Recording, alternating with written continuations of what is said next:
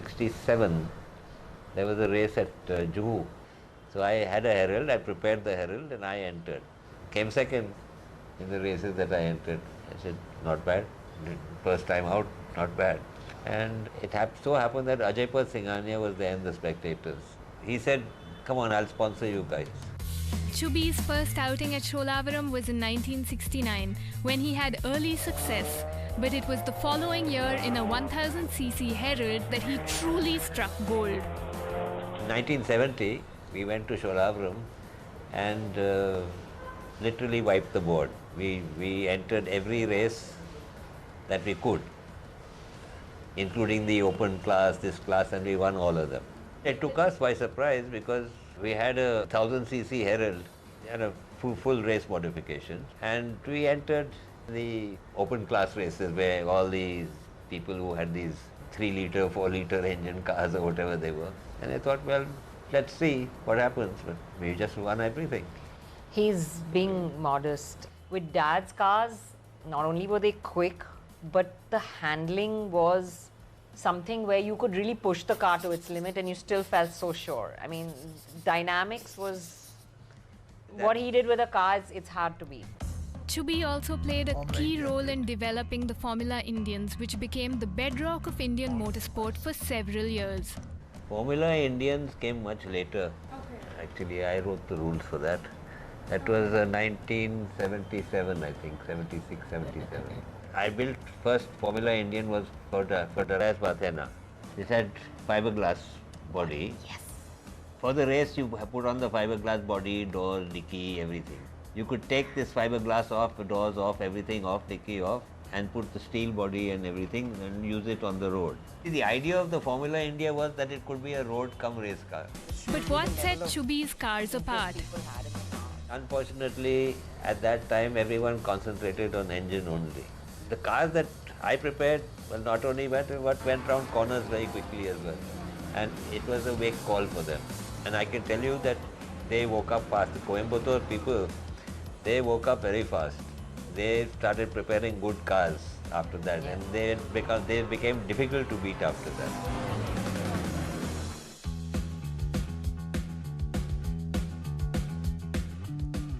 Another genius, Pratap Bobby Jairam, a Bangalore-based racer and engineering wizard. Son of legendary racer and car builder A.D. Jairam. Bobby is known for designing India's first electric car, the Reva, and also for putting a Hayabusa engine in the back of one to turn it into a drag racer. He first got a taste of racing in the go-karts his dad built, and then at hill climbs in and around Bangalore. But like with everyone else, racing at Sholavaram remains special to him. 79, 81, somewhere there. You can see goosebumps. Yeah, it was a fantastic feeling, and it was till such time that I got into it, it was more like anticipation. First week of February was something which you could look forward to, like how you look forward to Christmas. It's a guaranteed affair, and it was a big affair. If you go driving down to Sholavaram, you will see, I mean, in those days there were hundreds of buses. The crowds that were there were unbelievable. For Bobby, racing at Sholavaram was also a matter of living up to the high standards his dad had set for the family. He had a legacy of winning, things like that. And you need to keep that thing going at a stage. I mean, after he stopped racing in 81, so then the mantle was passed on to me, and then I had to maintain that, and yeah, thankfully we've done that over what? I mean, I'm still racing today. There was a whole lot of cars being prepared at home. My uncles were the winning cars for many years. I mean, this Group 2 trophy hasn't gone out of our house. Now, my mother used to participate along with the men as well in Sholavaram. The first stages of her racing was she started racing the Super 10. My mom, I don't think she had a choice once she got married. And when it came to preparing his own cars, he followed a couple of simple rules set down by his dad. And then after that, my uncles will be there. He taught us one thing. He said, don't worry about the competition. Just make sure that you are faster than what you were last year. So there were some stages where we used to offer our this year's racing winning engine to somebody else and come back next year and beat him again. When people claimed that they had the fastest car, me and Curry decided, okay, we'll drive the Ambi as well. So I sat and prepared the Ambi That was a close race for the first year, but we were in front. And then to just prove a point that we are quickest, I won all the races, that is Sholavaram, Calcutta, for 3 years in a row. And once we did that, then we said, okay, now you know who's the quickest ambi. Another reason Bobby has such fond memories of Sholavaram is because of an Indian motorsport legend who to him was simply a friend. The greatest motorsports friendship I had was with Curry. I wouldn't say motorsport friendship, I would say greatest friendship itself. He had a heart of gold. The late Sundaram Karivarzan, fondly called Curry, was a huge influence on much of the racing fraternity, Bobby included. But he was also solely responsible for bringing several people into the sport.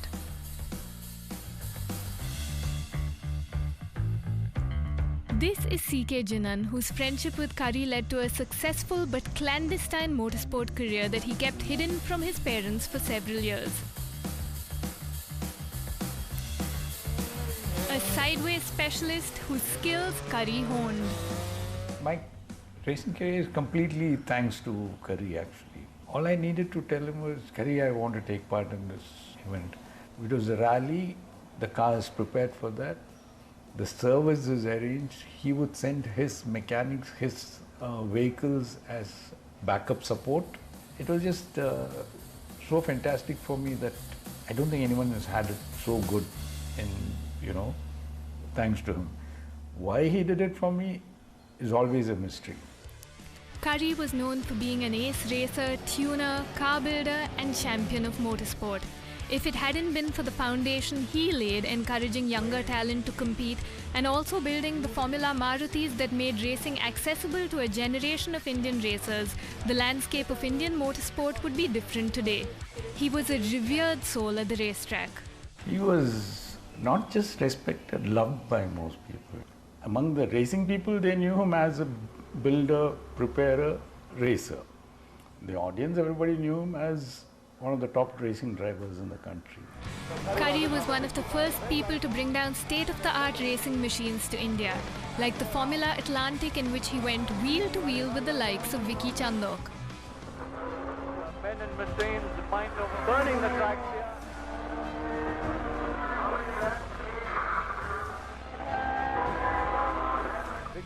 But most importantly, he's remembered for being a magnanimous human being whose generosity knew no bounds at the racetrack, embodying the very spirit of Sholavaram. I think almost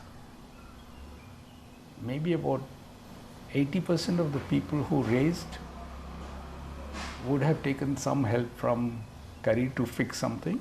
He did not differentiate between people. And Jinan was no stranger to the spirit of generosity, recalling the time Curry gave him his Formula Atlantic to drive. He said, do you want to try driving this? I mean, I couldn't believe it. No, go drive it. I asked him, are you sure? He said, yeah, sure, go ahead. I had a ball driving it around the track. Some of the boys from Kerala had come. They asked Curry, sir, can you come, we have a drag race. Nobody has seen a Formula car in Kerala. Suddenly he turns to me and said, hey, your country, you take the car in. I was quite shocked like that. Curry said, don't worry. He told them, don't worry, I'll send the cars. And he sent that with his mechanics and sent it to Cochin for me to drive. Can you ever imagine somebody doing something like that? It was just... How did you do? I won, of course. There was no competition. But amongst the sea of trophies, there's one memory and one piece of memorabilia that stand out. During the 50th year of Sholavaram, Group 2, Vidya Prakash is there, and of course everybody called him God. When he is there, you race for second place. A few laps from the start, he had a problem and he pulls over. And I have a huge lead over him, which continues to the last U-turn. I can see that guy standing there with the checkered flag. And there's spitback which came up through my bonnet thing. For a moment, I thought that was a fire. It was a drop valve, but because of the fire, I stopped. I could have just driven by and still won with 3 cylinders. And the funniest part was, I take the fire extinguisher, go open the bonnet, and I realize I don't know how the fire extinguisher works. And Karim made a souvenir for me for that race. And the valve is dropped. He said, keep it for your memory.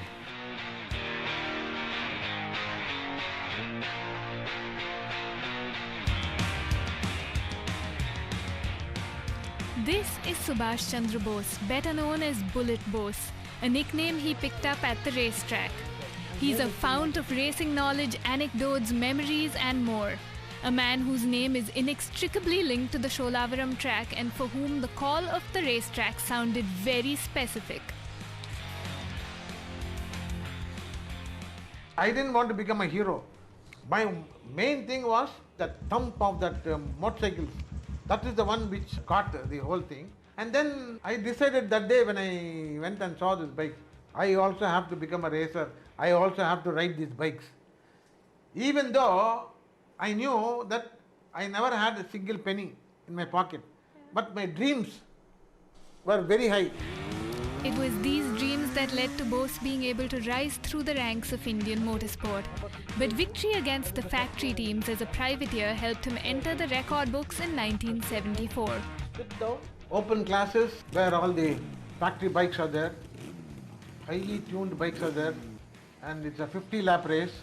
It's a test for the man and machine because heat is also there, endurance, so many things. That is the time I got recognized.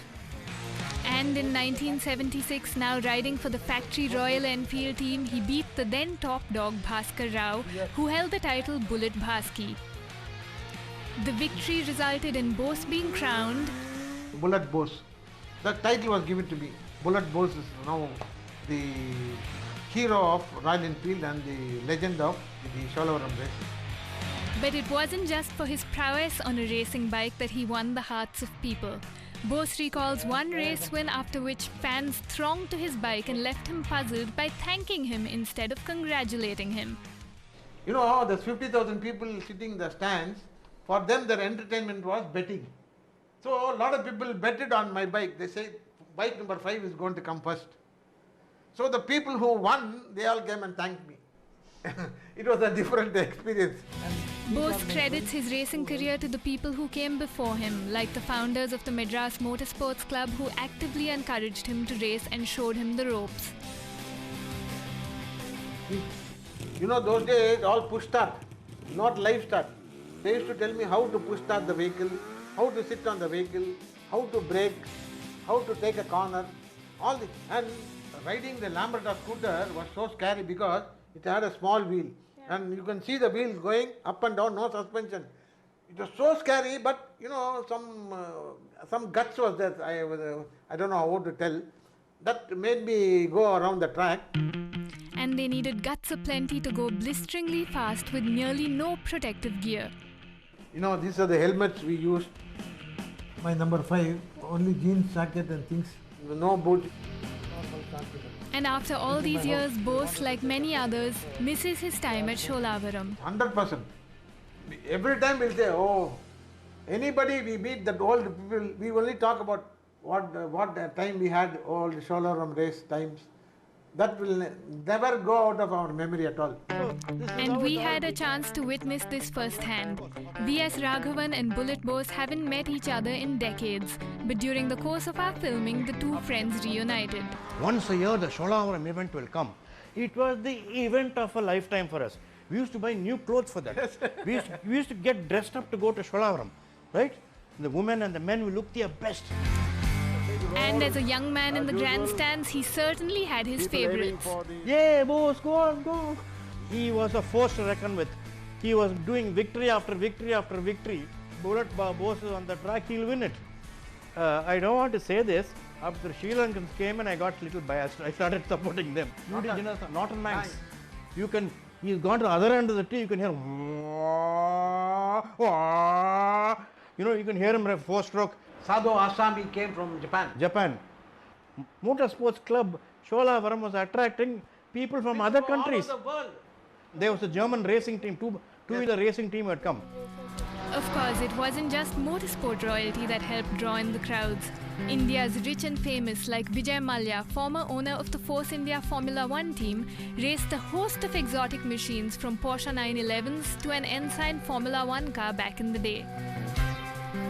Plus, we had actual Indian royalty at the racetrack. Vadwan, Marco of Gondol. I think the Maharajas got attracted because they had the cars and they had the money. So they got attracted to the sport. It added a certain glamour and to the charm of the racetrack. And we were there to lap it all up, all of us. What I'll do to turn the clock back? Na Babu? Huh? What we'll do to turn the clock back, to go back to those days? Very difficult. I know it's difficult, but we had good, clean fun. 1989 was the end of racing at Sholavaram. The track was returned to the Indian Air Force and racing switched to Sri Perumbudur. But with Formula One broadcasts available, interest in domestic racing waned and the crowds disappeared. Nonetheless, I was able to visit what's left of Sholavaram to undertake a motorsport pilgrimage and drive one lap of the old T-shaped track. All the while thinking of the people who once raced there and whose memories painted a rich picture of the days gone by. Stories of epic battles. On the last lap, the first left-hander, I looked at him, he was coming down the main straight. Lack of concentration, I spun. Went in backwards into the stands, and there was Mallya who won the Grand Prix. Of motorsport controversies. The first and the only time we had a strike at Sholavaram. I led the strike. Of a time that cannot be replicated. We raced in an era where, we were, when the sport was a sport. And even as I turn the last corner at this hallowed track, I'm aware that when it comes to stories from Sholavaram, I've only just about managed to scratch the surface.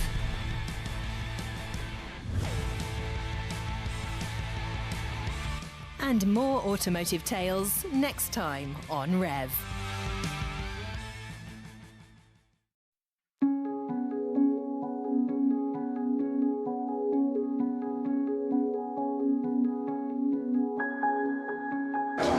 Kasa fi Okuya police station na traffic light no bi sere na asem okwa ndi ha wo papa ha wo papa na sa traffic light na asem wo de wonyi ni na won hwese fi wo bedi mira so anas wo ri mira so na hwe ba ko bi wo airport uka airport first one second one na ro ko say Shangri-La so red na red no gina so ya inti green ba what green in Nama, and as a red night, Abba, the horse distance in the Muare, who don't jump a no to riders in you, offending Diana, was one day, one actually, or the kind red in season, yellow, green season, yellow, red number at once. Okay, what's that? Yeah, to manage, traffic will be disabled, pair traffic. At times, and Yajuma, who do one, no police. Nothing will be a problem, and to cause accident all the time. And the answer I answer higher power. When what baby say be traffic be up I from Medina away as away residential. It to be block and yet do man have a police for no no. Na yeah drivers na it to me nya bata kakra. Baby say happy at junction. Atele be do man. Atele be do man na traffic be a man than the power or Accra. Am go we here. We do we Eva uvi we are do span hour traffic light be ho atole bia enye duma atole be say duma senders who do private car be je mo so we jam at once now why you think to in the best traffic no me no me my e so second span as red and the ma duma no enko to ye my kura.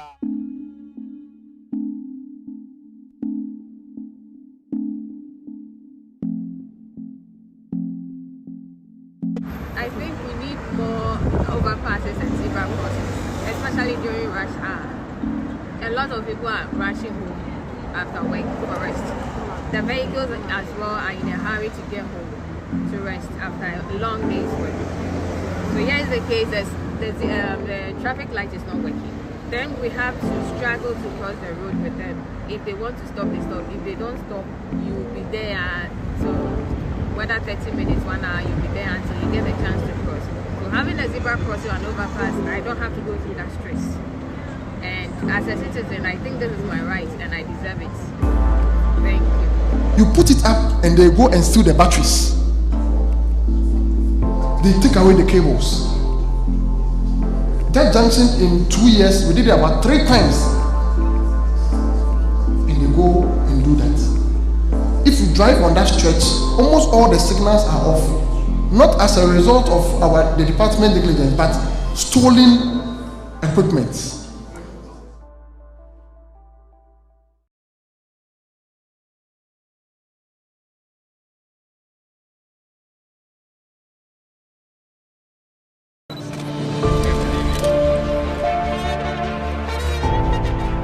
We have seen a lot together, and through it all, the faces here at JoyNews have looked you straight in the eyes and asked the questions you've always wanted to ask. We've been fearless but compassionate. We've been relentless with our probe. We have given you the microphones. The boy they killed is my best friend. We here at JoyNews are always honored to share each day with you. My name is Ernest Minu, and this is JoyNews. Credible, fearless, and independent. Today on DW's Health Show, it's all about kids. We'll find out whether it's good to praise children constantly. What really is in a breakfast cereal? What sports are best for kids? And why these boys and girls walk around barefoot outdoors. And much more. Because teaching children about health during childhood makes for an ideal start in life.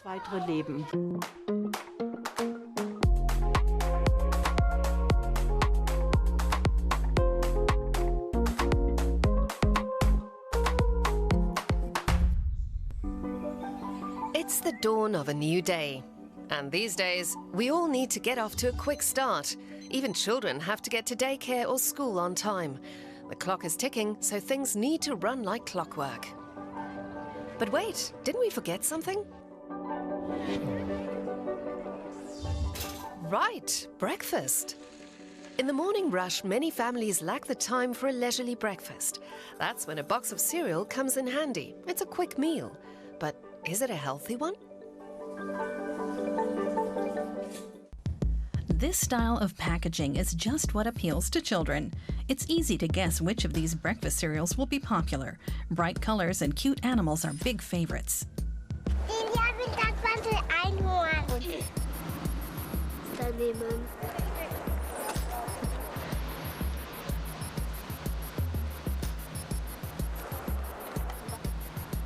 Marketing expert Niels High knows exactly how much packaging can attract young consumers, and with them, their parents. All producers, especially in the food sector, go for cute little animals like little sharks or chicks or similar. And these characters are given the task of bringing the product to life for children. Kids aren't cognitive like we adults, who experience things by reading words.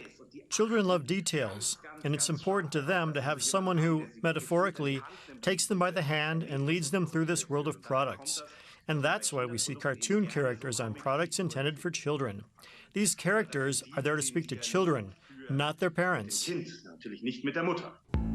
Parents often know how unhealthy the appealingly packaged sugary products are. So much so that food companies add buzzwords like whole wheat or nutrients to confuse the adults. It suggests to me that this is a healthy breakfast option that will provide my kids with a good start to their day. That's a common message in advertising, but I think there's a lot of deceit there. Things like the high sugar levels or a lack of other important nutrients. Essentially, this is a carbohydrate-only meal. And it's full of sugar. Depending on the product, 100 grams of cereal can contain around 11 cubes of sugar. The sweeter the breakfast, or the larger the amount of carbohydrate it contains, especially sugars. the sharper the rise in blood glucose levels, and the higher the blood sugar level surges, the greater it falls afterwards. Then you can experience blood sugar crashes and nourishment gaps that causes concentration problems, especially in children. It affects their ability to take things in. Such crashes make you tired quickly, which for children, especially those of school age, is not ideal. Dietary experts warn that consuming too much sugar can have long-term effects on our health and lead to problems like obesity and diabetes. But why is there so much sugar in sweetened breakfast cereal? It's partly because sugar helps it stay crunchy in milk. The layer of sugar helps keep the cereal in milk or yogurt from getting mushy. And of course, there's the taste, too. Nutritionists advise seeing such cereals for what they are: candy. Looked at like this, they're far from a healthy start to the day. A healthy breakfast for kids should include whole grain cereals with no added sugar, fresh fruit and veggies, plus milk or other dairy products like yogurt and cheese. The breakfast doesn't need to be big, but children shouldn't start the day on an empty stomach because they find it hard to concentrate when they're hungry. They get agitated and grumpy. But with a bit of breakfast in their tummies, they're sharper and safer on their way to school.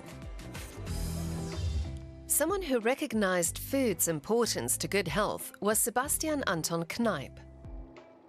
In the 19th century, he advocated a holistic approach to staying healthy. It includes nutrition, water, exercise, medicinal plants, and inner balance. All things which keep kids healthy too.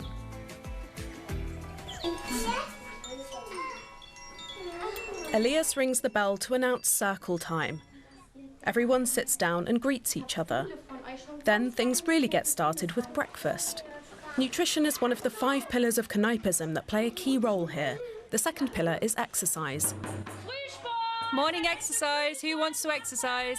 All of you who want to exercise, come to the magic door. We're visiting a Kneipp nursery school in Western Germany. Teachers here have been specially trained to be health instructors. Every week, nursery school administrators plan activities that follow the teachings of 19th century naturopath Sebastian Kneipp. There's morning exercise every day. It's very important that the children are warmed up for the activities we do later. That's why they do morning exercise. It is one of the most important things we do here.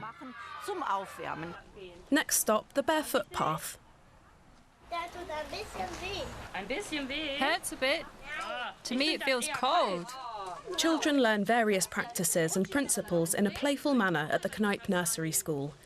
It's supposed to help them learn to lead a healthy lifestyle, even if it's not always easy. What's it like, Mattis? Oh, all right. Das klingt aber so ein bisschen. Keeping your feet warm is very important, and that's no problem with socks and foot covers. Mama, in die blaue Maus. Einmal in die blaue Maus. Einmal in die rote Maus. So, das sind die ersten Füße. Wenn man in der Kindheit anfängt, Starting to teach children about health in their childhood is ideal for their future. That's what parents and experts believe. So we have a huge task ahead of us. Then there's the salutogenesis principle, which asks, how can I keep myself healthy instead of what makes me sick? The third pillar of Kneipism, medicinal herbs. The children learn about various herbs and even make their own herbal sachets. But which ones should they use? Let's just use one, otherwise it will get really mixed up afterwards. But I can't really decide which one. The children's favourite pillar of Kneipism is hydrotherapy, arm baths and the classic water stepping. Their toes prickle in the 19 degrees Celsius water. Wenn man so rundherum geht, dann fühlt man die Steine. We work with cold elements so that we don't get sick. It's good preventative medicine and something the children will be able to use later in life. It helps make them more resilient. After all that variety and activity comes the final pillar of Kneipism, balance.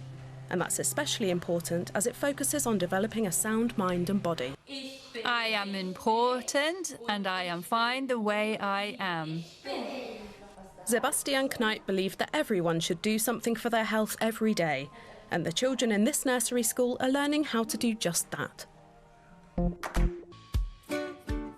A great way to keep healthy at any age is to keep moving. But what kind of exercise is best for children? To prevent overexertion, injuries and posture problems, their entire musculature should get a workout. So gymnastics are good for children aged 3 and up. And ball games, which kids can start playing between the ages of 4 and 5. Martial arts like karate, judo and taekwondo are also an option for children 3 and up. But having fun is key, so youngsters should be urged to try out all kinds of sports. That's because sports is one way for kids to develop self-confidence. But there are other ways in which they can learn it too. Especially from their parents. Babies and toddlers long to feel safe, protected and recognized. While kids thrive on attention and praise, parents should be careful not to overdo it. Children need positive reinforcement. But does that mean we should praise every single drawing and sandcastle they make? You did that so well, that's great.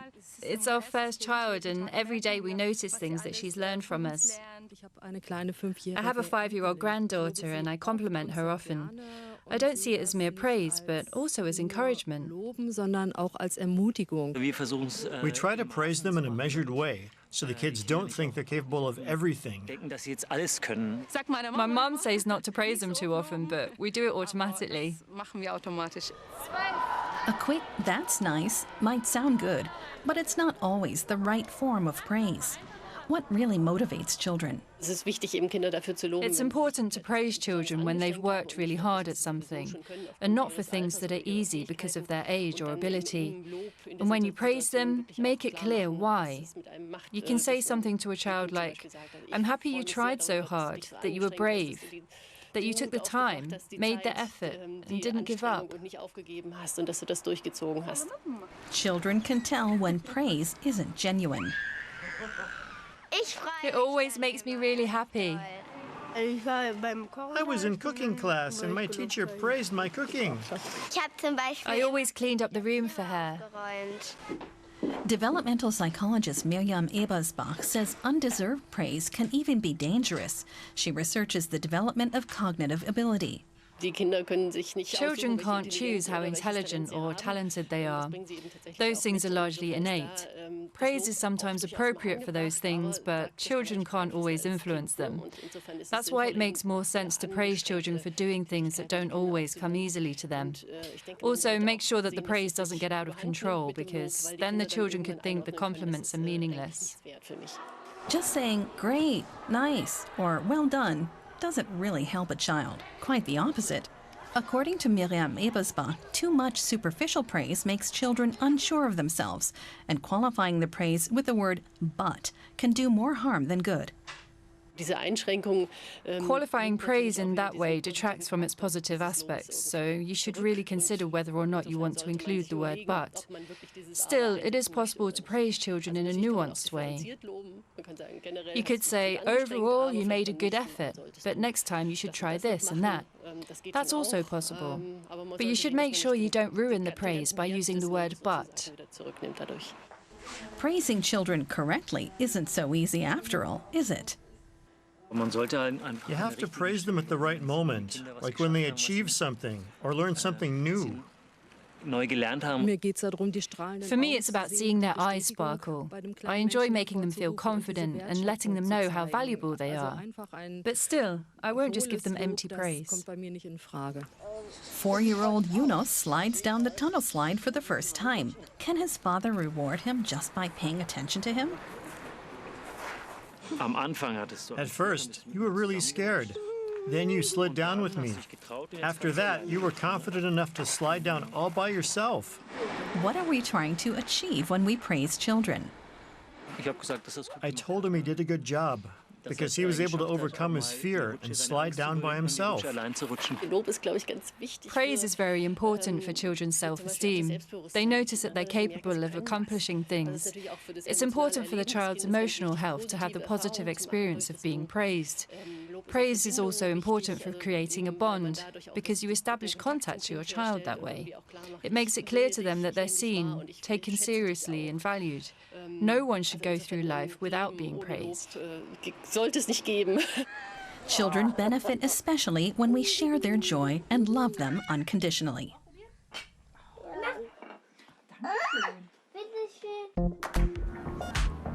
Even young children can contract serious diseases like type 1 diabetes.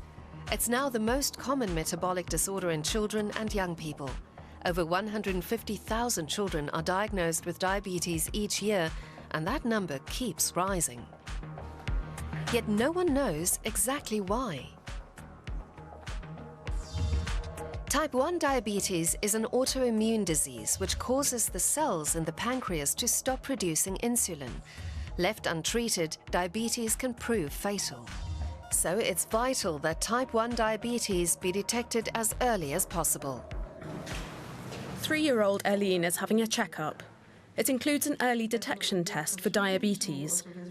Eileen's mother wants to know if her daughter is at risk.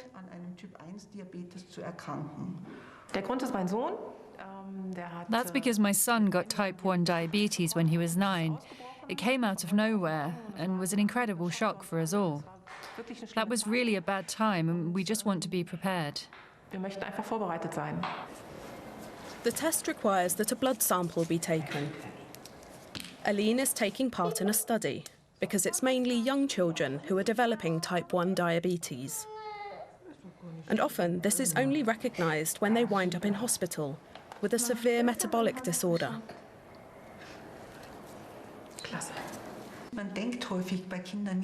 With kids, people often don't think it's diabetes, but something else. It masks itself a bit. The classic symptoms of diabetes are extreme thirst, going to the toilet a lot, maybe wetting the bed. That's how it starts. So at first, parents and pediatricians might think it's a urinary tract infection, a psychological disorder, or, since the children lose weight, an eating disorder. And if it keeps on going, and they're vomiting all the time, they think it's stomach flu. It masks itself a bit. The blood sample is sent to the Institute of Diabetes Research, which is conducting various studies on the early detection and treatment of the metabolic disease. Together with other institutes, the researchers are screening children across Europe who are at risk of developing type 1 diabetes.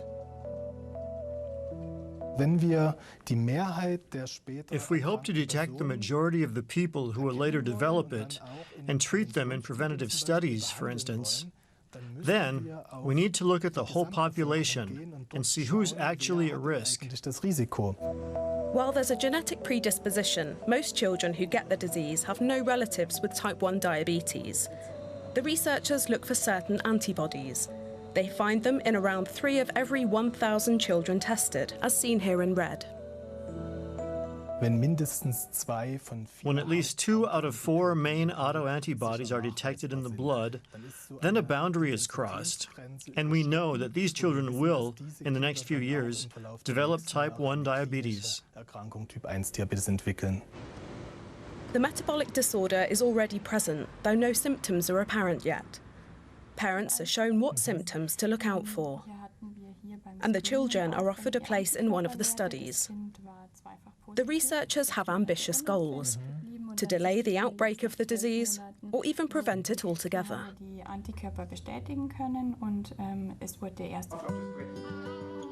1-year-old Hendrik and his 3-year-old sister Frida are taking part in one of these studies.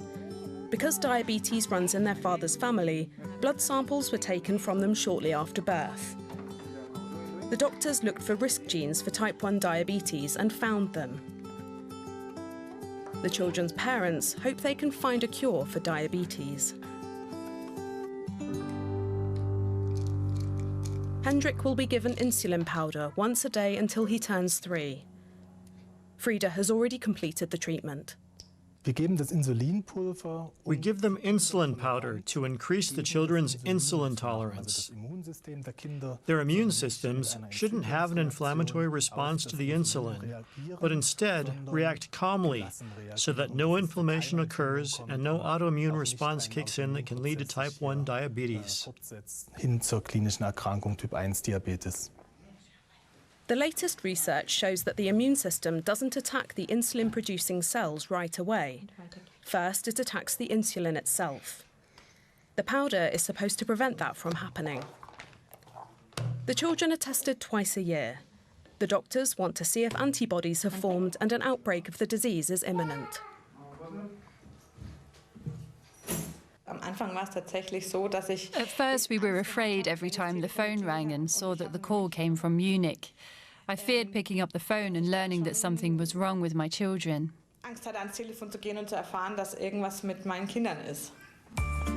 Until now, there's been nothing but good news from Munich. Frieda and Hendrik will continue to be examined until the age of 7. Their parents hope that the doctors won't discover any antibodies before then, because after that, their risk of developing diabetes will sink. In another study, researchers are examining whether a healthy intestinal flora can prevent diabetes. Babies who come from families with a history of diabetes receive a special probiotic. It's mixed with breast milk or water. The probiotic, this bacterial strain that we use in the study, should contribute to a healthier gut flora, and that should have a positive effect on the developing immune system, so there's less of an inflammatory response, fewer allergic reactions, and also fewer autoimmune diseases like, for example, type 1 diabetes. Whether insulin powder and probiotics have the desired effect will only be known in a few years' time. But the preliminary results are promising. With any luck, children like Eileen, Frieda and Hendrik will avoid getting type 1 diabetes at all.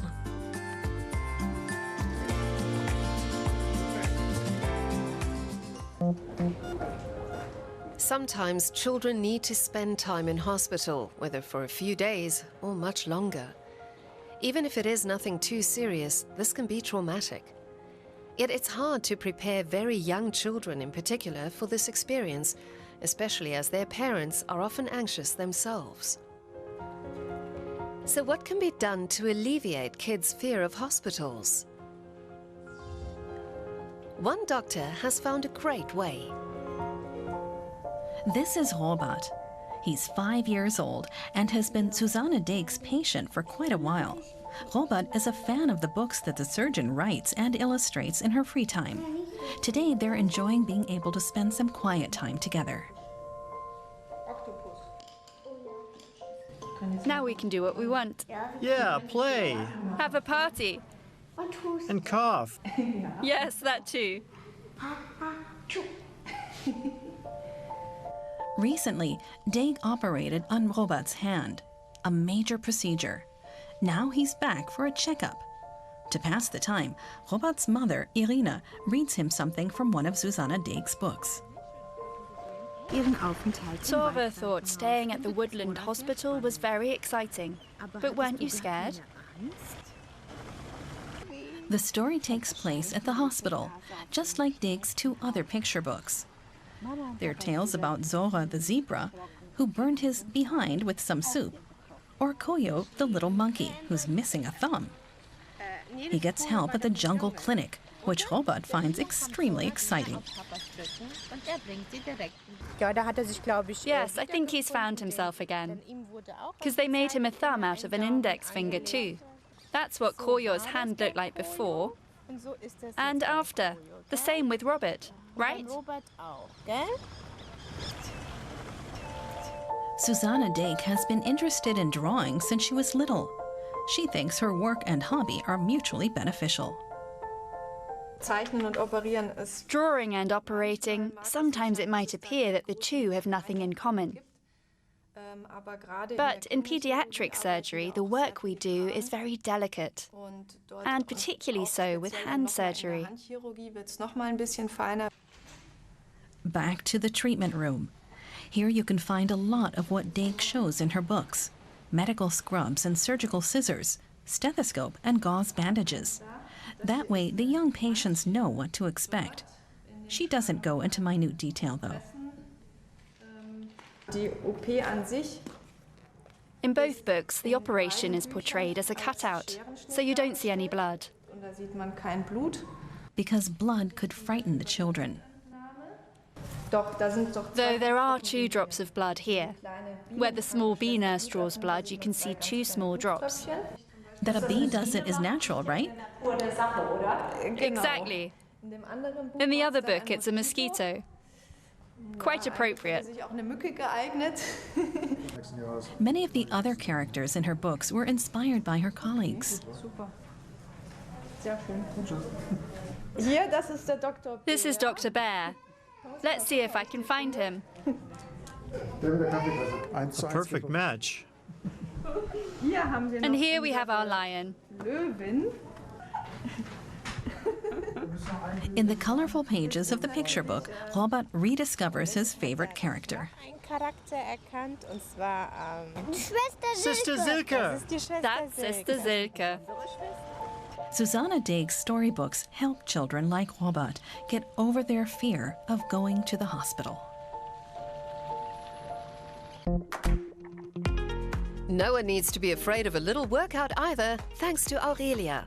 She's here to guide you through a new exercise, this time for your abs.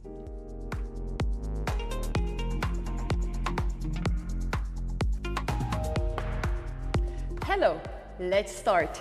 We sit on the mat, bring your forearms to the mat, then raise your legs, and then after each other, we raise our legs.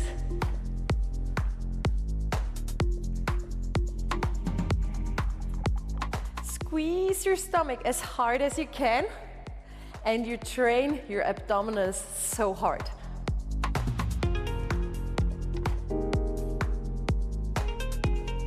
Try to do this exercise for 30 seconds. Then take a long break and repeat it 4 times.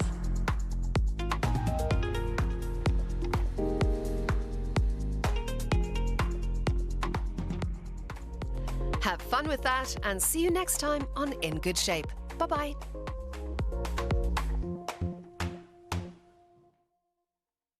Fearless and credible.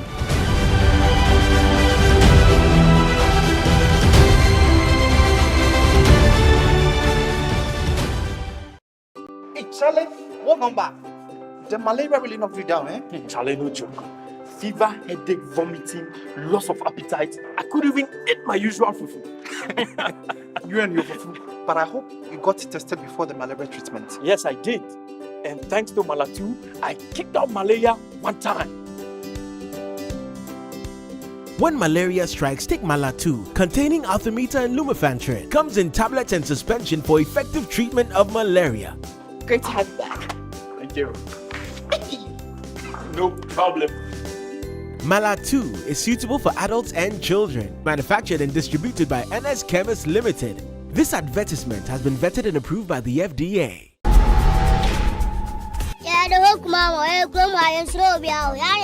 It's the most wonderful news of the year. Are you ready? Aquaba Magic, Ghana's most loved storyteller, is now available on DSTV Access and GoTV Plus. Isn't that exciting? Now you can catch all the drama from the best local content offerings. Ayade Brutal. Watch the brand new 2nd season of the legendary Inspector Bediako, captivating 2nd season of Madame, brilliant play-by-ear, and so much more on DSTV channel 150 and GoTV channel 102. Aquaba Magic, dear, it's enjoyment overload. Oh! Stay connected to your GoTV Plus and DSTV Access at only 80 Ghana cedis. Aquaba Magic, Ghana's most loved storyteller.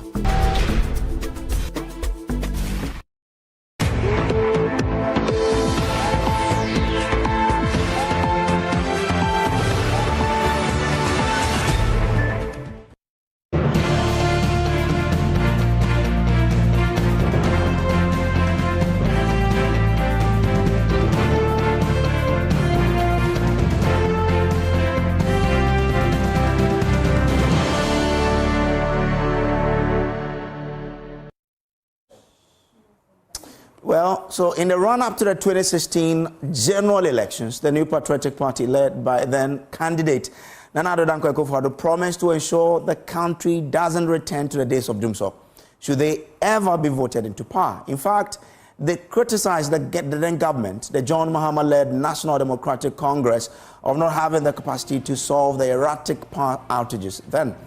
For close to 8 years, many will say they've made good of their promise to ensure stable power supply. But in the last few months, things have taken a nosedive. The power situation has been nothing short of erratic. This has even led to what some describe as a power play of a sort within the power sector. The cash waterfall mechanism, for example, was thrown into the dustbin without any explanation by the power distributor, ECG. Now, power generators at a point had to threaten to shut down their plant due to non-payment of debts by the ECG. WAPCO have done same. The question that many people in the sector keep asking is, what really is the challenge? Many have said it is an issue of finance. Is it really the case? How do we solve this recurrent issue of doomsday once and for all as a nation? It is for this reason that we have gathered around this table tonight to deliberate on the solutions to fix Ghana's energy sector. So we have assembled some of the best brains in the energy sector to help us together with you at home, help government to deal with this challenge. And we know that we believe this will be once and for all. My name is Samuel Kojo Brace, and it's always my pleasure to welcome you to the JoyNews National Dialogue. And today we're looking at guaranteeing reliable power supply. For the next 3 hours, let's find the solutions together. Welcome. Now, let's share with you where we have come from to where we are today, starting from what we've been able to piece together. So if you look at what we have, in case of electricity access rate, we have 88.75%. So a total population of over 30 million. How many of us have electricity? At 88.75%. In terms of numbers, what does it stand for? It is around over 20 million. So, I mean, to put it succinctly, we have around 21 point something million people. So 27.8 million people, Ghanaians, who have access to electricity. That's what we're talking about. So this is important because when there are power outages, it means that about 27.8 Ghanaians are the ones suffering from the power outages, what we call doomsday. Okay, so let's tell you more about, this major electricity crisis. Now, what even brings this home for us to really understand where we are is that in terms of power outages, from January to March 2024, we recorded 4,142. So this really puts this beyond argument or discussion about whether we are in doomsday or not, because from January to March, we recorded 4,142 outages. This means that in a day, we record 44 power outages. And this is nationwide. You must understand that, I mean, in terms of Ghana, it's not only ECG that controls it. We have ECG and we have NEDCO. So, for NEDCO and ECG customers combined, we've recorded 44 outages a day since January to March. We're in April, so the number has gone up.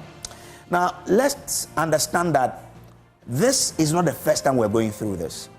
Like I told you earlier, I mean, in the lead up to the 2016 election, this was a major issue.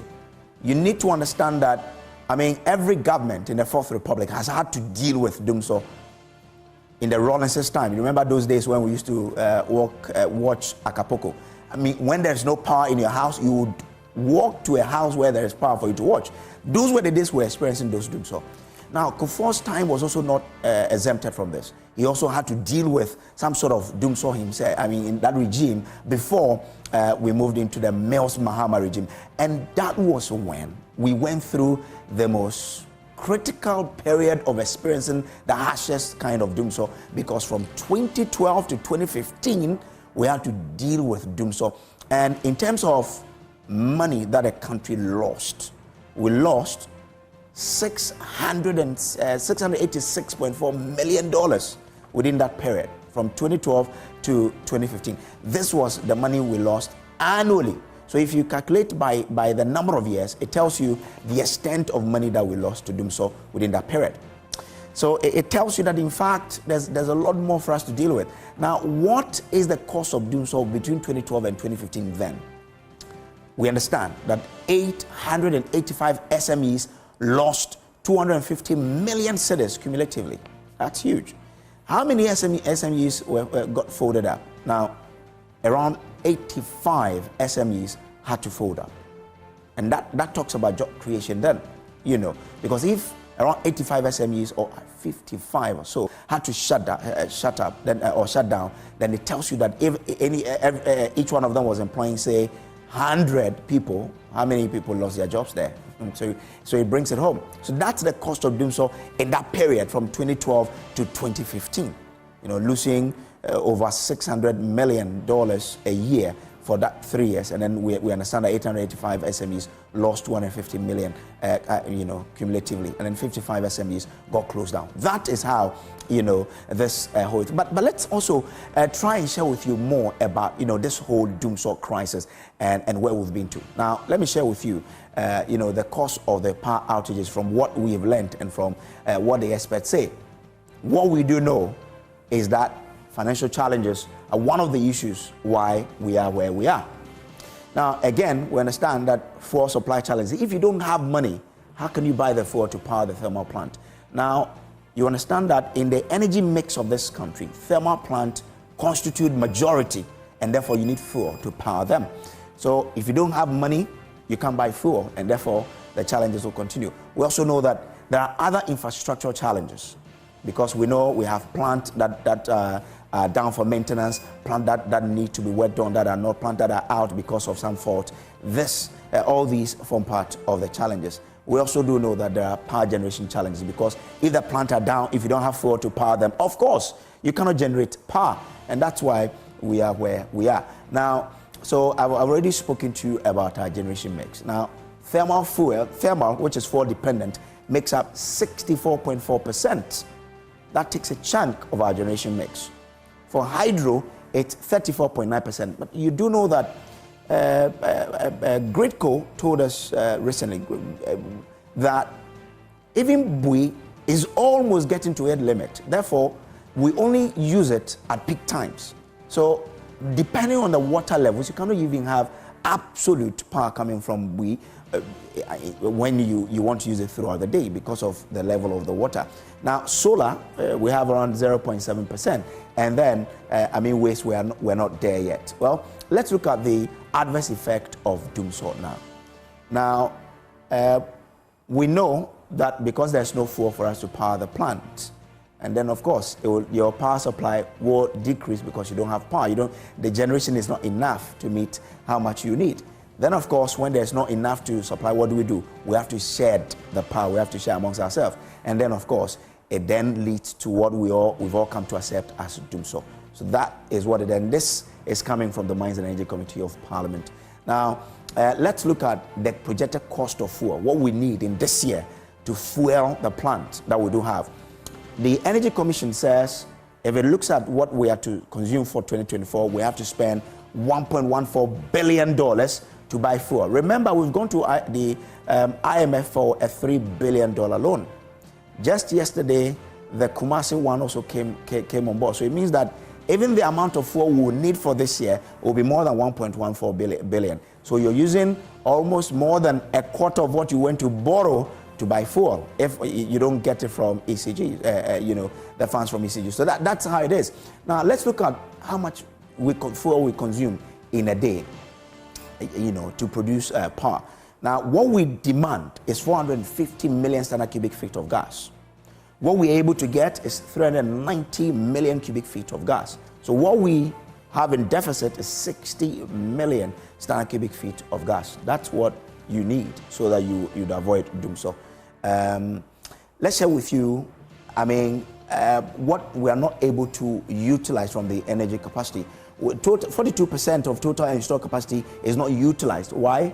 Because we are made to understand that some of the plants, we don't have money to buy fuel for them. Some are, our inability to. So some of them too are down for maintenance and other issues. So some of them we're not able to get. But once we're going through this doomsday, how is it impacting you and I? Now, the Ghana Medical Association say that in terms of hospitals, they are unable to access patient files. And once you are not able to do that, you know what that means. Again, expensive medical equipment that we even find difficult to buy because of the power outages are being destroyed. That's according to the GMA. So you're not able to buy, but when we buy too because of doomsday, then they keep breaking. Now, again, we were warned that it could lead to possible decomposition of bodies. When that happens, health implications would have to come in here. So this is what, the whole thing, talks about in terms of what the impact of doomsday will be. Well, we've been running our own doomsday diaries to tell the stories of how the power crisis is affecting Ghanaians trying so hard to put food on the table of their families. My colleague James Aveji spoke to some people who run cold store business in Accra and came through this report.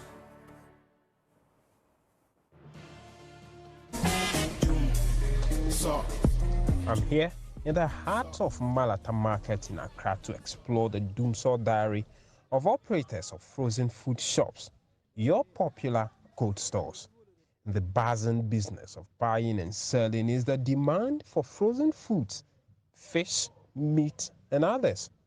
At least today, the lights are on in the market, but operators of these cold stores, just like you and I, have been battling a peculiar problem in the past few months. Doomsday. The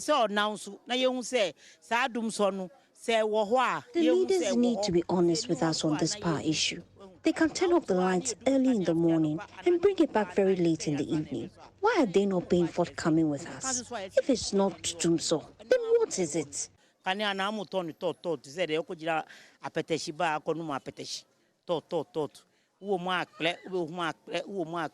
Chocho, one of the owners of the cold stores here, tells me on several occasions she has had to dispose of some products which went bad because of the unstable power supply. The cost of the fish has also gone up. The ones we used to buy for 100 cedis now sells for between 400 to 600 cedis. The moment the fish becomes tender, no one wants to buy them. We are usually left with no option than to dispose of the cold foods that have gone bad. We are pleading with government to resolve the power crisis. Another trader, Aja, says 3 weeks ago, when the doomsday became intense, tens of cartons of fish and meat products in his cold room went bad, running into loss of thousands of cedis. The last time I threw. What's the amount? Yes. Wow. Our chicken cutting is 320. 20 cedis per one cutting. The last time I threw about 10 boxes away. Yeah. And the fishes? The fish, the salmon to a cutting is 1,030. 30 cedis. We threw about 4 or 5 away because of all it's melt and it's spoiled. Yeah. Did you have to, after that, what happens? You have to bear the cost, you move on, you buy a new one, and then you start? That one, the constant. So far as that one is spoiled, we have to put different money into the business again. So we can't blame the government to come and give us any money now. So it's this thing. Another cost the cold store managers bear is the purchase of spare parts to repair their gadget, which now breaks down consistently due to the flickering power. The moment the light starts going off and on, it damages our machines. And these machines are expensive to repair. We are always incurring losses. At this point, I grew interest in why Chocho and Aja are unable to provide alternative power to protect their investment. Do you have a generator you use for your... I do not have a generator as a backup because I sell at the market. It is an open space. The noise from the generator will disturb traders and customers. Not that we can't buy a generator, but where we are now, we don't have a space here to mount that generator at us now. But in the middle of all this, Aja says officials of the ECG have visited their shops to already inform them about a possible bill increment. How much approximately do you pay in a month? This is prepaid. This is prepaid. Yeah, and you can buy 1,500, 2,000. 1,500, 2,000 in a month. Yeah. For your prepaid. Yeah. I mean, but we've seen some communications that the ECG is asking for more increment on the bill. Yeah, it's true. They even came here. They came here? Yeah. Oh, okay. But our code room, if they break, we off it. Even though on it. Yeah. I mean, if they increase the bill, but there is no doom saw or light out, would you be willing to pay? Oh, yeah, yeah. If there's no doom saw or light out, the business is going on, we can pay whatever we get. The two are united in the demand for a schedule to cut the loss.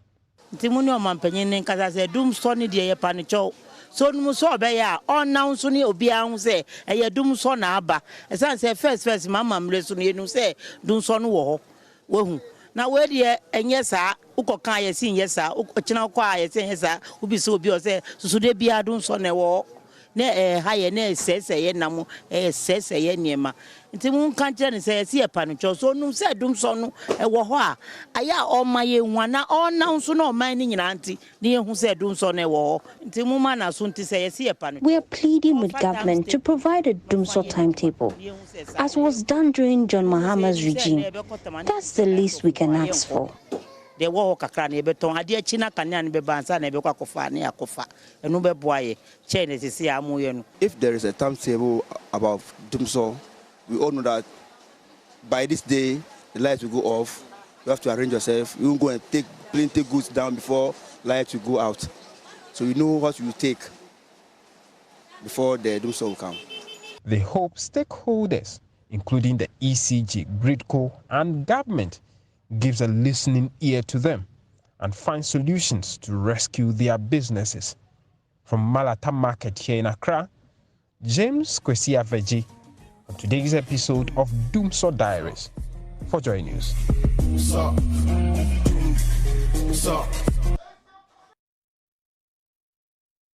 All right, so that is the piece my colleague James Aveji worked on, telling the impact of on the everyday lives of Ghanaians.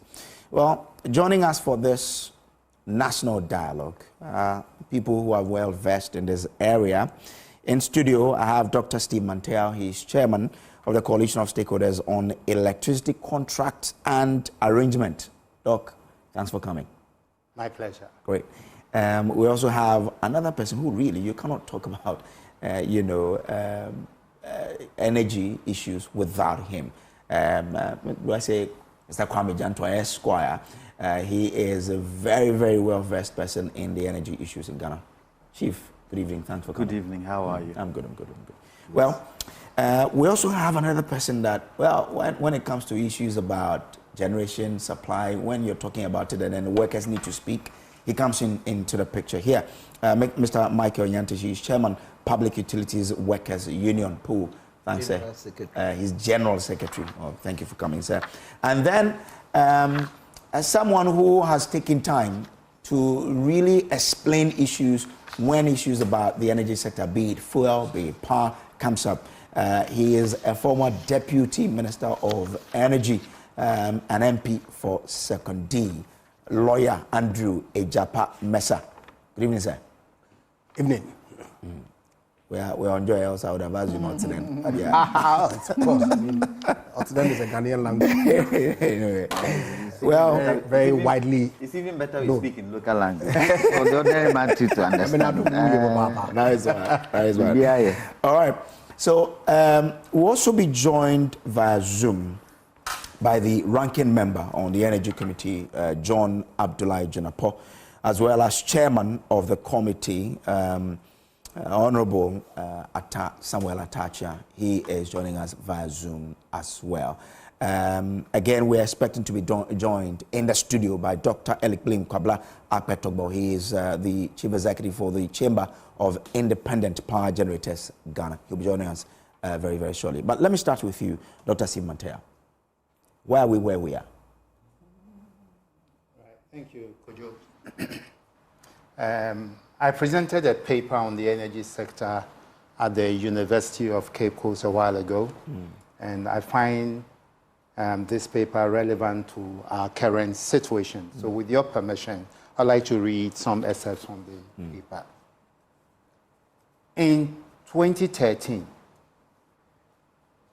a report authored by the World Bank noted, and the title of the report really is Energizing Economic Growth in Ghana, Making the Power and Petroleum Sectors Rise to the Challenge. And this is what the World Bank had to say. At a time when the Ghanaian economy is achieving sustained growth in excess of 6% annually, with ambitions to raise this further, there is a risk that misguided and inappropriate policies would lead to the power sector becoming a drag on the economy. And it wasn't too long when this prophecy was fulfilled, plunging Ghana into an unprecedented era of doomsday. Now, in its diagnosis of the problems confronting the energy sector, the World Bank was of the view that the energy sector faced two main challenges arising from forces external to the sector. And these were, one, lack of inadequate and secure quantities of reasonably priced fuel for power generation, and the lack of adequate public funds to finance the sector's investments requirements. So there are two angles to the problem. First is financial resources to be able to procure fuel, and then the second leg of it has to do with critical investments that needs to be made. And you are talking here about equipment renewal and installation of additional facilities to cope with growing population numbers and also rapid urbanization. And so these were the two major factors. And for me, this was in 2012. Okay. Today, 2024, we are here again. It's all like a deja vu. A very familiar place for all of us. And so I'm really happy that we are meeting today to have a discussion in terms of how we resolve these issues sustainably. Now, we have a national company that was not doing well. We handed it over to a private sector entity, operated the ECG using Ghanaian staff and engineers, and we saw some little improvement. So question is, why is it that when we put Ghanaians in place to manage state enterprises, they don't do so well? Is it their fault? Is it not their fault? I think these are issues we need to look into. I have a firm belief in the Ghanaian manager. Our Ghanaian managers are very competent when we give them the space to work. I recall at the time when we privatized the water company, Ghana Water, under a management contract arrangement, services by the company deteriorated, and those were the times we saw the Kufuor gallons all over the place. After 5 years of that experiment, we decided we're not getting our desired due from the arrangement, so we refused to renew the contract.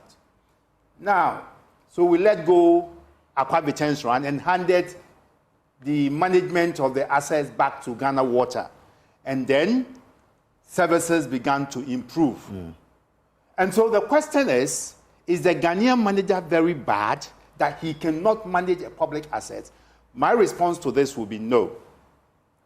We need to deal with certain issues. And for me, the major issue we need to deal with is political interference and how we insulate these enterprises from the undue interferences from political authority. And here again, a lot of the times you see that our political authority blatantly break our laws. The proper way of filling vacancies in public sector institutions, including state-owned enterprises, is through the route of the Public Services Commission. So if a vacancy becomes available It's supposed to be advertised. And then those who feel competent enough to do the job apply. And then they get the job. And when they are working, they don't need to look at the face of any politician. Today, we have a situation where state-owned enterprise positions, sometimes even junior staff positions like communication or public relations officers, get appointed with a change of government. But it's where we are as a result of, human resource. Human resource in the sense of what? I mean, you're saying that politicians push people into positions even when they are not actually qualified for the job. And I'm asking, is our problems confronting the power sector as a result of that kind of development? It's partly the reason, because we don't get the right people in the right place. Okay. So it's partly the reason. If we went through a competitive process and gave the needed space to these people to work, I'm pretty sure they would deliver. Okay. And so a lot of the times, the reason, I believe strongly, the reason we are today not being told the truth, the entire truth about what has happened in the sector, is because of political considerations and the fear that we'll be handing over some advantage to the opposition party to campaign against the certain government. All right, I'm grateful to you for that. Let me bring in the chairman of the of the Mines and Energy Committee, because from all that you're saying, we need to find out whether or not they met the industry players some few days ago in Parliament to try to understand where we are. So let me bring him in and find out. Mr. Atacha, thanks for joining us here on the National Dialogue on JoyNews. Now, a pleasure as always. I want to find out from you, were you told all the truth when you met the players in the sector? Well, to a very reasonable extent, the issues were clear to us and the problems too were obvious.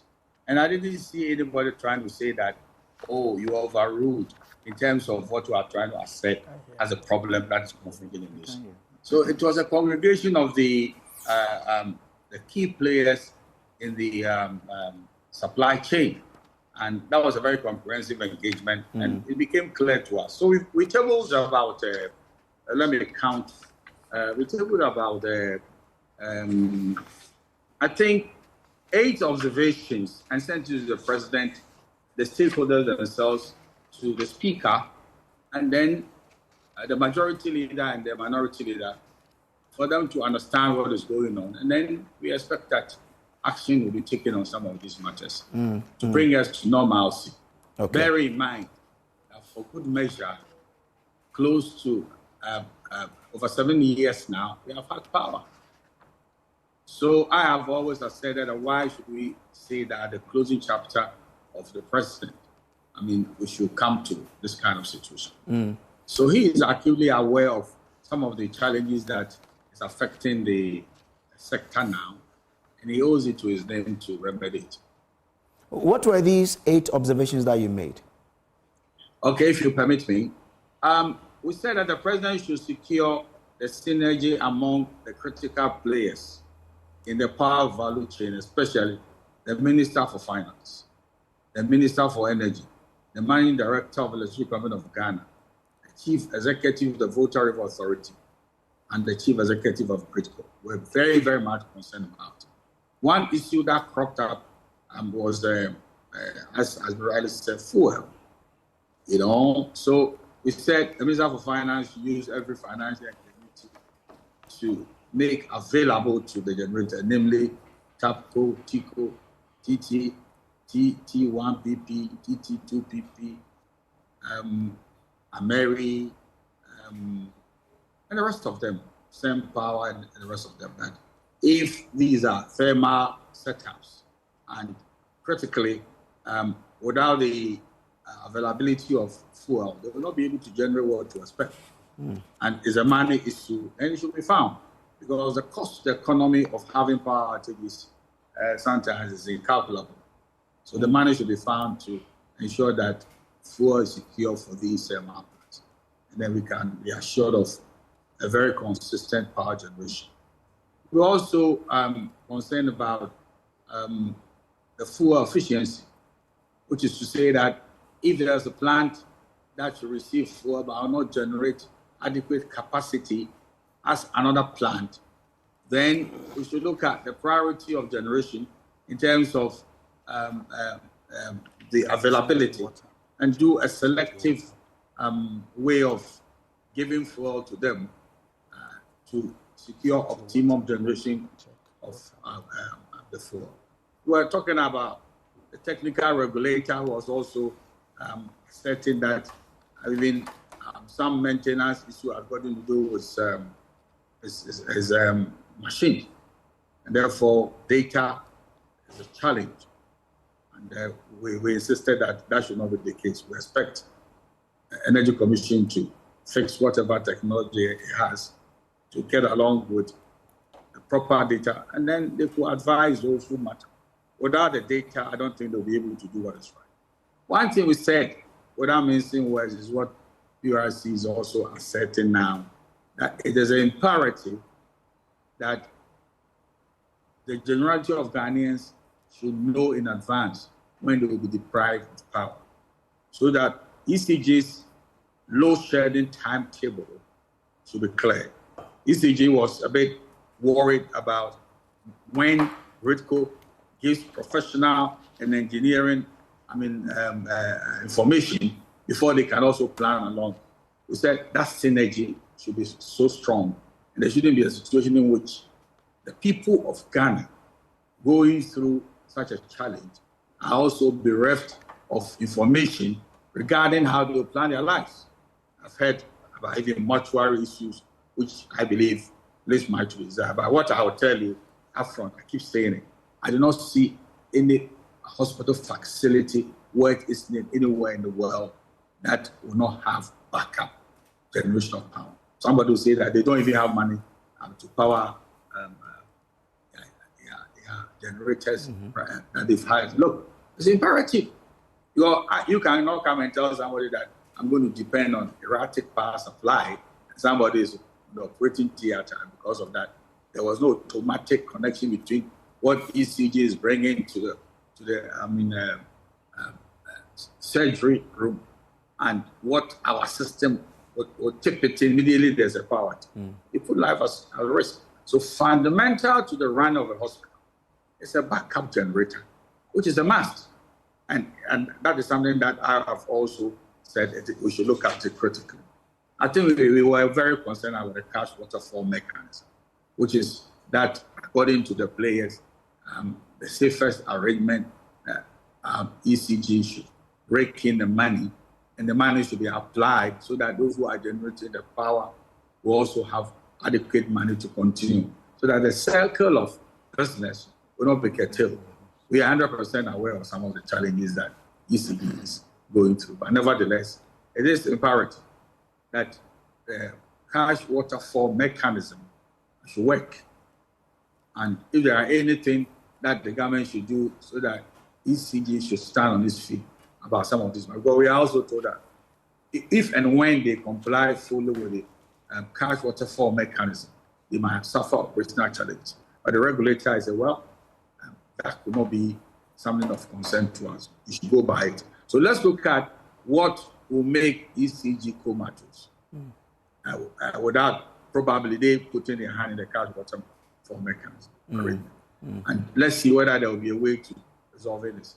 We are also very much concerned that, ECG had a climb of revenue from about 69.7 million out, in 2021, and it went up to about 10 billion out in 2023, which is to say that they are determined to plug in the loopholes in terms of the generation returns. That if you have about 27% of what you generate being losses, I don't see how any serious undertaking can post profits if 27% of what is supposed to be your revenue goes down the drain. And if it means serious recapitalization of the nation's major electricity distributor, you should do so. So, in short, these are some of the matters we pried into, and then we also prophet the views of the committee. And then the president has it. the generators of power, everybody in the value chain is aware of what is tabulated. And we pray that very soon we shouldn't go through the crisis we find ourselves. And that's some great work there that the committee did. Let me come in and let me come back to the studio and bring in Kwame Janto here. You've listened to the chairman. Do these 8 points reflect what you think are the challenges confronting us, and what if solved, would bring us back to the adequate power supply that we're looking for? Good morning to our viewers. Oh, sorry, good evening to our viewers. Because you're always on the morning show, so see it as morning. Good evening to our viewers. Look, so far as I can see, I do not understand why companies that are in the same value chain, companies that are producing electricity in different forms, service to the public, are quarreling in public. I've never understood it. I don't understand why PRC, ECG, Gridco, they are quarreling seemingly in public. I think that should stop. It doesn't show confidence with the people, because the people are there to get confidence from those who are serving them. It doesn't show confidence. But the overarching challenge there is finance. And finance is in two sides. There's finance to run, and there's finance to earn. So I see the challenge. Finance is the top. You have debt, you have equipment inefficiencies, you have maintenance, you have cash waterfall, you have fuel purchases, you have personal interest, and you have politics. So when you look at debt, it's strewn through. And please, let me say, I don't want to situate these things only in this term. I'm situating it within this Fourth Republic. We have had Dumso because it keeps recurring all the time. It would be unfair to situate it in one term, because we have gone a full cycle and come back to the same thing. So it means the challenges that befell us then still befall us now. And we don't seem to have done anything about it. When you look at, maybe we've done something, but it hasn't been able to sort the problems. When you look at equipment efficiency, and you look at some of VIRA's plants, not all of them run efficiently. I understand that the single cycle plants are not that efficient. Should we not get efficient planning? How do we invest money in there to get that efficient planning? How about the cash waterfall mechanism? There's quite a lot of challenges there, quite a lot of questions to be answered there, quite a lot of things to be done to get it back in line. And it's a question of, one, leadership. It's a question of being able to follow what the cash waterfall was meant for.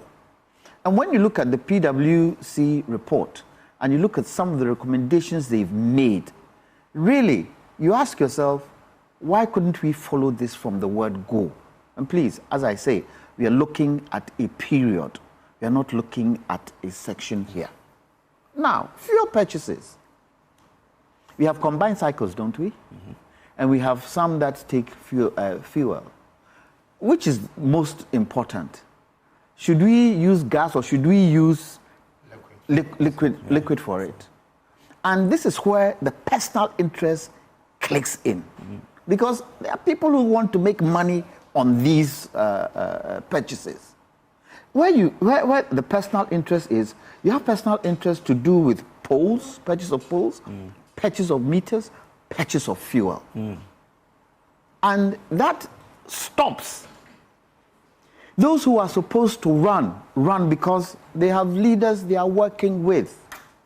I do not think any of the heads of these departments can come out and do anything they want to do if they are not directed to do it.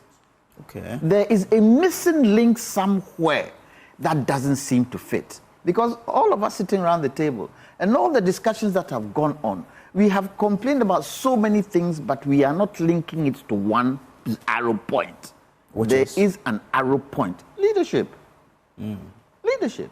It's only today, unfortunately, that we've heard the president say, PURC, ECG, all you people, please get together and do what you have to do. From the word go, that should have come out. Oh, okay. From so the word leadership go. here, you're looking at the president. I'm looking at those who are supposed to make sure that these entities work. The CEOs of these institutions, the presidency, the ministries, even CSOs. But you see, the thing with CSOs, when CSOs come and tell you, look at this thing, ABCD is likely to happen, they are not listened to. Because there are elements within this scope who are interested in making sure that they too, they can get something out of it. So it's a challenge. It's a challenge where at this material moment, we have come to the last point. Please, as we go forward, let's try our possible best to sit and iron out these things. I would have liked, but I don't think government will do it. I would have liked a situation where we are today, with all the institutions, let's do an audit on all of them to see where everybody stands. This thing that they got PWE to do, let's do it with all of them if we want to move forward. Government might be doing a good thing, but it doesn't look so. It doesn't look so. If two institutions can bicker in public, it means there's no control somewhere. If the president really is now being briefed as if he doesn't know, then it becomes a challenge. Look, the question of Dumso, right now it has been confirmed, hasn't it? Yeah. And this was being said way back that we have Dumso. Did government want to hear? That's the politics that comes in there, because they have, unfortunately, excuse me for using the word, bastardized another government for going down the same line. So it looks as if we say it, we are also going down the same line. But Ghanaians know. Ghanaians know that that is what it is. Okay. So we've got to get to a stage. And for me, governance is the people who voted for you are part of governance. When they see and they feel it and they tell you, oh boy, Mr. Minister, please look at this, oh, please listen. And don't put a cloak over your head and say, we are in power. So that's it. Wouldn't it have been a great idea if, where we are today, putting politics aside, the president now comes and says, look, I'm calling Parliament, CSOs, I'm calling all the heads of all these institutions. Look, this Dumso thing that seems to plague us every government, let's sit and come to a good conclusion so that it doesn't happen here. Because you know why? Parties change. Exactly. Parties change all the time. But the state is exactly. So if we can sort it, and I'm sure if the president were to do that, and we could sort it and we see things happening in the right direction, who takes the what do you call it? All right. Let me bring in at this point Lawyer Andre Japamesa here, because when this whole issue started, he was at the ministry. Lawyer, why did the ministry fail to show leadership when this whole issue started? Let me say good evening to my co-panelists and, of course, to our cherished viewers and listeners, because I understand that it is also on radio. Joy FM, yes. I'm not so sure whether the assertion that the ministry did not show leadership is fair. Okay, because there's been extensive engagements within the sector to try and resolve. Of course, I mean, this whole thing started sometime in January, if you like, where we had some issues with fuel. Okay, and of course, directives. But issues with the cash water flow mechanism preceded 2024. Yeah, that's been there. Because we've been in government from 2017, right? It's not as if we haven't published a Dumso timetable before. You recall the Dumsisi that my minister announced. We published a timetable to deal with that situation because we were certain of the deficit that we had. In this case, the committee was told quite clearly, the PRC showed a graph that pointed to a difficulty in communicating outages, because every day it swings depending on the fuel that was available. Hence, you hear the complaint of ECG that the time that they get the notification from Gridco is such that they cannot put that information out. So if you knew that you had a deficit of, say, 400 megawatts for 1 month, then you can publish a timetable for that month for people to then program themselves in a manner that then allows them to, as it were, have foreknowledge. But if you have 10 shortage today, tomorrow you have 40, the next day is 5, the following day is 20, the next day is 60, the next day is 20, then it poses a difficulty as to how you then put out the timetable for people to then know. Because assuming that you live in Ofanko and ECG publishes a timetable for tomorrow, not knowing what really the deficit would be. And so because of that, you fail to attend work tomorrow in Kokomimili or some other place. And lights come on that day. And you would have been shortchanged, okay?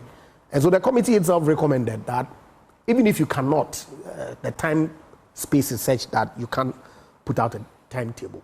Every day by close of day, at least indicate on your website that there's going to be some outage, so people can plan. The bickering issue that Mr. Jantua mentioned, it's unfortunate communication amongst agencies find itself in the public domain. Okay, I'm not sure that anybody has deliberately released a statement condemning one entity or the other. Of course, the regulator has issued sanctions at ECG, and it's within its power and mandate so to do. Okay, and when they issue those sanctions or they issue a regulatory directive, that ought to be made public. But the exchange between Gridco and ECG that found itself in the public domain wasn't intended, and that matter has been dealt with because the Honourable Minister has been on top of that on this matter. The presidency has been fully briefed. There's been several engagements trying to find a lasting solution to the issue. And truth be told, we've had some maintenance issues, some of which have been resolved, some of it is ongoing, and we have some challenges with fuel, which on a daily basis, depending on what is available, then determines. But going forward, what have we done?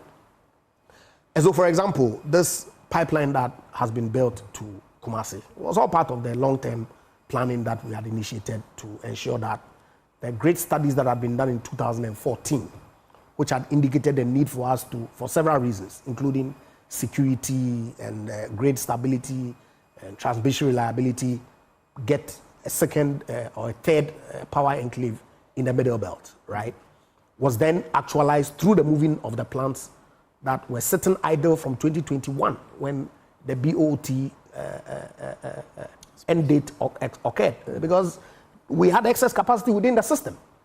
And so the decision to move it, okay, knowing very well that that excess capacity was not going to be the case forever, because your demand is growing on a year-by-year basis, so your excess would necessarily shrink, and so there will be a need for the plant someday. Yeah. So move it to Kumasi, and of course, help in building additional generation in that space. And so we signed the AXA agreement, which was condemned. Yet the NRC Akufo-Addo hasn't done anything in the power space, which would come on in Kumasi in the 2027-2028 space. Okay, that allows us to move the gas up north, not reverse it through the WAPCO pipeline for a fee, because GMPC has reserved capacity on the Jansa pipeline. Of course, the discounted gas that was given to them, which was also condemned, facilitate that investment. Okay, it was condemned roundly by all sectors or segments of people who really didn't take time to pay attention to the agreement itself. Because what they had done was that, look, Gensa was building its own pipeline, a 12-inch pipeline, to service its own plants within the mining enclave. Government agency, Ghana Gas, requested it to increase the size to 20 because that enclave in itself was part of the right-of-way that they had intended long-term to build pipelines through. So why build 2 pipelines when you can have 1? How do you pay Gensa? They say, give me a discount on the price of the gas that I'm buying from you so that I can use that discount to defray the investment cost that I made. Of course, there was an option to purchase. If Ghana Gas so had the resources to purchase the pipeline from Gensa, roundly condemned.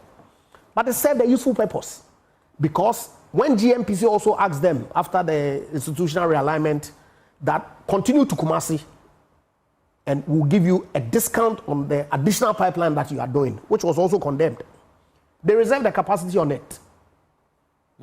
Right? I believe 160 million cars per day or something like that, which then allows them to make a saving on the WAPCO reverse flow cost of about 7 million a month to now move gas to Kumasi on the reserved capacity to power plants within the enclave. They will sell that gas and they will make the requisite money to undo whatever discount that they had to give this Gensa to enable them build the pipeline to that space, right? And would that be lesser than the 7 million WAPCO you pay? Well, you may have to do the mathematics. I don't have the figures here, but as far as I'm concerned, it made a lot of sense. Okay, we can do the math and see. Question is, did you have the money to do the upfront investment? No. Somebody had the resources, and of course, it's not charity. And so you expect that they would also make a return on that investment. So we can do the analysis, but I'm saying that it was a good decision that was taken. And also now that you are taking away the reverse flow, if the decision is taken, allows you to then increase your flow from Nigeria because there's a capacity challenge in Tema, such that if you are flowing from west to east to power plants in Tema as we're doing now, there's a limitation on the gas that you can get from Nigeria to complement. And they are prepared to give us more gas because they have a lot of gas. But if you have a limitation there, then you are constrained. Now that limitation has been removed because of the Middle Belt enclave that we've created to allow us to get more gas to Nigeria. So my own expectation is that this thing will be short-lived, this fuel issue. Of course, there's also conversation about procuring additional. Indeed, when I was at the ministry, I don't know whether I've left. They're hanging.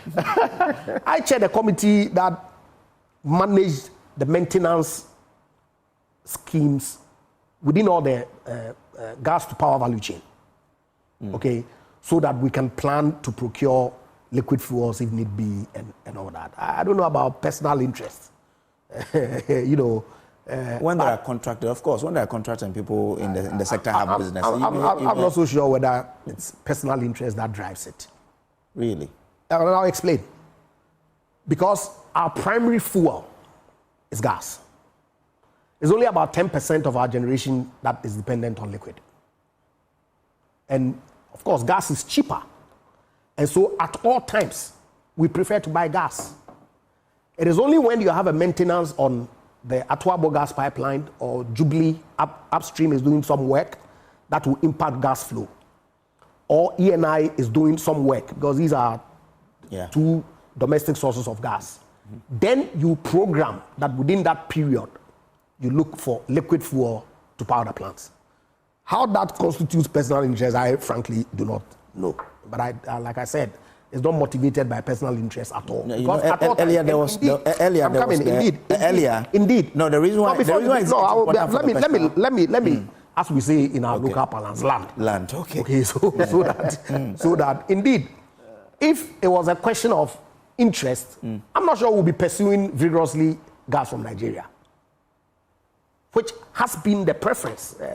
There's been meetings, one of which I attended with my minister in Abuja, to find ways to get Nigeria to support us, whilst we ourselves explore our upstream resources to derive more gas.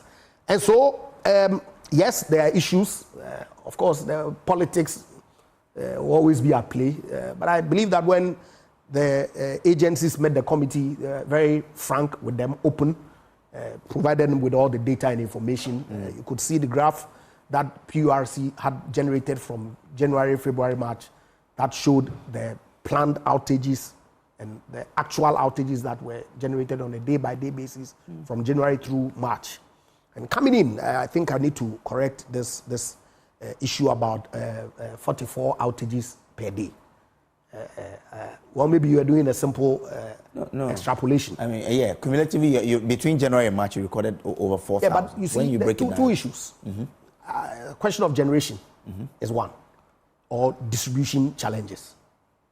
That's what determines whether the power will go off in a community or not. And I'm saying that only 15% of that figure that you put out, 4,000, is attributable to generation, which is what Gridco manages. The 85 is ECG internal issues. Okay. So if the chief executive comes out to say that, look, the problems that we have in the is predominantly transformers, people say is peddling some falsehood, but there's some truth to it. Okay? Kumasi is a peculiar problem. The transmission line that connects power to the ECG transformer is 161 hour here, but they have to move it to 330 kV or something like that. And so, no matter how much generation you have in the system, if that problem is not fixed, you have outages, incessant outages in Kumasi.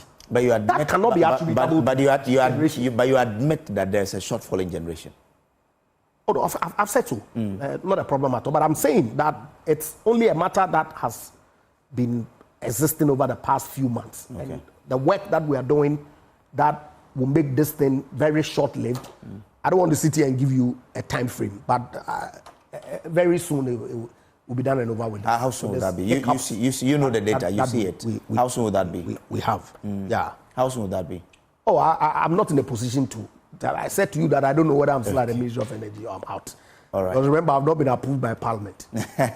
So you are still hanging. So yes, okay. I'm still hanging. I wanted to hear your point on the personal interest. Exactly, because earlier, when DOC started, from a research that was published some time ago, one of the issues was lack of reasonably priced fuel.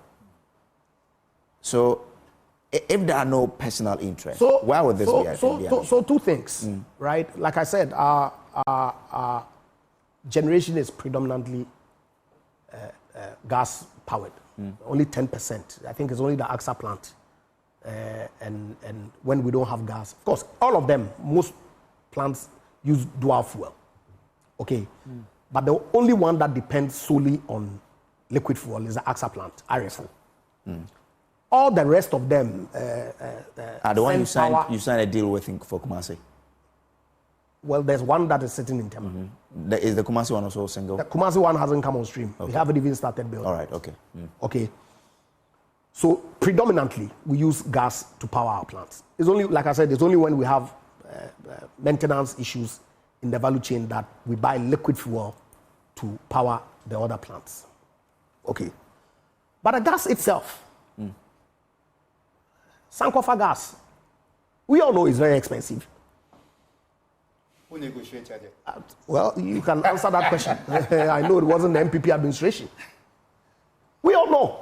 And so that puts the WACOG at a certain level. It's expensive. Of course, liquid fuel is dependent on the daily increases or reductions in the price of petroleum products. Yes. So if it rises, the price will go up. If it drops, consistent with the pricing window that NPA manages, it will come down. Okay, so yes, fuel is expensive. And that cannot be denied, whether it's gas or liquid. But predominantly because we use more gas as opposed to liquid fuel. Okay, so for example, last year, if my recollection is anything to go by, we had 2 maintenance outages for the year. There was an April 1 Ghana Gas, and there was a September ENI. Altogether, about 36 days or so. It cost us almost $450 million to buy liquid fuel to power the plants for that period. Gas won't cost you anywhere close to that. Right? So at all times, our preference is gas. Sankofa will pay some $49-50 million per month. That Ministry of Finance pays outside the cash waterfall mechanism. There's a post-foundation Jubilee volumes that we are getting in the region of about $10 million per month. That Ministry of Finance is picking the tab outside the cash waterfall. Because if you put all of that in the cash waterfall mechanism, after paying the IPPs, some 43 or so million, now it's gone up to about, I believe, 61 or 62 million. There's nothing to go around for the other players in the value chain. Okay, so the fuel being expensive is true, but I still don't see where that personal interest arises. It's only when we don't have gas that we of necessity. And presently, if we have issues with that, there's a maintenance outage that is coming on, I believe, in May. And then also in September, we necessarily have to buy liquid to complement the available gas that will be there. When you were talking, I mean, Mr. Janto mentioned about Sankofa, you said that, well, you can know where it's coming from. Now, from that analysis, isn't your negotiations and the negotiations that you leaders engage in influenced in any way by personal interest? I don't know. He won't say it yet. No. You can't say it yet. I mean, it's not a question of I can't say it here. I don't say it here. I frankly don't know. Because there's an investment component that will determine whatever price point, negotiated price point that you reach. But it still doesn't take away the fact that you can make a conclusion whether the price is expensive or not. Your option really is to decide whether you want the investment or not. Okay, but Sankofa is extremely expensive. It's a matter of fact. The negotiation of the Sankofa gas was led not by technocrats, but by politicians. Okay.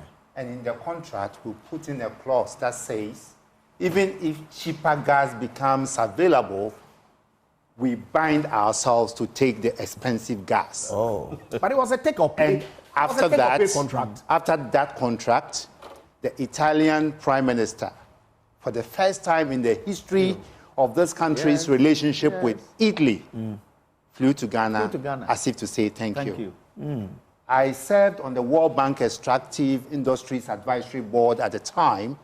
In one of our meetings, a remark was made that Italy, and that's he and I, couldn't have gotten this juicy deal anywhere in the world. This is what we did to ourselves.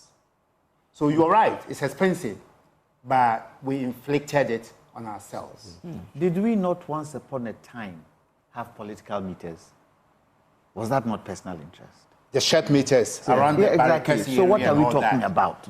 Who installed them? So nobody can tell me that there is no personal interest in here. Okay. What we need to do is to be able to cure it. Okay. That's the most important thing. Interesting. But Ms. Mensah, when you were speaking about fuel, gas, you know, Gridco asked government to increase gas supply from Nigeria.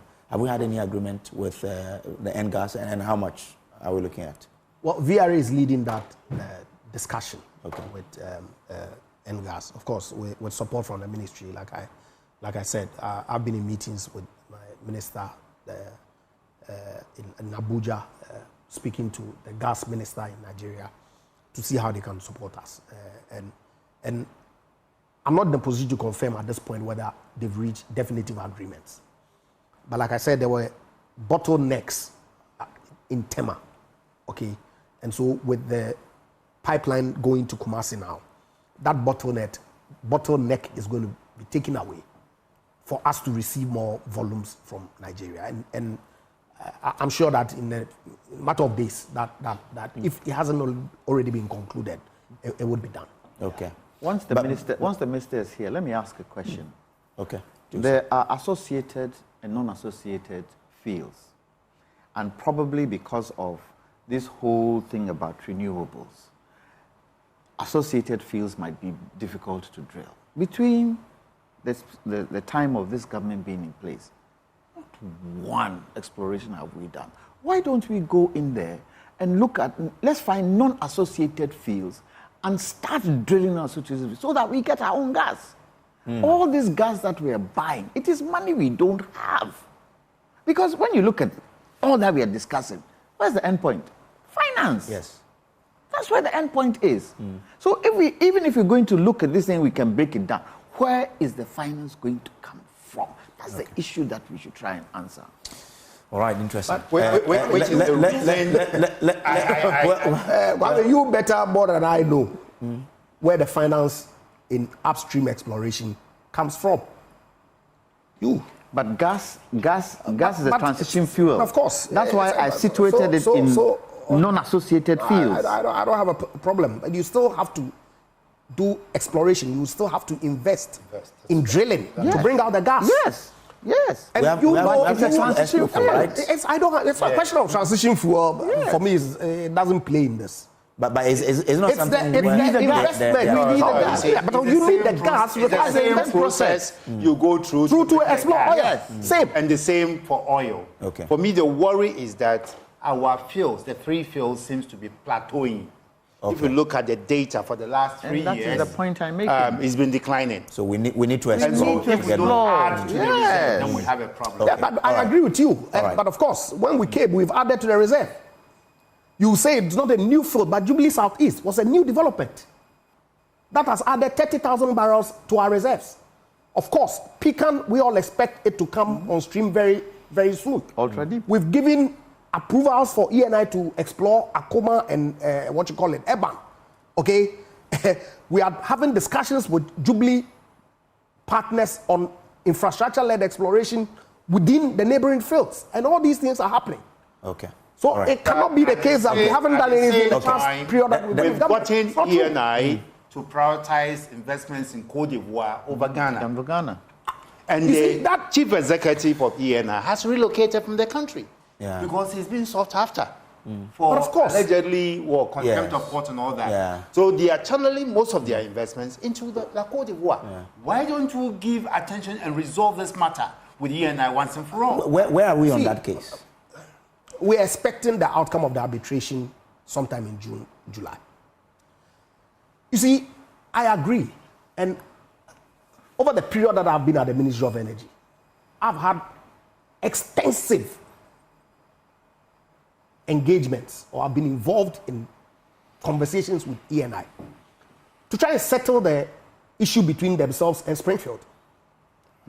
Okay. That's another one. These are all right. So it's a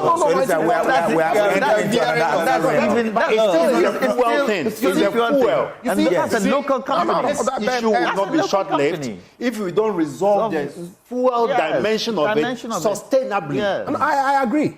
But the point is this. The point is this. These are 2 private right owners. 2 private. ENI and Springfield. There's a limit to what you are the resource owner, can do. It's a question of law, right? So it seems to me that every time that I hear the talk about ENI Springfield, the sense I get is, but why don't you allow ENI to have its way? Because that's exactly what they want. Please, with respect. I'm agreeing with you. It shouldn't be. Precisely. It shouldn't be. So that's exactly what the government has sought to do. That look, okay. We would help you guys to resolve your dispute, but it cannot be to the detriment of one party or the other against the other. Okay. I agree. So yes, let it play out, and we can't be blamed for letting the due process play out. Okay. All right. That's fine. Now, even if we get Springfield and all of them to come on board, we still need to pay for the gas they produce, right? Certainly. And that's where I come to Mr. Michael Yantichi. But we would be getting the gas that fire the turbines. Okay. When we pay. We'll find the money we have to find the money to pay. Okay.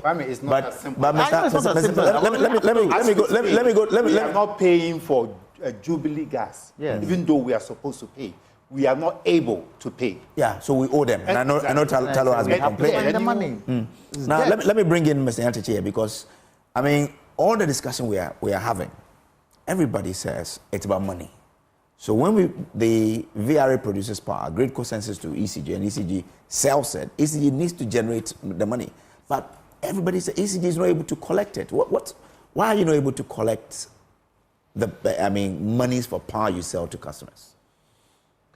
Well, I think we can't just isolate the issue and just say it's all ECG. It's a whole value chain. Okay. And sometimes we have this fixation that everything, ECG is the weaker link. ECG is the weaker link. Are we really looking at the role and the interconnectedness of the other actors? PURC is there supposed to be the referee. Gridco, VRA. We are talking in the situation where we have scarce resources to utilize. I think Mr. Jantua mentioned it earlier. Are we maximizing the use of even the gas that we have? Are we applying it to the plants that will give us maximum from the little that we have? And all these have cost implications. ECG is at the tail end. The power that Gridco is giving to ECG, over the month, ECG generates bills for IPPs. Is there a transparent arrangement for ECG to know that this bill I'm paying over this month is indeed equivalent to the power that has been allocated to me? Why there's no way that you're able to tell that? The system operator is the one who is to provide that information. Okay. But periodically, ECG doesn't get that information. Have we heard anything from PURC about this? So whether ECG is paying more or is paying less, it's also an issue. So there is the need for some transparency to be established also among these active players. Gridco, ECG, VRA. We are talking about... But this is interesting. So in every month when you are paying the IPPs, you are saying that you generate invoices for them and you pay. You are not able to tell whether you are paying for the right amount of power given to you to sell. Because Gridco is not providing that information. Wow. So how are you then able to pay them? So you determine that today I'm giving 10 million or 20 million just like that to them, or what? So that's why there's a standing arrangement with the IPPs. So periodically something is being paid. But the information must be made available. And PURC has a key role to ensure that this information is made available to ECG. Then you come to even collecting the monies. You know, ECG puts in a lot of effort, and everybody who wants to be objective can attest that for the past almost 2 years, the effort has been made to enhance the revenue. It comes with a cost. Who is paying that cost? Is ECG alone able to bear all the cost? Go to the distribution charge, compare it previously and now. Is it at the same level that will enable ECG to effectively carry out its mandate? Then there are also this subtle thing being played out between Gridco and VRA, where because of some loophole in the law, some key customers of ECG are being poached. And these were customers who could pay easily and contribute towards the cash waterfall. But ECG is losing these customers. Gridco, together with VRA, is giving them some form of rebates. So whatever was going to come from these customers, which will have increased the cash waterfall, is being lost. But this is going on. Not very long, B5 has been taken away from ECG. And it was a major customer. And collection from such customers doesn't involve a lot of effort. As you lose some of these key customers, now you have to spend more to be able to get the required revenue to go into the cash waterfall. Look at the recent interventions that this new management brought in. It's all cost. But it's being made it to appear as if that, oh, it's ECG alone that should bear all the related expenses. But isn't it because you also abandoned the cash waterfall mechanism, such that you are being accused that when you even collect, you don't pay into the cash waterfall mechanism? So once VRA, Gridco are all suffering, they decide that let's go after your customers who pay so that they can also survive. So again, that comes into the whole issue of the transparency and the role that PURC also ought to play to ensure that there is this fair arrangement in the system. ECG cannot be made to be the only one because it's the one that have direct interface with the customers to bear all the brunt. If there are other things that the regulator also need to ensure that upstream is streamlined and is assisting ECG in its work, that should be done. Now you are talking about the cash waterfall, and everybody is asking, oh, ECG was not paying or complying.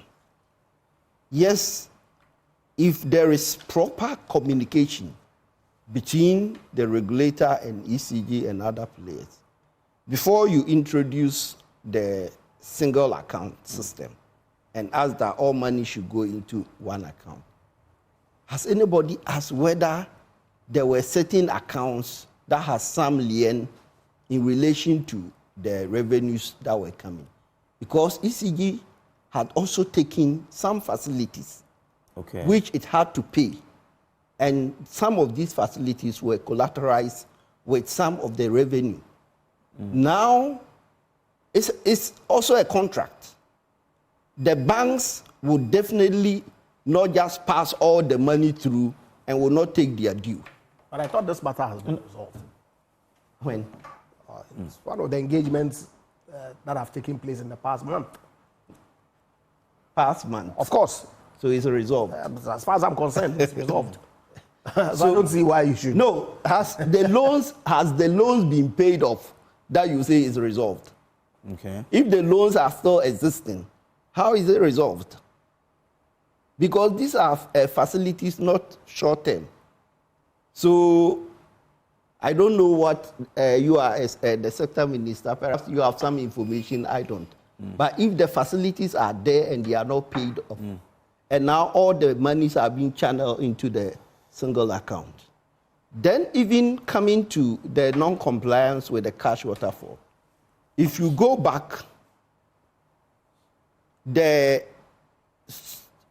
erratic power we're experiencing from the beginning of the year had become more severe. Okay. Why? Because before or during the last quarter, ECG was buying some fuel based on instructions from the ministry. Okay. And so that supported the system in a way. Since January, ECG hasn't bought any fuel, and that's the consequences we are all experiencing. How much fuel were you buying in a month?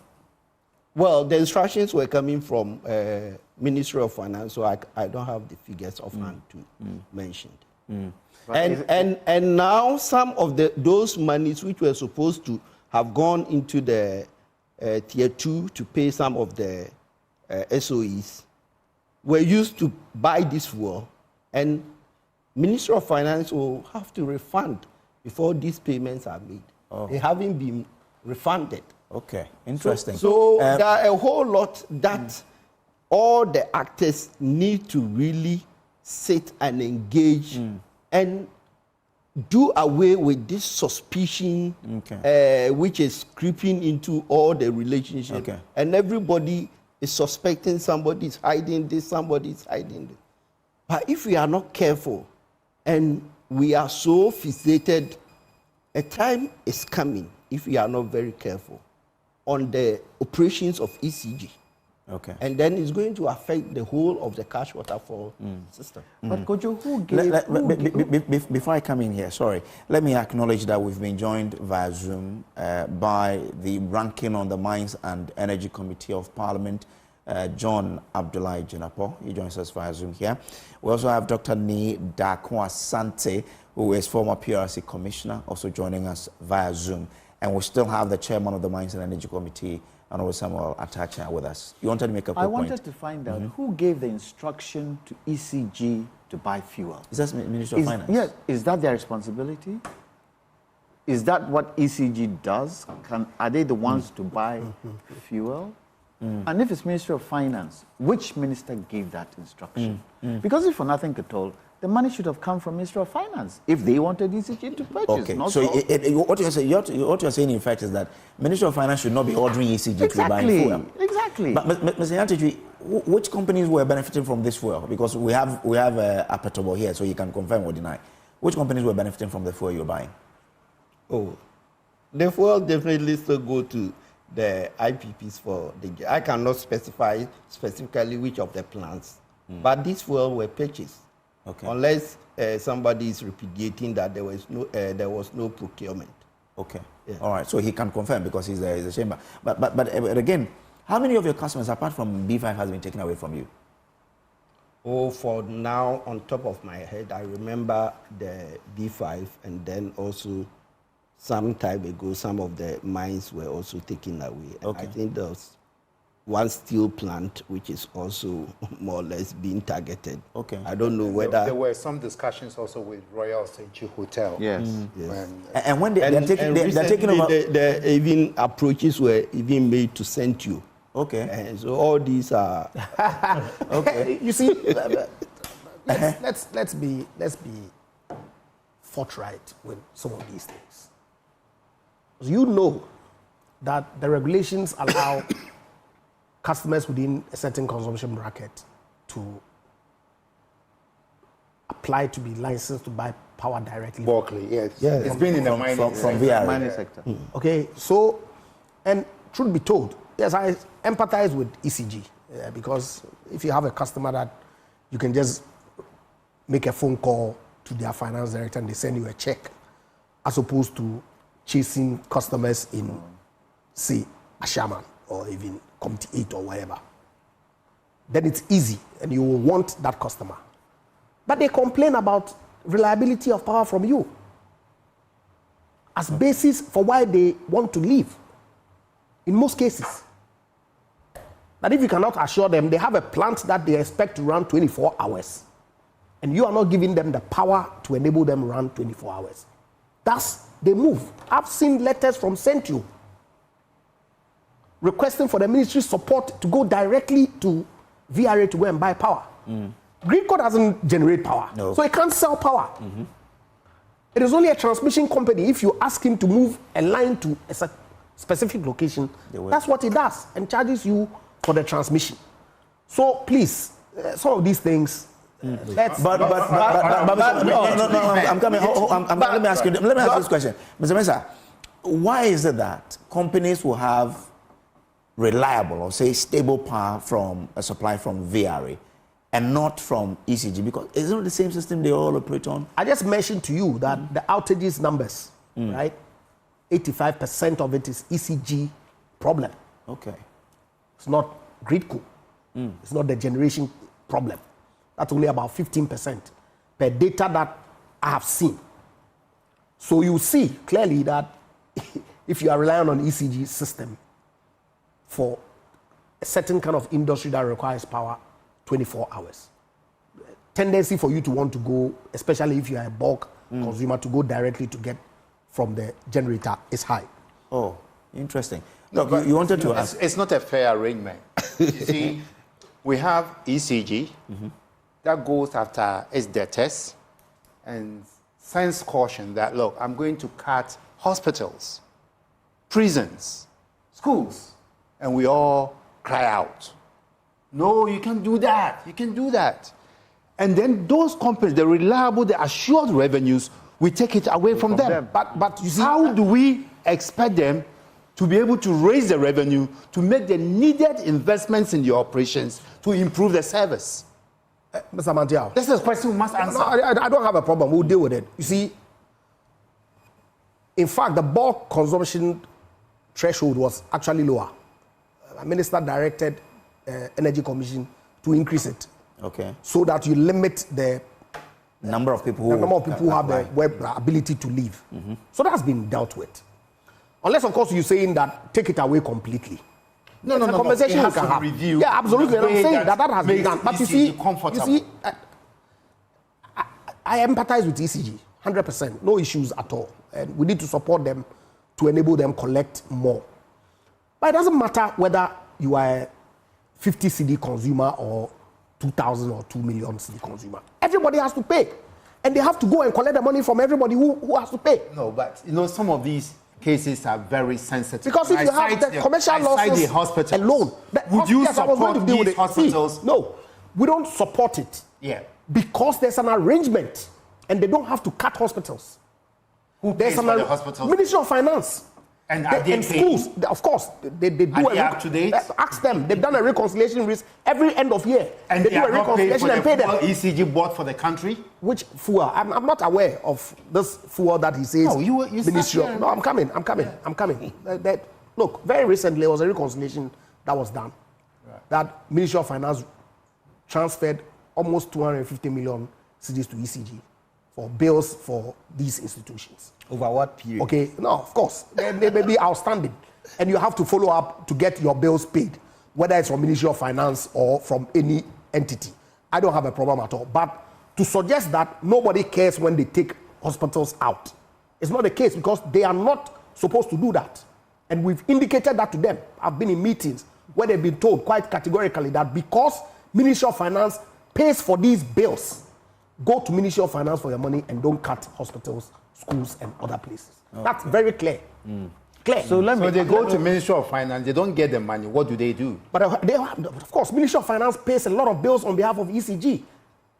Indeed, they do. Okay. On behalf of ECG on behalf of ECG. Right. Indeed, that's exactly what they do. Full cost. Almost 70 million. We need to take another look at the financing. I don't have a problem. I don't think we've been very prudent with the financing of the ECG. Okay. We have not been prudent at all. But even the management of the e-levy, which is meant to deal with some of the debts in the sector, has been shabby. There have been instances when monies have been diverted for other purposes. And so we need to critically look at it. We are managing ECG financing like a chop bar type of accounting. No, that's not the best. No, you see, with respect, who is managing ECG finance? ECG finances are managed by ECG. I'm talking about financing of the ECG. I'm coming. Their own money. ECG is a limited liability company. Right. Okay. Yes, they provide a social service. Right. No issue. Right. And when government owes them bills, you can suggest that pay timeously. I don't have a problem, but they pay. There is no timeously. I don't have a... No, I'm saying that... it's not timeously. Of course. You can... And it has impact. You can advocate. I pay them monthly. And they have to be able to have a conversation with the Ministry of Finance to enable them to do that. But I'm saying that to suggest that hospitals are cut and nobody cares cannot be accurate because these bills are taken by the exchequer and they pay ECG. Okay. Could you let me ask just a simple question? Okay. Very simple one. We pay in our electric bills street lighting. What happens to that money? Why aren't there street lights on the roads? That question would go to... You try driving at night or early in the morning with no markings on the roads. It kills people. Why aren't we paying? Why aren't we getting the street lights when we pay for it? It is a microcosm of the problem. That is the responsibility of the assembly. Whatever the case is, whatever the case is, ECG collects it. What happens to it? Do they take it to the assemblies? And if they take it to the assemblies, what is the money used for? Okay. It's financing. ECG will collect it. Well, hold on. ECG will collect it, not to provide the street lights, but to pay for the street light bills. The power that they put in the street lights.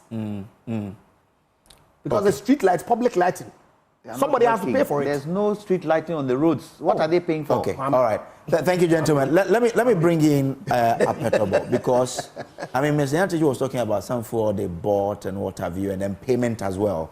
These guys, the independent power generators, are the center of this. First of all, confirm for us. We're receiving some fuel from ECG. Thank you very much. We've been receiving fuel from them. Okay. That is true. Those of us that can run on liquid fuel, we take fuel from them. Okay. And that's on a regular basis? As and when the need arises, like Honorable Minister said, the primary fuel for most of our plants are natural gas. It's natural gas. So anytime they foresee shortage or problem with supply of gas, they make arrangement for LCO. Okay. So for some time now, we've been receiving that from ECG. ECG. Yeah. Okay. All right. What about payment through the cash waterfall mechanism to you, the IPPs? Because last year you threatened to shut down your plants because you were not being paid. Yeah, at the time that we came to that decision, practically the cash waterfall wasn't working. Okay. It will interest you to know that the committee exists. We don't know what goes in there. All that we receive is an alert of payment. We have actually complained, written several letters to government to give us opportunity to serve on the cash waterfall committee to know what actually comes in and what is being shared. But that has been denied. Okay. So we felt something strange is happening somewhere. The flow is not coming. There was a time it will surprise you to learn that we have, some companies have received 200,000 Ghana cedis as payments for power plants. 700,000 Ghana cedis. Very low, you cannot do anything with it. So we felt that we cannot continue with this. That was when we took a decision that come the end of May, we're going to withdraw our services to ensure that we receive payment for our services before. May 2023. That's 2023. This is historic. Yeah. Before somebody. Exactly. I was going to. Anyway, but he also said that they are also not able to tell whether they are paying you for the right amount of power you supply them. So it's a problem. And you're also saying that that's also a problem for you, but you don't know how much exactly you're being paid for. That can be a problem to them because for us, we have accurate records of what we have generated and what we have delivered to them. So for us, we use our data to bill them monthly. Okay. So if they are not able to reconcile what they are receiving from GRIDCO, that is another matter. But for us, our records are accurate. We do the metering with their supervision, GRIDCO's supervision, so they know what we generated and what has been delivered. So for your members, how much are you owed now, as we speak? As we speak, off-head, I cannot give a figure yet because there are some discussion or reconciliations going on. Okay. Yeah, so I cannot speak to a specific figure. But is it substantial? Definitely. In the region of what was before the decision to shut down is largely unsolved. Going forward to there is still an accumulation going. That is also another matter. So it's still in the region of $1 billion. In the region of $1 billion. Yes. Okay. Now last year, whilst this whole discussion came up, ECG promised to remain current. Are they still current with their payments? Yeah, they are doing their bit as we speak. They are covering up to about 70% of the current invoices. Okay. That is when we do not consider the fuel cost.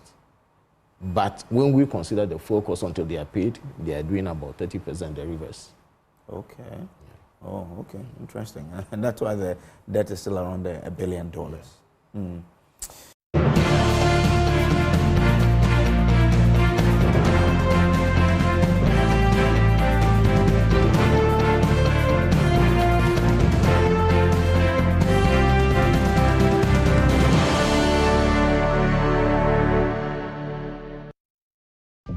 Worked hard for your money, and DSTV gives you a lot more to enjoy for a lot less than you think.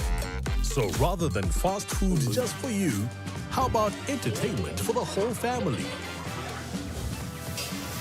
Instead of date night with your bae, how about countless nights for you, bae, and the kids? And don't settle for a few hours with your homies. Settle in with over 720 hours of the best entertainment on the continent. Triple drum roll. We've got everything, including movies, series, sport, kids, Totally awesome. and local shows. I'm here. Watch on the go with DSTV Stream and control your entire account with the My DSTV app. Enjoy incredible extras like crystal clear HD, box office, and catch up. And with so many different package options, there's something to suit every pocket. DSTV, a lot more to enjoy for a lot less than you think. Across Africa, a new era has begun. Shifting our focus to a new horizon, connecting us with one purpose: to create and share opportunities to grow.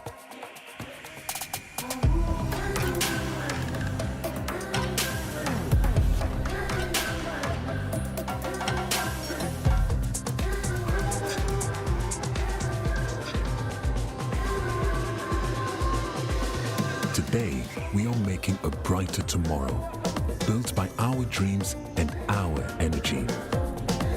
Across our continent, across the world, we are creating a better way to a better future. A Pan-African future. Together. EcoBank. A better way, a better Africa. With your last cash left for the month, you decide to get a chicken bucket for the family. So you hop in your car and pay for the petrol to get to the drive-thru. Then you pay for the food. But 20 minutes later, that precious bucket of chicken is now a bucket of bones.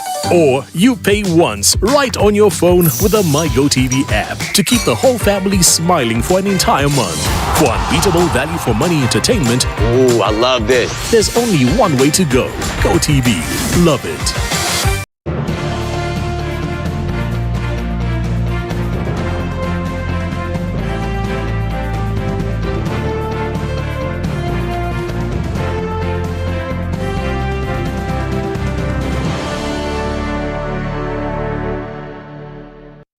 Anyway, let me bring in at this point in time the ranking on the Mines and Energy Committee. I mean, he is ranking on the Mines and Energy Committee of Parliament. So let me bring him in. Mr. Jinapo, thanks for joining us here. You've listened to all the discussion, especially the banter between Mr. Yantechi, Lawyer Mesa, and then Dr. Mantel. What do you make of what really is happening in the sector? I mean, we've heard of all the issues that have come up today. You also have a lot of fact on what's happening in the sector. Having listened to what they've said here tonight and what you know, what's really at play? Thank you very much. I've been following. I've traveled, so we are here to meet the IMF. And the key issue, as far as the IMF is concerned, is the energy sector. IPP is a little over 1 billion. Related expenditure, almost 800 million. So today, if you were to flush out the energy sector debts and bring the books to a healthy path, you will need about $1.8 billion in order to deal with energy sector related debts. And so that's a colossal amount. And almost every investor you meet, their concern is how is Ghana going to deal with the hydra-headed problem of energy sector-related issues. First of all, I think that there's been a lot of policy inconsistency. First, why would the Minister of Finance write to ECG without passing it through the Ministry of Energy, authorizing ECG to procure fuel? ECG is not a generation company. ECG is a distribution company. You need somebody with knowledge in the generation sector to determine the spec of fuel that you are buying, who has the track record, so the person can negotiate for better terms. So why is ECG being asked to buy fuel? That's very awkward. And why is the minister doing so without recourse to the cash waterfall mechanism in terms of the committee that administers the cash waterfall? That's one. Another serious problem is that the ministry itself, and you see, it's not about what Honorable Japa says. At this moment, what we depend on is official document put out by the PURC. Since August, the ministry has not paid anything to ECG in respect of these hospitals that we are talking about. hospitals, police service, and all that. And if you read the report from PURC, you can confirm. It stated explicitly that since August, the Ministry of Finance has failed to pay that money. And now you're looking at about 1.6 billion. That's also some outstanding debt. Then worrying is even the current bills. We were told that ECG was staying current. And Honorable Atachia is right here. He chairs the committee. When we interrogated, it turns out that ECG has rather committed to pay 70% of the current bills, accumulate the 30%, promising the IPPs that it should be paid somewhere in 2026. If you look at their cash flows clearly, they cannot pay that money. And so even the confidence is not there. Then gas bills, gas that is supplied and consumed, not capacity charge gas. Now the gas is not even adequate for the thermal plants. So we are no more in an era of capacity charges. If you read the PIAC report, and Dr. Stimantiao has done a lot of work there, so he can check and confirm. Over 600 million of raw commodity gas, raw, not processed gas. At that time, Jubilee gas was foundation gas. It was free. Today, that gas is not free. And so the bill is compounding at an astronomical pace. Now the solutions. One, let's face it, the tariff structure is not cost reflective. That's a fact. If you look at where the exchange rate was, and bearing in mind that in the energy sector, about 80% of the recurrent expenditure is dollar denominated. And you look at whether based on political reasons or whatever, why the exchange rate is depreciating and cost is increasing, we're told that some category had a reduction of 6%. And so the bills are compounding and it's threatening the sector. Look, my worry is that if we continue on this trajectory, in 1 year time, the sector will collapse. And that will have a big way on the economy. So I think that we should look at the tariff structure. That is one. Okay. Two is that I'm so convinced that ECG alone cannot efficiently collect the monies. And we should relook the PDA structure and see whether we can get some private sector participation in terms of the collection. Because at committee, they indicated that they collect 70% of the amount. We asked for that amount, and that 70% is about 1.2 billion. So when you find that 30% of the global figure, it means that over 500 million cedis every month is not collected. 500 million every month times 12 takes you to somewhere around 6 billion cedis. That's a colossal amount. So I think that we need to look at ECG and its collection, not necessarily do a full privatization, but if we can have some private sector participation, especially with the collection, and then get Ministry of Finance in particular, not to run the energy sector as if it is an appendage of the Ministry of Finance, get the Ministry of Energy to take full charge, and empower PURC and the Cash Waterfall Committee to ensure that the monies are lodged in one consolidated single treasury. So that even if ECG is taking facilities, that committee can engage the banks and ensure that part of ECG's allocation is used to deal with that liability. When we do that, we would see some level of reduction. Because now the losses has risen to about 30%. No industry, no electricity company in the world can survive with 30% losses. It's not done anywhere. But I'm sure if we can deal with the political side and allow some autonomy and some level of responsibility and accountability, we can reduce some of these losses. Interesting. Interesting you make the point about privatization, because yesterday Asanteni also made the same point at the commissioning of that plan. Let me bring in the chairman of the committee, Honorable Samuel Atacha. He's been very patient with us on Zoom. Honorable, what do you make of this whole idea of privatizing? Now, your ranking says we should look at taking a real look at the PDS structure to look at whether we can privatize an aspect of it. The Otunfo says we should privatize all players in the energy sector. What do you make of all of these proposals as to how we can really deal with the issues confronting the sector going forward?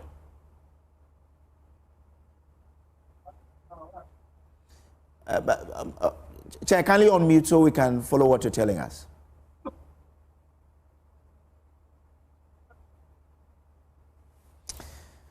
So we're on with... Can you hear me? Yeah, I can hear you now. Yes, yes. Yes. There is the preponderance of international data, which is showing that the private sector indeed is the engine of growth, and they drive the economies of some of these advanced countries so well. They generate good results. So I wouldn't want to sort of go against the general thinking that sometimes the states, if you like, unholy hope on some of these sectors have come about, has brought about some of the problems we have. Look at the monopoly of, what's it called, British Airways to Heathrow. We used to have Ghana Airways, and that helped. It was competitive, and it collapsed. So the overlord of the Asantes has made a very, very powerful point that there's necessity to bring it into the hands of the private sector so that they'll be able to do it well. I can see that as a very powerful option in the future. But in the meantime, I agree with Rankin that something should be done about the collection of revenues by ECG, because essentially that's where you find a vicious cycle. Under collection, poor money available to the IPPs, and all over. They will not be able to find what they need to generate optimum capacity. And then they bring to you, I mean, what is not very small, and then you have the politics. But what has become a pain for me right now, listening to the gentleman called, I don't know whether it's Dr. Nyantechi. Oh, Mr. Nyantechi. He makes a point, yes, it makes a very sad point that ECG is trying to say that we are not aware whether the invoices we settle are validated. Oh my God, I couldn't believe that is true. Now, where is this arrangement in which you are paying for the unknown? And that is very frightening. So if PRC and the rest of them who are doing the technical regulation, I mean, I'm not looking at this dimension of the whole arrangement. It creates a big problem. Because in the world, every service supply should be properly invoiced. Because if we are not careful, then somebody is trying to use, what's it called, a sieve to gather water. So I'm very, very much concerned. But let me also chip in what has been said about the capital outlay. The capital outlay is huge, and the debt overhang is huge. The only thing my good brother didn't say is that these are, if you like, Asian troubles. If you pay regard to the State of the Nation address, one of the things that the president actually said is that the renegotiations of the debt in the energy sector is going to give us a saving in the neighborhood of about 9.1 billion. So, that's very problematic, Chairman. That statement is very, very problematic. I deliberately avoided the politics. Well, I just wish we don't get there. I mean, I've looked at that, and I'm asking the president, where did he get that figure from? Well, I have not seen any thing saying otherwise, because he gave the breakdown, you know? And because of time constraint, I'm unable to read page 17 of the State of the Nation address. It's all there, but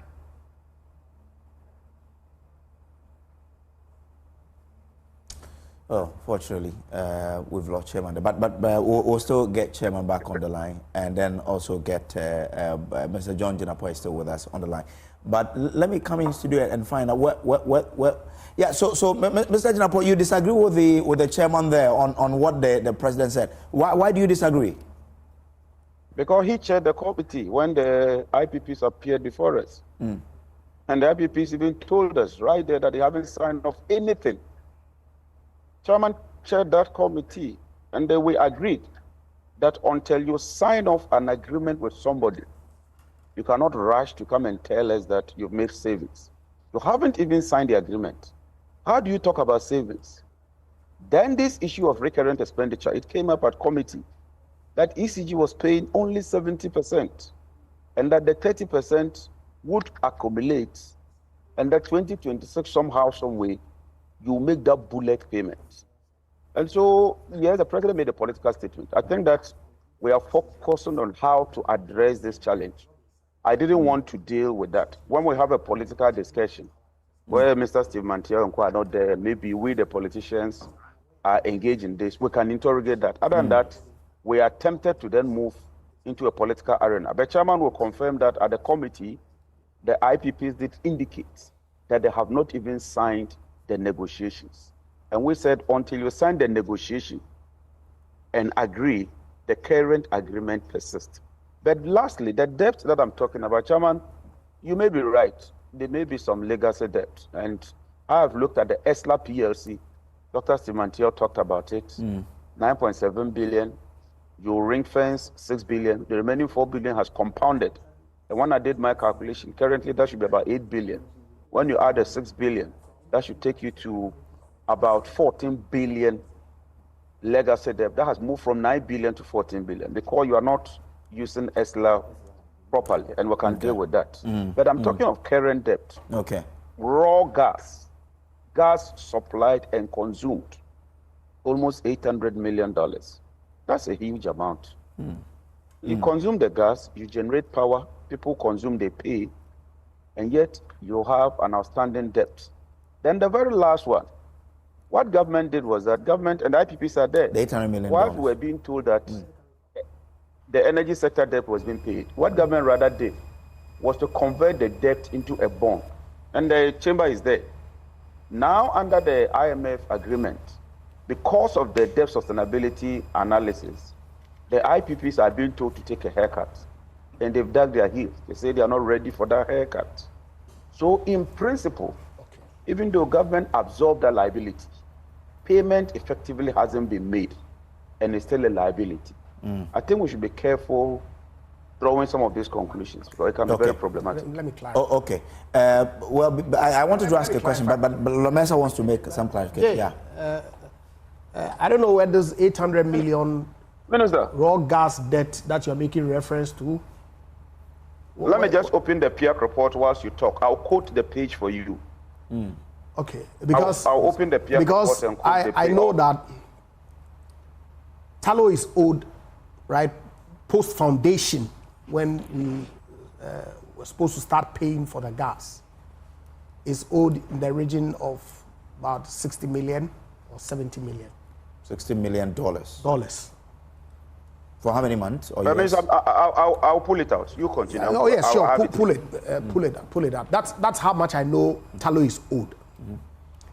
ENI is not owed that much. Of course, there's some security arrangement. There's the backup gas arrangement. Yes. So you can always go back and take it. This 800 is strange to me. So we don't owe ENI. We owe ENI. You see, with ENI, we have an arrangement. There's a security arrangement that standby letter of credit arrangement that then swings back and forth. Okay. Payments are made. It reduces. So this 800 million, I haven't heard the figure. Okay. But he says he's opening his report. Yeah. And let's see. But let me bring you in. There was a banter between the ranking and the chair about what the president put out in terms of some sort of negotiation with you, the IPPs. What's the status of that? The fact is we have had a series of engagements. By the end of every engagement, there's supposed to be a concluding point. To make this document useful and to call it a conclusive arrangement, we need to sign off. Until it is signed off, we cannot say that we have reached there. But let me confirm that we have very peaceful engagements on the issues concerned. Okay. So almost sort of, there's been a verbal agreement between the two parties. Yes, impliedly. Okay. Yeah. But what is stopping the signing? Okay. That I cannot tell because... But you're the CEO of the chamber. What I mean is on our part, we are ready to sign off. Okay. Yes. Yes. And who isn't ready to sign? Government? Oh, is that what the problem is? I don't think so because I was involved. Yes, you were involved. So I was involved. Let's know. Yes. I was involved in practically all the negotiations, the meetings that we held with all the IPPs. I don't know whether they want to conclude with car power before we sign all of them. This is government. Okay. Yes, I need to confirm. But I know that 4 IPPs, we have actually concluded the negotiations. Exchange of documents have gone, drafts have gone back and forth. But the actual signing hasn't been done. The only one that is outstanding is car power. That's the one that there's still some talking going on as we speak. Okay. But I need to confirm whether the thinking is, let's finish all of it before we sign, or that it will be useful to sign each one of them as and when we come. Okay. But that's okay. But it would have been a good idea if, as it's finished, it's being signed, so that there's no discrepancies. Because if for nothing at all, some of the debt we haven't paid is going to accumulate. Yeah. And that's where the challenge is. So there's a figure that has been ring-fenced. Okay. I think it's in the region of about 1.6, 1.7 billion. Right? As of a certain cut-off date. The plan is that going forward, ECG will pay 70% or so of the invoices. And then the accumulation will be deferred. Okay, the extra will be deferred till 2027, 2028 or so. And then that would also be paid for.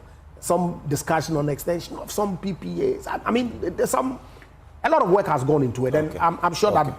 So I don't know. I'd have to confer with the chairman, who now is the Minister for Finance, because it was at the time was Minister of State. Whether his view is that let's finish with all the negotiations before we sign up. But term sheets have been exchanged. We have agreed. So I fail to see how. You also made the point that ECG will pay some 70%. Have we identified where that ECG money is coming from? Yeah, but that's already started paying. Is it coming from the cash waterfall? Yes, it's coming from the cash waterfall. So if it's coming from the cash waterfall, we should make sure that collections are 100%. Because you cannot afford the cash waterfall to go into debt and then they are not paid. See, it creates a problem. And I'm glad that we're not doing the politicking. Because it helps. And I agree with JJ. And these are conversations that we're having with respect of the privatization or some private sector participation in the billing and collection. Discussions are far advanced. Of course, typically you will have the resistance from our friends in ECG. But it's something that I believe will help they themselves. Okay? And so we've tasked them to put in boundary meters as a first step that they are working on.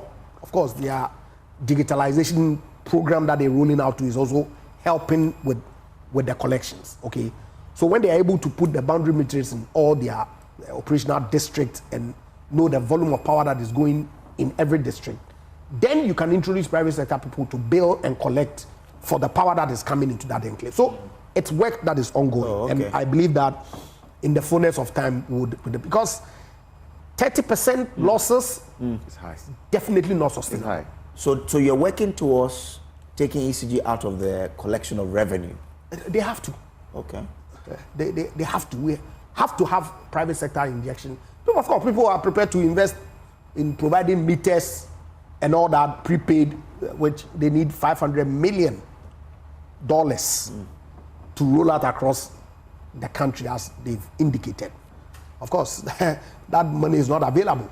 Okay, and so if you have people who are the capacity to then invest in putting the meters across the operational district that they give them to manage, then ECG is certain of the revenue coming in to enable them pay for the power that they buy from the IPPs and everybody else within the value chain. A private contractor goes to collect and pay. And it's something that they have already piloted in some, I believe, in Ashanti region, right? No, even in Accra. BXC. No, SBU but you see, issue. I want to react first. Yes. The BXC, but no, but you see, sometimes you need to be a bit careful when we are talking about this whole issue about private sector participation. It's true. I agree. It's true. Look, currently there is a lot of private sector activity involved in what ECG is doing. And sometimes you make it appear that, people are sitting somewhere ready to just bring the money. Look, there is this project ECG has initiated, the LRP, where meter manufacturers are supposed to supply meters and then recoup their returns over time. Agreements have been signed with a number of meter companies. Local meter companies, local. Yes. But it's not so simplistic that as if we make it like the moment you mention private sector participation, then all the problems are resolved. No, but of course, if it was that simple, it would have been implemented long ago. So that's why I said that it's still work in progress. Yeah, but you see, you have to have. I challenge you to show me one instance where this type of privatization has worked in this country. Because just one. Which type of privatization? The type of the management contract type of arrangement, bringing a sole source or what do you call it, through a competitive process, bringing a strategic investor to perform whatever function in this country. And I will give you examples. At the time when Ghana Airways was at the brink of collapse, we brought in Speedwing, led by one Rex Lexat, to come and turn the fortunes around. At the time they were leaving, they left us with more debt than they inherited. I'll give another example. Aqua Vitens Rand, we brought them to salvage Ghana Water. They created more mess than they met.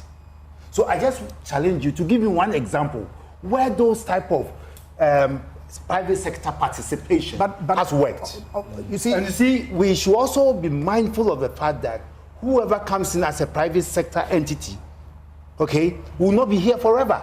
But earlier, one of you mentioned that the PDS arrangement sort of brought some efficiency in the operations of the ECG. Let me tell you what. There was some temporary efficiency, which for me speaks to the fact that with proper management arrangements and lack of, what do you call it? Removal of government's interference in the affairs of the community, we can make progress. Ghanaians are capable when government takes its hands off. And I see no reason why government should be appointing the MDs of state-owned enterprises. They must go through a competitive process through the Public Sector Public Services Commission and get appointed and given contracts, and without government interference, see if they cannot deliver. But that was the major factor that enabled within that short period PDS to perform. But there was no government. I'm coming to all of you. Let me ask this question, Mr. Yantichi. Now, do you accept a private investor should be introduced to strip you guys off your billing and collection of revenue based on the sort of argument that we've had? 24 says, look, because of the experience, let private sector come. The chairman has also alluded to that fact. Would you accept that responsibility of yours be stripped off from you and given to private sector? No, I'm saying that currently there is some level of private sector participation. But the solution is not just the sweeping privatization that we are talking about. The major problem for the sector that some of us see is not just about inefficiency among the organization, but bottlenecks which to about 80% is due to political interest. Well, but Mr. Yantichi, this is quite specific. We've all said that you fail to collect exactly how much you sell. So this one says, let me bring in someone to just bill and collect revenue. It's not to take the entire thing. So I'm asking you, will you accept that you are stripped of that particular one and give it to a private sector? Will the private sector operate on the same terms ECG is operating? That is the big question we have to ask. Did PDS operate on the same terms? Exactly. No. Exactly. No. So it's back to you. They didn't. Let me tell you what. In the year before PDS came in, ECG had sought for tariff increases. It was denied them. In the year PDS came in, it was approved for them. Okay. You see, any company that comes in as a private company have personal interest and no personal friends. That's the first point of call. And if it's foreign, remember there's a question of capital flight in there. Are you trying to tell me when ECG started shutting down people who owed them, they weren't doing their work? Weren't they told to stop in some areas? That's where the political influence comes in. Okay. Strip the politics out of it. Give ECG the chance to do what they have to do. If they go to civil aviation, you haven't paid, they close you. If they go here, they close you. Yes, hospitals probably not, schools probably not. But there are major government companies in this country who haven't paid. Okay. I think ECG can collect. You're trying to tell me that Ghana today don't have expertise to manage ECG? They have. It's the political influence that stops them from doing their work. So you don't agree? I don't agree because I feel we are capable. Look, it's a monopolistic area where tons of money come in. Okay. And anybody who comes in and sees tons of money, they won't even employ your people. And if they employ your people become second citizens in the business. Go to Centio today, ask Ghanaian workers there, and let them tell you what is happening. Okay. Let me go on to the Zoom now and bring in John Jinapo. He wanted to make an intervention. John, you had an intervention to make. Honorable Japar referred to the 2022 annual report and then 2023, page 8. Then if you look at the 2023 document, and if I quote, according to GMPC, total outstanding receivables from Ghana GNGC, that's Ghana National Gas, with respect to raw gas supplied, amounted to 605,691,000. Okay, now I get. 381. Yes. Now I get. So I get. No, gas. okay. So this is primarily the foundation volumes that GMPC essentially was selling to Ghana Gas. Right? Ghana Gas then processes and sells to VRE. VRE uses it to generate the power for ECG. ECG is supposed to collect and pay, but is unable to collect to pay. So this is not debt to the upstream operators. Okay. That distinction must be made clear. It's not debt to the upstream. No, I know. I was on the board of Ghana Gas, so I know this issue. It's even worse now.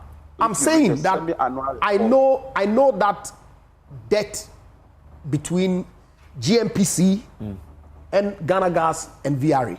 No, I know. But it's not debt that is owed to.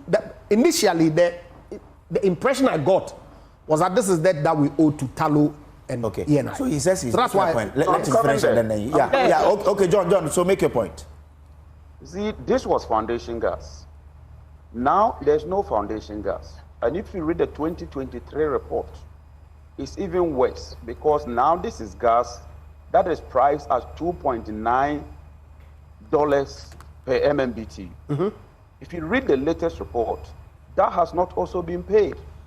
But that's why I said that. No, Jay, that's a bill that Ministry of Finance has picked up. I'm coming there, Minister. I'm coming just there. As the. But can you let him land so that you can come in? Yeah, sure. Yeah. So John, can you land for me? Then the worrying aspect of the Ministry of Finance is that since August,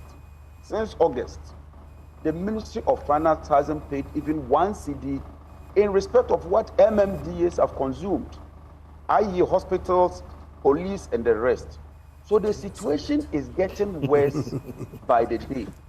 Then the Minister of Finance asks ECG, go and buy fuel.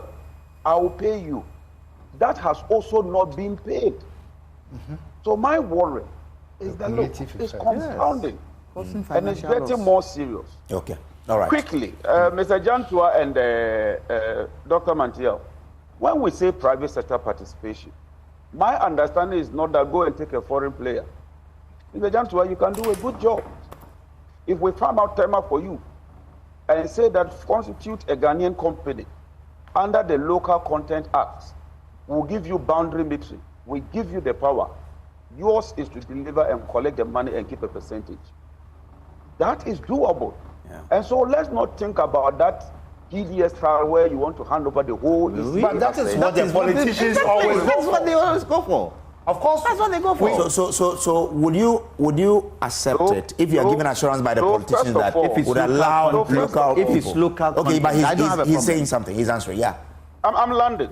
So first of all, we did a similar one with Goyle. Yeah. And Dr. Mantia, you might want to check the Goyle architecture that we did.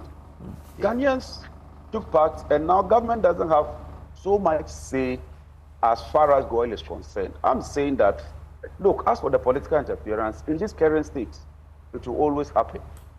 The politicians will promise you, but because we want to win power, when we get there, we want to pretend to be satisfying the people only to accumulate debt. Let's agree that that structure can work. If we agree it can work, the next step is, how do you structure it such that Ghanaians can take the commanding height? It will be transparent. And how do you choose the companies? It will be accountable. Then you do how the do you, right JJ, how do you choose the company? And the company shouldn't be politically declined. Then do it for me. I need to make a small political statement. To make a small political statement. But the honorable, I beg. Just one. I like the well example you gave. He says he wants to make a political point. Yes, just so. And then we have gentlemen. Yes. And then we have SIC. Gentlemen, and all those have worked. 1 second. Gentlemen, he says he wants to make a political I beg you 1 second. Yeah. This one is a political statement. Dr. Manjia, yeah, you can be sure, and I say this on authority, that under a Mahama presidency, a consultant, you'll be a consultant. Honorable, when you were at the ministry, we made these proposals to you when you were there before the PDS deal. That one of the best options we proposed in our position paper was to go through the stock exchange. You were at the ministry at the time. We'll learn. And he ignored it. Okay, all right. Thank you very much, gentlemen. Let me bring in. But you're not going to allow me to also make a political statement. Okay. Fair chance. Make it, and let's move on. Oh no, but of course, I mean, I think this is a very serious engagement, and I'm glad I accepted to come, even though the notice came to me very, very late. But you yesterday evening. Yes, I've thoroughly enjoyed it because it's. These engagements help. Okay. See, this PSP, of course, the thinking, it's not been firmed up because the minister constituted a team, former MD of ECG. What's his name? I've forgotten his name. Okay, to head. There's been some back and forth. Engineer Mono or something. No, okay. It's not. Akwaku. Okay. Akwaku. So he's the one who is consulting to get this done. The whole idea is not to disintegrate ECG. It's only the collection. And like John said, they already started deploying the boundary metering, right? You can confirm that. You are working on your boundary metering project. Mr. Antaji, are you working on it? No, I can confirm that. You cannot confirm that. Yes, I know. As a matter of fact, that they're working on the boundary metering. They've installed quite a number. Okay. So the thinking was, why don't you allow private people to take segments? ECG still does all the PPAs. They control the market. They handle the faults and all that. Just the pull to the consumer, knowing how much power that you brought into, say, Accra West. All you're doing is get your guarantees from the private sector person, okay, and they pay you for the power that you brought in. What he then has to do is to make sure that he meters the consumers and collects his money. Of course, you make some return. Okay, that's what businesses do. But ECG then has its bulk amount for the power that is sold into a particular boundary to pay everybody else within the value chain.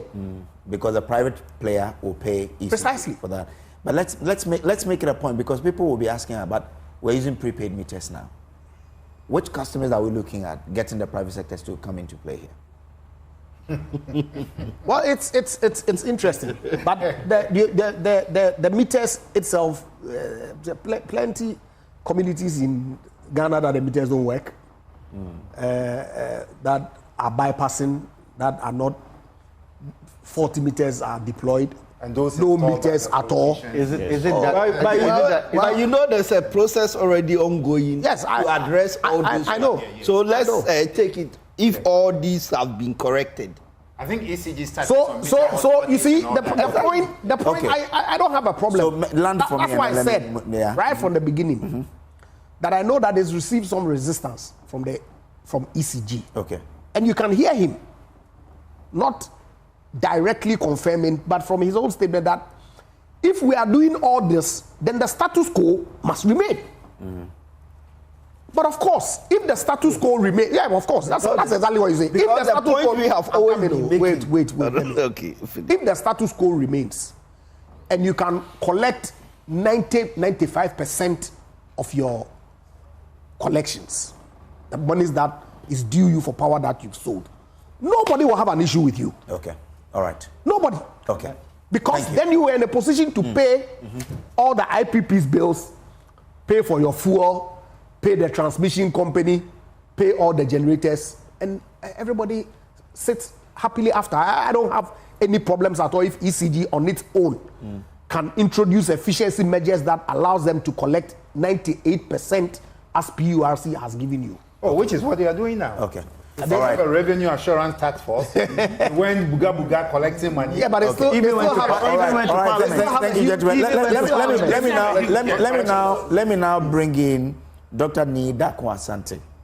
He's a former PRC commissioner into the discussion, especially on the point about PRC not being able to help ECG to know exactly how much they are being paid for, right? That's the point you make. Doc, thank you for joining us, joining this national discussion. So, what is my pleasure? You've been a commissioner before.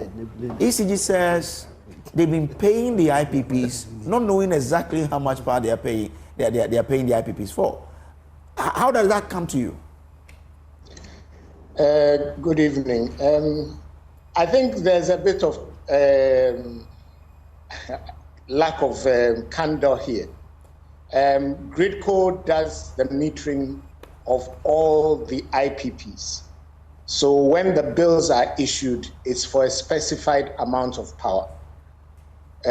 These bills are submitted to ECG, they are vetted by ECG, and also vetted by the Cash Waterfall Committee.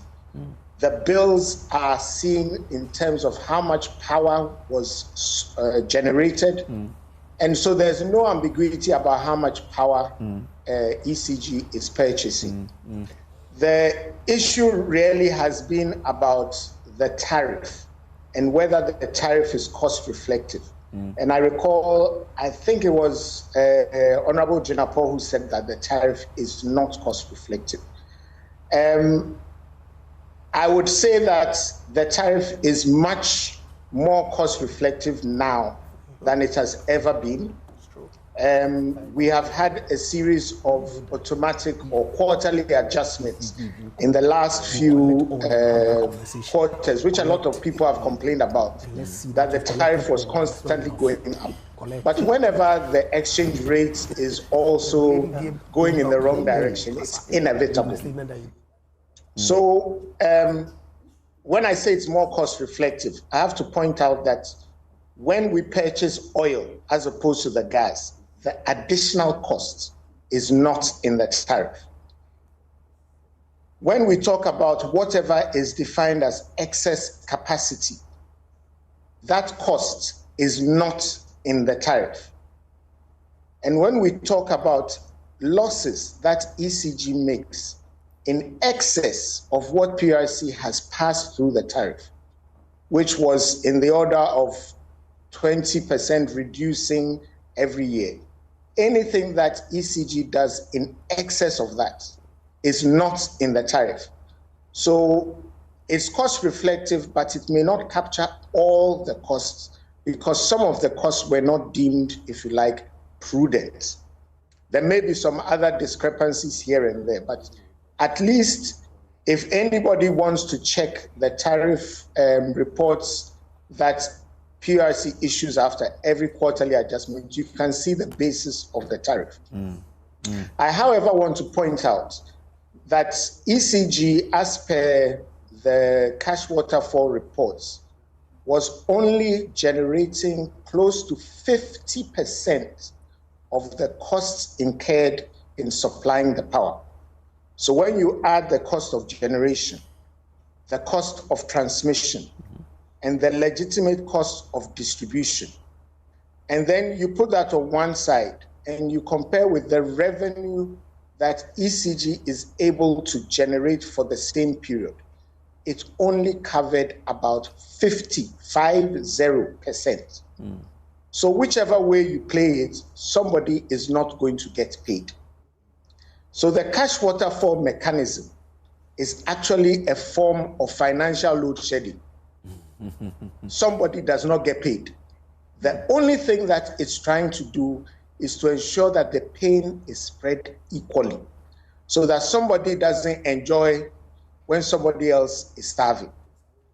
Prior to the cash waterfall mechanism, ECG had the discretion to pay who it wanted, how much it wanted, and keep as much of the revenue as it chose for itself. This is what the cash waterfall no longer permits them to do. And when people say the cash waterfall mechanism is not working, what tended to happen is that ECG would keep a greater proportion of the share of the revenue than they were entitled to. Okay. And so that is part of the challenge. In this latest version of the cash waterfall, there's a tier 1 and a tier 2, where tier 1 is the IPPs, and they are guaranteed, I believe we're saying 70% of their cost. And this is only their capacity charge. And then the 30% was supposed to be paid at a future date. And again, we don't know where that money will come from to pay them. But the fuel costs are not paid in full either. So whichever way we look at it, we are still accumulating shortfall. Now, the key thing to bear in mind is that this shortfall arises from two things. Any reduction in the tariff that it doesn't cover oil or excess capacity or excess losses. But from the ECG side, there are two things that happen. Sometimes ECG bills people for power that it does not collect. So people do not pay for bills that have been issued, and that includes hospitals, schools, government institutions, and so on, but also some private sector institutions. There are private entities who are not paying ECG for power they are consuming. But the second one is theft. Some people are bypassing meters. Some people don't even have meters, whether they are fake meters or whatever. So some people are consuming power, and ECG is not even billing them for that power. That part is what PRC has allowed up to about 20% for them, because no matter what you do, there'll be some theft. But this is going in excess of 30%. So when that happens and we choose to privatize or to bring private sector participation, it's essential to make sure that whatever mechanism we put in, the private sector participants will be incentivized to collect that lost power. Okay. And that is where the challenge is, because it's not straightforward. Okay. Some of this power is going to street lights, because most of our street lights are not metered. Some people put street lights and point them at their homes. Sometimes there are street lights in places which ECG does not know about. So power is being consumed and not paid for. Okay. All of this, if we do private sector, who is going to capture that cost? We have to make sure that we don't, in our haste to try and privatize, have a situation where these losses are just continued. So it's not that simple. But at the end of the day, we have to make sure that both ECG and NEDCO reduce both collection losses and distribution losses, which is including theft. The question is, why don't we look at why ECG is not able to collect? What is the problem that is stopping ECG from collecting? There must be a situation. Okay. Let me ask Doc a question from the, PwC report. And I will quote, this has got to do with the cash waterfall mechanism. It says, it will be useful, and you should tell me whether it's true or false. it will be useful for PRC to take advantage of technology-enabled solutions to facilitate a system that provides real-time data, independent validation, and a stronger reconciliation system to support a more efficient monitoring and evaluation process in the cash waterfall declaration process. Are they not using technology to identify these things? And if they are not, why aren't they? Okay. That question should be answered. We are skirting the board. There's a problem there. They are not collecting. What is creating them not to collect? Okay. Let's solve that problem. Okay. So let me see if we can get a response from Doc, and then I'll come to Mr. Nyantakyi to answer what is preventing them from collecting. Doc, you have a response to Mr. Janto's question? So in terms of the data for the cash waterfall, that data is not available to PRS in real time, but GRIDCO has it. And I think some measures have been put or have been requested for GRIDCO to extend that to both the Energy Commission and PRC. I believe GRIDCO was having some challenges with doing that, but that should happen. However, the more important measures referred to. Now that would show how much power is going to a particular locality and compare that with how much money is metered as being consumed. And the gap between those two would be the losses, as in distribution losses. Now, ECG tells us that they have done some regions and even some districts, but to date, they are not showing those figures, as in how much is going into those regions that they have done the boundary metering for, as compared to how much is metered as being sold. Okay. Now, obviously, if they provided that data, it would help everybody to see where the losses are happening and therefore put some focus on improving performance in those areas. Now, that gives you an indication of the problem. Nobody really wants to be held responsible for losses that are ongoing. And as a result, nobody is, should I say, motivated or compelled to do anything to reduce those losses. So year on year, we see the losses, but in effect, nobody is really responsible for them. So the losses continue. Okay. For the first time, and I must commend my former colleagues at the PRC for trying to make the management and board of the ECG responsible for some of the, should I say, departures or deviations from what needs to be done. There's still some challenges as to whether there is a legal mandate for that or whatever. But at the end of the day, somebody has to be held responsible other than that faceless ECG. We blame ECG, but ECG is not a natural person.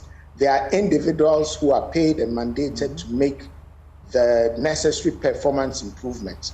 And so far as I know, no MD, no board member has ever been fired for the poor performance of ECG over the years. And that explains why ECG, to my mind, is not making progress. Thank you. All right, thank you very much. Mr. Nyantakyi, the question about why you're not collecting enough for what you sell. Well, I think it's a myriad of factors. And he mentioned the issue about meters. He mentioned the issue about power theft. These are also some of the contributory factors to the losses. But if you realize for the past almost about 2 years, significant effort is being made by the current management to improve the collections. But again, it still brings us to the issue of finances. You need meters to be able to get all the power that is being billed accurately collected. Meters, even though the LRP project is trying to address that, but it's not at the pace that everybody will expect it, because even the private manufacturers who are supposed to supply these meters, the meters are not coming in the way it ought to. Okay. And then when it comes to the issue of power theft, the system is so loose that there is virtually no disincentive for people who are stealing the power, because when even they are accosted? What's the sanctions regime that will deter people from not continuing this line? Okay. Though these are awesome, but and then you cannot also run away. I always say that for me, the major issue of facing all these public sector institutions is the politics. Okay. The politics should be out of the public sector institutions. Interesting. Now let's spend the next segment looking for the solutions. Let's bring the solutions out. Doc, you are with the independent generators. What is needed to produce reliable power for Ghana? Thank you very much. From all the discussions that we have, the submissions made, from where I see it as a private business person, and looking at ECG, governance is a major problem that is creating the challenges that ECG is facing. Okay. I feel we should allow the actors in the electricity supply value chain to be part of ECG governance system. Okay. For instance, we take the board of ECG, allow every actor to be represented in that board. Let them have the right in selecting the management of ECG. This will go a long way to ensure that the right thing is done. An opportunity should also be given to the private players. For instance, the IPPs, we are ready to invest in ECG. There is no point going to look for money anywhere, coming to buy meter or to inject into ECG. We are ready for that. And if we know the sustainability of ECG is key to our survival, we will do everything possible to protect it. Look at our investment in the power sector. We've been very diligent in our business. Why won't you protect where our money will come from?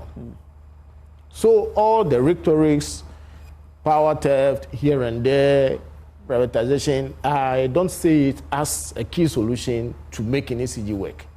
Let's look within, we can make it work. But you coming on board is privatization, isn't it? No, what I mean, we are already in the sector. So our involvement, we are already part of the process. Yes. Our involvement will bring a change. Yeah, but you going in to be part of ECG means that ECG should be privatizing to allow for private. Well, we can take it as a form of privatization. Okay. But I feel because we are already part of the system, it's already an inborn solution. Interesting. Is ECG and the power installations, is it a security issue? And if it is, can we allow private sector to come in? You may even want to look at the problem in a much broader context. Every country should have strategic sectors where it safeguards. So, for instance, you are talking about the energy sector, you are talking about the power and what you call the water sector, you are talking about the finance sector, you are talking about the telecom sector. These are sectors that you should be careful in opening them up for private participation, especially foreign multinationals.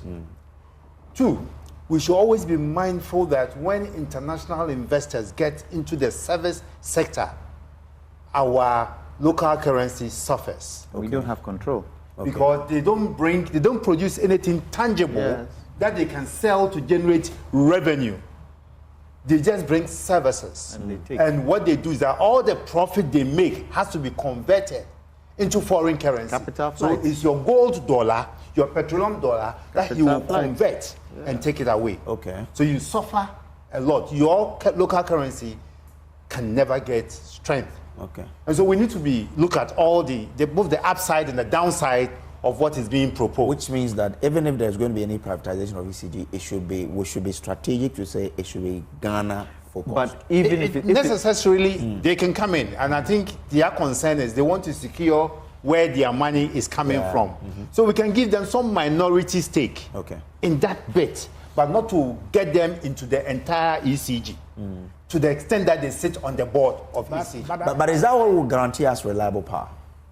But that's what we've said here, that the problem really is with the last mile. Which is ECG. And you want to bring in private sector participation. And they are saying that they are interest holders.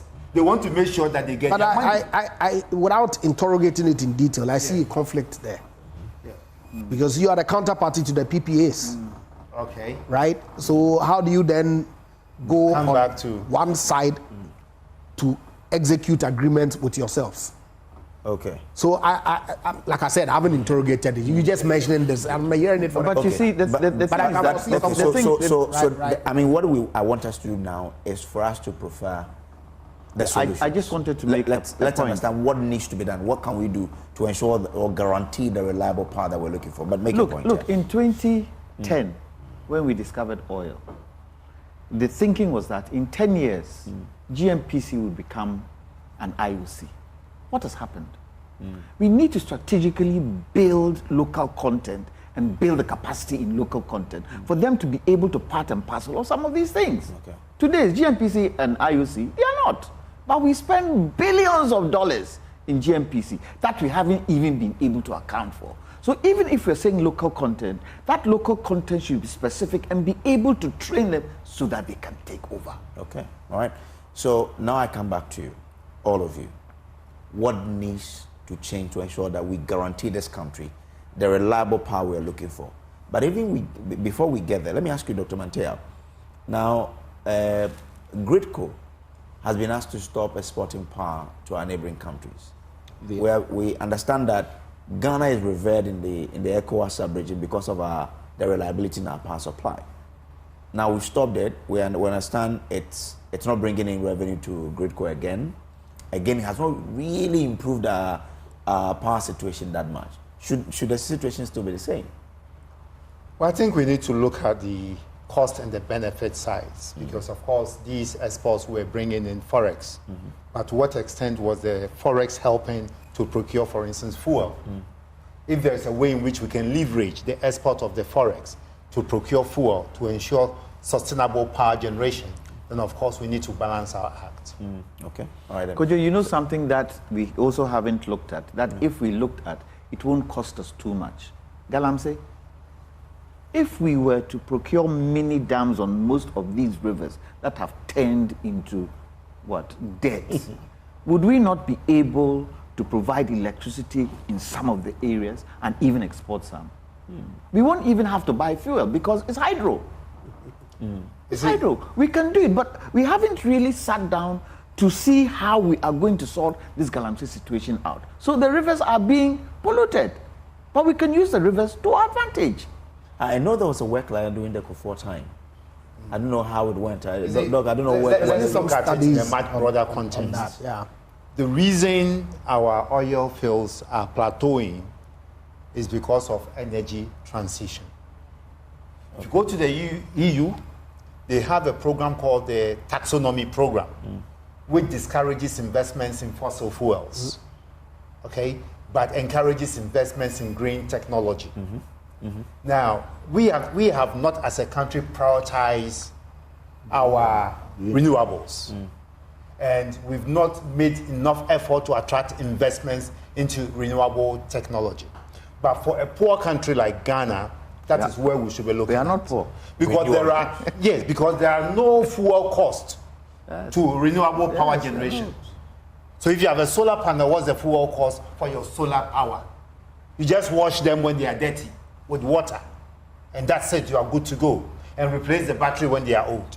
But that's also expensive, the batteries. Yes, but the cost is coming down. And I keep saying that God must be a Ghanaian. Yes. Because look, we have what it takes to develop our renewable energy resources. We have abundant silica sand in the western region. From Atwabo all the way to Aboso area, silica sand, plenty.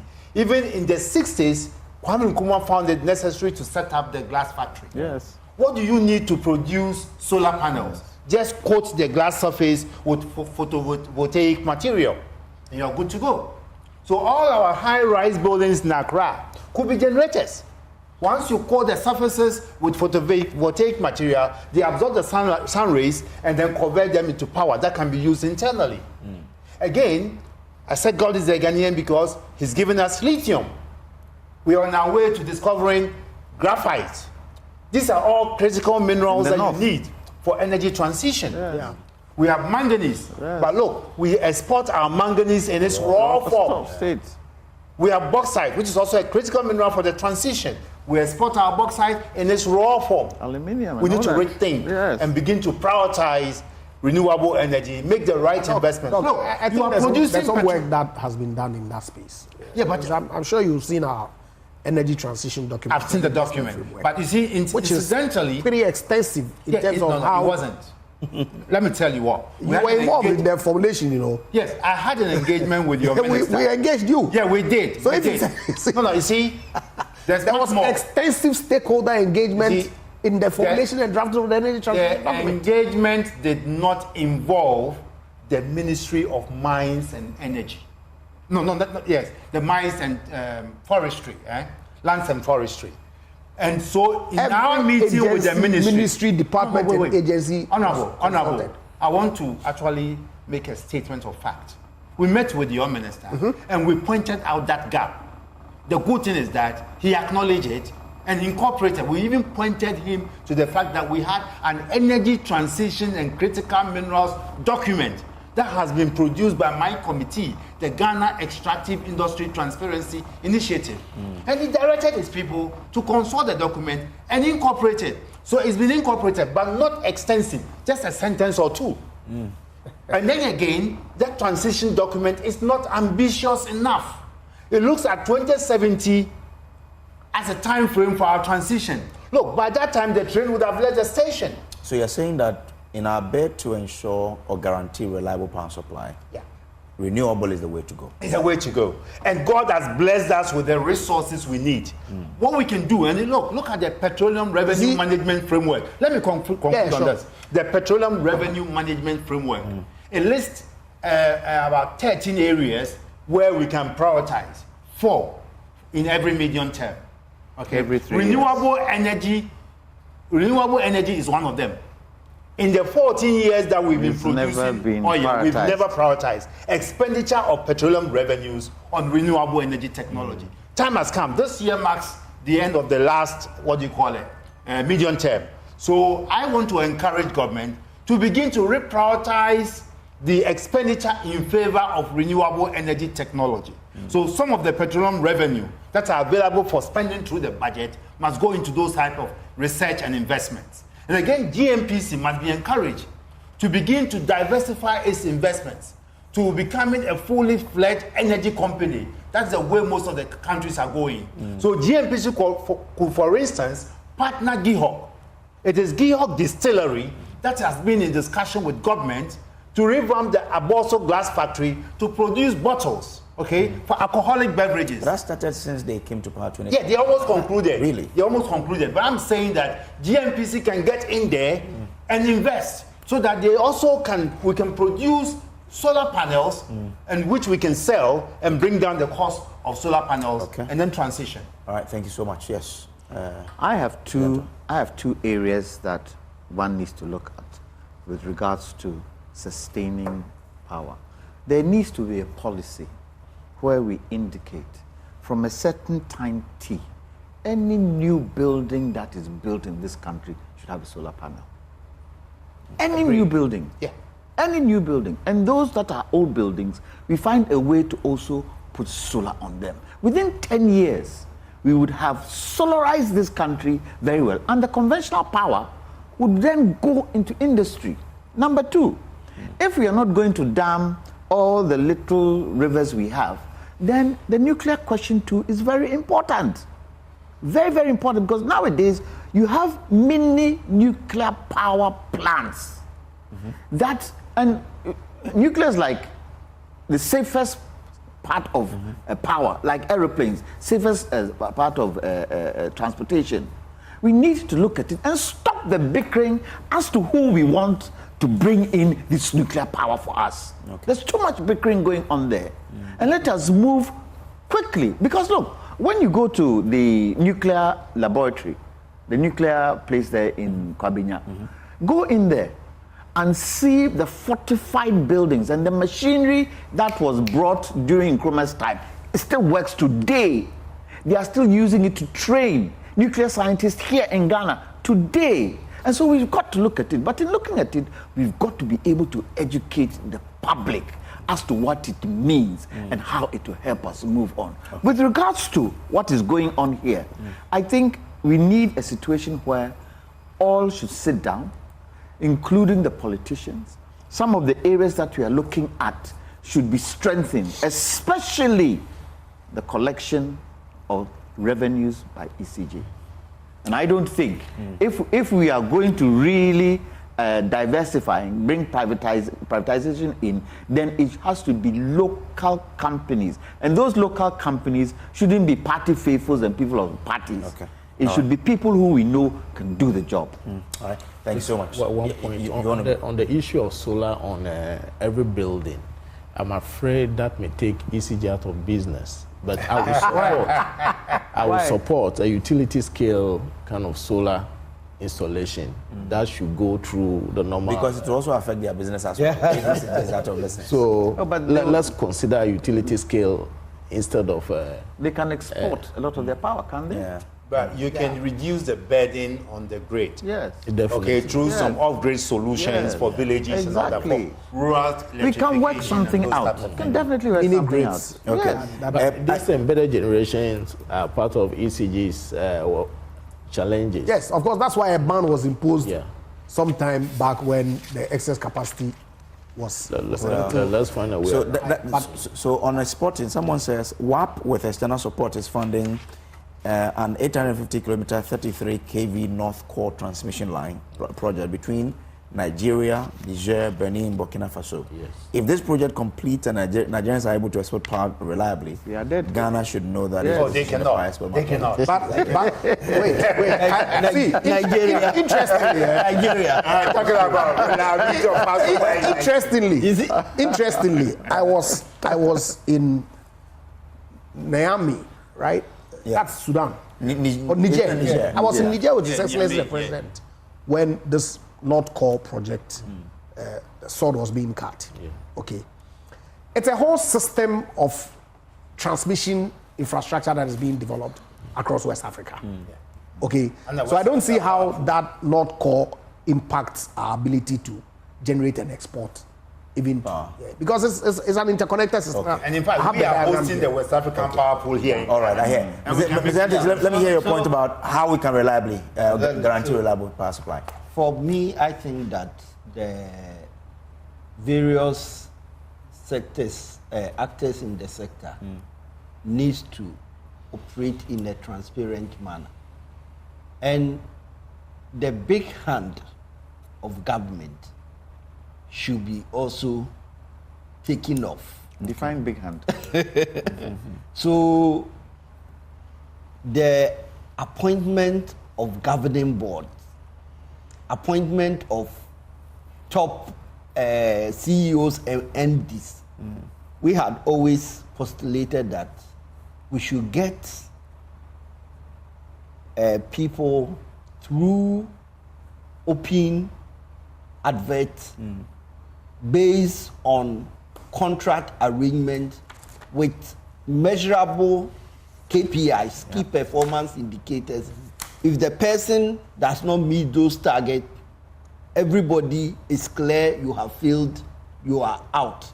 If the person meets the target, it doesn't matter which government is in power, the contract must be respected.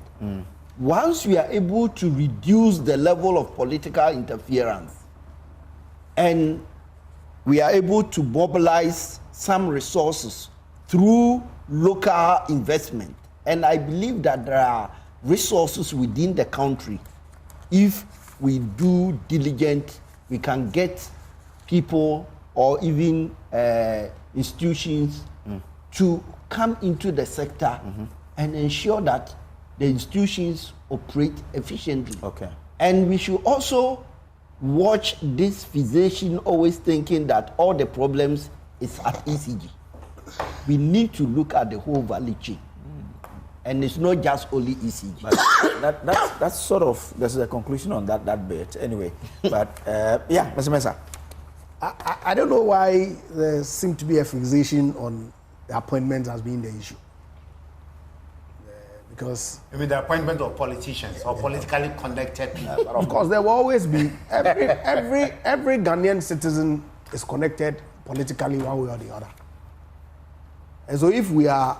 But when that becomes the overriding consideration, it doesn't mean that you shouldn't appoint competent people. Because for me, that's the most important criteria. Okay? Because the Constitution is very clear. Okay? Of course, ECG managing director, he's been touted to be doing some amazing things with your digitalization and all that. He's a political appointee, but he's performing.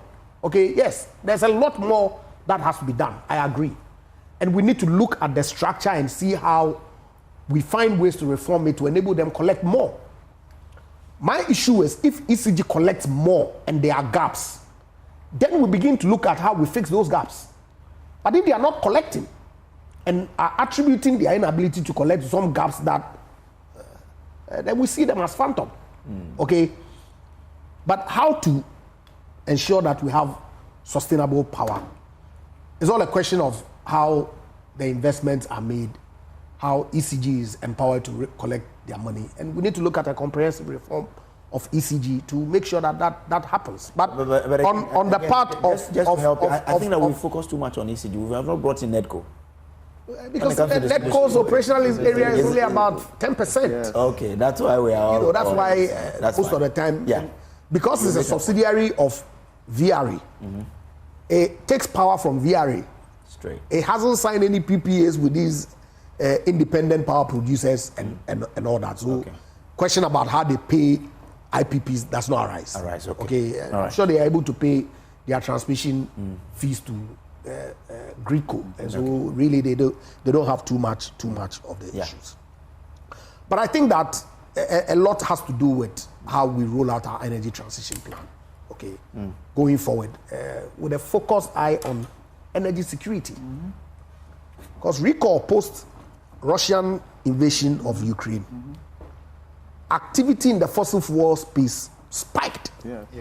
In fact, even UK started issuing licenses in the North Sea for oil exploration. Soon after the precisely. America the same. Germany started repowering their coal plants. Why? Because renewables are interruptible, you know. Yes, there is some advancement in battery technology, but you need base load, which renewables don't give you. So that's why we focus, and I agree with you. We need to focus and accelerate our nuclear penetration because it's clean, it's safe. Of course, when something goes wrong, it's terrible. But it's internationally... Absolutely, I agree with you 100%. It's part of our energy mix that we've developed under our energy transition framework. And of course, gas, which is generally accepted to be a transition fuel. Cleaner, way cleaner than the rest of the fossil fuels because the gas is a fossil fuel, right? And so we need to invest more, encourage more investment. And I agree, GMPC's empowerment has come rather too late. And also we try to do... Say it again? Look at hydrogen too. Yeah, of course. Hydrogen and all that, okay? But I can assure you, if you permit me to also make one political statement. We should be dying to make. At His Excellency, the Vice President's GIMPA statement, it was focused on renewable as being a key component of what he is going to do to ensure that energy security is actually. Okay.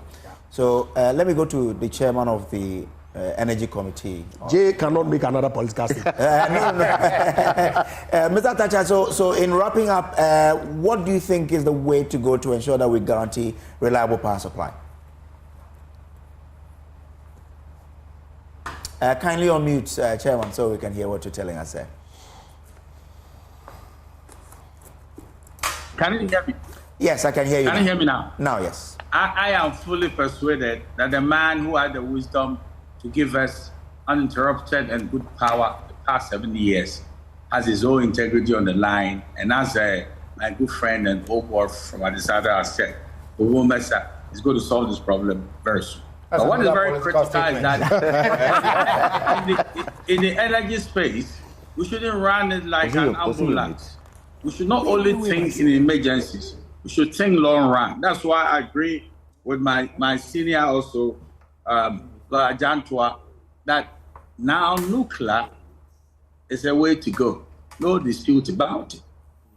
And we should think long term. We shouldn't run an ambulance. Number two, the hydro, we've not finished with it yet. So it's very right. As we look at our river bodies, instead of this kind of, if you like, bad, pollution of our water bodies, we should see what we'll get out of it. And the energy mix. I was surprised to hear somebody say that. Play down solar because you ran the IPPs out of business. Why can't you think about being a net exporter of power? So that we should look at solar from a very critical perspective. And what is now very, very, very important for us to look at is that let's see how the turf war and the petty rivalries should cease, so that there is a synergy to look at Ghana from all those in the value chain, so that we go back to normalcy. Okay. This is what I will say for now. All right. Thank you so much. Dr. Nidako Asante, your concluding remarks as to how we can ensure reliable power supply. Thank you very much. I'll just quickly raise one thing which hasn't been talked about, which is the LNG facility that was being provided in Tema. We are talking a lot about fuel shortage. We have GNPC having contracted a supplier of liquefied natural gas. That plant is, or that facility was probably close to 90% complete prior to the Ukraine war. If we completed it, we would.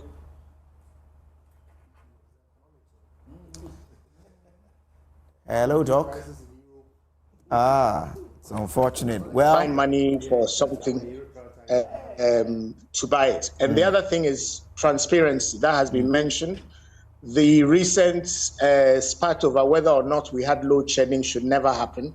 The professionals running the power sector should tell us whether there's a shortage or not. And Gridco has always been the one responsible for telling us.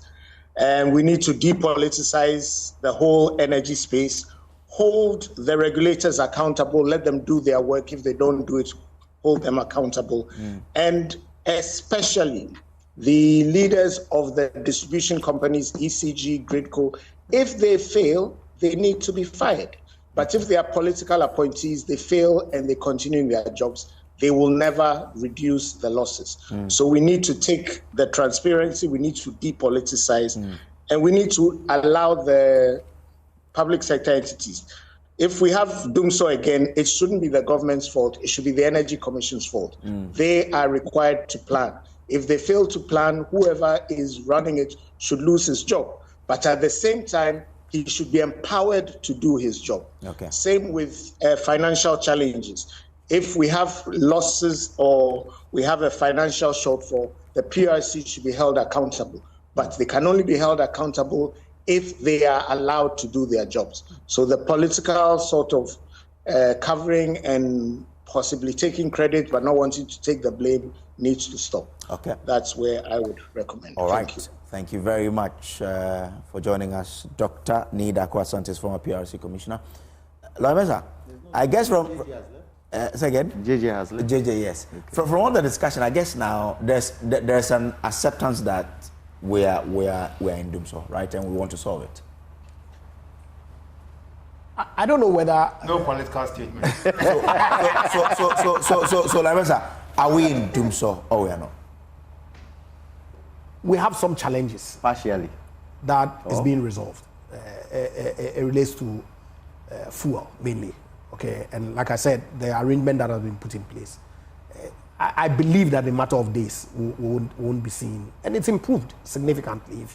But the situation is Dumso, right? I am not going to, as it were, Christian it. You elect to call it what? In 2015, 2016, you gave definitions. You want to know 4 years as opposed to 3 months. Okay. So you want to ask to go into that debate? Okay. So this is a short. No. It's like I said. I mean, transient. There are issues, but Dumso is Dumso. Lights off. Dumso is Dumso. Anyway, okay. Because if you look at the figures that I mentioned, that you put out, 4,000 or so. Yeah.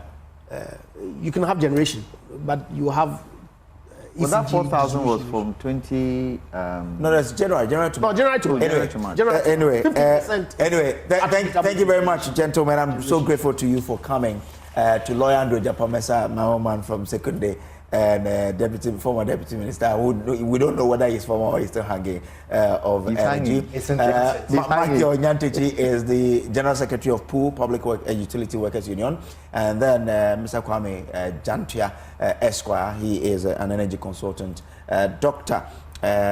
Steve Mantea is chairman coalition of stakeholders on electricity contract and arrangement. And also we had Dr. Elikplim Kwabla Kotogo. He's the chief executive of Independent Power Generators Ghana. Thank you so much for joining us. I would want to conclude on this. Someone says, great analysis. Thank you. It's a great show. I'm doing the listening. Papa Yenzu Kwansa from Kweswin Team Takrade. So on that note, we say thank you very much for making this discussion a very worthy one for people to listen and watch. And thank you to those of you who joined via Zoom, and especially to those of you who did the viewing in your various homes and offices, and to those of you who listened on Joy 99.7 FM. Thank you so much. On behalf of the production team, led by the Venerable Evans Mensah, I say thank you for being a part of us. We'll meet again, God willing, another time. My name is Samuel Kojo Brace. Have a great evening.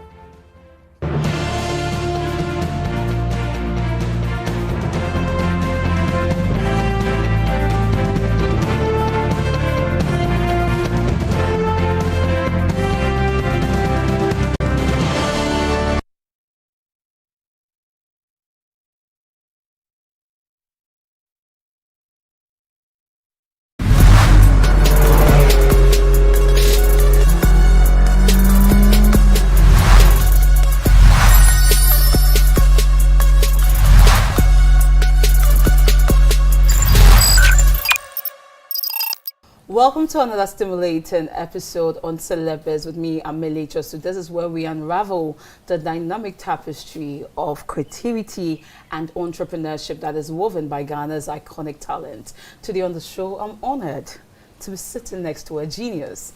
Not only a genius in the music industry, but he's also a genius when it comes to the vivid strokes of visual arts, and he's also an advocate for everything humanitarianism, and you just name it. My guest today is none other than Walasi Langanyo. Waska, Charlie, what's up? Thanks for coming to my humble abode. Yeah, I mean, it's refreshing being out here. Yes. I like the outdoors here. Yes. The trees and everything. And the trees and everything. Good to have you on the show. Thank you so much. Thank you for having me. Yeah. I like your shirt, by the way. Thank you. Yeah. You know, I knew I was going to come I just had to wear. That's smart. Yeah. So I know. I mean, we all know Walasi as a musician. Yes. Yeah, but I know that you're into fine arts as well. Yes. So I just want you to bring us up to speed on your fine art side. Yeah. What you did in school, how you got here, and all that. Okay, so started doing fine arts in TTU, Takai Technical University, but I think the basis of my fine arts started from home. I was allowed to create, draw, paint, have my own time to myself, and when I'm bored, I always want to create something. So I think it started from home, where my family gave me the space and the freedom to create as much as I want. And then I went to Pope John Senior High and Junior Seminary, where I wasn't obviously a seminarian, but I went to do painting and sculpture in school, which is visual arts. And from there I went to TTU, and TTU I finished school and started hustling as an entrepreneur. Building my name and making sure the name matches the personality as well, because the art is not just creating what you necessarily like, but also making sure that it represents you and it represents your surrounding and your community. So with your abilities cutting across music and visual painting, tell me, how does your creativity manifest in both your painting and music?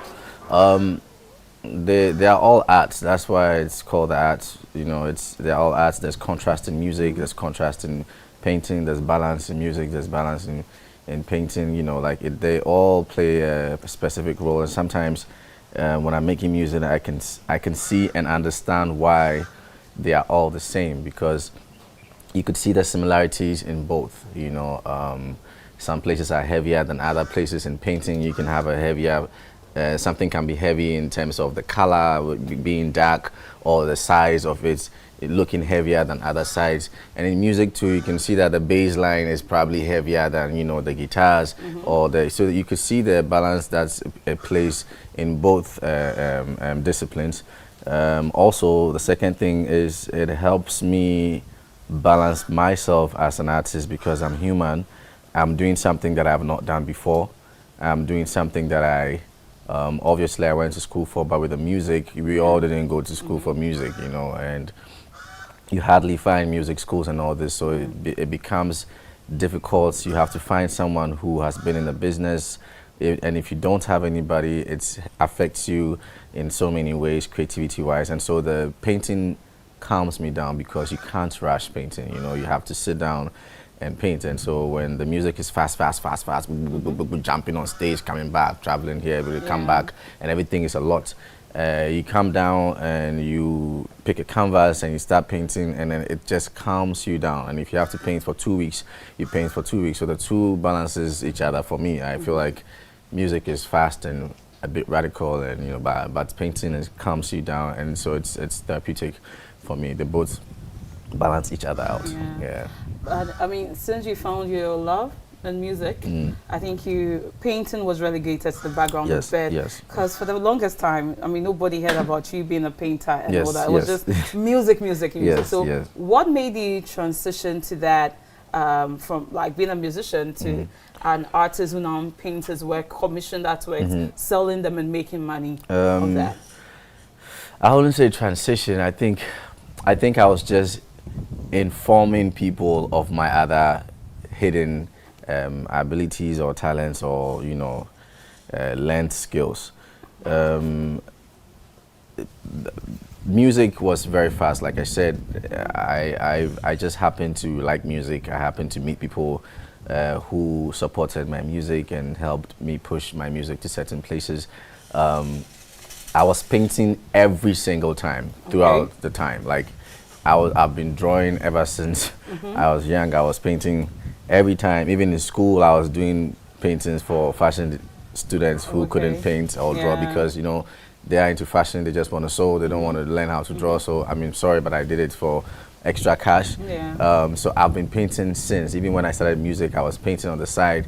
It was making me money, because when you start music fresh, you're obviously not making money. You're still pushing. So music, art has been there all along, and it's been supporting me all along. And I just got inspired by some of these artists that came out and were doing really well, and I was like, you know what, why not? Because it can bring me extra cash. Moreover, the music is not necessarily bringing me all the money that I need, or the money that can satisfy my ambitions. And so I was like, why not? So shout outs to people like Amwako Boafo, who like are doing extremely well in the arts business, you know, making it extremely professional and, you know, like top-notch kind of presentation of art. And these are kind of people that motivate me to say, let me take some time off music and do the painting and make it professional as well, because I was just doing it for fun, and I had only few clients who call you and say, I want a portrait for my wife, my daughter. You know, Ghanaians, we like portraits because nobody wants to put an art that they don't understand in their room. So I wanted to break away from the portraiture and just go deep into myself and create something.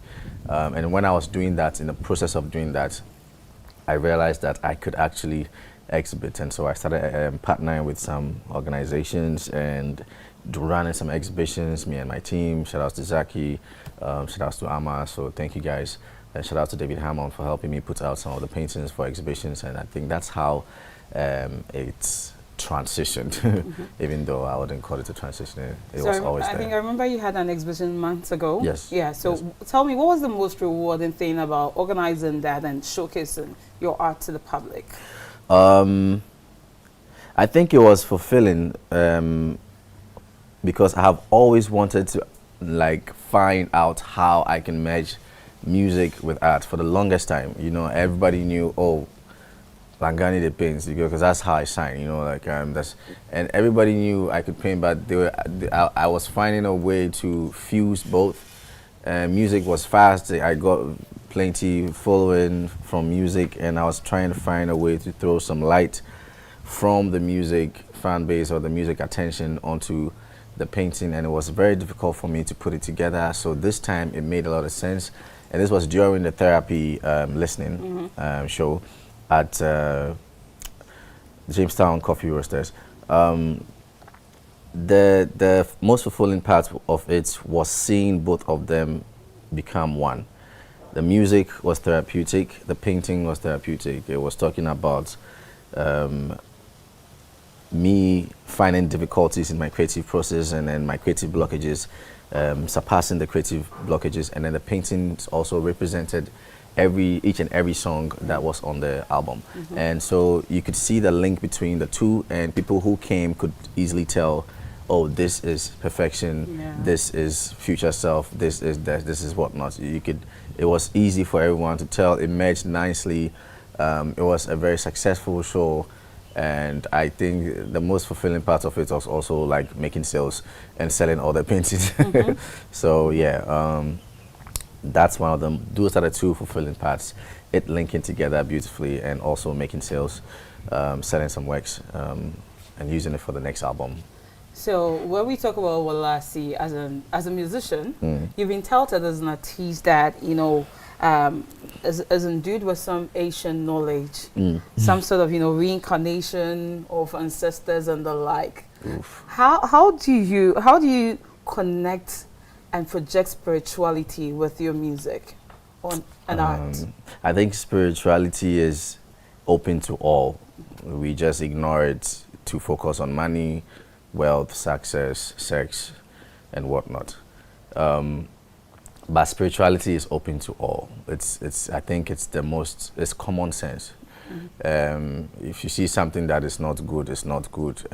I don't see it much as spirituality. I just see it much as humanity. You know, like just doing something good for yourself and then the people around you. And once you start thinking about the good you can do for yourself and the good you can do for people, or what you can leave behind, you start realizing that you are touching people in different ways because you are thinking about them and they are thinking about you.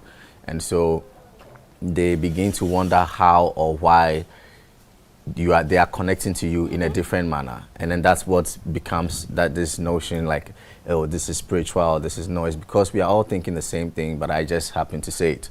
I happen to say things that actually matter to me and the people around me, because I go out with friends, we sit down, we drink, we talk, you know, we talk about important things, but you listen to music and you don't hear any of that. Everybody is talking about, you know, what is going to draw attention and what is going to make money, obviously. And so I think it's because I think it's because of the humanitarian aspect of it that draws people attention to topics that are sensitive, important, and needs to be discussed. And so it makes people feel connected, and connectivity is spirituality. I think that's what it is. But maybe someday I'll actually start talking to spirits. Well, I can't wait for that. Yeah, me too. And you've also talked about, you know, creating your own philosophies through music. Yeah. So tell me, how do you manage to, share some of these philosophies and how they, you know, reflect your worldview? Okay. So one is The Man and the God, which is the album I released the last 2 years. I believe on this earth, some people are playing God. You know, imagine there's an uncle of yours that is, or an auntie of yours, or a friend of yours whose dad really likes you because you are doing well in school, and then they offer your parents some money to pay for your school fees, and you don't even know about it, and then you pray to God and say, oh, thank you, God. And so God is working through people as well. So I believe the man and the God was to let people understand that you don't have to wait for God to do something for someone or for yourself. Sometimes you can be somebody's savior, somebody's God, let's say, and help someone.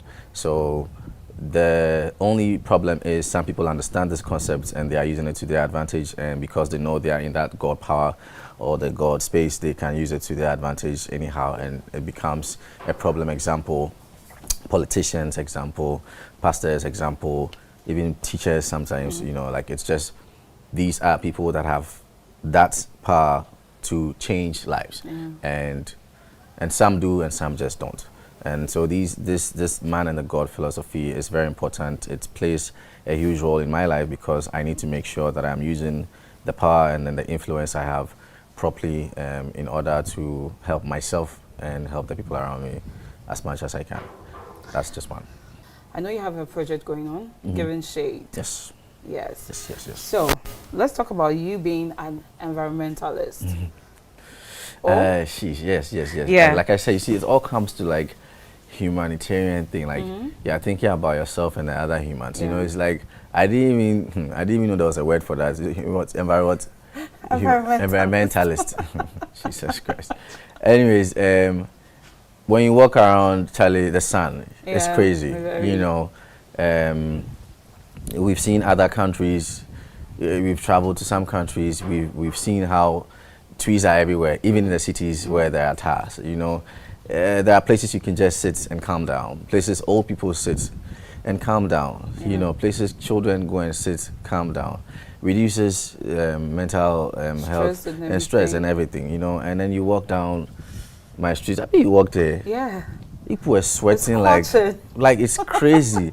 And the heat from the floor is, you know, and I'm like, you walk in East Legon, Cantonment, like, you know, all these places, and then there are trees, nice trees, and people who nobody's cutting it. Yeah. You know, like, so the other places, what is happening? You know, it's like we might as well just do it ourselves. And I feel like, Charlie, let me just gather my boys and some of my fan base.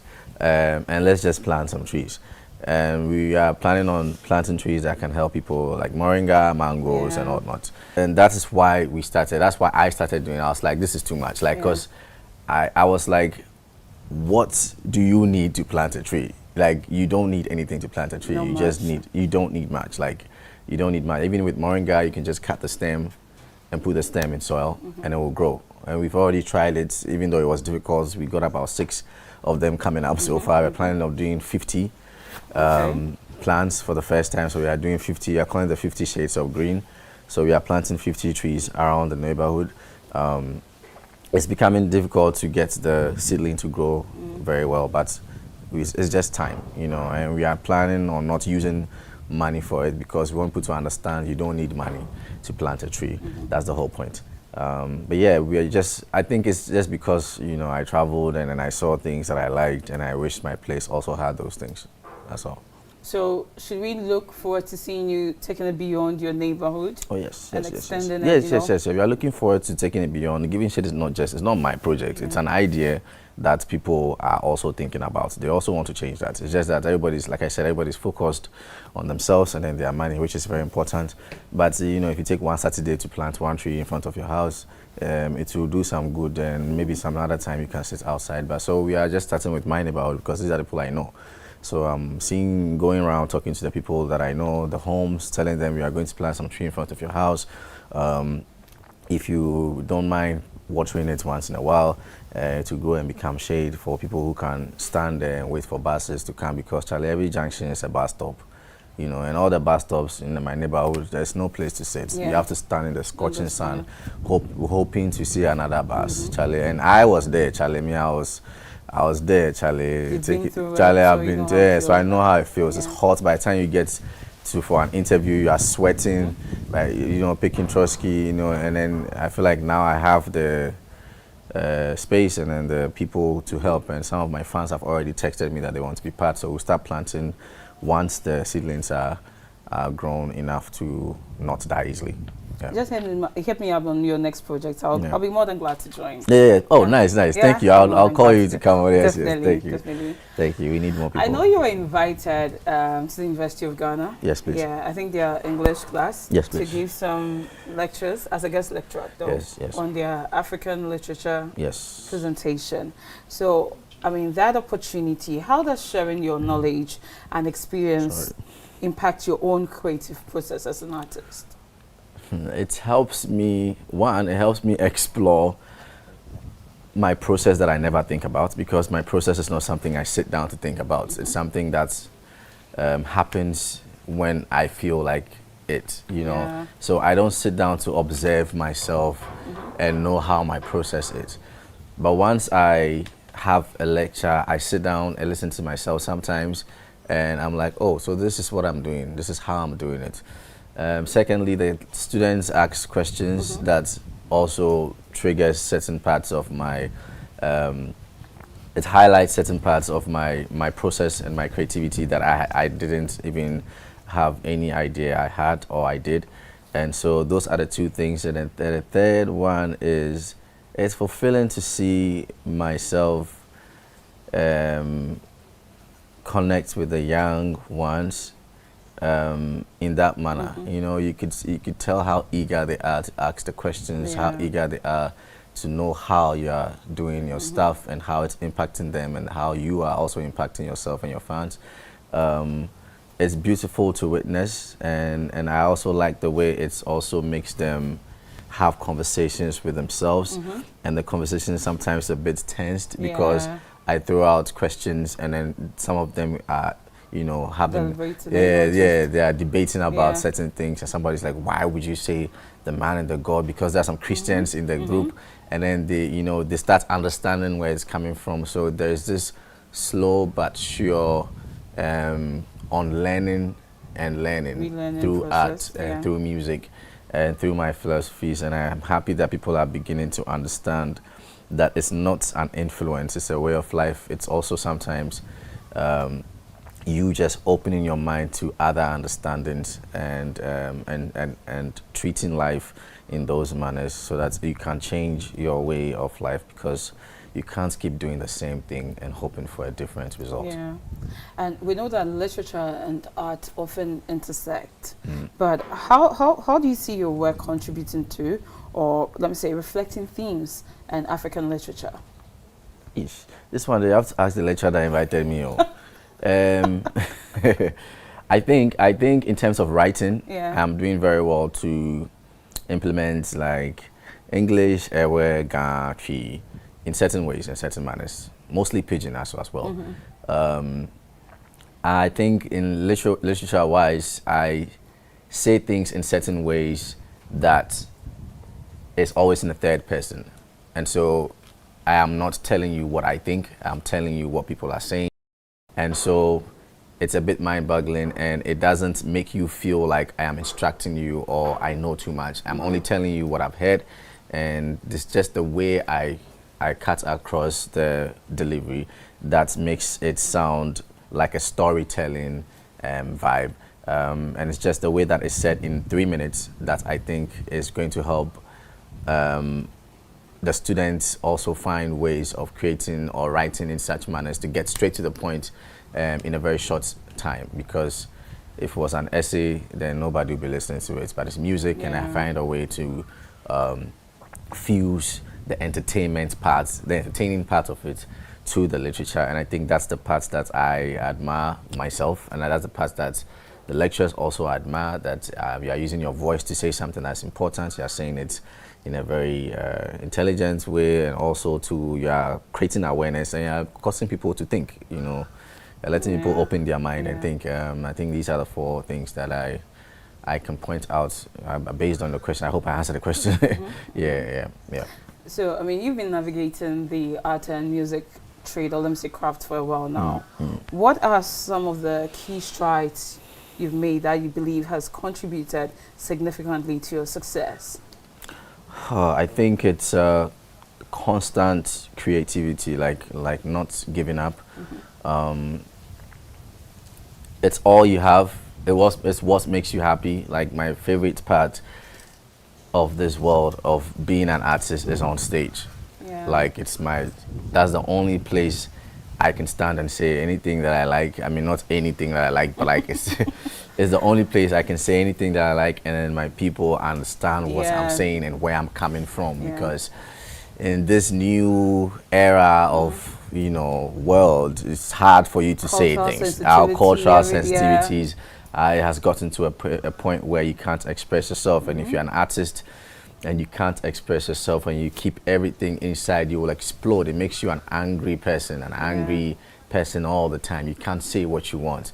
Hence the next project called The Angry African, because I want people to understand that people are actually angry, but they are scared to say what they have to say. Hence The Angry African, because I feel like people cannot express themselves and everybody is like, you know, keeping things down. But anyways, basically the question was what has helped me to, you know, and I think it's the art, the form of feeling free to say what I want, how I want, using my music to express myself. That's the whole point of being an artist. You should be able to express yourself. And so if you can't express yourself, then what are you doing? And music and art helps me to express myself the way I want, so people can see what my problem is, or my happiness is, or what somebody's problem is, or what the community's problem is. And once that is taken away from you as an artist, you'll be sick, you know. And so I think me just knowing that I can express myself every day pushes me to write more, to create more, to find the problems even more, ask people what the problems are, and just use the music to create awareness. I think that's one thing that pushes me. Secondly, money that I make, it helps me, it feeds me. Third, it draws attention to the people of my caliber, so I tend to attract people that are like me or think like me, or people that even want to support you and even push you further, people that you can also push further, people that you can collaborate with on anything and also push that further. There are people who want to be helping or supporting ideas, and so it also attracts very, very quiet, very, very intelligent people, very, very knowledgeable people, presenters like you, videographers, photographers, investors and whatnot, you know, businessmen and women and whatnot. So these are the things that drive me to keep going. That has also pushed my career to a certain level that I'm happy about. I think it's okay to say that through that you've managed to equally build your own social capital. Yes, it's not easy, man. It's not easy being a musician in Ghana. Nah, please. In what way? Like making money is not a joke. Like you have to read all the time. I mean, I had to force myself to learn certain things like writing proposals and whatnot, because because I am an indie artist, you know. I don't have a manager whatsoever, so like I'm working with friends. It's just me and two of my friends, you know. One person is handling admin, and then the other is a producer who handles like finding things and getting things done, like getting cameras, also directing and whatnot in terms of visuals and whatnot. And then the band that supports me once in a while, and even they cry, they are not my band, like one day just help me, you know, once in a while. And my sound engineer, who is also supporting, you know, but you know, you have to think like a businessman. Like I said, it's not easy, so you have to start thinking like a businessman. And I think that's the aspects that makes us worry a lot, because if you're an artist, it's hard for you to have both the right brain and the left brain working equally. And it's just nice to have somebody on the left brain doing that side of the job, the front end for you, and then you know, and you can handle the right brain and the creativity aspect of things. So it's not easy, because you have to use both brains. So I have to start learning how to write proposals, send out proposals, go for meetings, go for dinners, lunch. So I get invited to these you know, ambassadors, summits and all these things, and you have to attend. So when you attend, you talk to people. You have ambassadors of countries also doing their parties at home, little parties. They send you emails. First, I wouldn't go because I'm like, what am I going to do there? But now I dress up and then I get there quickly. Exactly. You talk to people, tell them about your album, your shows that are coming up, and it has changed me to a lot. It has made me grown in the business aspect, even though it's not that much. It's just something that can confine my art and my creativity to an extent that it can make me survive. But there are other levels of the business aspect, which is finding probably about $500,000 to market just one song globally. You know, that's different thing. $1 million, $2 million to market an album. That's a different level. But On my level, I'm just sticking to the parties and then talking to people and proposals and whatnot. So it's not easy. Yeah. It's not easy. You have to make sure your money is always tight, and you have to find monies to do the project, to make more money, to give people back their money. It's not easy. I learned the hard way, but we are doing it small. But I mean, I know there are quite a number of independent artists who equally get these business professionals, to front for them, to keep their books in order and all that. Yes. So what stops you from, maybe collaborating with one, or having one person on the team to supervise and oversee these things? During the years, I've had people come in and out. We work for some time, and then plans change. People have plans change. Things happen. Families happening. Health issue. Everything happens in their own way.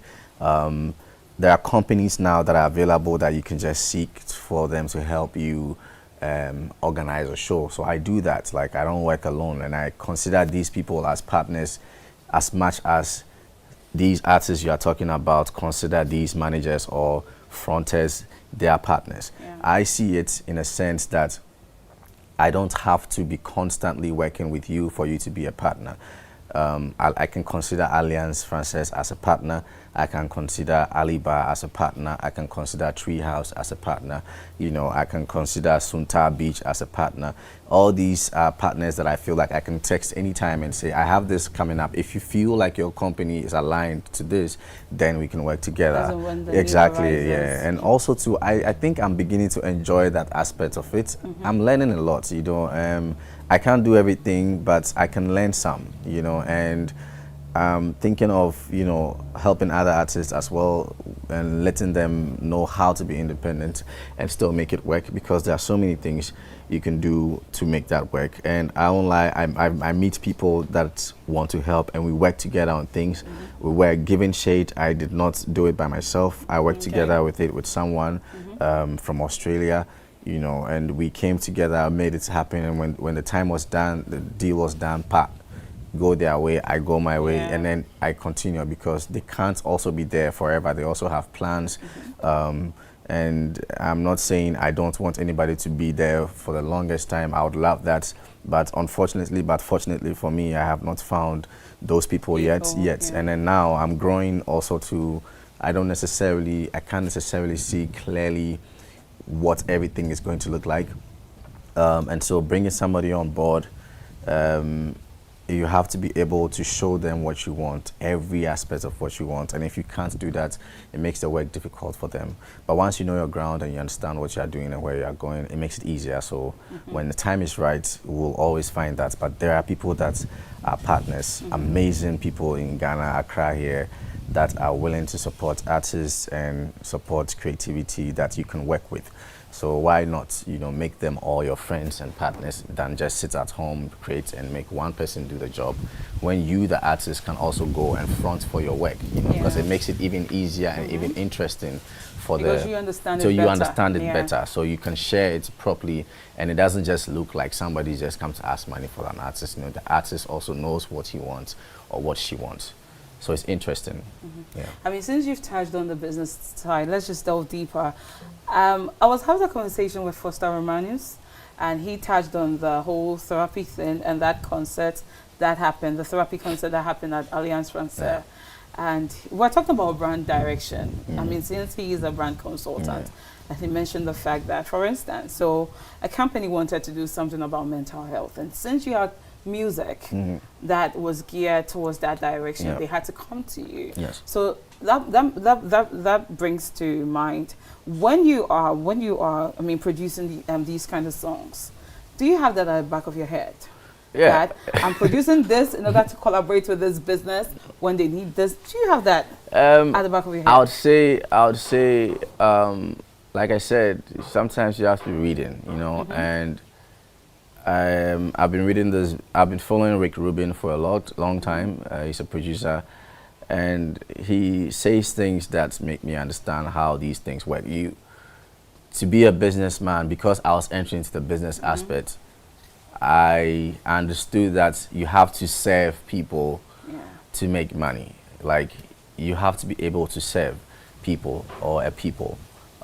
So once I understood that, I was creating from a perspective of the main reason why I created Therapy, the album, is because everywhere I went, everybody was talking about mental health. Yeah. Europe, everywhere I went, people were talking about, like, everywhere. Grown men, women, kids, young people, suicides, all this. Yeah. And I was like, oh, this is a problem. Let me touch on it. There was a time in my life also where I was also down a lot, like very, very down. I was like, I'm tired, I'm down, I can't be doing this anymore, going up and down, I'm tired. And for like a week, I was like, you know what, let me break this thing down. Let me find out why I'm going through this, how I always get out of it, because it happens. It happens you most of, that darkness, yes, by yourself. And then I started breaking it down, and that's how we broke it down to perfection, future self, when I'm gone, whatever, money aspects and all that. That is where it all started coming from. But whilst I was doing it, I started understanding that, oh, even when I'm done with this, by all means, there will be people that would like to support. Honestly, we did not believe in that project. I won't be lying. Nah, I won't even lie to you. David and myself, we were like, this project is not going to go anywhere. I'm rapping too much because I wanted to rap and express myself, because singing doesn't give you the enough time to say what you're about. When you have verses on the song, you can express yourself. So I was like, I'm using this song to tell people how I come out of my creative blockages, so that other people can also help. It can also help other people. It can be like the Bible of therapy, you know. And all of a sudden, we started getting calls from left, right. Like, so I was like, oof. This seven, it was real. Like, the 7 people actually helped. And this reminded me also to create what I want, because it's helping me and helping others. And that way, it can find a reason for other people to say, this album that you did is going to help this thing to do what or not. Like, and I will say, it's not every time that I think about it. Like, the Angry African, I don't think anybody's going to contact us, because we are going directly for the government. Yeah. We are going directly for... I was about to touch on that. That I don't think... Even now, we are trying to do a show on the 23rd December, and still we've not had any sponsors yet, because when they read the proposal that I wrote and they see where it's coming from, and because the youth is angry and then they want to express themselves, so we want to create like a space where we come and jam and then like air out our frustrations. Nobody wants to be part of it, because I'm going to be on stage talking about all the things that our government failed to do. And so companies are scared to support things like this, but the youth is struggling. Like, people can't pay rent and things like, and me, I would say this, I've been saying this for years. So 23rd December, sponsors or not, we still can't talk on our mind. But anyways, so it's not always about the money. It's about expressing yourself as an artist. And when you express it to the extent that the people around you are also expressing the same thing, everybody will connect to it. Everybody will connect, and it will live forever, because they won't stop stealing the money. And, you know, we will not also be leading ourselves. But by all means, we'll keep having presidents. And one day, maybe it will change. But until then, we will talk. So it's not always about the money. Sometimes it's about the expression of yourself and the people around you. It's necessary. So, I mean, this scenario of hitting a roadblock and your search for, let me say, sponsorships. What do you make of the stance of these corporate bodies? Do you think, look, they need to defy whatever pressure it is? They are making their money. You want them to come and use your proposal to support their business? Nah, they should do what... I understand that they don't want to be part. There are partners I've been working with. You ask them, say, nah, I can't be part of this. You know, it's political, I'm scared. And nobody wants to be part of something that is going to voice out the youth's anger and frustration because the government in power is not doing well. Because these governments, people too, they are helping other restaurants and businesses thrive because they've built restaurants, they are doing private things for themselves that people are actually managing, you know. So those people cannot also come and say, Charlie, I want to come and do this, because you can't bite the hand that feeds you. So I have nothing to say to them. I understand, Charlie, we are cool, you know, I still with you. You know, we can still work on the next project, which doesn't have to do with this. But this has to be said because it's in the air. We can all see it, you know, and before you can be successful in this country, you either have to be a politician, a pastor, or a fraud person, you know, and it's not looking good. Why can't doctors be millionaires like in other countries? Why can't IT designers or like technology designers or whatnot can't also be billionaires? Why can't we have people like that being billionaires? Why does it always have to be politicians, pastor, or, you know, fraud? Always. Why? You know, and it's not nice. It's nice to see somebody come out of nothing and, you know, create something, and the government even supports it. Like, there are countries that are supporting artists to even create albums.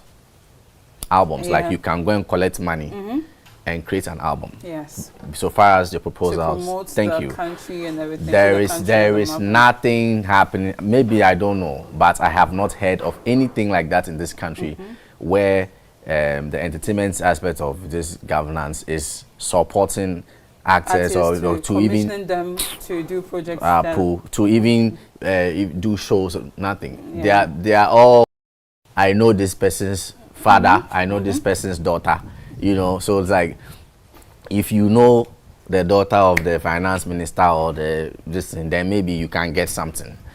Yeah, and that is what it has become. It hasn't become high artists. Whoever comes with a proposal that is certified at all, or qualifies for this, we can give it to the person. No, it has to come to my party. If you come and jam with me, then if you come and smoke with me, fine. If you come and drink with me, and then it has become connection, which is also part of the business, honestly. Maybe I'm hoping that I'll get there and I'll be friends with somebody's son or daughter one day. Then I can get some of the money. But until then, Alliance Française, 23 December, Oscar. Yeah. Before I had a question about the corporate bodies and then the creative industry thing. But since you touched on the politicians bit, I know you have issues with the political party over the unlawful usage of your song. Of course, yeah. Yes. It's not just mine, Paul. They use your Apple Quite song. a number of artists have been lamented this issue now. The cocoa season for politics is inching closer. Next year is an election year. So what do you think? Do you think some sort of awareness needs to be created about the usage of your songs? Because I think, for instance, they just call on the services of a DJ or something. He believes it's a platform. Everybody has to jam. Let's play this guy's song. Do you think we need some sort of sensitization needs to go on about these things? When you say awareness, it's like it's not there, and then they are about to be aware of the thing being of existence. They are aware. They understand that in other countries, when you use somebody's music for a show or a documentary or for any purposes at all that is going to bring you money, then it means you have to pay the artist for the money. But there are no, like I said, there are no systems in place to monetize the monies that are even being played. And apparently even radio stations are paying for royalties they do. So you know, I'm not saying that it's not working. Me, I've collected some of the money before. You understand? But from Gamma, right? Yes, of course. You are sitting there, the thing is that you don't go collect it. If it's small, you don't have a choice. But it's your work. You have worked for it. You can't go and change their system. No matter how much you speak, you can't change it. So if they call you that this is how much you made, you have to go and take it like that, because you also have things to do. But pertaining this government and politics and then these rallies and using my artist song, Charlie, they don't respect artists.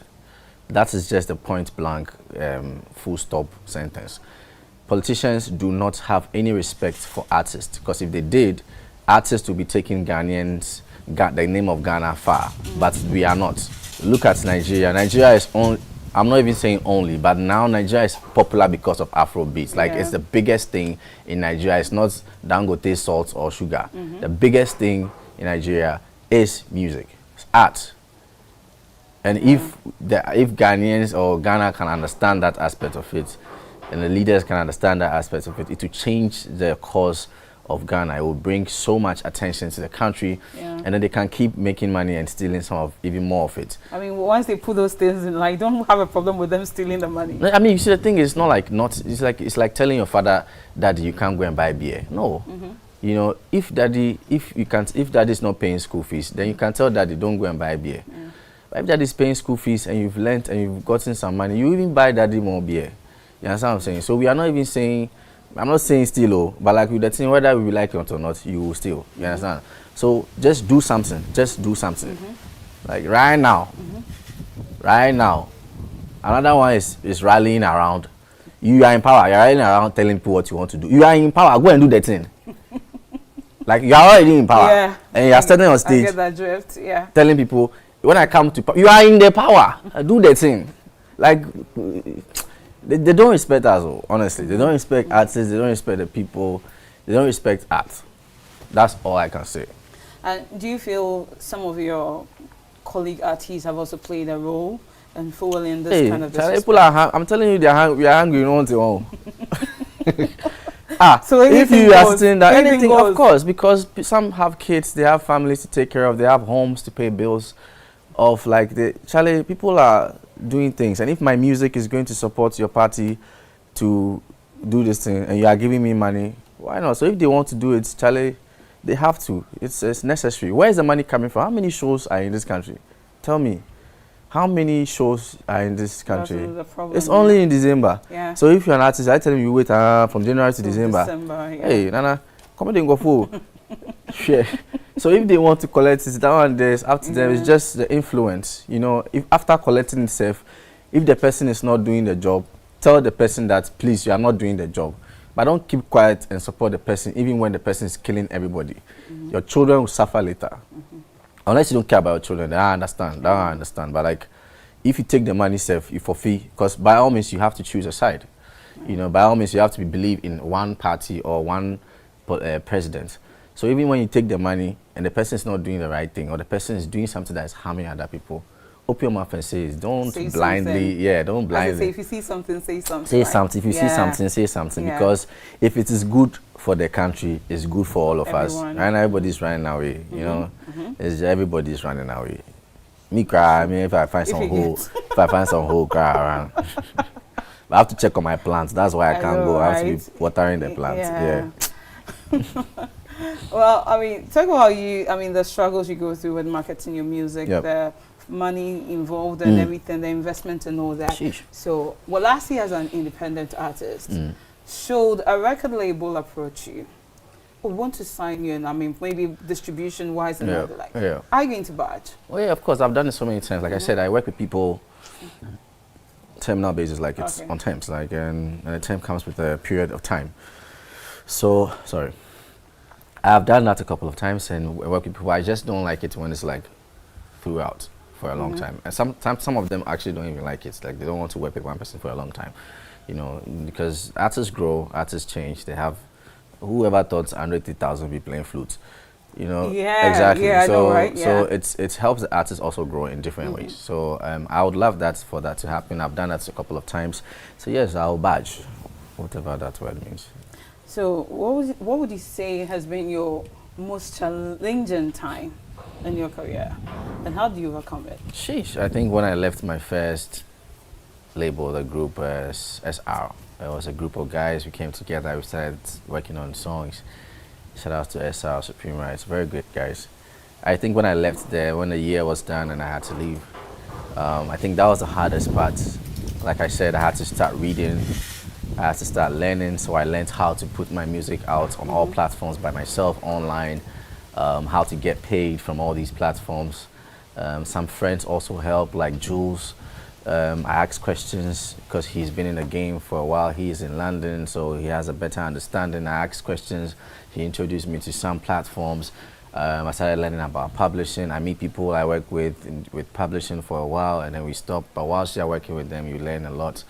I think so. That was the hardest and the toughest time, apart from heartbreaks.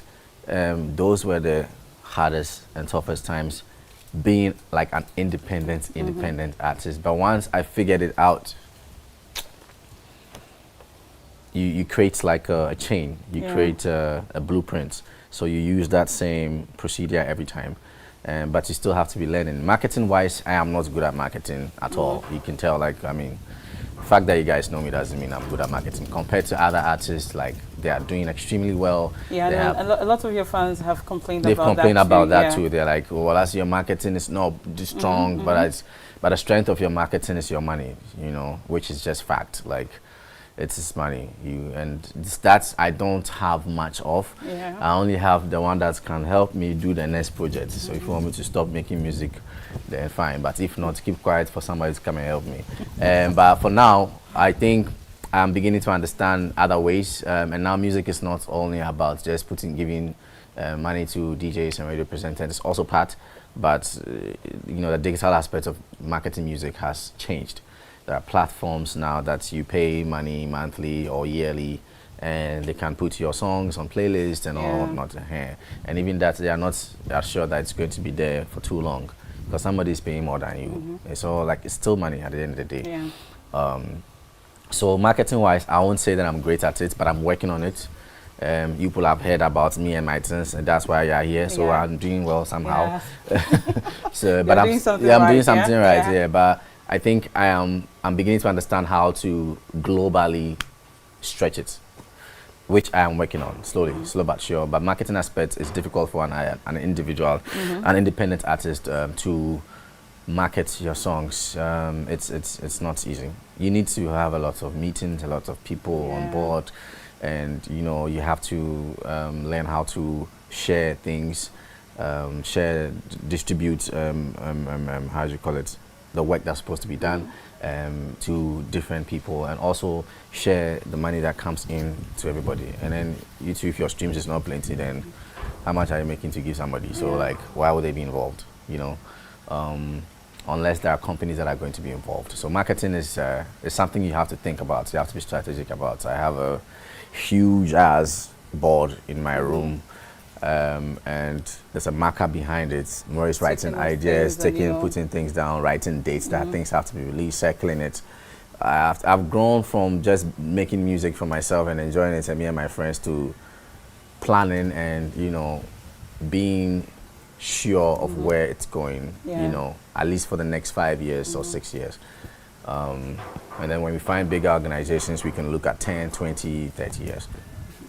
But I mean, doing this art music thing, how do you manage to, you know, maintain your artist integrity whilst balancing all these? I mind my own business, so I mind my own business, and I tell the truth as much as I can. You know, like, I can't be here like trying to use there are forms of marketing yourself or being an artist. You know, there is the make-believe one where you rent clothes to look good all the time. Fake it till you make it. Exactly. Yeah. That I can't do. I wish I could. It would have been easier so that people follow me because of my Gucci bag or something, but I can't do that now. So I mind my own business. I use what I have. I wear what I have. I say what I have to do and what I can. It makes things easier. Yeah. I am the artist, and then the artist is me. It's as simple as that. So I don't go anywhere trying to form any way, or I can't do that. Like, what you get is what you see, and what you see is what you get. I think that helps me not think too much about my brand or me being an artist and how people are going to see things. I don't have the energy and time for that. Already I'm doing the music, doing the marketing, rehearsals, finding money, paying people. Like, I don't have time to like look a certain way for people to believe that I am a certain person. It's very difficult to do all that. So whatever goes on, I know you are very active on social media, Twitter or X especially. So the dragging and everything, especially when you say things and people misconstrue it for something else, and they tend to drag at you. It doesn't affect you. No. It does sometimes. Sometimes you look at it as like, and you want to respond, but like, what's the point? Because what you said, a lot of other people agree to it. So if two people don't agree to it, what does it matter? And moreover, you're not tweeting it because you want somebody to agree to it. You're tweeting it because you want to tweet it. It's something that you are thinking about. And okay, what helps me is sometimes I mute the tweet. So like when I tweet it, I mute it so I don't get notifications. Whatever you're saying is between you and your room and your 50 megabytes data. I don't. It's not, not even a gig. Yeah, it's not. I don't mind. I don't mind because you have to. You know, you have to leave something behind. You can't use what people say to determine how you have to think as an artist because you have a job to do. It's a business. You know, it's a business. It's a business, and we tend to forget about the business aspect. But it's a business. It's an art form, but it's a business. Yeah, and you can't let it die. I think recently you paid homage to the likes of Stonebwoy Manifest, yes. talking about the heights they've reached, in the industry, and why people should, respect give them all that respect that they are due. Right. And I think when you shared it, I saw a comment by DKB under one of your posts, and he was like, yo, well, as you tick all the boxes, or you tick all the boxes. The only thing left is a touch of controversy. Yeah. I mean, that's his style. Like I said, there are styles of there are styles of like being relevant as an artist. Space, and like I said, you are here. I'm still relevant somehow. My relevance is the planting of trees and talking about how the politicians can make things better. Because if it's better for all of us, we can't always be traveling around enjoying other people's country. Like I understand the controversy part. Like I've been approached by people, just to even actresses and actors and rappers, and to start some controversy, and I'm like, Charlie, it's just not you. I wish I could. It would be nice, like insult people, and it would be nice, like get some attention. It would be nice. I don't like you get some following and all that, but we tend to forget. We tend to forget that we will not be young forever. Posterity. Yeah. Tomorrow your bottles will be somewhere, and then your children will be reading it, like, and then somebody will be in your child's class, calling your child names, calling your child names, and I know maybe we shouldn't be thinking about children, but sometimes you have to, and not just your children, the people you take care of, your family that you are with, and whatnot. It's just. Controversy is a lot. It's a lot. It comes with so much negativity, and I don't like those negative people and the negative comments. I don't want it in my space, I want to have a big tree somewhere, sit down, eat some banquet or chilling, and you have good people around, and not people who come and, release, let's release some porn and things like, which can matter with this? Oh, Charlie. I mean, before we wrap up, that creative industry and then the corporate sector synergy. What would be your advice to that corporate sector regarding supporting the arts and the sponsorships bit? Like, what would I ask of them? Or what would you encourage them to do more to strengthen that relationship between the corporate sector and then the creative industry? First of all, I'll also say the creatives also have to do something to strengthen it. We need to heed up to our expectations and our the things that we've set out to do with these companies. We have to do them. Some of the artists too, Charlie, we are troublesome, yes, and we can be very unreliable, very unreliable sometimes, because we are stuck somewhere drinking or smoking some, those things are also, we need to point out that the artists need to come up, correct. Once you do, and then you are pleasing an organization, you get what you want. Like I recently worked with Belacqua, and I think that was one of my best and biggest thing that one of them that I've gotten in a while. And I'm happy that I was able to work with them smoothly and everything ended nicely. I wish more of that can happen. Obviously, with my next album, The Angry African, nobody will come and listen. But I think the companies can't work by themselves. It's not about these companies and organizations alone. We, the artists, have to prepare ourselves or put ourselves in a space where it's attractive for them to work with. So if I was doing controversies, I might lose some of these people, and that's where my money is coming from. My money is not coming from people talking about me. Maybe from some people it is, but my money is coming from these companies. They have finance, for these things, and I want some of that money. So I feel like we, the artists, also have to prepare ourselves and just package ourselves in ways that are attractive for these people, whilst at the same time doing what we like, what we want, and you know, enjoying ourselves doing the music. Because therapy was the best example for me to understand that I can do what I want, I can create what I want, it can make me a better person, make other people better as well, and at the same time, it can fetch me money. So I believe there are ways, but it's not a one-way thing, so I can't just say, copy bodies to do this, they should do that. But I think we the artists also have to find ways of pushing and telling them, please I want this, please I want that. Befriending their daughters and sons too. And that can also help. Creating that connection, right? Yes. Yeah. So, I mean, we touched on posterity, and I want to ask you, what do you want to be remembered for, or what legacy do you want to leave behind? Not just as Wolasi the musician, but as Wolasi the person, or let me say advocate for social causes and the likes. What do you want to be remembered for? I want people to laugh when they remember me. Like, I want people to have a smile on their face when they remember Wolasi. Like, this guy made me laugh, even though he was saying something serious. You know, entertainment is not something that is supposed to, I mean, obviously, as an artist, you have to stir the minds of people and create confusion in a good way.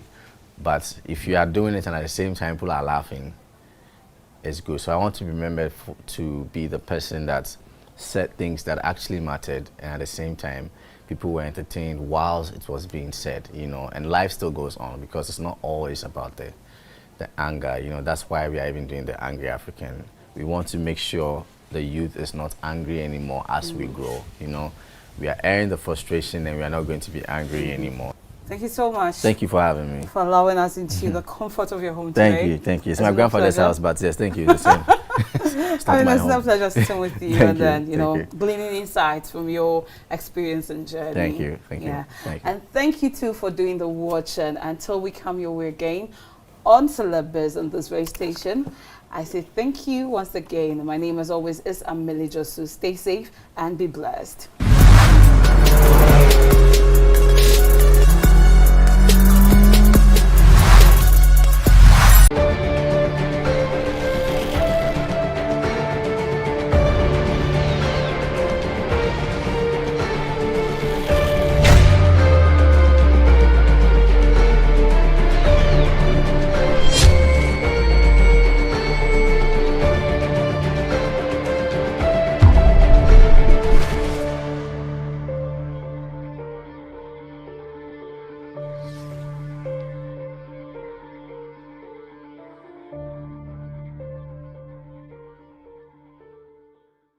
Hello everyone, good evening. Welcome to PM Personality Profile. My guest tonight, another strong young woman, blazing the trail out there, a financial strategist, an auditor with over 20 years experience in auditing, publishing, and corporate promotional printing. She won the Printing Woman of the Year 2020 and the Printing Personality of the year 2021. She's currently the Managing Director of Appointed Time Printing Company Limited. Jacqueline Affle, my guest tonight.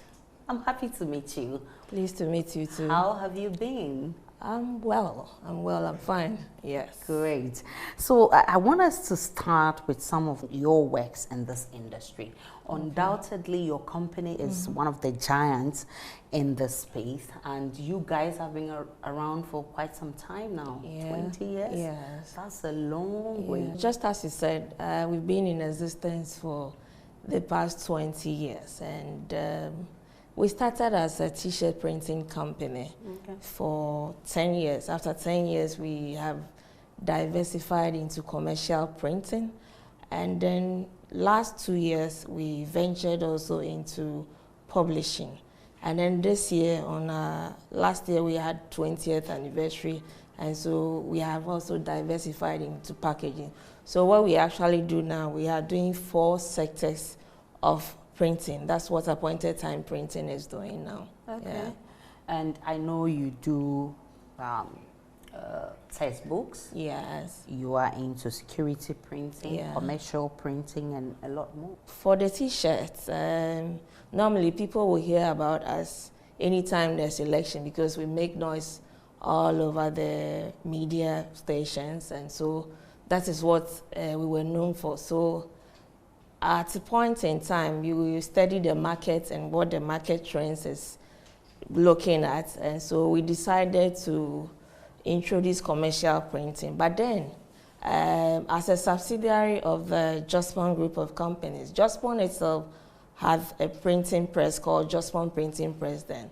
So that was subsumed under appointed time printing. So that was when we started the commercial printing, where we do textbooks, we do corporate magazines, corporate reports, anything paper we do. And then we started to write our own textbooks, our manuscripts, which we are publishing now. Currently, we have 32 titles, spanning from preschool, primary school, and the junior high school. So those are the textbooks we are publishing now.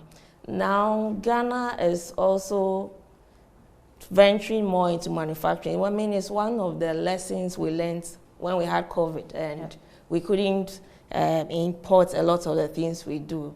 And so a lot of people have started manufacturing their own things here. And so there was that also need identified for packaging boxes, especially for food, cosmetics. You realize that our herbal industry is also growing and they are exporting a lot. So that need was also identified. And so that is what our new baby now, the packaging, that's what we're doing now as a company. Well, that's quite interesting. And with all these successes that you've chalked, recently you won some awards for the company and yourself. So we were recognized at the first Ghana Business Award, where we won the Printing Company of the Year. So they identified us as that because we were one type of printing company who are into both the t-shirt printing company and the paper printing company. Most of the times you have printing companies, either they are focused on one niche, and so that's what they do. But we won't say it's a one-stop printing company. And so for 20 years, that is what we are telling Ghanaians, that from start to finish, the process of everything printing, that's what we are giving out as a company. So you won the business Ghana Business Awards. That's the business Ghana Business Awards, the Printing Company of the Year. And then the Ghana Standards Excellence Awards. So this awards also tries to identify, printing is a process. And in process, you have to adhere to the standards of the printing. So one of the things that we're looking out for in our products is quality. And you can only achieve quality when you're adhering to what stage of the process of your print production requires.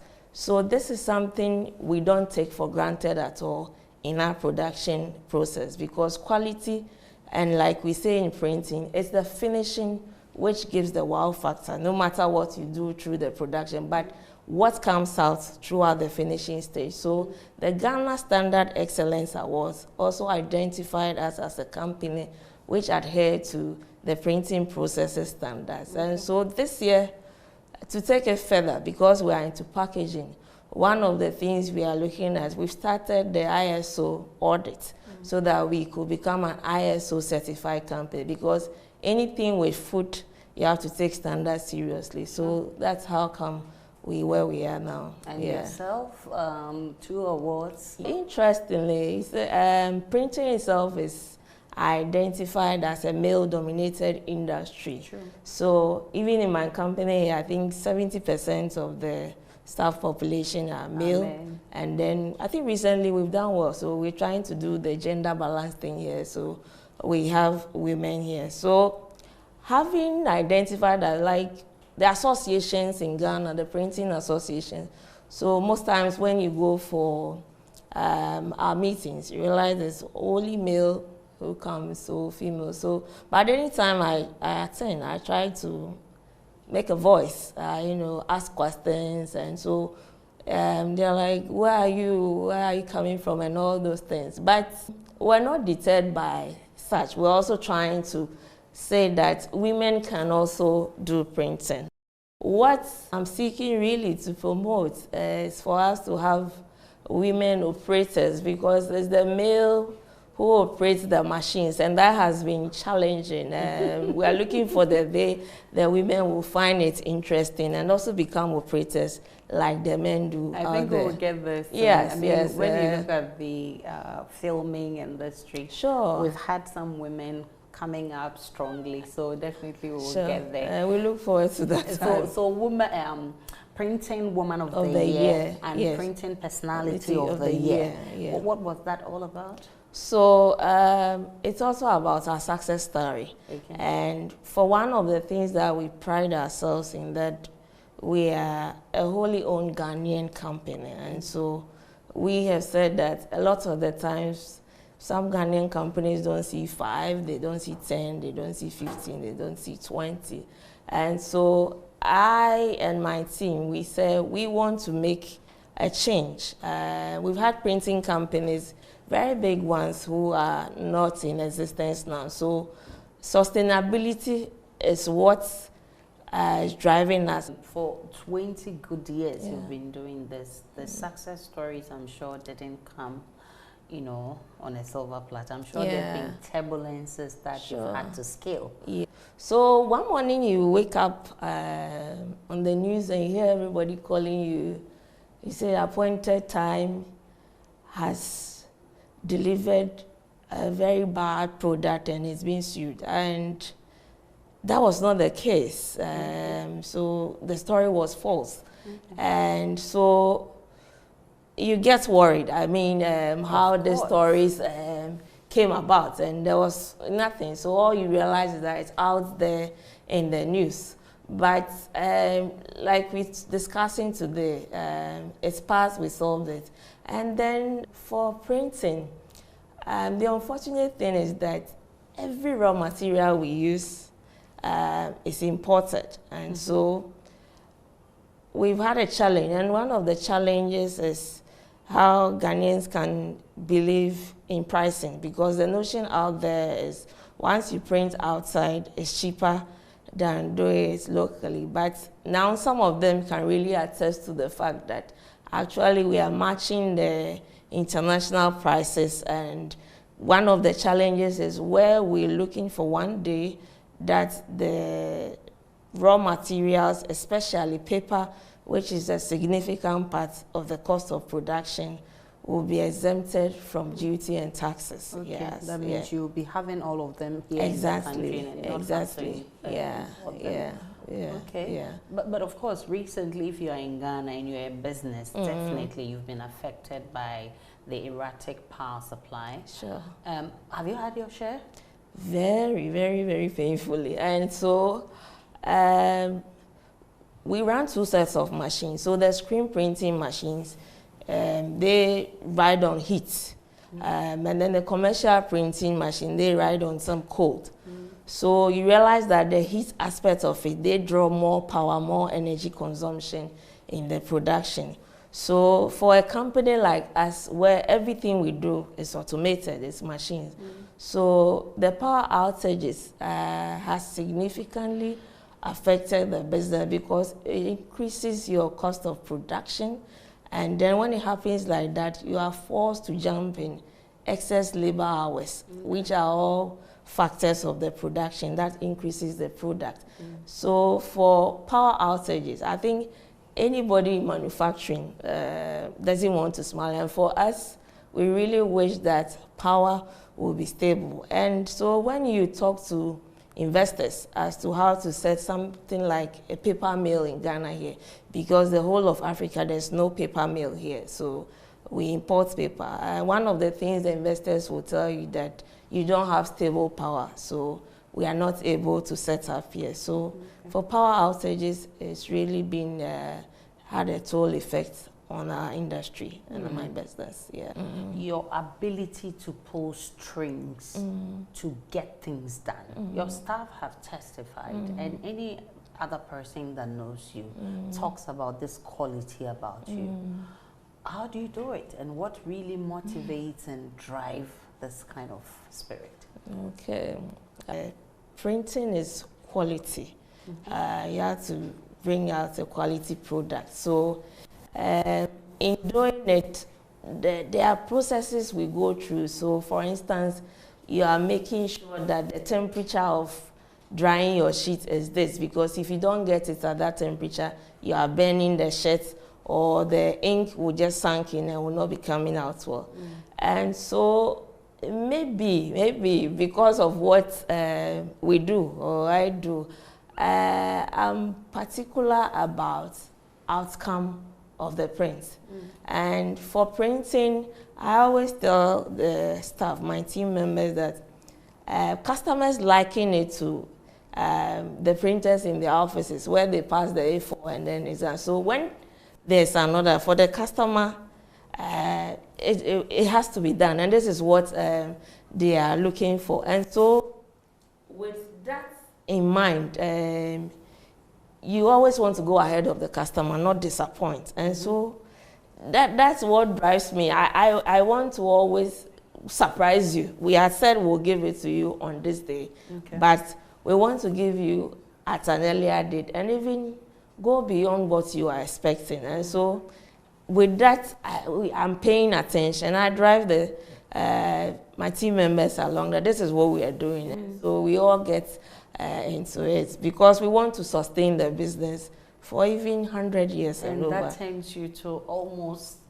perfectionist. Yeah. You want it to be perfect. Yes. No wonder you are now in other countries aside. You have clients globally. Yeah. But you started your career at PricewaterhouseCoopers. Yes. What was your job description? Okay, so I'd gone in as an intern.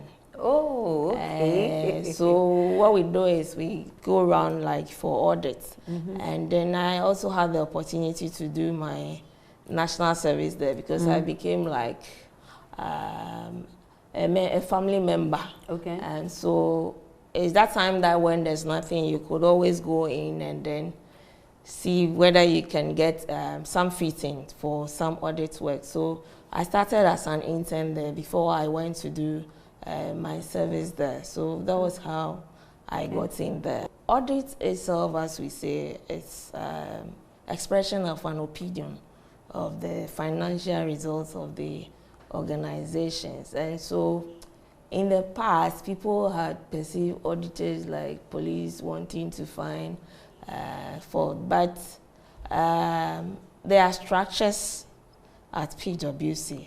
And so once you get in as an employee, you come out as one of the best because it's an international brand, a global brand. And so when it comes to standards and systems, they don't take it lightly at all. And so anybody who goes through that mill, you realize that you are fine cut for the corporate environment. And so it's an experience I would encourage everybody to have. Yes, Okay. Yeah. And were there challenges? I had a very good boss. She was a female. She's called Benedicta. And so she was all out in modeling me, trying to make me a better version of herself. That's what she keeps telling me. So I used to tell my employees that this was somebody who work starts at 8. Sometimes on my own, I decide to come at 7.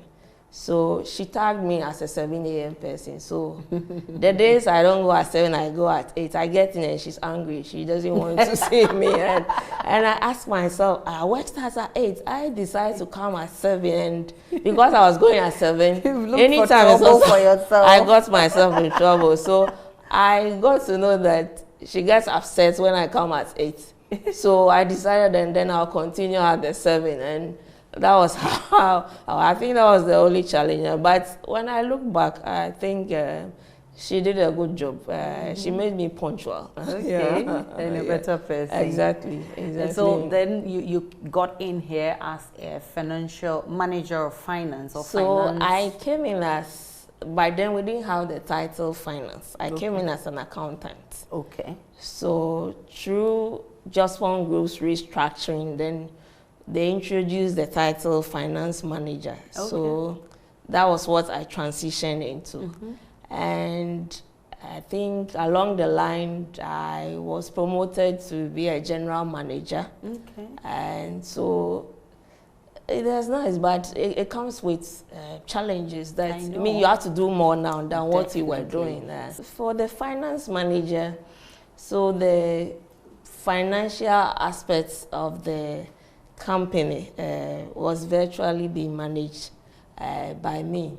So at that time, I come in young, and like I said, then I'll say the gender balance was like 10% and then 90% male. And so they are seeing you as a small girl. So sometimes when they bring things and you don't want to pay or question and they have issues with it. But I think along the line, I think I have been very fortunate. I had a boss then by then, our finance director.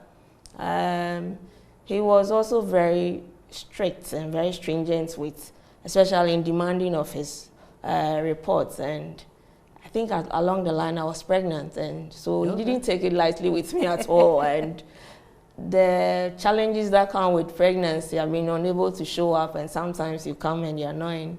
He wasn't looking at that. When it's time for his report, he wants it, and so that is what you have to give him. But I think that through it all, by then, we are not going into this the economical challenges that we are now. So it was quite a smooth road then. So it was okay. It was okay then. Yeah, it was then you okay. took up the big cup. You Yes. wore the big shoes. Yes. General manager. General That manager. certainly comes with a whole dimension of portfolio, if Sure. you like. Yes. So it wasn't a small hurdle, because I had transitioned from the finance role to the general manager role. But I used to work closely with my general manager. Okay. But then somebody will say, it's your turn now, so what can you do for us as the position that you are occupying? So one of the things I look for, by then, like I said, we're only doing T-shirts. And so people had come with requisitions or requests or orders for papers. So normally we'll subcontract it outside to some other companies to do it. So I think it was one of my colleagues, he's called Charles Edu. So one day he walked to me and he said, GM, we want you to diversify into commercial printing. I said, oh, you don't know what you're talking about. So GM, we can do it. And so we started 1, 2, 1, 2, 3, and then we decided to go into acquisition of machines for that. The hurdle was how to convince the shareholder that this is what you want to do, especially with the background of the shareholder having been into that kind of business, and the business is no longer in existence. But he bought into the idea and where we wanted to take the business to. So he jumped onto it, provided some funds, and today we are among the best and the top 5 printing companies in Ghana. And so for the general manager role, by then we had like 5 departments. Now when we look at it, we are around 14 different departments in the company. And so it's been a very learning experience for me. So I've evolved. It's evolved me. The company has also evolved. And that's where we find ourselves now. This normally is a male-dominated area. Yeah. And I mean, even the finance, you being a finance manager, is still a male-dominated area. How have you been able to navigate around all of this, you know, amidst the bullying and all of that? I think it's my passion. So that's what my team members would. I'm passionate about what I do. And so I want to see the outcome or the output of what I've started as top there. I mean, one of the best. So for finance, we have tried as a company to run with our own funds, and so we don't want to go for loans. Not that we don't want to, but we're trying to do things with our own equity as it is now. And for me being a woman in what I do, and especially with male around me, I tell people that I enjoy it because they see you as a queen. Okay. They are queen. And so they virtually become like your soldiers and always want to push you to the top because they are male. They always want to carry you to the top. Okay, and so they also come with a lot of encouragement. And at the same time, they also sometimes the male in them comes out. Okay. But once it gets them, we have that friction. We are able to iron it out, and the next minute or two, we are going. So that's how it has been along the line. Yeah. You're a young woman, you are attaining this high height. I mean, there are so many times you hear people say that, oh, she got there because she had to sleep with this person or that person. I mean, climbing the ladder, I mean, did you face some of these challenges? No. Well, for whatever position I've found myself in, they are purely interviews. I know no one. I've seen in the papers. So you worked your way out. And I apply for it. I come for the interview, and you look forward to be getting into it. And so, well, I've been fortunate. Let me put it that way. I haven't had that experience yet. But whatever I am now is something I worked my way into it to get to where we are now. As a general manager and as a woman, do you remember what your biggest challenge has been in this whole 17 years of working in Appointed Time Printing Company Limited? So my biggest challenge in Appointed Time Printing, I think it's a lot too. It's not one. Okay, so in this industry, because government is the largest buyer of printing, so once there's a change in government, the government comes and say, oh, your company, you were working with the previous government, so you have been tagged as a member of that previous government, so you struggle to get the government business because you were working with the previous government. The next government also come and they say you were with the other government. But this is a company you've set up and the service you are providing, and so you don't want to choose which one. So that's a challenge. So once there's a change of government, you realize that your printing goes down a bit because sometimes when they heard that thing, they want to verify and say, no matter how you say that, you convince them.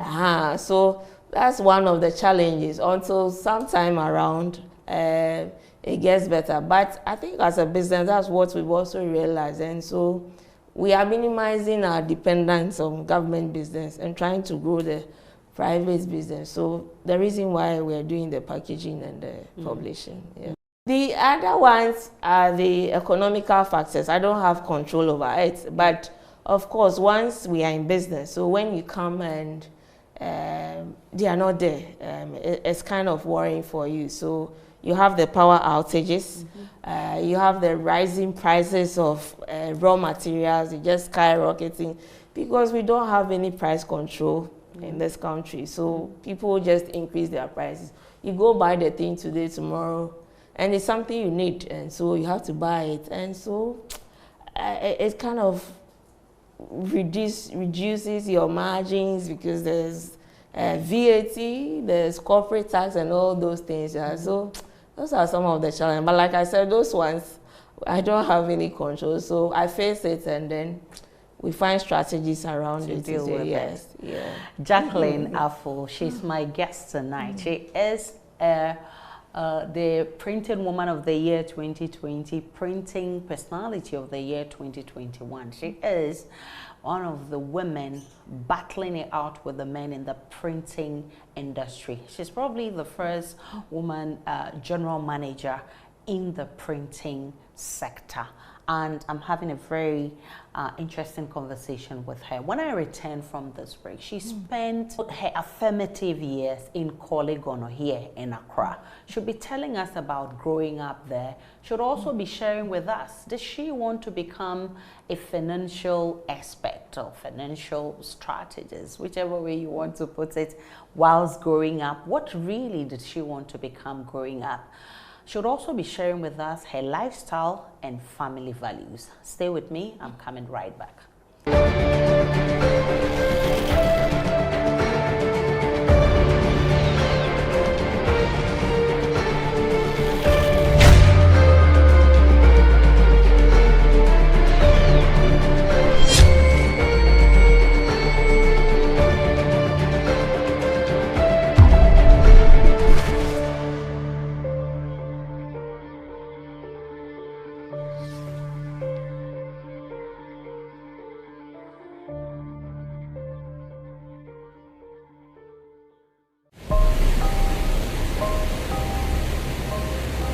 15th September 2023, the management of the VRA opened the spillways of the Akosombo Dam.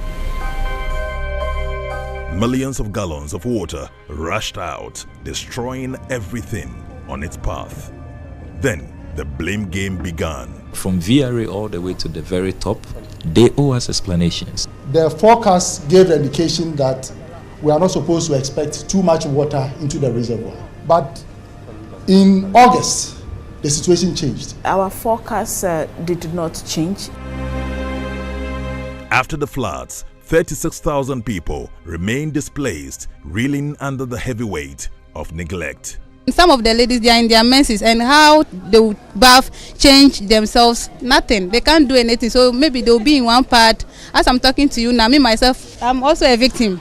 After the floods, JoyNews returns to speak to the affected people to understand their pain and to understand why an engineering decision should cause such havoc. I'm very much annoyed with VRA, and we are not hearing anything from them. They have to come to our aid and support us and give us compensation. After the floods, a JoyNews hotline documentary coming soon.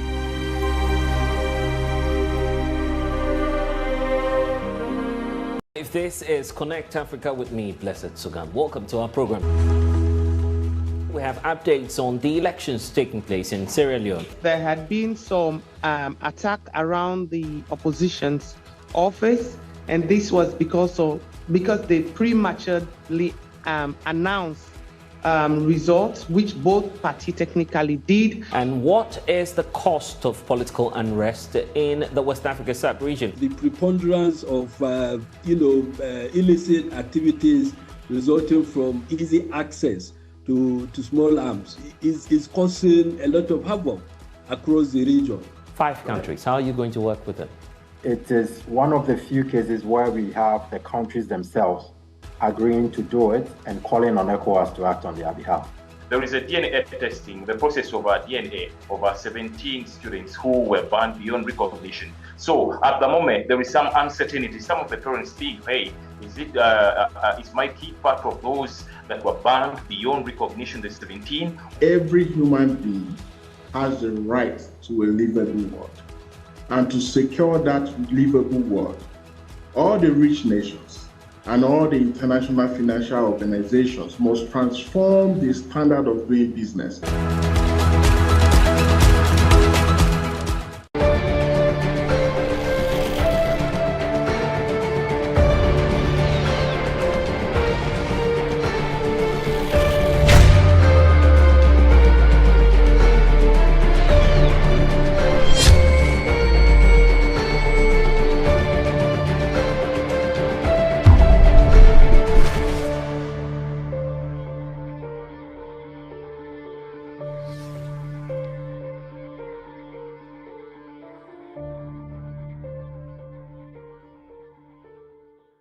Welcome back to PM Personality Profile. Jacqueline Affle, still my guest tonight. Which part of the country do you hail from?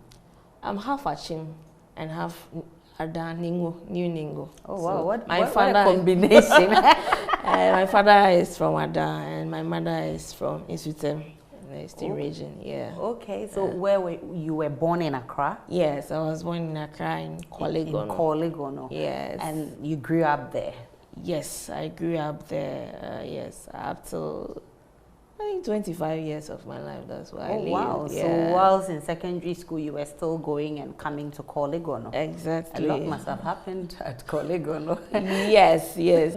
Kolegono, as we know it, it's a very tough environment growing up there with all the typical Gan area. Typical Gan area. So you speak very good Gan. I do. Yeah, sure. Yeah, sure. Oh, really?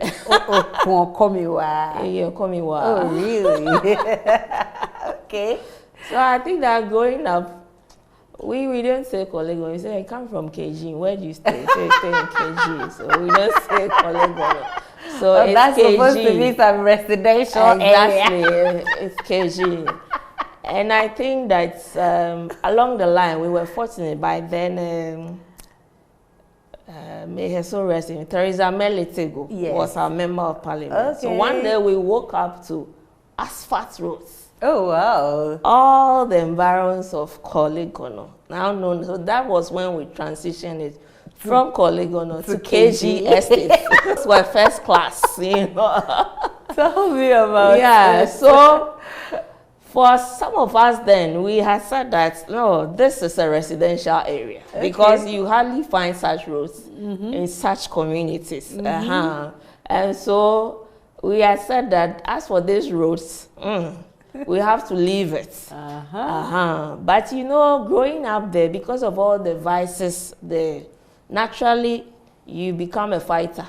Because if you don't fight and you're not strong, you always be beaten. So survival of the fittest.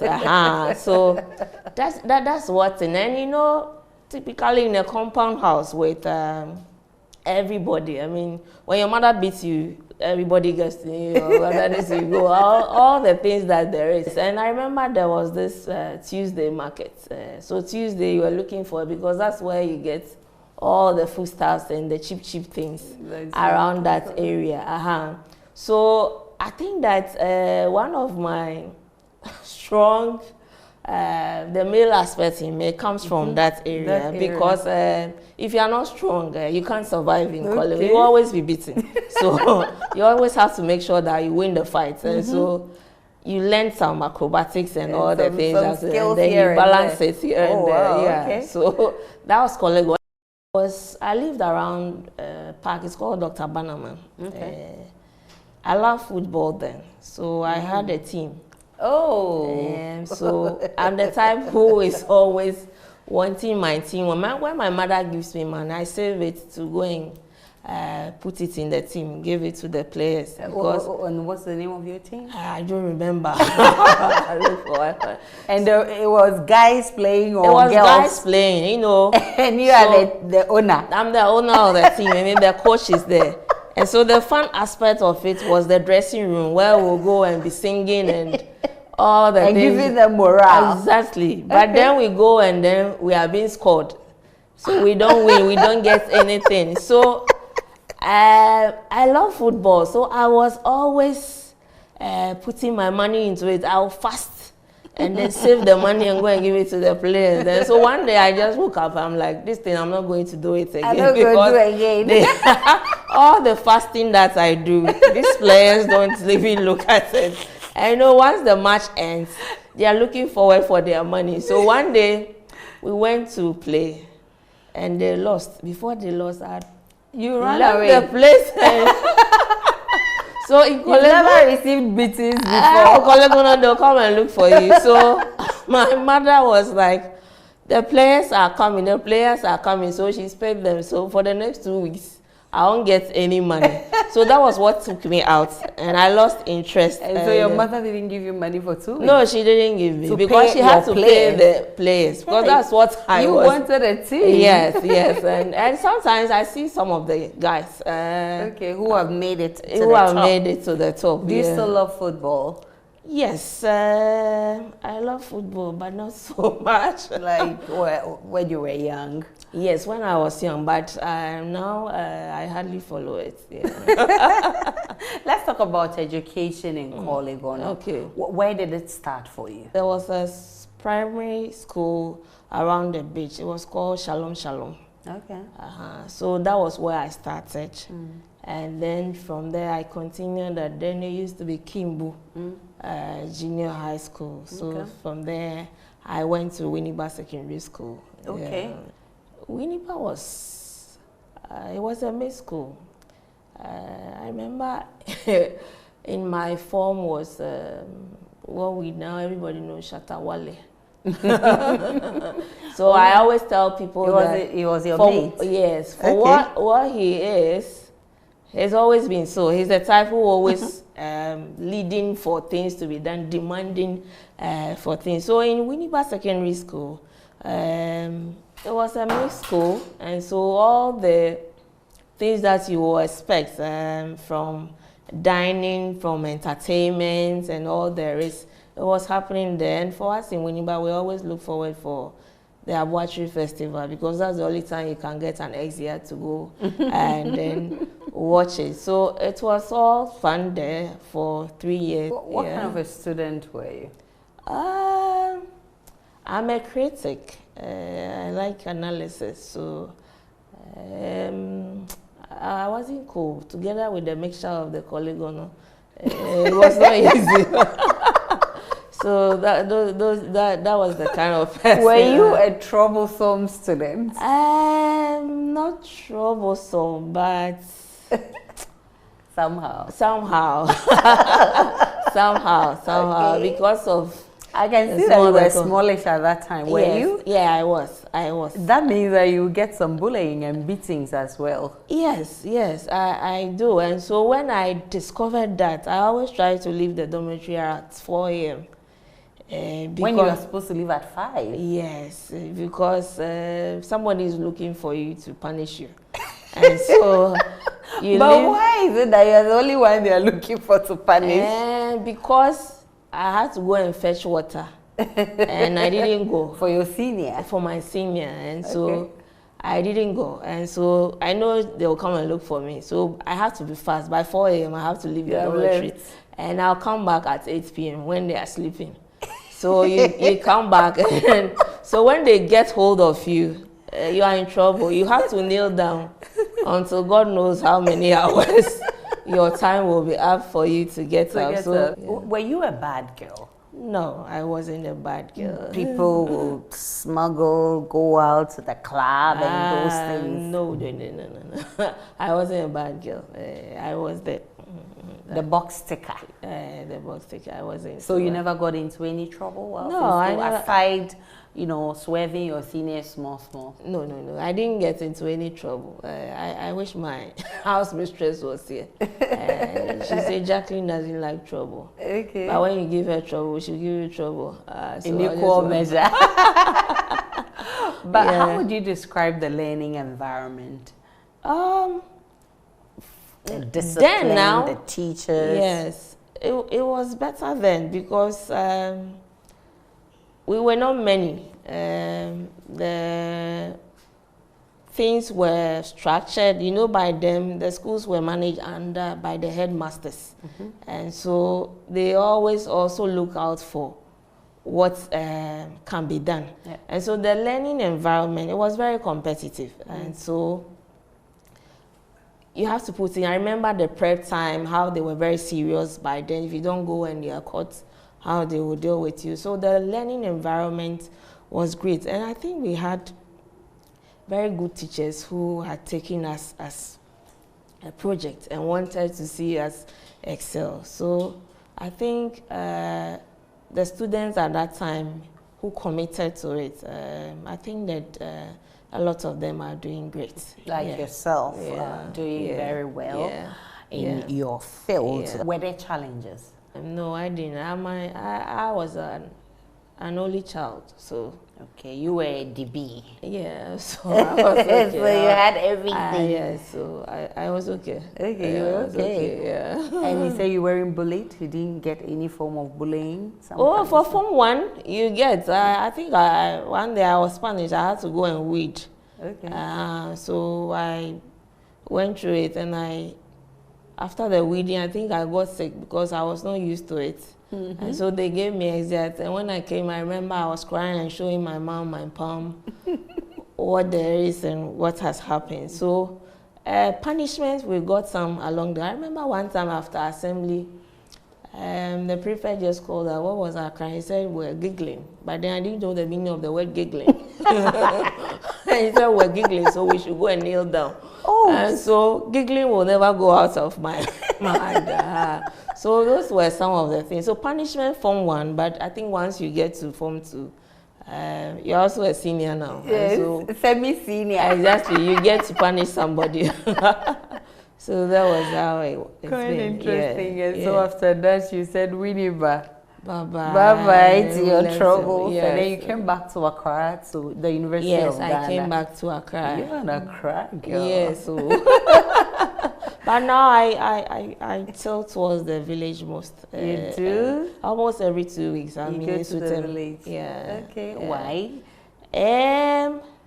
I'm maternal, so I go there a lot, and I'm also some form of some royal something. So they're planning to make you a queen. That one I don't want it. So I go there. It's better you go show your because sometimes that's an invitation and they invite you, so you have to go. That's so beautiful. That's what I go there. That's so I go to the village mostly every 2 weeks. Okay. I'm in Sutem. Okay. Yeah. Let's talk about University of Ghana. The experience. I'm sure that was different from secondary school. Yes. A lot of freedom. Exactly. There's a lot of freedom in the university. So once you enter and don't take time, you are swayed away. So there's fun. Yeah. A lot of fun. A lot of activities. So once you have that balance, I mean, you have the fun because you don't want to be that. So you have the fun. When the education time also comes, you get into it. So when lectures is calling you, you're showing up. And when there's fun, there's activities and all there is, you get into it. My focus more was on the studies. It was demanding then. It was demanding then because that was always in. By then we didn't have this. So Zoom. what did you read? I did accounting. Accounting. And in secondary school? I did accounting. Accounting in secondary school. Yes. Okay. I'm an only child, and so I wanted to make my parents proud. So I was the study type, trying to get something out of all the struggle. Yes, they must be proud of you right now. That's what I do. Are they still alive? Oh yes, they are alive. They must be very proud of you. Yes, they are. Growing up, we know that our parents would always direct us. I want you to become a medical doctor. I want you to become this. What did you want to become whilst growing up? Yes, actually, I had wanted to be a doctor, a medical doctor. Okay. But how life may have it or chart it out. When I got into the secondary school, I think I got business. I tried changing it. It didn't work. And so I got stuck to it. With the business? Lo and behold, I was also good with numbers. I like math. So I think I found an easier path there. So that's how come I charted that path along the line. And I think when I look back, it's paid off. Yes. It's paid off. Yeah. Your parents never had any problem with you? Not at all. They never wanted, impose anything on you that this is what we really want you to become? No, I didn't have that. It was what I wanted, and we discussed that, and so they were okay with it. Yes, okay. So that's what I. Oh, they must be happy with what you've turned out to be. And the kids, you said you got pregnant. How many of them? I have 3 kids. 3 kids. Oh, you don't look it. How many boys? How many girls? I have 2 girls and a boy. And a boy. Oh, that's nice. I'm sure they're also proud of you. And which among them is toying your line, the maths? I think my son. I see that in him. That in him? Yeah, okay. I think my son. And the girls? Women, one I see she likes literature, something. The other one said she wants to do law, so I don't want to impose on them. I'm looking at what you only have to guide them. Yeah, I'm guiding them. Yeah. That's nice. Yeah. And of course, you don't look it. You have 3 kids, and you're looking this fit. What do you do to keep fit? I do exercise a lot. I exercise a lot. I can't go with that. If I miss it in the morning, I'll do it in the evening. You mean every day? Every day. If I miss it in the morning, I'll do it in the evening. That's nice. So I've charted this part for, at least if I'm not doing it, I should do something like 30 minutes. Of exercise? Yeah, so I exercise a lot. What kind of exercise do you do? Strangely, I like lifting metals. So I've done it for so many years, so it's very easy for me. So typically when I wake up in the morning, so I'll do my stretch. When I do my stretch, I'll do the metal. I'll do like 15 sets of 5. Okay. Then I take the 6 kilogram dumbbells. I also take it up, down. So that's it. I'm counting. I have some music playing in the background, and so I do it. Before I realize it's 6 a.m. So then you have to. I have to. But sometimes if I sleep and I'm not able to, I'll make sure that my last meal for the day should end somewhere around 3, because I want to exercise in the evening. Okay. And so I get into it. So that's what I do. And for consistency, I've done it over the years. So it's become part of me. Part of you. Yes, wow. Yeah. You mean you lift metal? Oh, yes. Guys! You know, I ran away from javelin because I was told to go and lift metals, and I'm like, oh, really? Oh. If you do it over time, it's easier. Yeah. Okay. So that's what I do. I do that a lot. Yeah. Okay, and you listen to music, definitely. Yes. What kind of music do you love to listen to? For me, when there's some latest music, whether gospel, secular, it is what is trending that I go with. Okay. So for now, on my gadgets, you go into is that Dinah Hamilton's latest song. That's what I'm listening. If another secular music comes and I listen to it, I'll go and listen. I'll start playing it for a while until I get something new. So that's what. So Dinah Hamilton is your favorite for now? Yes. Is it this one? Yes, this one.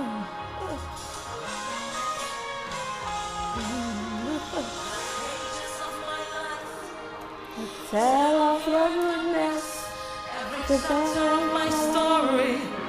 Show how you led me, Lord. I'm the handwriting of mercy by the finger of the Lord. This is the finger of the Lord. You've been right here beside me through the fire, through the rain. I didn't drown. You were right by my side. I am a living testimony of the goodness of the Lord. This is the finger of the Lord. What shall I render indeed? What shall I render?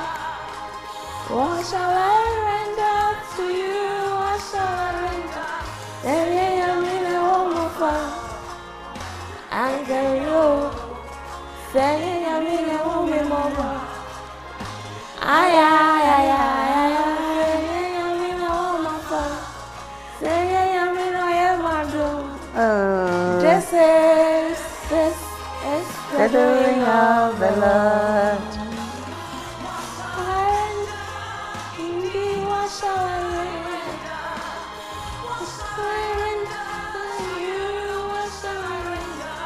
Say, I mean, I want my phone. I can you. Say, I mean, I want more. Ay, ay, ay, ay, I mean, I want my phone. Say, I mean, I am my door. Say, I mean, I want more. It's the doing of the Lord.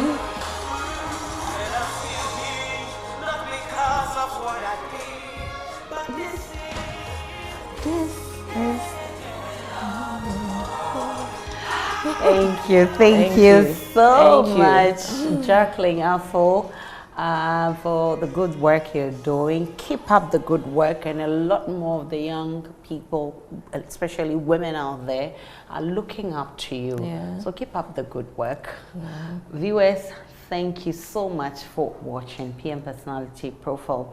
And my guest, I've been learning a lot from her. And Sunday is your birthday. Yes. Happy birthday. Thank you, Aisha.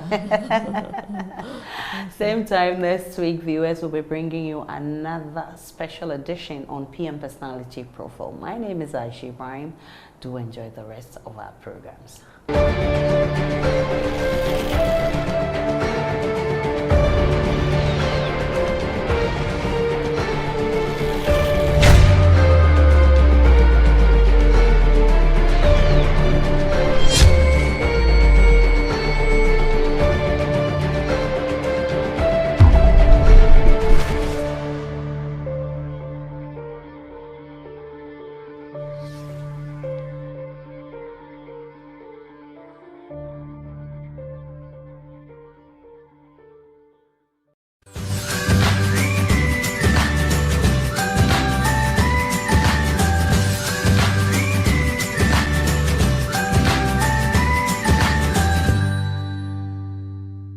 Hello beautiful people, welcome once again to Home Tips with Mira. The program is all about home tips, DIYs and home remedies. So today we are looking at a home remedy and a DIY, and we are going to look at the usage of a certain kind of herb. In fact, it is a spice that we use in our daily cooking, and it is also the name of my friend. I am talking about rosemary. I believe most of us know rosemary. Did you know that rosemary can promote your hair growth and boost the texture of it and make it look so nice and appealing? Yes, today we are going to look at how to use rosemary to boost our hair. But before we do that, we'll also look at the benefits of using rosemary.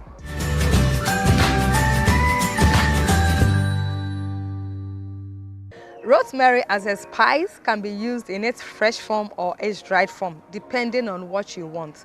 So in dishes where you want the aroma to be outstanding and you want to really enjoy the taste of the rosemary, you don't want it to be lost, you can use the fresh one. So you just, dice it and use it to flavor your food. And if you are doing a longer cooking, let's say you are doing your stew, it is advisable that you use the dried rosemary so that you can also enjoy the taste. For longer cooking, you use the dried rosemary. For shorter cooking, you use the fresh rosemary. And rosemary as a spice can also be joined together with other spices to, you blend everything together and then you keep it on your shelf as your spice. Use it to season your meat, use it to season your fish, and any other form of usage that you have for it. Rosemary, the dried form or the fresh form, can also be used as a tea. So you steep it in hot water, and I believe you have seen the episode of herbal tea. You steep it in hot water, you wait for about 10 minutes, and then you remove the rosemary from it, and then you take your tea, which can be sweetened with honey. Please avoid the intake of white sugar. And there's also rosemary essential oil. The oil can also be used in different ways. In fact, it can be used as an aromatherapy. where you boil water, you put it in a hot pan, and then you put about 3 or 4 drops of rosemary into the pan containing the hot water. Use a towel to cover your head, and then you inhale. It helps to relieve your stress, and then it's a pain reliever. So if you have a lot of things on your mind, maybe you've gone to work, you have come home, you are stressed out and all that, just do some aromatherapy with rosemary essential oil and then go to bed, and you see the wonders that rosemary can do for you. We are looking at using rosemary for your hair growth. And how can you do it? What you have to do is just get a handful of rosemary. You can use the fresh one or the dried one and boil it in water. And whilst boiling, you have to add cloves to it. Cloves also does wonders for the hair. I'm going to boil the rosemary, this quantity, and I also have the cloves, this quantity, but I'm going to divide these cloves into 4 parts, and then I'll add to the rosemary and then add water and boil on fire.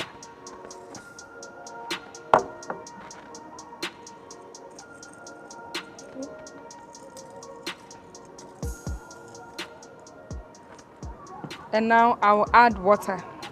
We don't want to add too much water, just enough. Cover it and boil it between 5 to 10 minutes.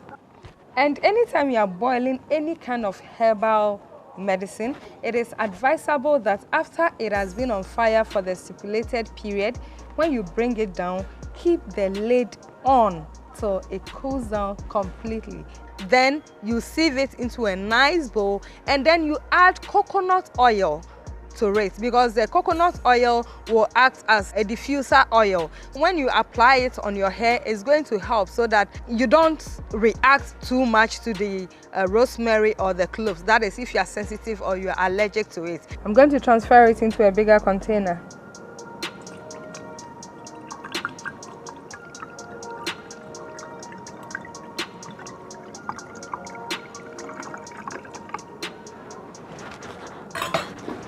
Within like a week, you should have finished using it.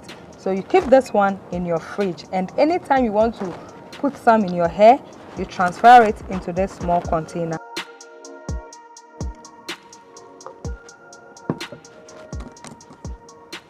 Mix together in a spray can, just spray it in your hair and massage it into the scalp of your head, and then do it 2 to 3 times within a week. In fact, if you are not comfortable, you can do it and then an hour you do your shampooing, or you can just spray your hair and leave it in. That is what I use for my hair, and it's amazing how my hair has grown. The mixture of rosemary, cloves, and coconut oil, in fact, is full of antioxidants, and it is also anti-inflammatory. So when you use it and you massage it deep into your scalp, it helps to get rid of dandruff. So if you have a problem with dandruff, this is what you can use. And if you also have a problem with alopecia, your hair is not growing, it's falling off, or you have a child that you have braided the hair and the frontal is removed, you can also apply this mixture on the child's hair every 2 to 3 days.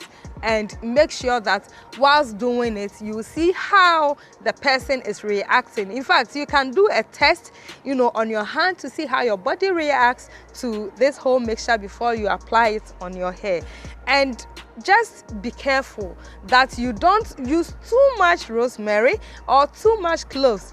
Let's say if you use a handful of rosemary, you can use a quarter of cloves to it. Rosemary has a lot of benefits for the human body. It supports your immunity, it supports your digestive system, and it helps to relieve bloating and gas and indigestion. So if you have, you know that you have indigestion and it's causing some rumblings in your tummy, just get a teaspoonful of rosemary and steep it in water and drink in the evening. It will relieve you of your indigestion. And it is also full of antioxidants. It is anti-inflammatory. So I would encourage you to use it on regular basis. Use it as a spice in your cooking, use it to flavor your meat, use it to season your fish. You know, you can break it and then use it in different ways. But from time to time, it is something that I want to encourage you that keep on using rosemary in your daily diet. Thank you so much for sticking and staying with Home Tips with Mira. From time to time, we'll bring you more interesting and exciting episodes. So keep on using rosemary for your hair for maximum hair growth. Heavy fighting. The bodies are said to include elderly women, children and young men. Teams involved in the operation say some of them were shot from behind. International law experts have told Al Jazeera this could amount to war crimes. Hani Mahmoud reports from the site in Khan Yunis. Early in the war, thousands of Palestinians took refuge from Israeli attacks in the Nasser hospital in Khan Yunis. Now many of them are buried here. Civil defense crews have discovered hundreds of bodies on the grounds of the medical complex. Nawal is still looking for her son's remains. I am here to find the body of my son. His name is Ala Ahmad Salim Al-Atal. His brother told me that he buried him here. We came from far away, more than once, and on foot, but we didn't find him. We've been trying for the past 2 weeks. Israeli forces withdrew from Khan Yunis on April the 7th after 4 months of intense raids and airstrikes, leaving behind a trail of destruction and mass graves. The teams who recovered the dead say some were shot from behind, execution style. Others were found with their hands tied behind their backs. Many more are believed to be buried on the grounds of the largest medical facility in southern Gaza. The identified bodies were delivered to their families, and we as civil defense keep the unidentified bodies, take note of any distinguished marks for each of them, then we bury them. Another mass grave, yet more Palestinian bodies are retrieved from this side whose names might not be remembered. Their identities are largely lost in an unprecedented war. Lost but remembered, those who have been identified will now receive a proper farewell. For countless others, the search continues. More than 7,000 people are still missing across the Gaza Strip, most of them women and children. Hani Mahmoud, Al Jazeera, in southern Gaza. And then further north, there's been a major attack in Gaza City.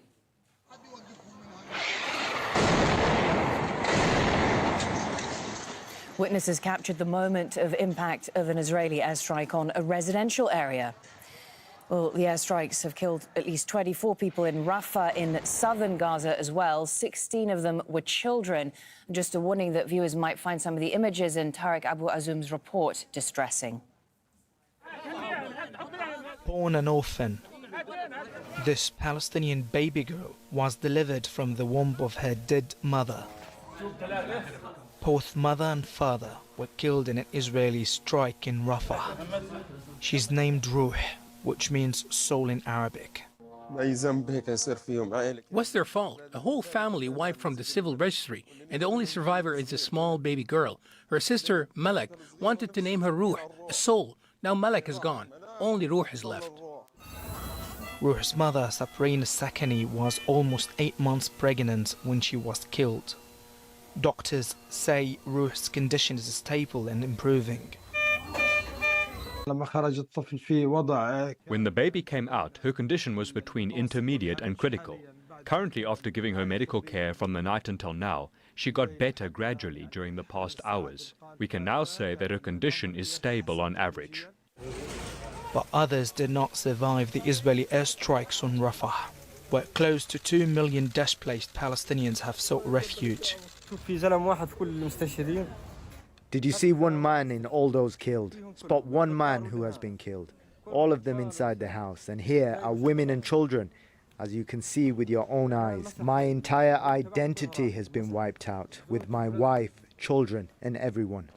Gaza's health ministry says that more than 14,000 children have been killed in Israel's war on Gaza. The bodies of many more have not been found. They are buried under the rubble. Ruh will spend the next month in hospital without her mother and father. But as Israel threatens a ground invasion of Rafah, she and thousands of children like her face an even more uncertain future. Elsewhere, a general strike has been declared across the occupied West Bank after a 3-day-long Israeli raid killed 14 Palestinians. Hundreds of people turned out for the funerals of the victims in Nur Shams refugee camp in Tulkarem. It was one of the worst Israeli raids there in recent months. Israeli forces have now killed 486 Palestinians in the occupied West Bank since October 7th. Al Jazeera's Nida Ibrahim reports from the Nur Shams refugee camp in Tulkarem in the occupied West Bank. The Nur Shams refugee camp has turned into one large workshop where first responders are trying to take care of some of the damage that has been incurred during the 3-day raid to the refugee camp. As you can see here, everything has been affected when we talk about the electricity, the water, the roads that have been completely destroyed. But they know that the repairs will take months, if not more, to be fixed. So this is a different situation than any other raid the Palestinians here have seen inside the camp. They're used to Israeli forces destroying the infrastructure, but the scale of this damage was something they've never seen before. Even during the 1960s, the roads never looked like this. They want to take us decades back. This is pure revenge. It is our enemy and has been damaging our lives since 1948. I'm now 54 years old and have only been seeing the ugliness and torture of the Israeli occupation since I was a child. We were asleep. The army suddenly went in. When my sister opened the door, she saw an armed soldier and she started crying. She was scared. The camp has also turned into one big mourning house. My son was laid here for more than 6 hours. An Israeli sniper killed him as he opened the window. Medics were shot at when they tried to take his body. I stayed next to him, kissing him goodbye. As repair efforts continue here, Palestinians tell us there's no guarantee that the Israeli forces will not return here again and incur similar damage to the infrastructure, to their homes, and to their lives. Nida Ibrahim, Al Jazeera, Tulkarem, the occupied West Bank, Palestine. Now, in other stories we've been following, Israel's government is describing U.S. plans to sanction a military unit accused of human rights violations as a red line. Secretary of State Anthony Blinken is expected to announce the restrictions in the coming days. Zain Basravi has been speaking to Palestinians in the occupied West Bank who say these sanctions are merely a whitewash for Israeli crimes. After the worst violence in the occupied West Bank in weeks, a U.S. plan to sanction one Israeli battalion, based on State Department findings months old for crimes now years old. Palestine's foreign ministry says the Americans are not serious about holding Israel to account. Sanctions always are welcome, but this should not be an attempt to whitewash the Israeli army. All the Israeli army and the Israeli government are committing war crimes, crimes against humanity, and the crime of genocide in Palestine. And this should not be a whitewash for the Israeli army. We believe that if the Americans are serious, they should stop the complicity in the genocide in Gaza. The unit in question, the Netza Yehuda Battalion, 1,000 ultra-Orthodox soldiers. They have limited interaction with female troops, are allowed more time to pray and continue religious studies, in keeping with conservative beliefs. Linked to incidents of torture and abuse in the occupied West Bank, most notably in 2022, when 80-year-old Palestinian-American Omar Assad died in custody. He was detained, handcuffed, blindfolded, and abandoned in near-freezing conditions. The Netza Yehuda were relocated to the Golan Heights later that year and are currently in Gaza. Even if the unit is disbanded, Israel's national security minister has said he will absorb the soldiers into the ranks of the police. But 25 other battalions will remain deployed across the occupied West Bank. This week, Israeli forces subjected Palestinians in the Tulkarem refugee camp to levels of destruction not seen since the Second Intifada 20 years ago. While Israel's government is furious that its biggest benefactor would sanction its military, for Palestinians here, it is political theater. The Americans are lying. I say to Biden and the Americans, enough with this satire. You talk about democracy and human rights, while human rights are violated using US money and weapons. It's nonsense. If the US wanted to sanction them, they wouldn't have planted them like weeds among us. U.S. President Joe Biden's commitment to one side of this conflict remains clear. Despite numerous reports of human rights violations since the war on Gaza began, his administration has expanded Israel's weapons stockpile and just days ago vetoed a Palestinian bid for recognition as a full member state at the UN. The best case scenario, this could set a legal precedent. In theory, it could mean that Israel will no longer be immune to violating international law. The Israeli military's behavior might even change. But the more likely scenario, this is damage control. It is messaging by a White House with diminishing popularity ahead of a presidential election. Zain Basravi, Al Jazeera, Ramallah, the occupied West Bank, Palestine. Hamas political leader Ismail Haniyeh has been speaking about the state of negotiations, and he says that Israel has no interest in reaching any sort of ceasefire deal to end the war on Gaza, and that a non-negotiable condition to this is the complete withdrawal of the military from the Gaza Strip. Despite tens of sessions and communications exchanged via our mediators, the Zionist enemy until this point has not agreed to a ceasefire in Gaza. All they want is the return of hostages so they can continue the war on Gaza, and this cannot be. They want Hamas and the resistance to agree to maps referencing the deployment of the Israeli army, as if to say we are legitimizing the occupation of the Strip or a part of the Strip, and this cannot be. There must be a complete withdrawal from Gaza. Meanwhile, the Israeli Prime Minister Benjamin Netanyahu has blamed Hamas for the failure to reach any sort of deal that would allow for the release of Israeli captives in Gaza. He vowed to further increase pressure on Hamas in the coming days. Unfortunately, until now, all proposals for the release of our hostages have been outright rejected by Hamas. That's why the US Secretary of State rightly said Hamas refused all the offers that were made to it. According to him, the only thing preventing a deal that would release the hostages is Hamas. Instead of backing down from its extreme positions, Hamas builds on division between us, and it draws on encouragement from the pressure directed at the Israeli government. We will deliver additional and painful blows on Hamas, and that will happen soon. In the coming days, we will increase the military and political pressure, because this is the only way to free our hostages and achieve victory. Let's go live now to Hamda Salut, who's in occupied East Jerusalem. What else have we heard from the Israelis today?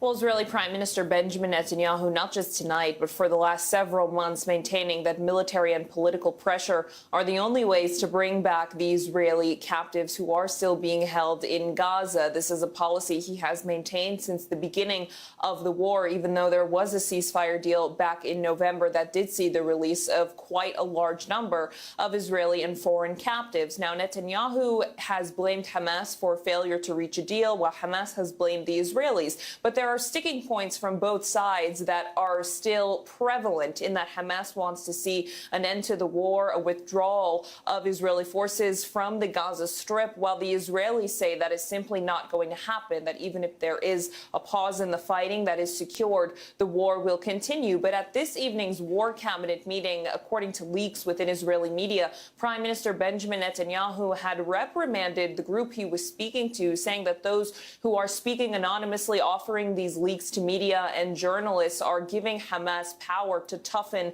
their stance. So while both leaders are exchanging a war of words, we are seemingly nowhere close to a deal.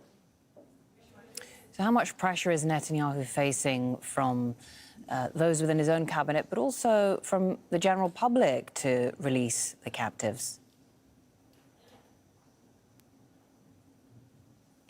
There's been a lot of pressure on Netanyahu, both internationally and domestically. Here in Israel, you have families of Israeli captives, as well as Israelis who've been protesting for months now, calling for his removal from office, calling on new governance to secure a deal to bring back their loved ones. But Netanyahu has maintained that he is the one in charge and he is the one that is going to be making decisions that will bring back those captives. But the protesters blame him. They blame him for October 7th, and they blame him for nearly 200 days into this war that his policies have failed. And now they're fearing that the focus is shifting on bringing them back. They feel that this latest escalation with Iran and the Israelis saying they are still going to invade Rafah sometime in the future, that is what's on the table for the Israelis to discuss, and the issue of the captives has fallen back on the back burner. So there is a lot of pressure on Netanyahu, and the protests that have been ongoing, not just weekly but bi-weekly,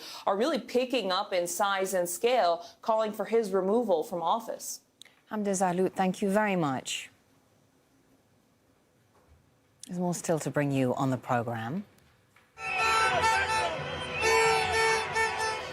We're turning our attention to Colombia.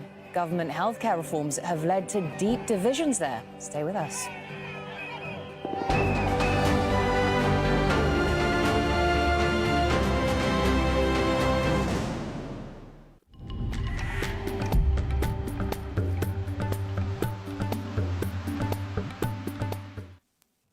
Hello there. We'll have a look at the forecast for North America. And if we look at the satellite image, you can see some dramatic storms rumbling their way east across the deep south. Well, the good news is by Monday, they have worked their way across Florida, leaving behind a legacy of sunshine and drier skies, with temperatures starting to edge up again for the likes of Texas.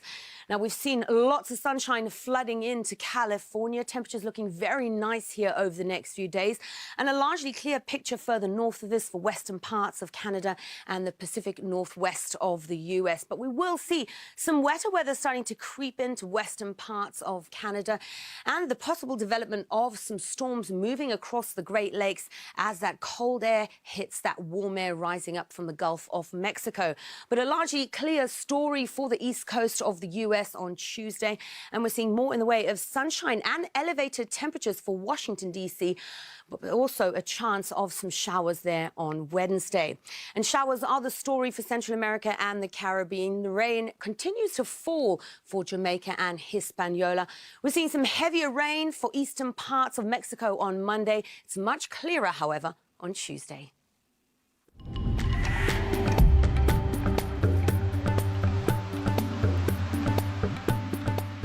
This is the first genocide that we see in real time. It's the victims themselves who are recording their own genocide. There's this disconnect between what we are witnessing on social media versus what we're seeing on mainstream media. It is always an attempt to frame a two-sidism, but there is no two sides to this. The Western media does have a Western bias. Those who understand what they are looking at, they are enraged. The Listening Post covers how the news is covered.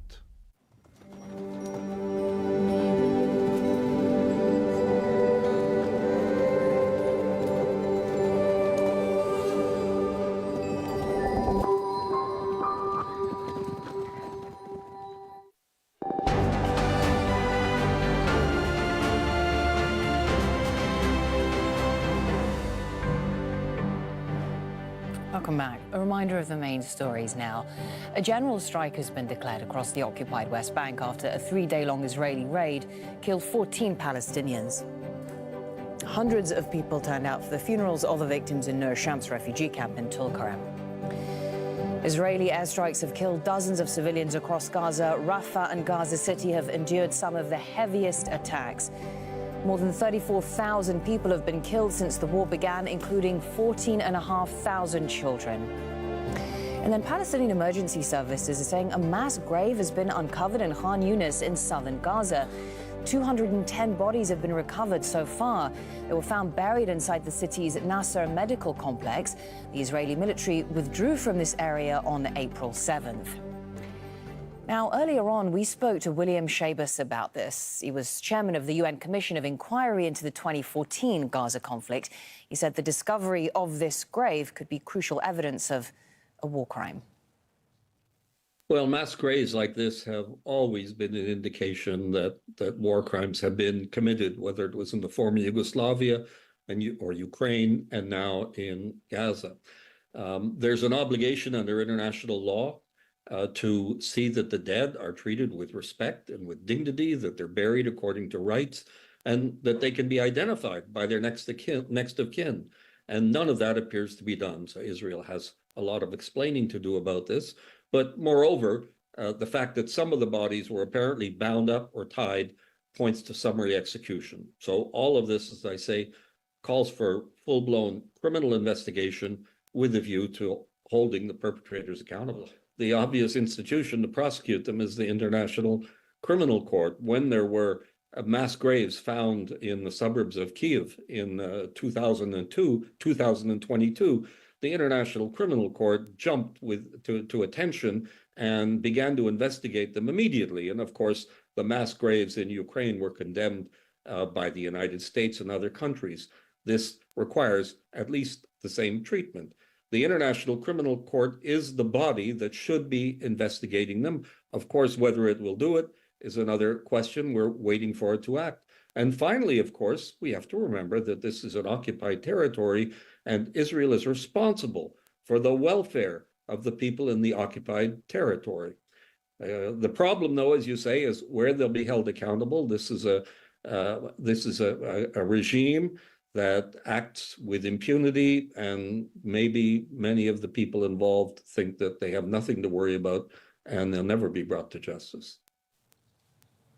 To Ecuador now, where the polls have closed after millions voted in a referendum on new security measures.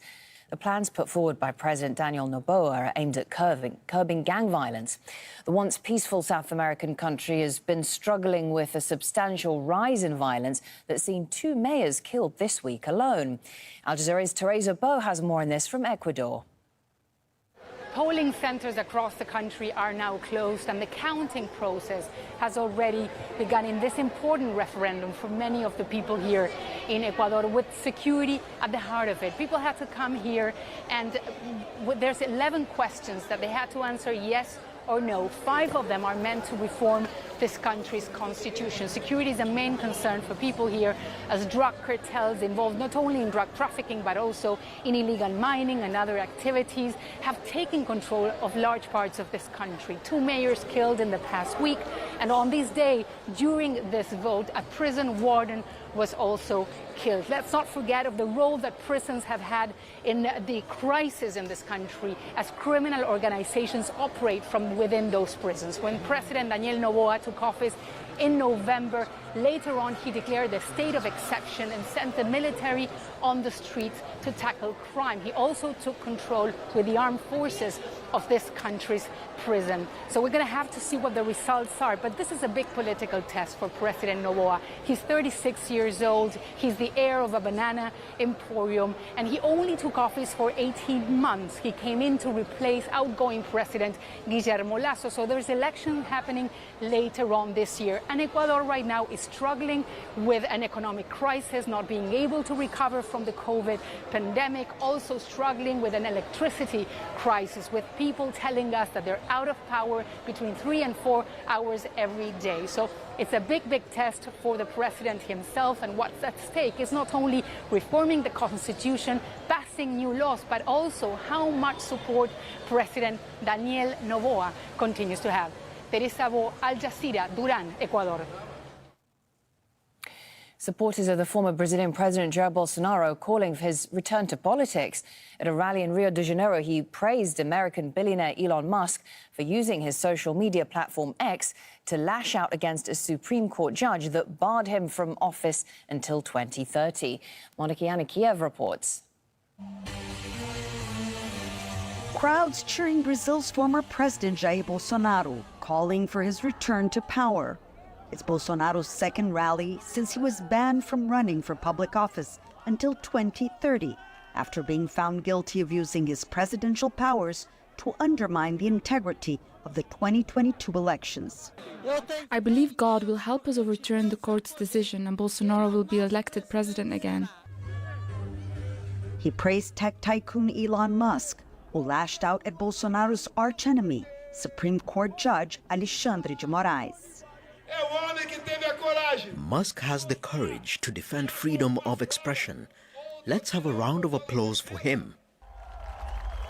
Brazil's former president may still have the support of many voters here, but his political future hangs in a balance. Investigations into Bolsonaro's alleged role in plotting a coup are underway and expected to wrap up by July.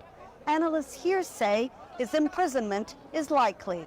Uma demonstração de força popular. Bolsonaro is using these rallies to show his political might on the streets, hoping it will protect him during all the legal battles he'll be facing in the upcoming weeks. And he's also leading the opposition against Lula. Bolsonaro may have been banned from running for office, but his supporters say he can still help elect his allies in October's municipal elections. Monica Yanakiev, Al Jazeera, Rio de Janeiro. Colombia's opposition has held the largest protest yet against President Gustavo Petro's government. They are rallying against wide-ranging social and economic reforms by the left-wing administration. Petro wants to reform the healthcare sector by cutting out private insurers and boosting state control. Alessandra Ampietti was at that protest in Bogota.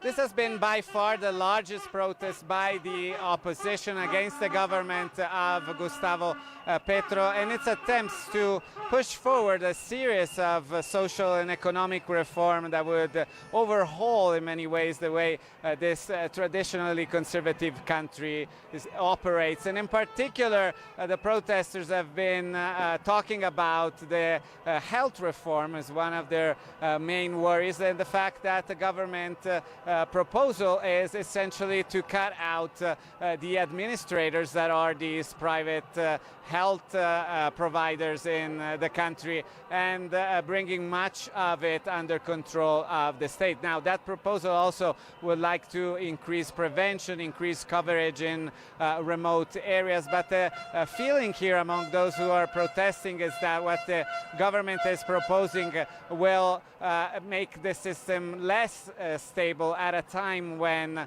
it's already running out of money. That's what they said. But I think that the main takeaways here are that the right wing in the country has proven to that it has become more and more successful on mobilizing its base and also on convincing the other people, other sectors of society, especially middle class and centrist Colombians that are feeling discontent towards this government. In some cases they even voted for them, but they're now here protesting. So definitely a strong message for the government of Gustavo Petro, but not one that will probably be enough for the president to back down. He already called for a counter-protest next May 1st. Alessandro Ampietti, Al Jazeera, Bogota. Authorities in southern China are preparing for what they say could be severe flooding seen only once in a century. More than 80,000 people have already been evacuated in Guangdong province alone, which has been experiencing torrential rain since Friday. Several villages have been cut off by floodwaters. National Weather Office warned that major storms are on the way for coastal areas.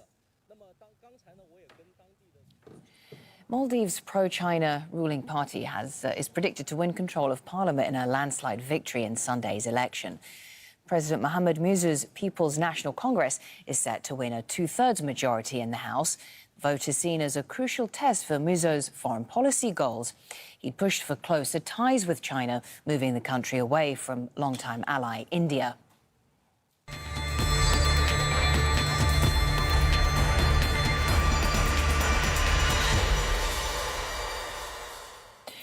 Now, the Ukrainian President Volodymyr Zelensky has thanked the U.S. House of Representatives for passing a $61 billion aid bill. It was part of a major military package that also provided funds for Israel, Taiwan and several other allies. Ukraine hopes the aid will halt Russian advances even deeper into the country. Al Jazeera's John Holman reports on this now from the capital, Kyiv. Ukraine have been waiting for this for months, while it ran short of shells on the front line and air defences to protect its power plants. Without this US military aid package, President Volodymyr Zelensky said Ukraine would lose the war. I think this support will really strengthen the armed forces of Ukraine. and we will have a chance for victory if Ukraine really gets the weapon system, which we need so much, which the thousands of soldiers need so much. And this aid should not be just spread in thin layer all over, but it has to end up in tangible weapon systems. Aid worth $61 billion, $14 billion in direct weaponry. It had been stuck in the House of Representatives for 2 months, some Republicans opposing it even going to a vote. It still needs Senate approval before being signed into law, but that seems all but guaranteed. This aid is coming late. With God's will, the Senate will approve it, so that Ukraine can regather its strength and fight back against Russia. Then the question is, how soon the equipment can be on the ground. A Pentagon spokesperson said that munitions could be moved within days. Apparently some of the weaponry's already in storage in Europe, but it will still likely take weeks to get to Ukraine's front line.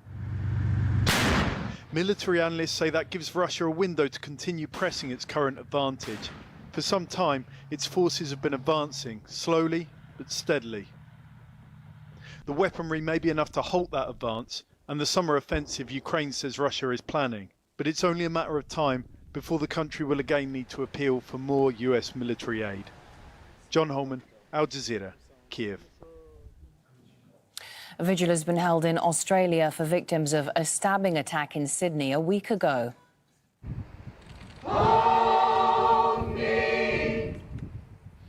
The attacker killed 6 people and injured 12 others at the Bondi Junction shopping mall just over a week ago now. Authorities are saying the 40-year-old had a history of mental health problems. He was shot and killed by police. That's it for this bulletin, but I'll see you in about 25 minutes' time with another roundup of your news. The Listening Post is next.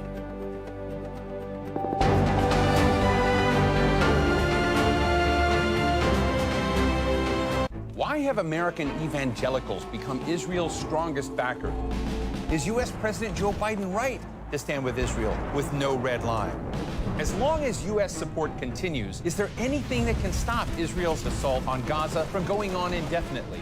A quizzical look at U.S. politics, the bottom line. It was an Iranian military attack that was made for TV. So was the Israeli response. But what will all this lead to, apart from taking the eyes of the world off of Gaza? Terminology matters. The New York Times knows it. And the language it is using on Gaza is a story unto itself. Plus, believers in Kenya led to their graves by a televangelist. Where were the regulators?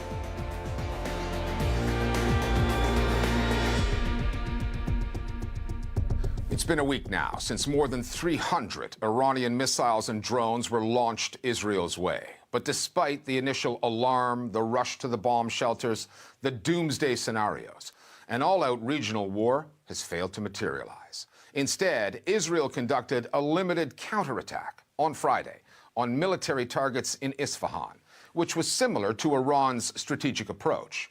The vast majority of those Iranian projectiles were shot down by Israel or its allies. The damage was minimal, 0 Israeli fatalities, an outcome that military experts concluded was by design. Israel's response also had more to do with spectacle than substance, because the Netanyahu government had the optics to consider. Don't act and risk losing face or retaliate when its primary backer, the U.S., had called for restraint, at least publicly. Whatever happens next, Iran's attack and the way it has been characterized in the Western media may have garnered Israel some more support abroad, which could prove crucial in this battle of perceptions as Israeli forces continue to slaughter Palestinians in Gaza.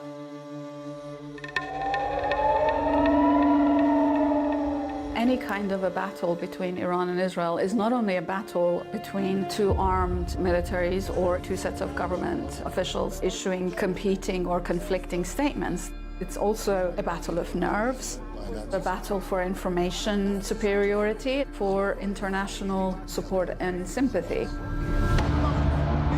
When our news feeds lit up on that night with images of military fireworks in the skies over Israel, there was reason to fear the worst. Depending on who then spun the story, Iran's airborne assault was either a reckless act of aggression that risked triggering a wider war.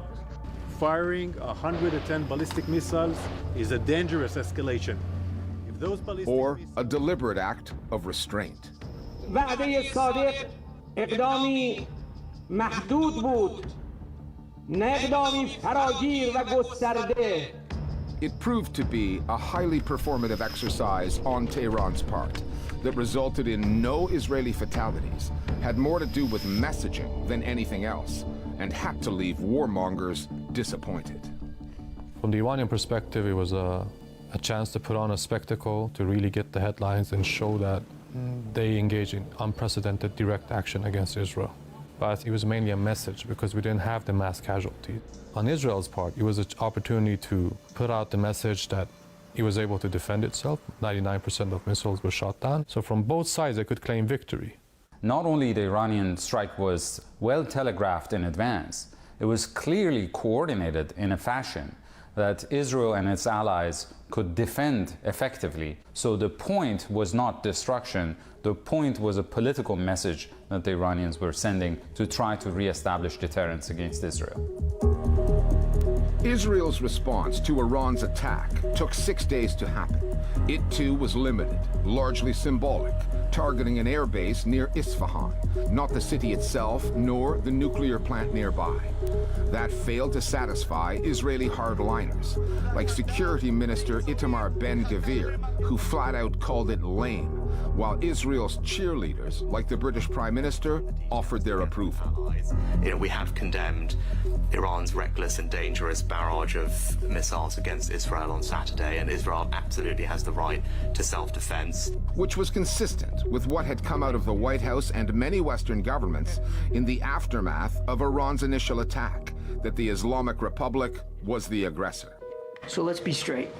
Given the scale of this attack, Iran's intent was clearly to cause significant destruction and casualties. The U.S. called Iran's actions unprecedented, even though they had been preceded by Israel's bombing of an Iranian consular building in the Syrian capital, Damascus, on April 1st, that killed 2 Iranian generals, among others. It was a position the UK also took, that when challenged, proved to be a hard sell. What would Britain do if a hostile nation flattened one of our consulates? Well, we would take the very strong action.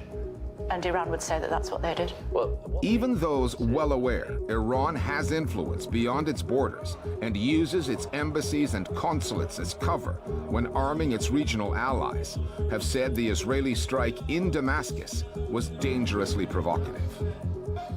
Here I must be very, very critical about Israel. It was one of those adventures that Israel is committing only because it is possible. There was hardly a debate about the consequences, about the price, about the day after. I mean, Israel explained it with damaging the military capability of Iran, or Hezbollah, or Hamas. אנחנו פועלים בכל מקום, בכל יום, כדי למנוע את ההתעצמות של האויבים שלנו. What is this rubbish? By the end of the day, it's about showing off the Israeli macho, the Israeli James Bond. Deterrence will never be achieved through assassinations, and capabilities are not damaged by those assassinations. So we are left only with the need to show off. Iran is often portrayed in Western media as a malign actor. There is very rarely a recognition that, like most other states, Iran has legitimate security concerns and at times has responded with restraint. Over the past few months, Israel had killed multiple senior Iranian military officials in Syria. Israel has conducted covert operations against Iranian nuclear facilities, against Iranian infrastructure, killed Iranian scientists, Iranian commanders on Iranian soil. So this is not a one-sided fight, and you rarely see the Western media trying to strike a balance in distributing or allocating blame for the current situation. So what was really behind Iran's theatrical but ultimately limited act of war? The Iranian military could have launched more of its drones and missiles through one of its proxies, such as Hezbollah in Lebanon, right next door to Israel. Instead, it not only sent almost all of them from Iran, it broadcasted some of those launches, giving the Israelis and their American and British allies 3 hours to prepare for them and ultimately take most of the missiles down. But like the Netanyahu government in Israel, the leaders of the Islamic Republic have been playing to a domestic audience. The drones and missiles, most of which the Iranians knew would never land, were the vehicles for that. Iran at the moment is in a quite fragile state internally. There has been for the last 2 or 3 years quite a lot of protest against the authoritarian actions of the regime. And so the regime in Iran is very aware of the ways in which getting embroiled in another war would actually endanger its own stability. So there is a very major calculation about its own vulnerabilities in the ways in which Iran has responded. There are two narratives that are going on in Iran right now. One is that this was a historic strike, and parts of the Iranian population appeared receptive to it, particularly in the aftermath of the Syria bombing. At the same time, most Iranians are not in favor of war. Their focus is on their daily lives, the economic conditions, and there's been a renewed crackdown on the Islamic headscarf in Iran, the mandatory nature of it, and that could very much undermine any rallying around the flag effect from any conflict with Israel. 3 days after Iran launched its quasi-attack on Israel, this story of performative warfare and shadow diplomacy descended into the absurd when reports surfaced that the U.S. had contacted the Islamic Republic asking it to allow Israel to conduct a symbolic counterattack to quote-unquote save face. 72 hours later, Israel hit the base near Isfahan. Israel's interceptors protected Jerusalem's sacred Islamic sites. Iran? Equally absurd was this YouTube ad posted online by the Netanyahu government, trumpeting the interception of Iran's missiles and declaring that Israel, which has spent 6 months obliterating Gaza and its Muslim population, had acted to protect some of Islam's holiest sites. It is so ridiculous. I mean, really, propaganda can go as far as it wishes, but Israel did not protect the holy places, and Iran didn't target the holy places. Israel is violating severely for decades the freedom of worship of Muslims, mainly Palestinians, to get there when it's needed. But the Iran attack won a lot of sympathy back to Israel. Not to Netanyahu so much, but to Israel. And the problem is that Israel is going to lose all the sympathy if Israel will go for an attack, as it seems now. As it eventually did, 6 days later. Of greater value to Israel than any sympathy Iran's attack may have produced is the distraction it created, away from the horrific stories still coming out of Gaza, of so many more Palestinian bodies getting unearthed, including from the hospital, Al-Shifa, corpses found with IV tubes still attached, images of 7 school children slaughtered on a playground, war crimes that would have got far more coverage than they did if news outlets were not transfixed by this new Iran angle. A telegenic story that, for all of the fireworks, is not what it appeared to be. For the past 6 months, the New York Times' coverage of Israel's post-October 7th assault on Gaza has taken a pummeling from critics both inside and outside the paper. Meenakshi Ravi is here with the latest example of that. A report this past week by the investigative news site The Intercept revealed a memo that editors at the Times sent to staff back in November and which has been regularly updated since. The memo is effectively a style guide for the coverage of Israel's post-October 7th assault on Gaza. There's nothing unusual about such style guides. It's standard practice across news organizations.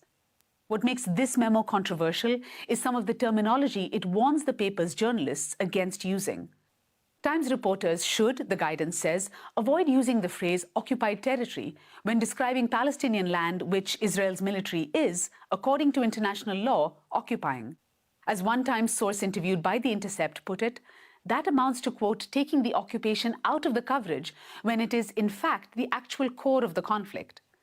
The memo also instructs staff to steer clear of the term refugee camps for parts of Gaza that are home to Palestinians displaced during previous wars. These are people who are refugees. These terms, occupied territories and refugee camps, are official language used by the United Nations and international NGOs. It's unusual for news organizations to restrict use of this terminology. In its response to The Intercept's report, a Times spokesperson said that issuing guidance like this is to ensure accuracy, consistency, and nuance in how we cover the news.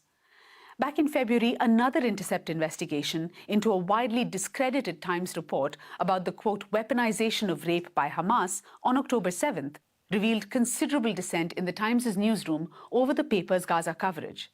Clearly, that discontent is still brewing and still leaking out to The Intercept. Thanks, Mina. Last year, we aired a disturbing story out of Kenya about the dangers of religious broadcasting, televangelism, and how difficult that content can be to regulate. We are rebroadcasting it now because the televangelist at the heart of the story, Paul Mackenzie, has been formally charged with the murder of 191 people. Mackenzie allegedly led those victims, his followers, to their deaths by telling them the world was coming to an end.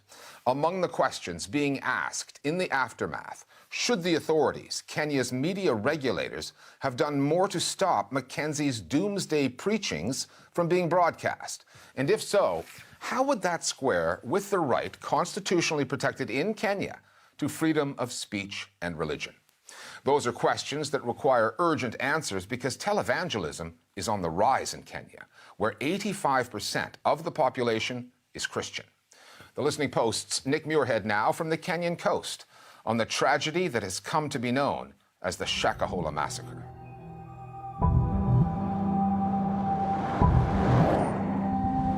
We've just left Malindi, a coastal town in eastern Kenya, and are heading inland to the Shakahola forest.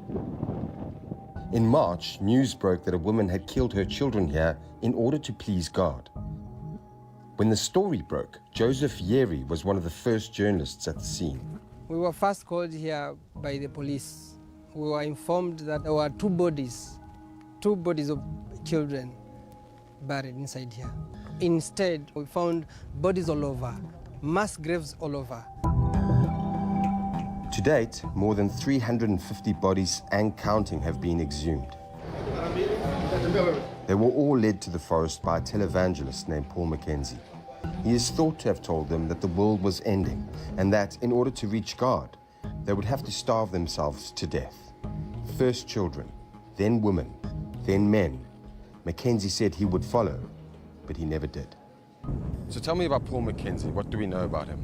Initially, he was a taxi driver in Malindi until he formed his own ministry now called Good News International Ministries. That church, according to the believers who first went in, was just a good church. Miracles happened until 2015.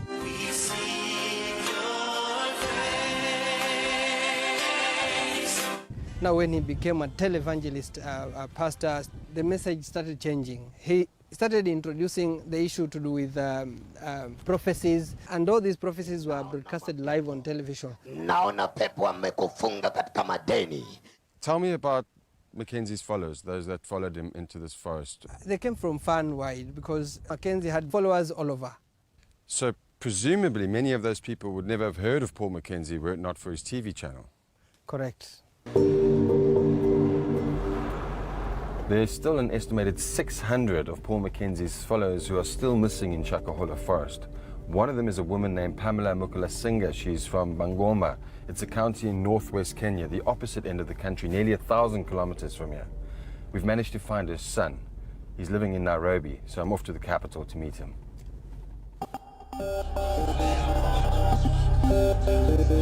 Televangelism is the use of media to communicate Christianity. The televangelists in Kenya often claim that they can perform miracles. I stand against those deliver spiritual healing, and guarantee prosperity, typically in the exchange for donations which have made some televangelists very wealthy and influential. For some viewers, often the most vulnerable, the promise being directly into their homes of divine intervention by these pastors proves irresistible. Paul Mackenzie is what we would refer to as a charismatic authority. Tutakaa na Mungu wetu milele na milele, tupumzike taabu ya mateso ya dunia hii. Because in order to be a televangelist, in order to hold the attention of an audience, no matter how big or small, you have to have a particular kind of charisma. Comparing to other African televangelists, you can tell that the rest of the African televangelists tend to go the prosperity way, and Paul Mackenzie goes the mystical way. Bwana kaniuliza, unajua ni kwa nini siku ya leo ndo mbona maiti hawafufuki kama nilivyofufua? When mystery kicks in, then somebody is believed to have information or news or power that other people don't have. And so that occultic, mystical element is what really endeared him to a lot of people. Pamela Mukalasinga's son, Rogers Shibuse, says that she would spend her days watching Mackenzie's Times TV channel and was captivated by his sermons that promised spiritual healing. She thought he could help her daughter, who was suffering from mental health issues. This time last year, Shibuse's mother, his sister, and her 3-year-old daughter left home to join the televangelist. Okay. Mostly kitu ilifanya madhe. The main reason my mother followed Mackenzie's preaching was my elder sister's illness. During his TV sermons, Mackenzie would often use the Bible and a specific oil to heal people, so my mother thought he might be able to help my sister. That was her main motivation. If it wasn't for his TV station, my mother never would have heard of someone like Mackenzie. When religion comes under the agency of media, then media transforms that religion. And so perhaps for people like Paul Mackenzie, media tended to give them some kind of reputation and credibility. Sifurahiki kazi inayoendelea Ruiru tangu nimewaacha. Je, Mungu? Paul Mackenzie's message would have first started out as what we would consider an instance of religious diversity, right? Because it doesn't just start off as an end of times. We then see it moving into a space of deviance. Education is evil. And then later on we see it moving into a space of danger.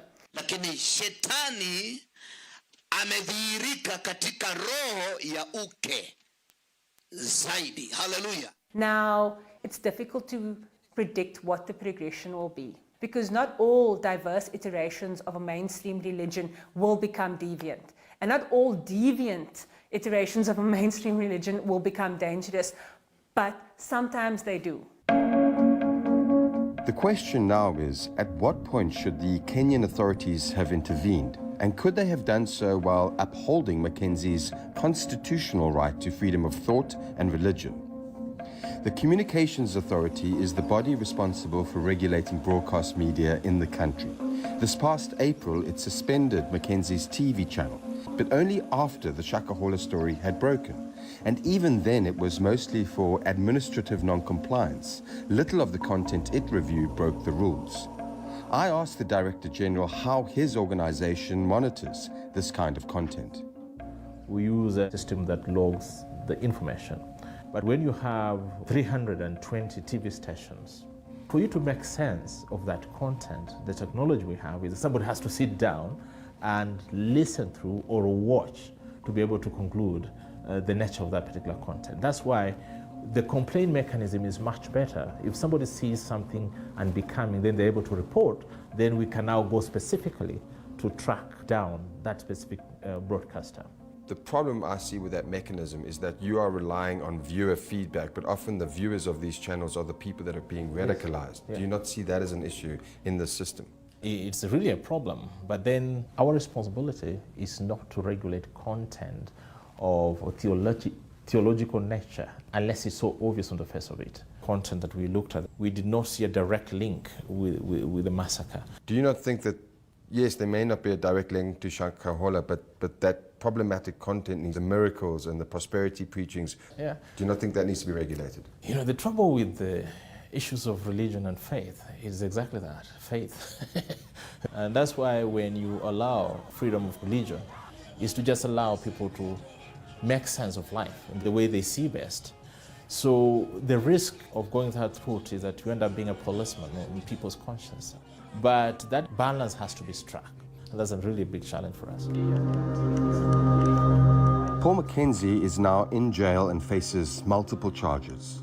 But the media environment in which he thrived and the constitutional rights that protected him remain the same. Kenya is 85% Christian, and televangelists wield enormous influence.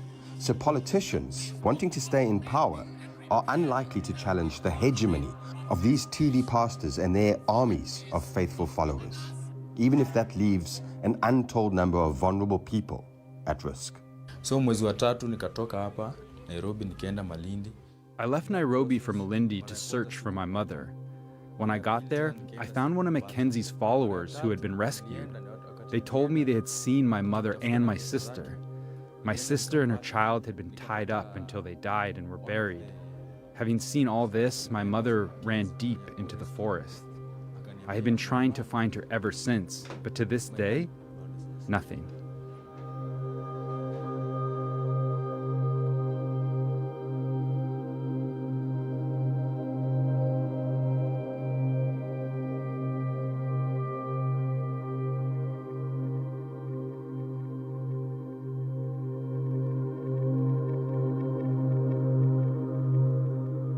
And finally, this past week, the world's most elaborate election process got underway.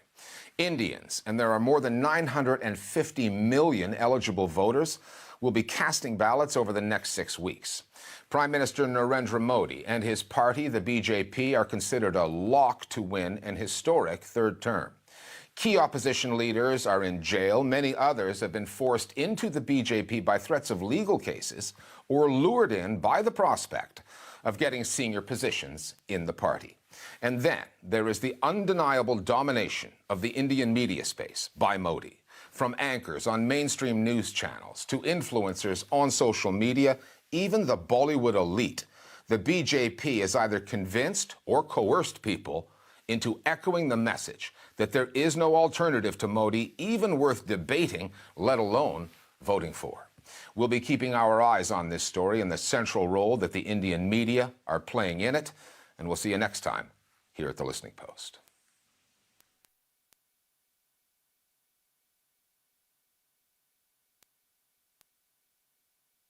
The latest news as it breaks. Imran Khan had given a call that people should come out in large numbers to galvanize public support. With detailed coverage. But the recent crisis and the realization that things are likely to get much worse before they get better is driving some residents to the brink. From around the world. People here have told us in these circumstances it's even more important than usual to come together and to share what little they have. Unique perspectives. Everything is political. You cannot stay out of politics, and everything is a feminist issue too. Unheard voices. We see our leadership destroying the ability to have a normal life in Gaza, and that destroys the ability of us having a normal life in Israel. Connect with our community and tap into conversations you won't find elsewhere. There is no over there. It is all of us. It's right here and right now. The Stream on Al Jazeera. After a 10-year journey in which it has become the most important translation award from and into the Arabic language worldwide, Sheikh Hamad Award for Translation and International Understanding announces the opening of the nomination period for the year 2024, starting March 1st till May 31st. Nominations are made on the award official website, www.hta.qa/en. What happens in New York has implications all around the world. It's international perspective with a human touch, zooming way in and then pulling back out again.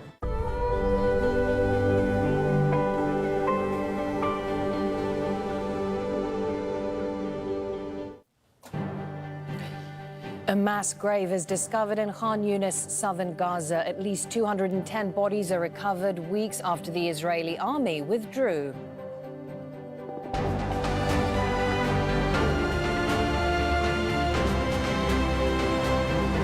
Hello, I'm Mariam Namazi. This is Al Jazeera live from Doha. Also coming up on the program, doctors save a baby from a dead mother's womb as 16 children are killed in an Israeli airstrike on Rafah.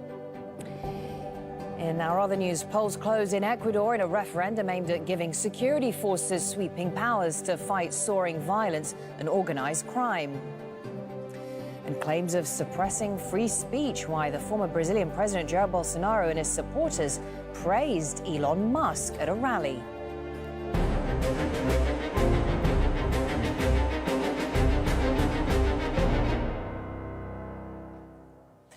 A mass grave with the bodies of Palestinians has been discovered in Khan Yunis, southern Gaza.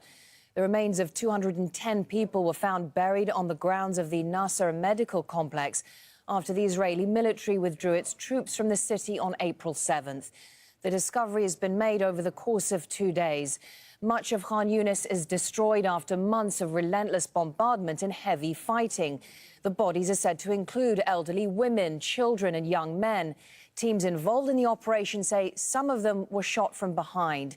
International law experts have told Al Jazeera this could amount to war crimes.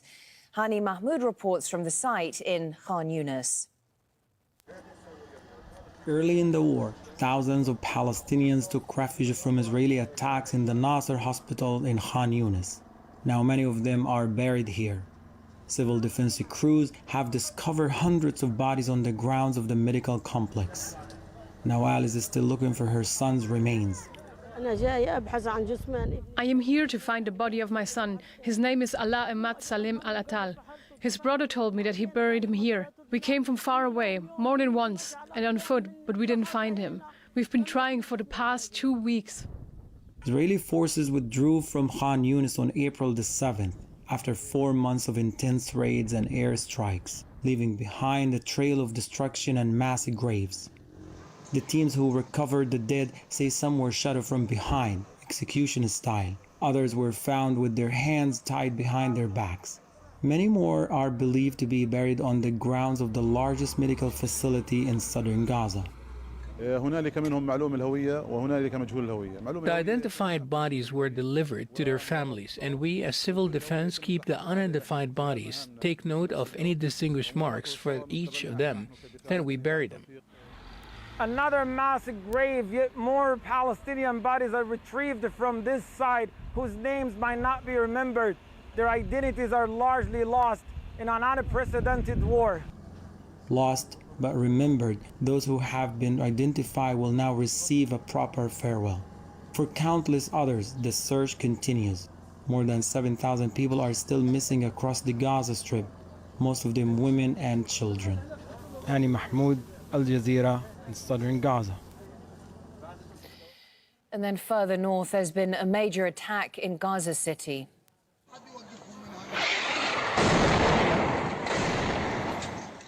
Witnesses captured the moment of impact of an Israeli airstrike on a residential area there. But there have also been airstrikes in Rafah in southern Gaza. That's continued. At least 24 people, 16 of them children, were killed. Just a warning that viewers might find some of the images in Tariq Abu Azum's report distressing. Born an orphan, this Palestinian baby girl was delivered from the womb of her dead mother. Both mother and father were killed in an Israeli strike in Rafah. She's named Ruh, which means soul in Arabic. What's their fault? A whole family wiped from the civil registry, and the only survivor is a small baby girl. Her sister, Malak, wanted to name her Ruh, a soul. Now Malak is gone. Only Ruh is left. Ruh's mother, Sabrina Sakani, was almost 8 months pregnant when she was killed. Doctors say Ruh's condition is stable and improving. When the baby came out, her condition was between intermediate and critical. Currently, after giving her medical care from the night until now, she got better gradually during the past hours. We can now say that her condition is stable on average. But others did not survive the Israeli airstrikes on Rafah, where close to 2 million displaced Palestinians have sought refuge.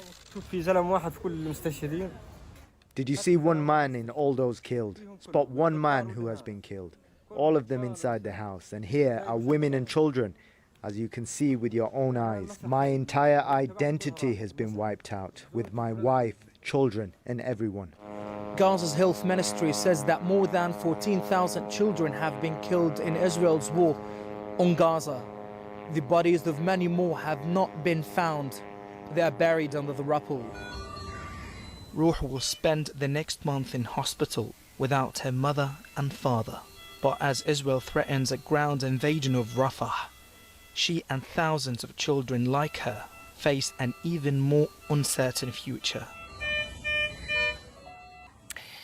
Now, Hamas political leader Ismail Haniyeh has been making remarks about ongoing negotiations to end the war, but he's saying that Israel has shown no interest in striking a deal. He also said that one non-negotiable condition is a complete military withdrawal from the Gaza Strip. Despite tens of sessions and communications exchanged via our mediators, the Zionist enemy until this point has not agreed to a ceasefire in Gaza. All they want is the return of hostages so they can continue the war on Gaza, and this cannot be. They want Hamas and the resistance to agree to maps referencing the deployment of the Israeli army, as if to say we are legitimizing the occupation of the Strip or a part of the Strip, and this cannot be. There must be a complete withdrawal from Gaza. Meanwhile, the Israeli Prime Minister Benjamin Netanyahu has blamed Hamas for the failure to reach a deal, and he said that he's been trying to release Israeli captives in Gaza. He also vowed to further increase pressure on Hamas in the coming days. Unfortunately, until now, all proposals for the release of our hostages have been outright rejected by Hamas. That's why the US Secretary of State rightly said Hamas refused all the offers that were made to it. According to him, the only thing preventing a deal that would release the hostages is Hamas. Instead of backing down from its extreme positions, Hamas builds on division between us, and it draws on encouragement from the pressure directed at the Israeli government. We will deliver additional and painful blows on Hamas, and that will happen soon. In the coming days, we will increase the military and political pressure, because this is the only way to free our hostages and achieve victory. Al Jazeera's Hamda Salhout has more from occupied East Jerusalem. A continuation of a war of words between the two leaders as both Israel and Hamas continuously blame each other for the reason why there still hasn't been a deal reached. But it comes as Netanyahu is under immense pressure from not only his government, but also his own population who want to see a change, who've been protesting week after week in order to call for his removal, saying that he is the reason why not only October the 7th happened, but why 7 months into this war, the remaining Israeli captives still have not been brought back from Gaza. Now, in this evening's war cabinet meeting, according to reports within Israeli media based on anonymous sourcing, the Israeli prime minister had reprimanded those in the room, saying that those who are leaking this information to the media are further emboldening Hamas, which is why they have a tougher stance. But there are still heavy sticking points from both sides in that Hamas wants to see an end to the war, and the Israelis say that that is simply not going to happen. Netanyahu maintaining that military and political pressure are the only ways to bring back the remaining captives. Hamda Salhout, Al Jazeera, occupied East Jerusalem. Well, since Israel's war on Gaza started last October, it has severely restricted the amount of humanitarian aid allowed to enter the Strip. The United Nations warned in March that Israel preventing aid getting into Gaza itself is a war crime. Mohat Al-Kahlout is a journalist based in Gaza and explains the effect all this has had on the Palestinians. Due to the shortage of gas, people here started to use the available alternative of a tree wood and furniture wood that they collect from the destroyed houses by the Israeli forces. People here are suffering from the lack of gas and cook whatever food is available in the markets. We are enduring significant physical suffering due to using firewood. It is affecting our health and our breathing. And we feel scared every time we go to empty areas that have been bombed to cut down trees and collect firewood. We spend hours just to collect a bag of firewood. As far as breathing is concerned, all the smoke emanating from the fires constrains our breathing, our airways, and our lungs. We are scared of drones every time we go to empty areas to collect firewood. We collect wood at the beach, in the east, in the west, and all empty areas which the Israelis have left or bombed. But the drone threat is still there. Hundreds of stories about the suffering of collecting wood from the open areas and under the intense heat and under the ongoing bomb shelling and war. According to local statistics, every day hospitals here are recording hundreds of cases of respiratory disease that caused by the firewood.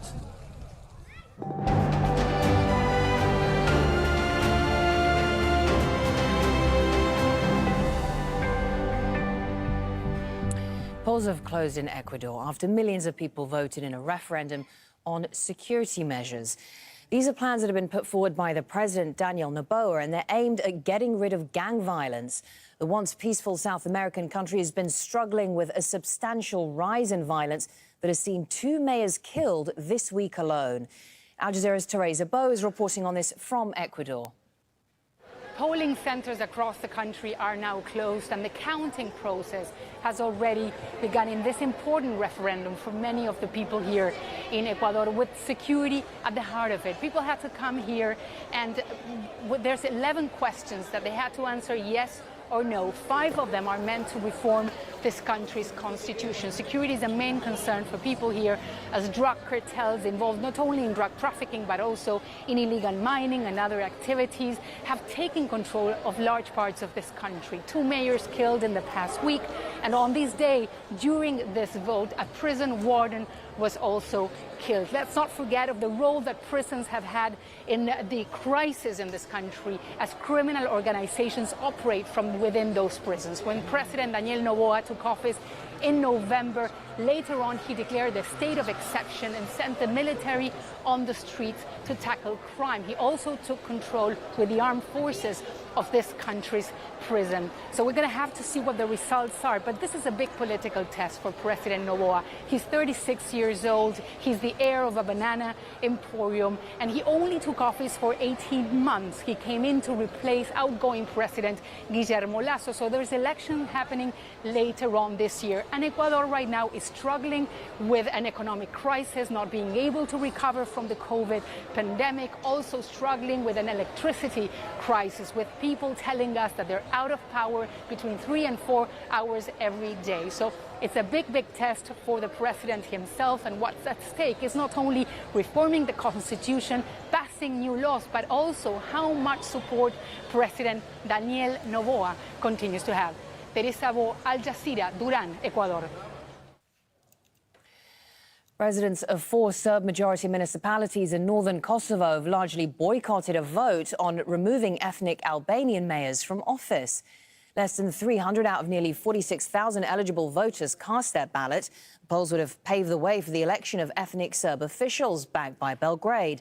Ethnic Albanian mayors were appointed last year after another Serb boycott, sparking a wave of violence.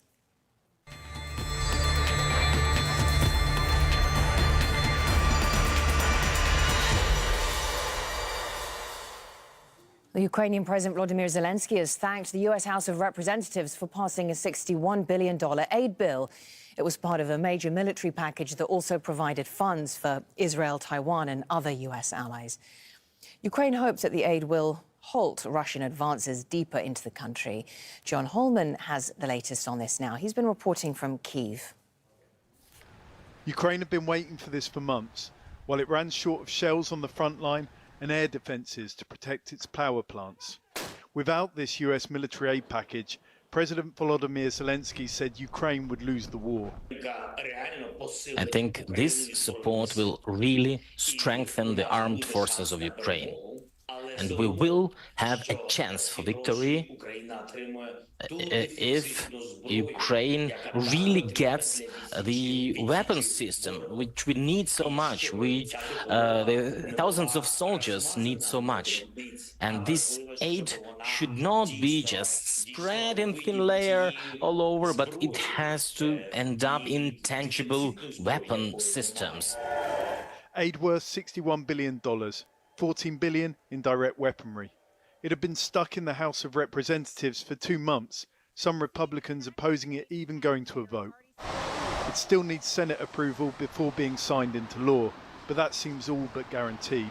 This aid is coming late. With God's will, the Senate will approve it, so that Ukraine can regather its strength and fight back against Russia. Then the question is, how soon the equipment can be on the ground.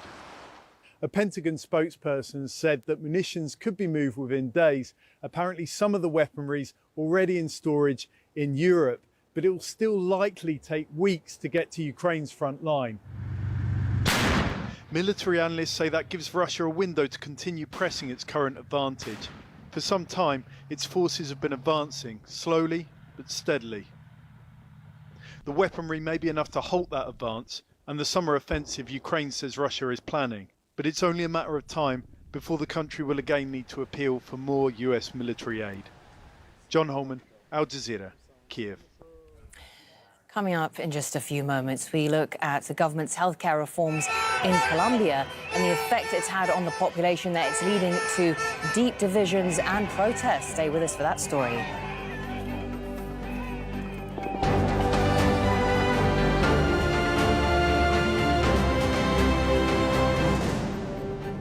In-depth analysis of the day's headlines. There's the failure to free the captives still being held by Hamas. How difficult a moment is this for Prime Minister Netanyahu? He's trying to stay indefinitely as Prime Minister in order to stay possibly out of jail. Frank assessments. How has relations declined between Niger and the United States of America? The crux of the matter is Niger's choice of military partners, and specifically Russia. Inside Story on Al Jazeera. Examining the headlines. Unflinching journalism. Sharing personal stories with a global audience. Explore an abundance of world-class programming on Al Jazeera. 300 years ago, Vivaldi's The Four Seasons celebrated the natural world and stages of the year. Now his music has been recomposed by artificial intelligence using projected 2050 weather data to reflect the global climate emergency, culminating in a disturbing live performance in South Korea. Dystopia of Soul on Al Jazeera.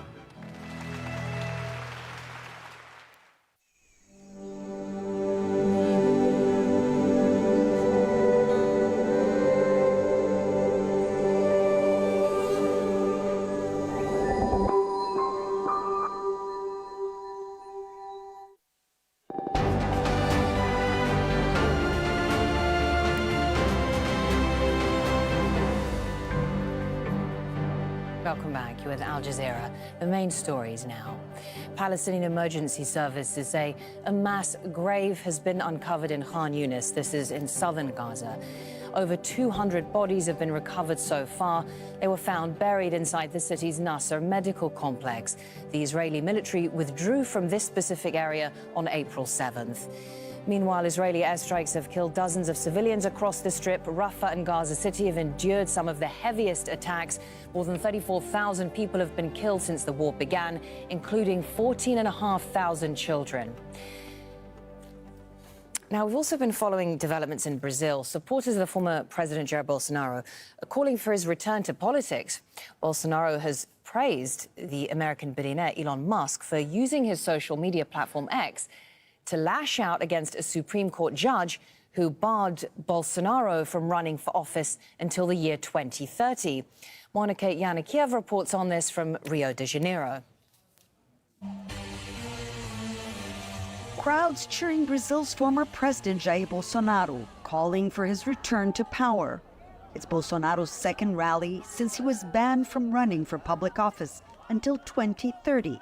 After being found guilty of using his presidential powers to undermine the integrity of the 2022 elections. I believe God will help us overturn the court's decision and Bolsonaro will be elected president again. He praised tech tycoon Elon Musk, who lashed out at Bolsonaro's archenemy, Supreme Court Judge Alexandre de Moraes. Musk has the courage to defend freedom of expression. Let's have a round of applause for him. Brazil's former president may still have the support of many voters here, but his political future hangs in a balance. Investigations into Bolsonaro's alleged role in plotting a coup are underway and expected to wrap up by July. Analysts here say his imprisonment is likely. Uma demonstração de força popular. Bolsonaro is using these rallies to show his political might on the streets, hoping it will protect him during all the legal battles he'll be facing in the upcoming weeks. And he's also leading the opposition against Lula. Bolsonaro may have been banned from running for office, but his supporters say he can still help elect his allies in October's municipal elections. Monica Yanakiev, Al Jazeera, Rio de Janeiro. Ramesh Srinivasan is a professor at UCLA's Department of Information Studies. He joins us live from Ventura in California. And so Brazil, like many countries around the world, finds itself dealing with the parameters around free speech. Of course, this is being debated everywhere at the moment, but of course we see this clampdown on disinformation on the part of far-right politicians, especially those allied to Bolsonaro. That's what the Supreme Court is trying to do, while others are saying that this endangers democracy. What do you make of how that argument applies to Brazil?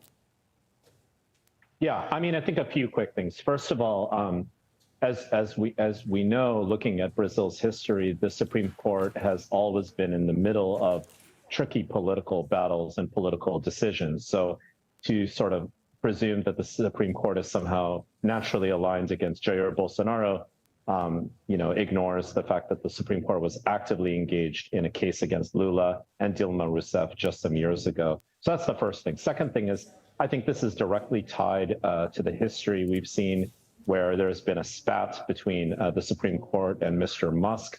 And I think a lot of that has to do with the Supreme Court's requests for particular accounts to be deplatformed, which Musk deems as censorship, which in turn led to the Supreme Court saying, well, Musk, you yourself are censoring particular accounts. So then Musk making particular comments about the Supreme Court's inadequacy of dealing with Mr. Bolsonaro likely reads less as an argument that's based on depth of knowledge about the particular issue, and more just sort of Musk in a spat, if you will, with the Brazilian Supreme Court. But I think the most important thing that we always need to remember is that what free speech is and what counts as free speech really depends on the jurisdiction of a nation state, and also online, as we've talked about before on Al Jazeera. Not all speech is equal. A lot of speech that tends to be more visible and therefore circulates further is more viral. And a lot of that speech tends to be more on the fringe, whether it's left or right. So I think these are all confounding issues that are related to this particular, if you will, sort of soap opera moment between this spat between these two individuals. Yes. Well, there is a couple of different spats going on, but we see Elon Musk wading into this. He is now the great defender of free speech, as he would define it, isn't he? Because he is now he has now criticized that the Supreme Court judge who is going after these particular social media accounts, people he says are discrediting the voting system in Brazil, and I suppose playing very nicely into the hands of Jair Bolsonaro. Sure, you're right. I mean, definitely, there's a lot of issues, right? So extreme speech, by and large, often ends up being more visible because it's more viral, right? And we know that many on the right, including the former president of Brazil, Mr. Bolsonaro, and many of his supporters, like other right-wingers around the world, have tended to work with their own digital armies of people who sometimes spread disinformation. Musk, of course, claims to be a pro-free speech absolutist. In theory, I support that because I think all speech and all people should have opportunities to share their voices on all platforms of all kinds, because otherwise, how do we engage in dialogue with one another? The issue, however, is that the devil's always in the details, right? So what are the specific ways in which Musk is actually able to, or not, which is generally my conclusion, support, equality of voices from different perspectives, right? And so that's the issue. Well, he doesn't... The underlying issue really is No, please carry on.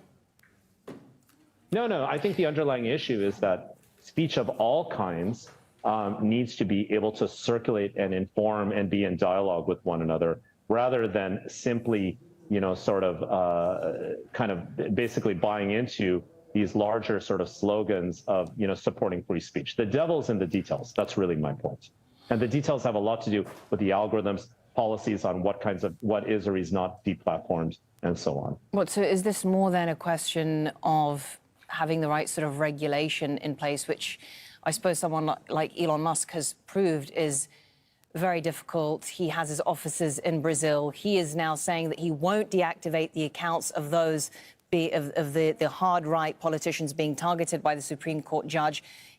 So it's become this sort of, it's turning into a political spat. X is saying that they are going to comply with the ruling. So even if you try to regulate something like this, very difficult when you have the head of a global company like X that is selective in terms of whether or not he intervenes in Brazil, but then, he's silent when it comes to India and China.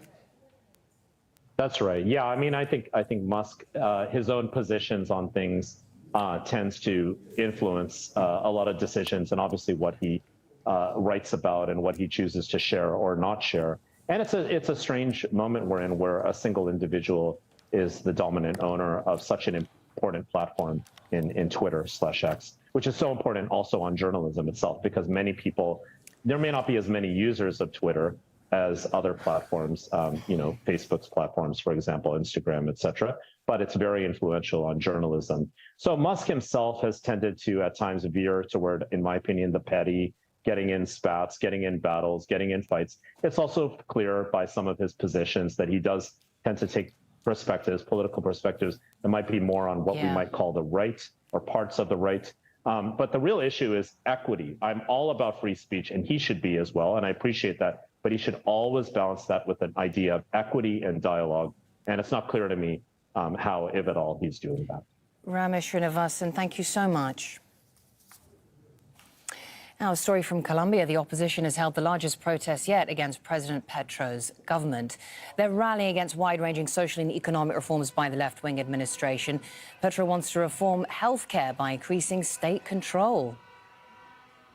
So we'll bring you a bit more on that story and everything else in about 25 minutes' time. I'll be back with another quick bulletin for you. Inside Story is coming up next on Al Jazeera, looking at the implications for all sides of this latest US aid injection for Ukraine.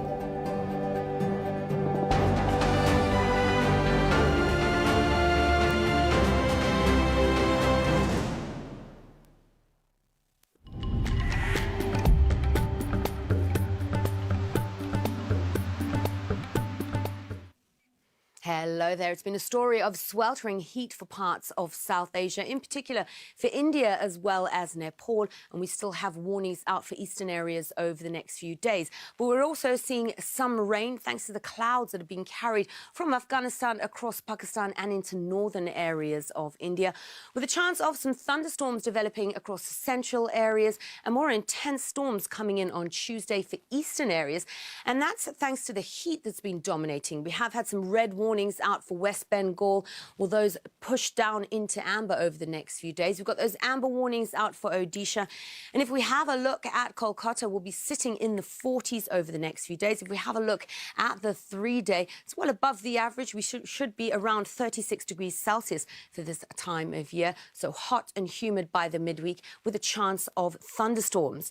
Now, rain is the story for East Asia, certainly across southern parts of China. We've seen some pretty dramatic flooding pictures from here. Well, the rain is still there, pushing out towards southern parts of Japan on Monday.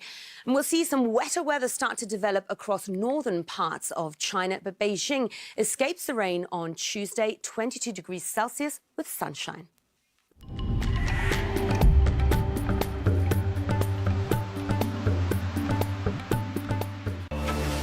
Illegal gold mining is threatening the survival of the Brazilian Amazon's Yanomami people, the forest, and the planet's ecosystem.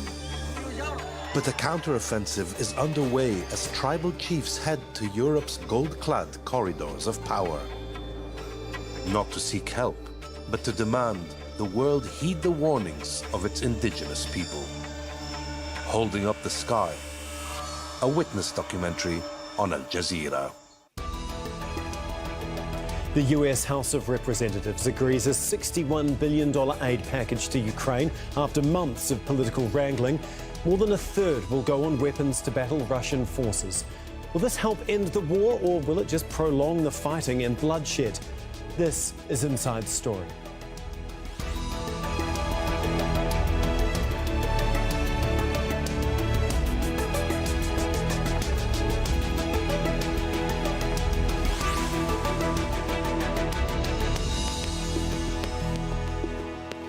Hello and welcome to the programme. I'm Tom McRae. After months of political horse trading and brinksmanship, the US House of Representatives finally reached an agreement on a $61 billion aid package for Ukraine.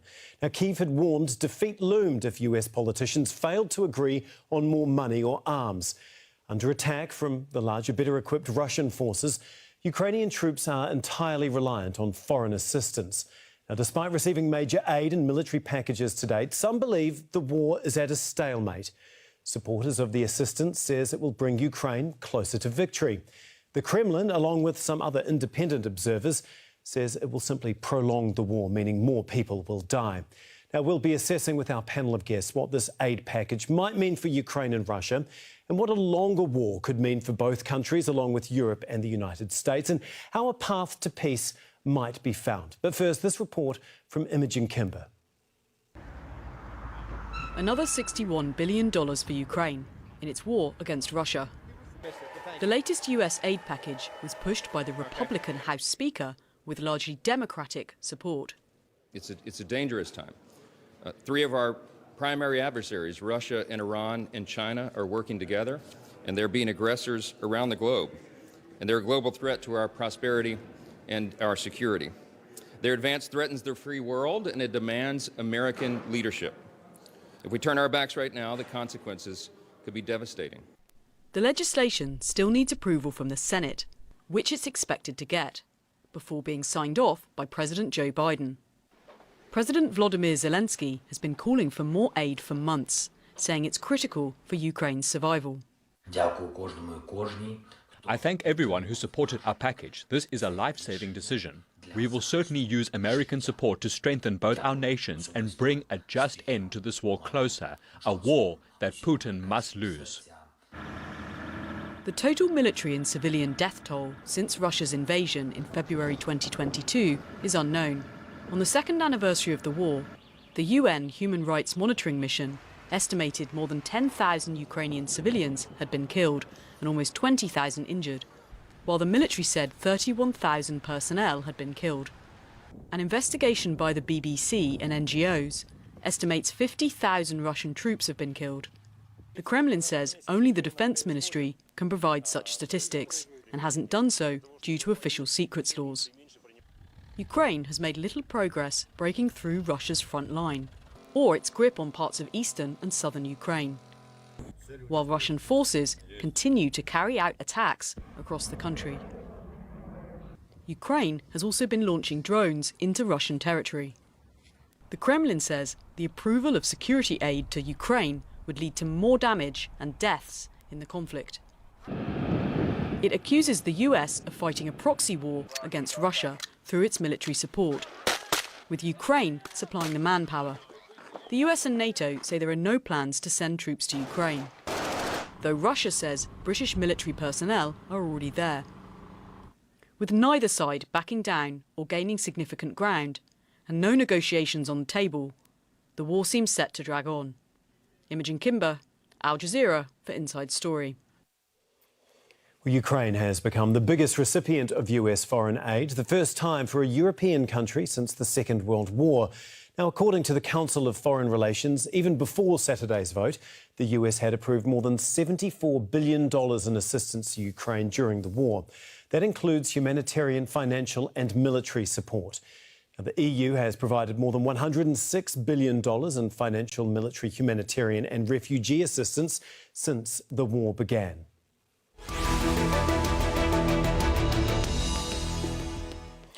Okay, let's bring in our panel now. In New York, Chris Hedges is a former Middle East bureau chief of the New York Times and a Pulitzer Prize-winning journalist. In Washington, D.C., Anatol Levin is the director of the Eurasia program at the Quincy Institute for Responsible Statecraft, a US think tank. And in Bath, in the UK, Patrick Bury is a defence and security analyst, as well as a former British Army officer who's also worked alongside NATO. Thank you very much for being with us here on Inside Story. Patrick, if I can begin with you, and before we get to the longer-term implications of this aid package, Ukraine has waited months and months for this to be signed off. How desperately needed is it, and what impact is it actually going to have on the war? Hi, Tom. It's critical, and I think the mood music in the States reflected that this bill was going to get through because of the nature of the threat that Ukraine is facing. Essentially, it's quite a defensive. The way it looks is going to be quite a defensive package. And the number one priority at the moment is air defense. And Ukraine has obviously had some Patriot and Astra systems from the US and Europe, but it needs more. It has somewhere in the region of 3 to 5, and it's asked for another 7 more. The good news is it can get that quite quickly. I'd say most of the nations that provide these systems can move them fairly quickly. The US will have stockpiles of certain kit in Europe already, and I'd say that is the number one priority. The second thing then is large caliber artillery shells. They need them quickly too. Might take a little bit longer. There's numerous different efforts going in Europe and obviously the US to get those to them. I don't think at the moment that will be quite enough, but at least it gets the ball rolling. Chris, Volodymyr Zelensky has said in response to this that Ukraine will now have a chance for victory. Is $61 billion enough, though, for Ukraine to actually finish this war? Or is it simply going to prolong this current stalemate that we've seen over recent months?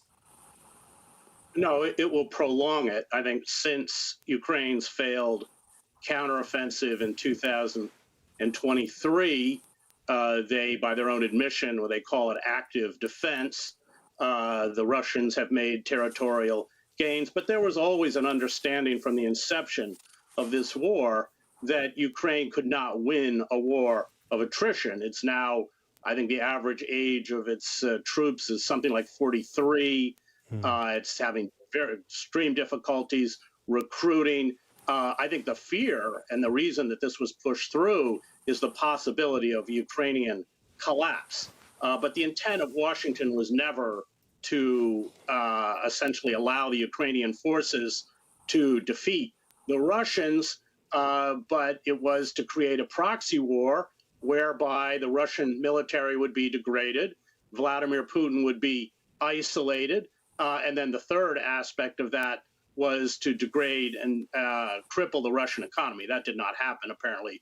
But that's what proxy wars are about. I covered the Kurds in northern Iraq. U.S. never wanted a Kurdish state. They just wanted to harass the Iraqi regime. And so they are prolonging a proxy war that will end in negotiations, sadly, negotiations that could have been done before this war began. Yeah, we'll get on to the negotiations and when they may begin and how they would play out in just a moment. But Anatol, we also heard from Zelensky saying that this US aid package sends a strong signal that Ukraine will not be a second Afghanistan, that the United States will stay with Ukraine, and that it also sends a powerful message to Putin and the Kremlin. Do you agree with those statements? And do you agree with Chris as well that this package is just going to prolong this proxy war that the US is fighting with Russia? Well, this package will help Ukraine to stand on the defensive. There's no question of that. And as Mr. Bury has said, this is basically a defensive package. But it will not help Ukraine, or it will help, but it won't ensure that Ukraine can break through the Russian lines and win in its turn, which of course it failed completely to do last year. And those lines are being strengthened all the time. Now, Zelensky continues to define peace in terms of total Ukrainian victory. The Ukrainian peace package says that Russia must withdraw from all the territory it's occupied, including Crimea, and war crimes trials and reparations. That requires complete Ukrainian victory, which we're not going to get. Secondly, of course, US support for Ukraine is now ensured by this package for this year. But we have elections in America in November. And of course, if Trump is elected, what happens next year is completely unsure. So in the longer term, given the huge imbalance of population and resources between Russia and Ukraine, yes, I mean, it will be a war of attrition, and the odds are still on Russia's side. Patrick, just picking up from that point and what you said earlier about this being a defensive package, I mean, Biden has warned numerous times that without massive US military aid and support, the Ukrainian resistance would pretty much completely collapse. What happens if the money doesn't keep flowing, especially after the election, the US election at the end of this year?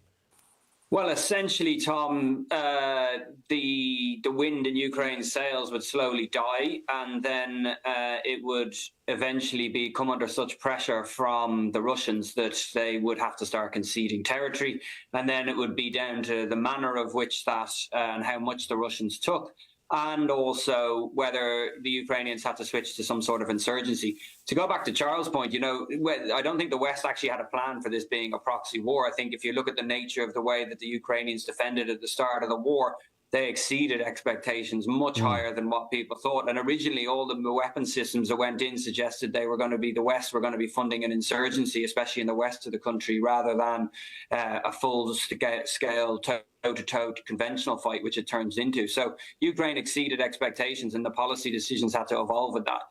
We are where we are now. I don't think the Ukrainians would have also accepted a negotiated settlement before the war.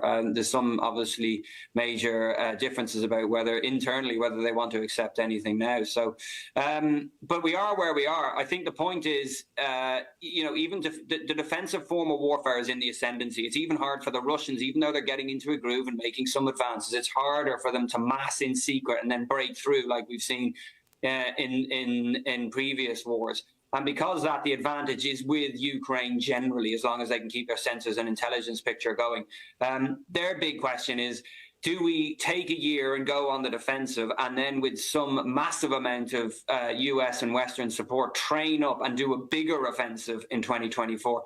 I actually think that's probably becoming less likely as time passes, in part as a result of this delay to the package. If it had come back in October when it was needed, then we would have been into a phase in spring of planning and prepping for the year, holding off the Russians for a year and going again for an operational victory. Not a strategic victory, but another operational victory next summer. I think we've lost so much time now. I'm not sure that's going to happen.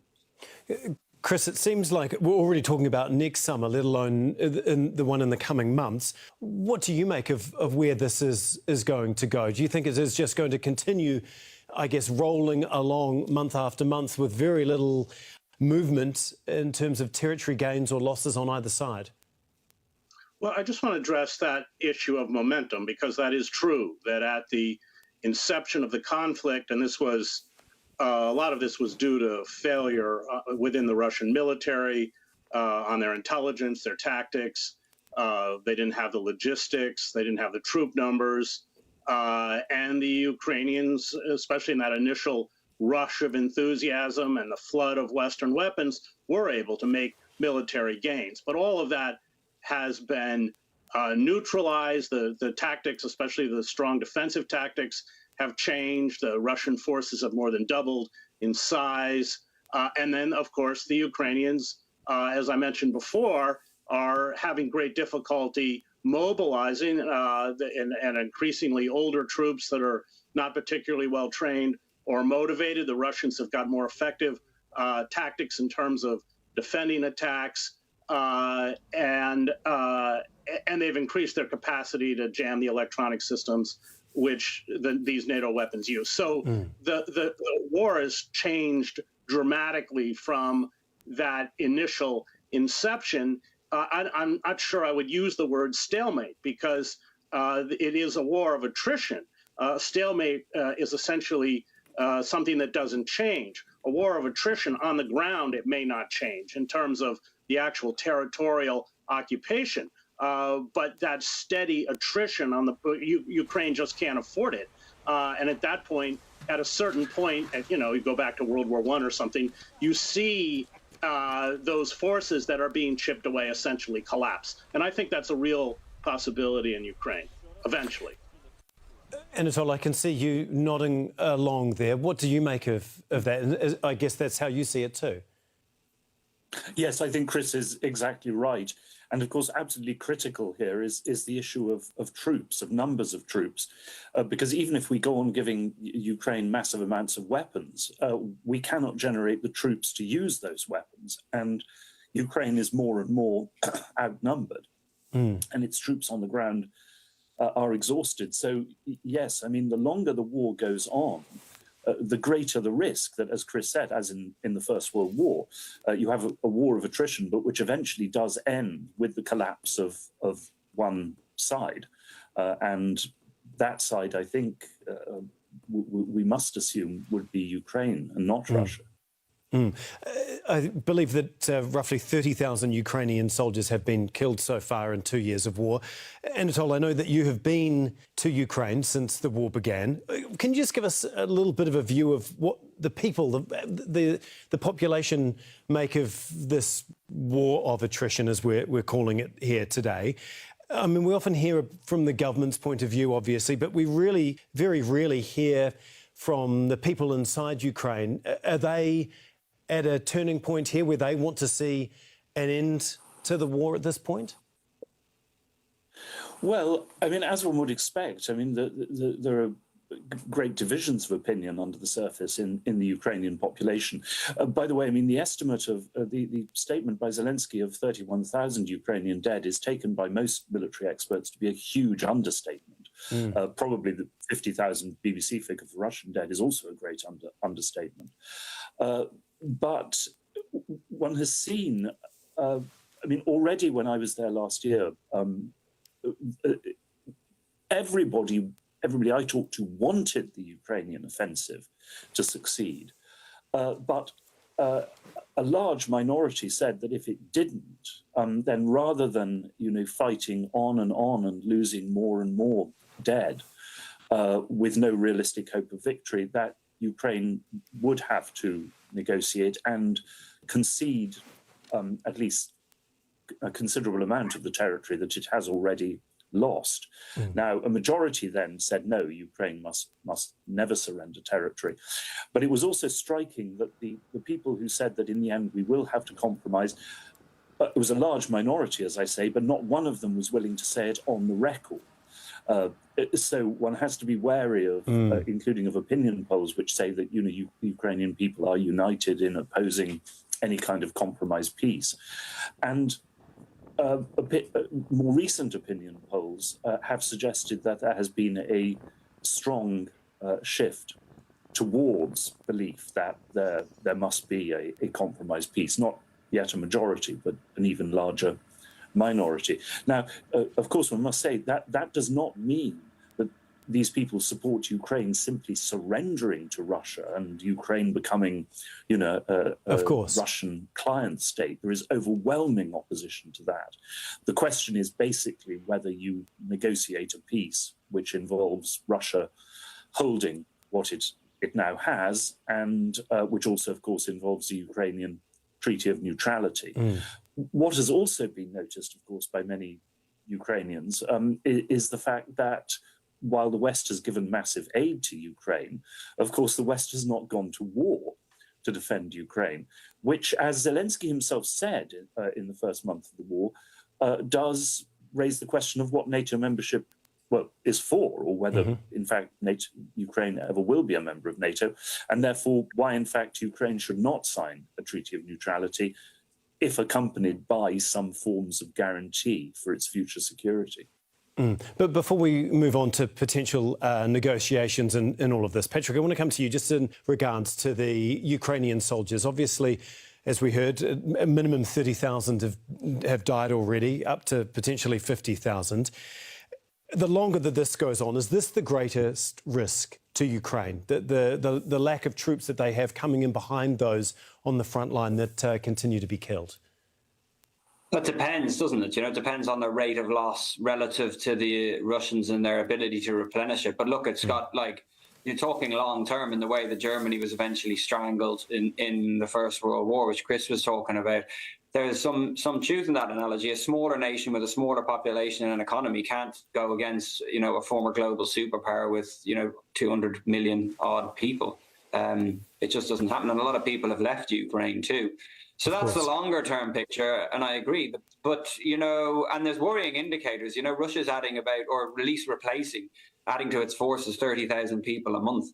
The Ukrainians stalled over their mobilization over the winter, basically, and only just getting around to it now. That should have happened much faster, you know. But I do think that you're going to talk about negotiations. That's ultimately, and I think Anatol is talking about that, it's down to the Ukrainians to decide when enough is enough, if enough is enough, and that's for them to decide.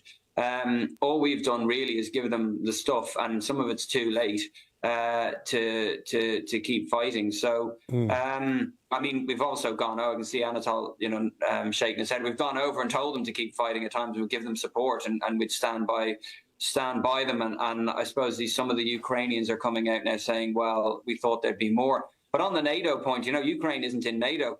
It wasn't even a core ally like Israel is. No. And you know, so I think that's probably not being made clear enough to them in the past, potentially. Yeah. Anatol, I'm going to come to you shortly if now is the time to negotiate. But Chris, I want to bring you back in here, because do you think that this really is, after $61 billion of aid is soon to be heading towards Ukraine, is this the time to negotiate? And if not, when? Well, I think the longer Ukraine delays negotiations, the weaker its position becomes. And there is going to have to be an exchange of land for peace. I think that's inevitable in eastern Ukraine, which Russia regards as Russian historically and culturally, with some justification. So I don't think time is on the side of the Ukrainians. Anatol, I want to bring you back in here. Obviously, we saw you shaking your head before in regards to this. Do you think that there has to be an exchange of land for peace? And do you think that the Ukrainians will accept that? Well, I think, first of all, we obviously have a role in this. If we are giving so much help to Ukraine and, you know, endangering our own security in the process, of course we have a say in a peace settlement and negotiations. I mean, I think the American people, European publics have every right to demand that. But I think it's very important to say two things. One is there are things that the West, or really only, in fact, America, can and should negotiate. And one of those things is NATO membership, because after all, NATO membership is not up to Ukraine, it's up to us. It's up to the existing members of NATO. We can negotiate, as we did with the Soviets over Austria in the early 1950s. We can negotiate a treaty of neutrality without NATO membership and mutual force limitations. That's not up to the Ukrainians. Now, when it comes to saying that only the Ukrainians can negotiate peace, I think the problem is also that if you look at the political situation in Kiev, if you look at the pressures on President Zelensky, they can't actually do that. It's not politically possible for them to initiate negotiations. We will have to do that. The final point is on territorial concessions. Look, the territories in the east at the moment are lost. If Ukraine cannot reconquer them on the battlefield, it won't get them back at the negotiating table. But that does not mean that the Ukrainians should or could, or that we should or could tell them formally to give up those territories, to negotiate them away, because they can't do that. And in any case, that would be completely contrary to international law. But Russians have suggested that actually, and by the way, this was part of the peace plan in March of 22, that rather than agreeing on the status of those territories, negotiations on them should be deferred for future discussion, which, after all, is what we have done the international community in the case of Kashmir, in the case of Cyprus. So you don't try to solve the territorial issue, you freeze it for future negotiations, which, in the case of Cyprus and Kashmir, would probably go on for generations. Patrick, is that viable? Is that a viable option here, do you think? Well, it comes down to the intent of Vladimir Putin and whether you can trust him, and whether a frozen conflict is indeed going to be frozen, or if they're going to keep taking potshots across it, because I would if I was him, to stop them getting anywhere near NATO, wouldn't you? So, you know, and as I said, intent and trust, of which both, I think, intent very, very difficult to understand, and trust very, very low. But I totally agree with Anatol. Yeah, listen, you know, what I was getting at was the Ukrainians will have to decide whether they've had enough to fight. And of course, we have some skin in the game. We've got a lot of skin in the game, and that gives us, and I'm sure it's going on, you know, good counsel being given to the leadership, but ultimately it's for them to decide. And I do think Zelensky, you know, the maximalist goal, while rhetorically useful, etc., especially in the early days, you know, really, let's be realistic, militarily, even with a massive longer-term support from NATO allies, including the US, you know, you're looking at a larger version of what failed last summer. You know, a larger, better prepped version of that. That's about the best, and that would just take back another chunk of land. You know, so maybe the southern coast around from Mariupol around to the outskirts and further south of Zaporizhia, for example. And of course, that would put Crimea under, you know, much more direct threat. But we're still talking operational rather than strategic victory, you know, and you need to string together a number of operations to get it into a strategic victory. So, yeah, I think militarily, it's because of this delay, it's become a more difficult thing to take back any ground. Yeah, Chris, I just want to finish up with you and take a bit of a step back. Does anyone actually want, whether it's the US, Ukraine, Russia, EU, NATO, does anyone actually want this to come to a quick conclusion, or are all of those parties prepared to just grind this out as long as it takes? I don't think they're prepared to grind it out. Well, that is, by the way, their strategy, as long as it takes, whatever that means. I don't think there is any hard sense or understanding of where we are going with this. I'm talking about the United States. They haven't asked those hard questions. What does as long as it takes means? Well, you know, strategic. So, but the support is wavering. I mean, we see it in the United States. And with a Trump presidency, it's very possible that there could be a severe reduction in terms of support for Ukraine. So, no, I think that there is a diminishing appetite for a forever war in Ukraine, especially since there has not been clear-cut and definitive goals set, in particular by Washington. We'll have to leave it there, but we really do appreciate your time. And I guess, first and foremost, we'll have to see exactly what difference the $61 billion is actually going to make on the battlefield. Chris, Anatol and Patrick, we really do appreciate your time. Thank you. And thank you too for watching. You can see the program again anytime by visiting our website. That's aljazeera.com. And for further discussion, go to our Facebook page. That's facebook.com/AJ Inside Story. You can also join the conversation on X. Our handle is at AJ Inside Story. From me, Tom McRae, and the whole team here, bye for now.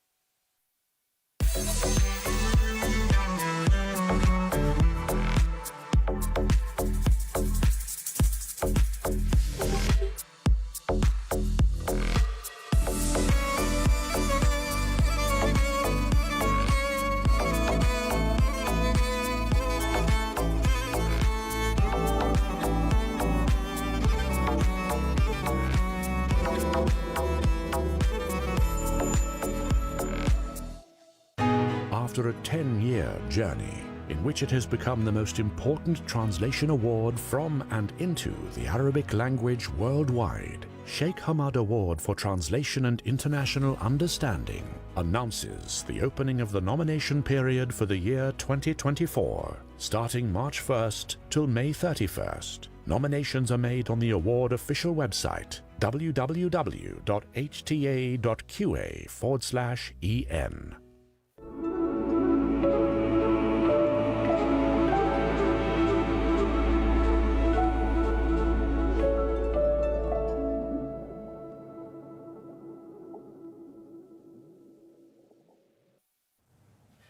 Hello, I'm Mariam Namazi in Doha. Just a quick look at the main stories we're following. A mass grave with the bodies of Palestinians has been discovered in Khan Yunis in southern Gaza. The remains of over 200 people have been found buried on the grounds of the Nasser medical complex. The discovery comes after Israeli forces withdrew from the area. Some of the teams who recovered the dead say that some of them were shot from behind. Hani Mahmoud reports from the site in Khan Yunis. Early in the war, thousands of Palestinians took refuge from Israeli attacks in the Nasser hospital in Khan Yunis. Now many of them are buried here. Civil defense crews have discovered hundreds of bodies on the grounds of the medical complex. Nawal is still looking for her son's remains. I am here to find the body of my son. His name is Ala Emad Salim Al-Atal. His brother told me that he buried him here. We came from far away, more than once, and on foot, but we didn't find him. We've been trying for the past 2 weeks. Israeli forces withdrew from Khan Yunis on April the 7th, after 4 months of intense raids and airstrikes, leaving behind a trail of destruction and mass graves. The teams who recovered the dead say some were shot from behind, execution style. Others were found with their hands tied behind their backs. Many more are believed to be buried on the grounds of the largest medical facility in southern Gaza. The identified bodies were delivered to their families, and we as civil defense keep the unidentified bodies, take note of any distinguished marks for each of them, then we bury them. Another mass grave, yet more Palestinian bodies are retrieved from this side, whose names might not be remembered. Their identities are largely lost in an unprecedented war. Lost but remembered, those who have been identified will now receive a proper farewell. For countless others, the search continues. More than 7,000 people are still missing across the Gaza Strip, most of them women and children. Hani Mahmoud, Al Jazeera, in southern Gaza. Israeli airstrikes have killed dozens of civilians across Gaza. Both Rafah and Gaza City have endured some of the heaviest attacks. More than 34,000 people have been killed since the war began, including 14,500 children. Israeli forces are conducting raids in numerous towns across the occupied West Bank. The Israeli military has exchanged fire with Palestinian fighters in Jenin and stormed Zatara village in Bethlehem and the Balata refugee camp in Nablus. Military incursions across the occupied West Bank have been a near-nightly occurrence since the war started last October. We've been following developments in Ecuador. Polls have closed. Millions have voted in a referendum all about new security measures. These plans were put forward by the president, Daniel Noboa, and they're aimed at curbing gang violence. The once peaceful South American country has been struggling with a substantial rise in violence that has seen 2 mayors killed this week alone. Brazil's former president, Jair Bolsonaro, has called the current government a dictatorship at a rally for his supporters in Rio.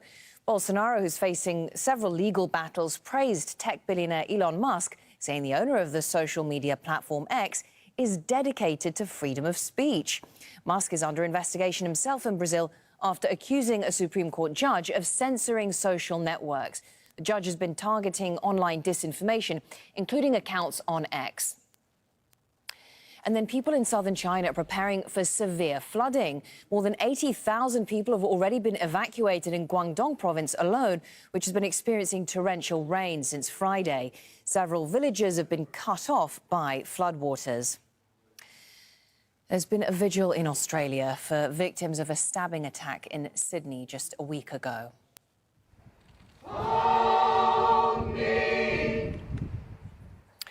The attacker killed 6 people and injured 12 others at the Bondi Junction shopping mall just over a week ago. Authorities say the 40-year-old had a history of mental health problems. He was shot and killed by police. I'll have more news for you a bit later. Witnesses next.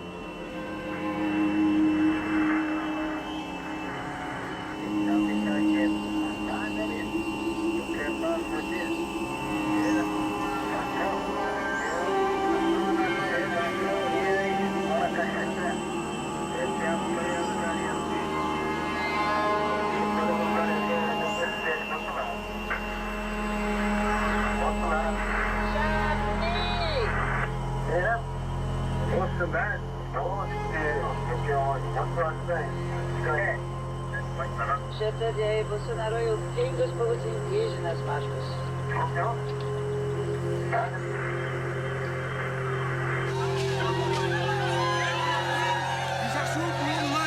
Bolsonaro minha é uma vacina que é uma warma que eu já percuim Bolsonaro e barrei cura perra o tu cara já tu lá manen rei mas já kakak lá manen vai pingar que o birrio já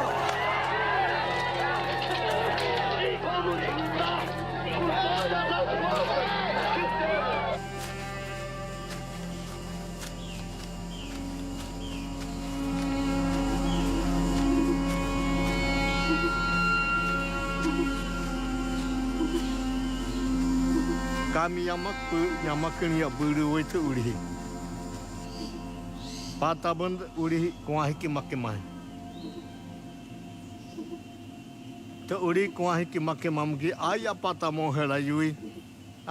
Kiham uli teri tepe ki aimi. Tesi hohi me datai me wamani tepe laro mai me. Kami nabe yamak ki hate mati hip tabloimi wamani tabloimi. Wamaka kui kami yamak desivo himed kami yamak iai yamak hubaim kami yamak iai dayal kami yamak yanomam desivo himetu yamak iai te uri hikio desivo himetu floresta a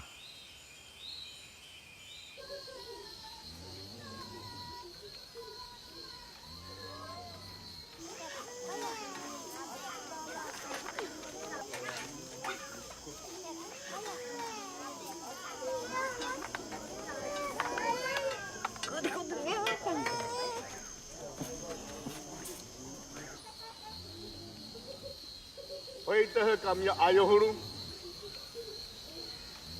Everyone Muhammad Wahabi. Nabaya beno thai pongkuri. Rahayam Yahu. Buka Tuham. Wala ubat buka Tuham. Mutu ubat buka Tuham. Yanuma yatepenhrebu. Ya Blahu, aheteha Yahuimi. Ihamu wamatu mani, tawi, awe eha ahudanoa. Yamia Waimi. Ware pairibu hitepukua. Yamak noa manghit. Urihi atoa heha. Nababan urihi Waha bohe.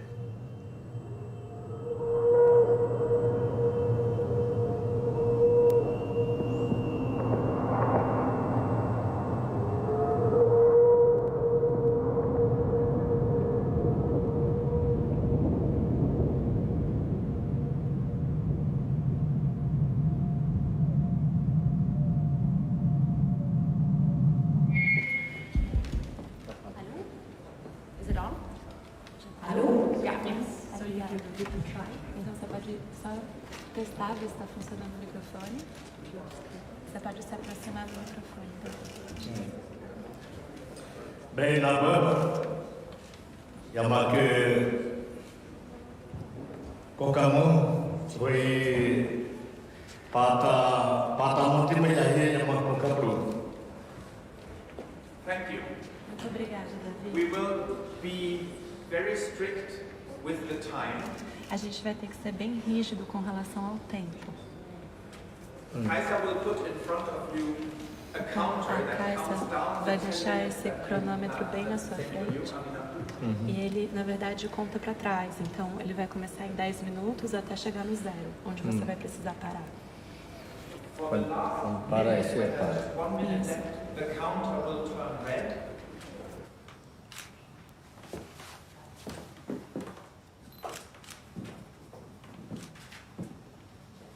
And then, if you all look that way, não entendi nada. Ficar olhando para lá.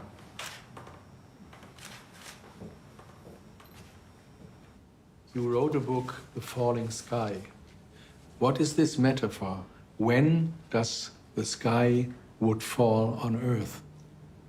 Essa é a minha mensagem que eu sempre dou com a povo da cidade que não sabe o que quero do céu. Que do céu é perigoso que está lá em cima. Ninguém está cuidando dele.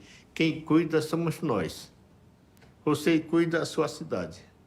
Cuida seu motor, cuida seu lugar. Mas nós não, nós somos de Bagé diferente. Bagé cuida o que é perigo que está em cima da gente. Entendeu?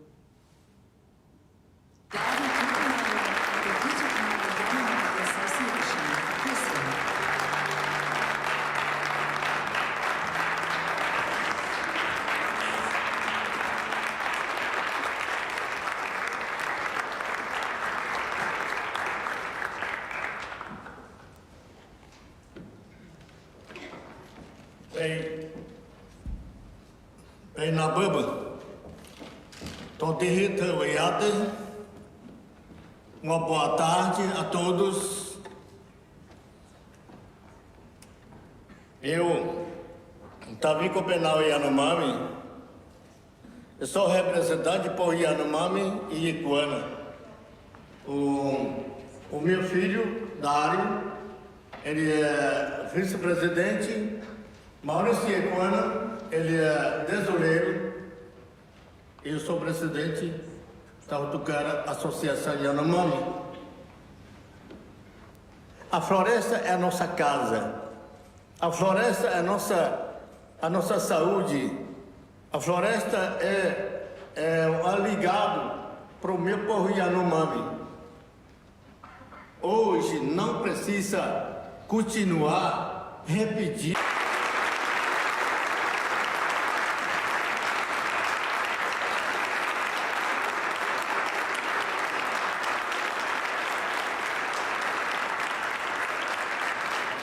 Nós somos brasileiras. Você quer mão?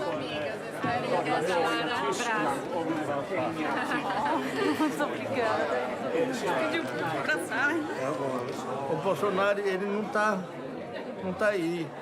Não está preocupado com o meu povo. O Bolsonaro está junto com os carimpeiros.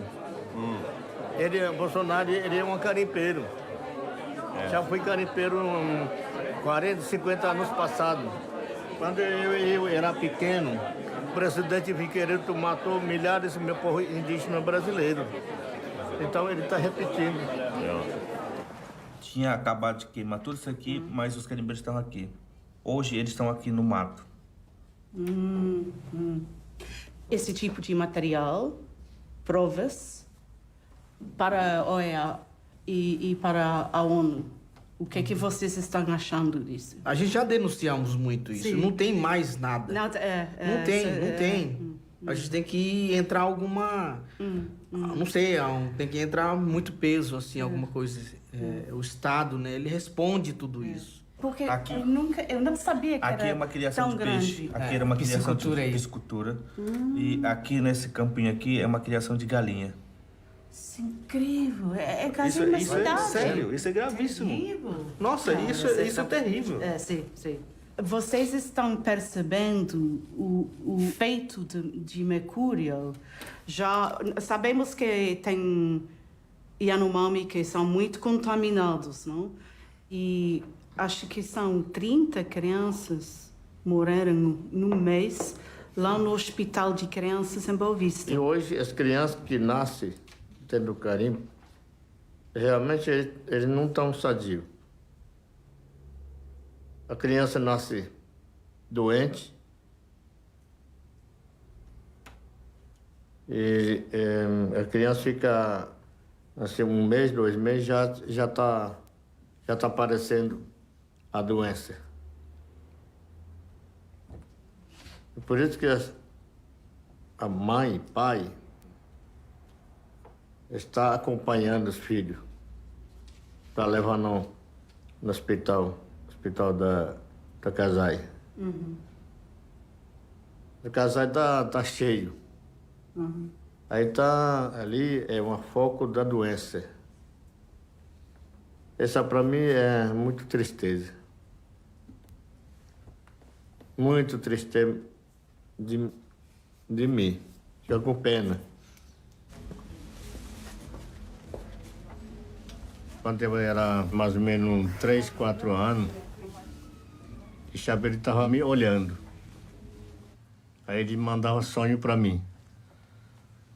Tem um sonho que Xavier ele está querendo de mim. E também eu queria que eu sonho para ele. Para ser quando ficar grande, para mim eu ficar como pajé. Sonho bonito, olhar as montanhas bonitas, onde que eles moram, Xabiri.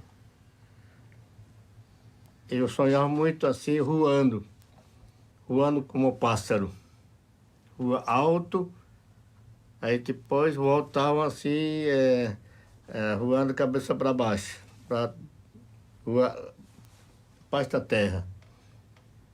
Rua muito fundo. Eu acho que sonhava. Eu sonho com os guerreiros. Eu sonho com os guerreiros para ficar comigo. Ficar junto comigo para poder enfrentar o homem da cidade. Para onde eu viaje, ele viaja comigo. Eles são guarda-costa, né? Guarda-costa. Eles são assim.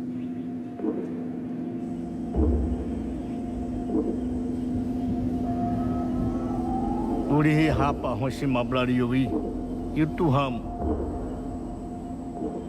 O mama eu assisto que rapa pablariuma. Oi uri ya rapa tuai. Ei kurena tuarema. Utarena uri akutarena ya hana bhutihipa yaropa. Anda Yanomai Yamaklarui Yamakpurimob. Ana Omam Yoasi Kubabi Habakurin. Oh, would be at Habatai. Utuyamos Tai. The Tabuke Mamaki and the Moyam Mahionimi. Kiha, Utomos Mosehute Yaro. Mosca Blubio Quicken and the Mosca Bladio Dium and the Mosbat Cake Kudav and the Shabiri Patan Mosbat Hiria Mahe Mosbatilia Kumani Giamosbat Yuburi Yaitan Mosbat Alam Kem.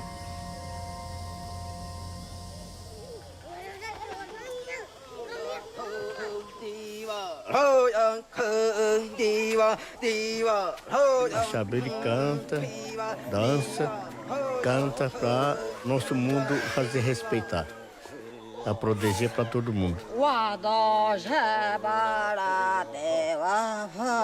Taça da terra, para pedir a nossa terra, nosso mundo não equilibrar.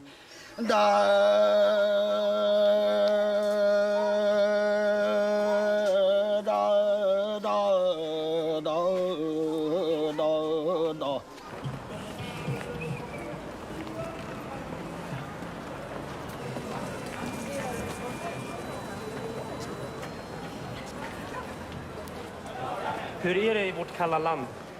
O que você está achando desse país frio? Och han tyckte att din huvudbonad var väldigt vacker. Ele gostou muito do seu... Nossa, esqueci o nome da cabeça. O cocá. Cocá? Ele gostou muito do seu cocá, achou lindo. Okay.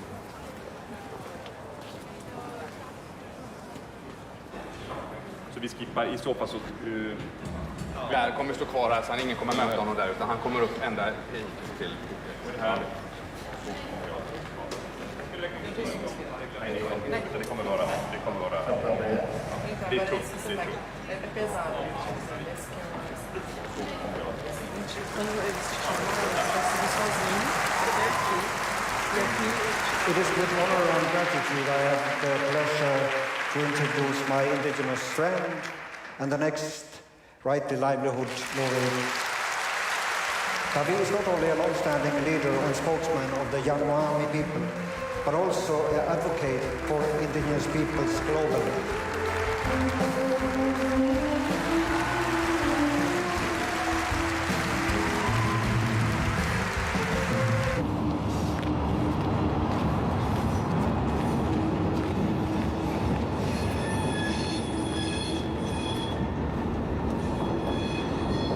Mak urihi paham Yahudah.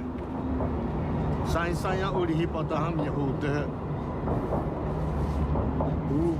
Benar hotai.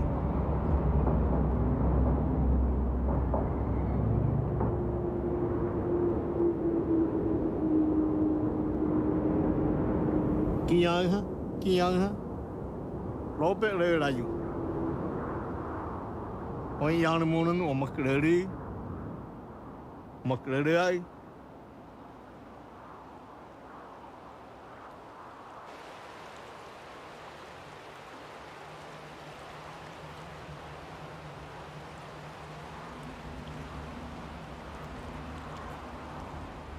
Mudança climática o amaku.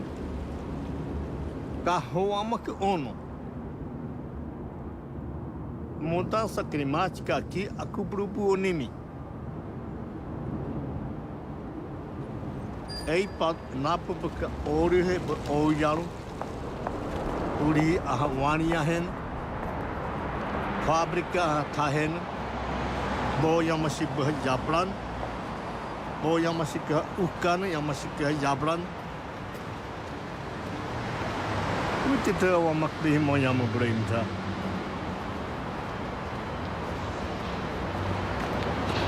ahu tu uri wania ne mayar kami amak teritori urihiyam o amak mamuk sadir ku aimi.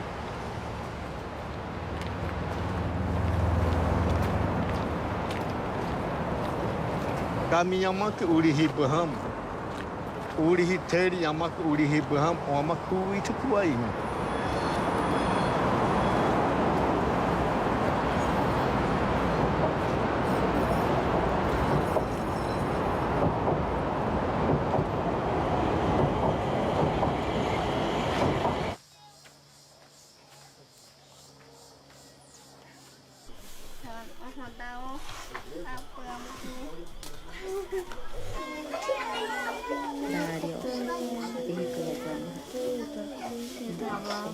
Istavi. Não, por mim.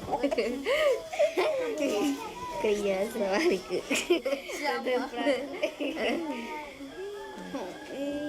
Achei que tô com a fotinha.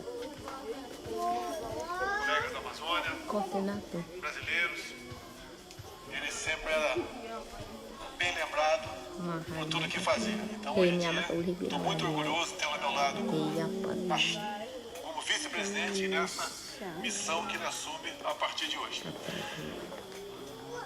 O senhor Collor de Mello determinou ao senhor ministro da Justiça que assinasse uma portaria para que desse início à demarcação da terra indígena Yanomami. Eu, obviamente, como parlamentar, aconteceu comigo em 1992.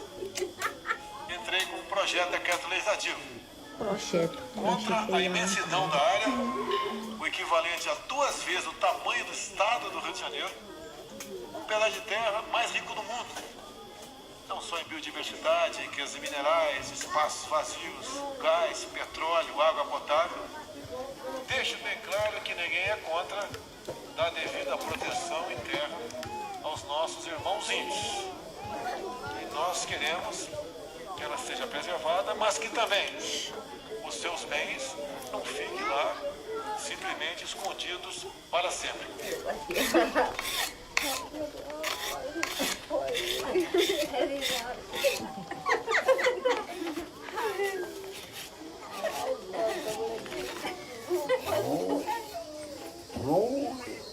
Abidis nas kebarat, oke kan ada nak kau nah, makan nasi berak, boleh kamu bisa nasi kebat, great, namo mahi, gue se nasi kebat, oh ya dalam, robbe, oh yang untuk, ayo kita jangan berkata dayui, memang berhak buat, mak leh aku jahat thola dia, niala ni. Mak niala ni pak dar tu saya amang itu bikin nomai tak hona tu buat kuah dulu mak berkabat Oshima blario modok yang mun kiri blario shawala blario wei kami yamak kui shoayal ei oshita bekaki yamak kui shoa blayal tehan aisib tehan kohibua shoa ei yamak mablario de honyam thani aku hulu nabamak buli kulia uli hibat nyawana mana hu nata uli hini aku bulu naba yamak dodhi dahu omak pihan kulia ke naba yamak dodhi hui mi na kulia yamak buli haki awe na kulia yamak bamu shodi omak pihan kulia yamak amoi Nyam ke moni, dudu bihiyo maki, kuaba.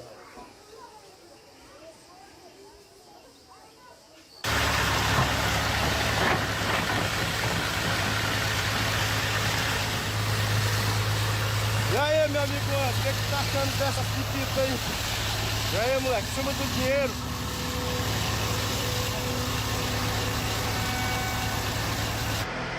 Esse aqui é o rio Mucajaí. Olha aqui, ó, onde sobe o rio. E nós fizemos um abatador para desviar o rio. Agora nós estamos trabalhando no leito do rio.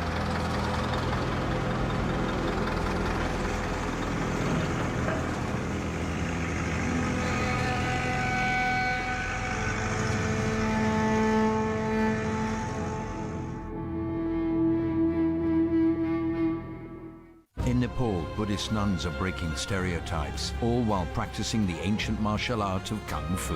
It has made me physically very fit and mentally very strong. Their mission is to serve the community, helping orphans, cleaning up the streets and educating young girls. 101 East meets the Kung Fu nuns of Kathmandu on Al Jazeera. Now, scientists say primates remain crucial for biomedical research. But some are being given new lives beyond the laboratory. On the outskirts of Paris is La Tanière, a sanctuary for all kinds of animals, including those once used in scientific research. The sanctuary houses 22 retired lab monkeys from across Europe. This female rhesus macaque called Cannelle survived 19 years of experimentation in French labs. She was the first lab monkey to be given a new home at La Tanière.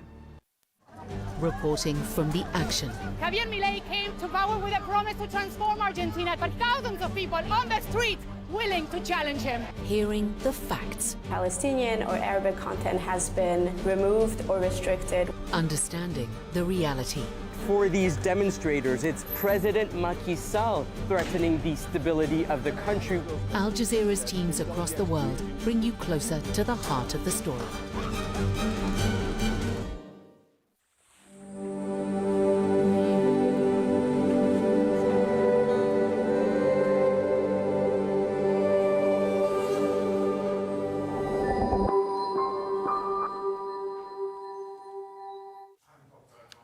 Hello, I'm Mariam Nawazi in Doha. Just a quick look at the main stories.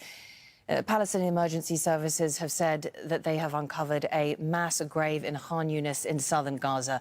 Over 200 bodies have been recovered so far. They were found buried inside the city's Nasser medical complex. The Israeli military withdrew from the area on April 7th. There have also been continued airstrikes. Dozens of civilians have been killed across the Gaza Strip. Both Rafah and Gaza City endured some of the heaviest attacks. More than 34,000 people have been killed since the war began, including 14,500 children. Israeli forces are also conducting raids in numerous towns across the occupied West Bank. The military has exchanged fire with Palestinian fighters in Jenin and stormed Za'atara village in Bethlehem and the Balata refugee camp in Nablus. Well, the incursions across the occupied West Bank have been a near nightly occurrence now since the war on Gaza started last October. In other news, polls have closed in Ecuador after millions voted in a referendum on security. Plans put forward by President Daniel Noboa are aimed at curbing gang violence. The once peaceful South American country has been struggling with a substantial rise in violence that has seen 2 mayors killed this week alone. Brazil's former President Jair Bolsonaro has called the current government a dictatorship at a rally for his supporters in Rio de Janeiro. Bolsonaro, who's facing several legal battles, praised tech billionaire Elon Musk, saying the owner of the social media platform X is dedicated to freedom of speech. Musk is under investigation in Brazil after accusing a Supreme Court judge of censoring social networks. The judge has been targeting online disinformation, including accounts on X. People in southern China are preparing for severe flooding. More than 80,000 people have been evacuated in Guangdong province alone, which has experienced torrential rain since Friday. And then in Australia, there's been a vigil for victims of a stabbing attack in Sydney.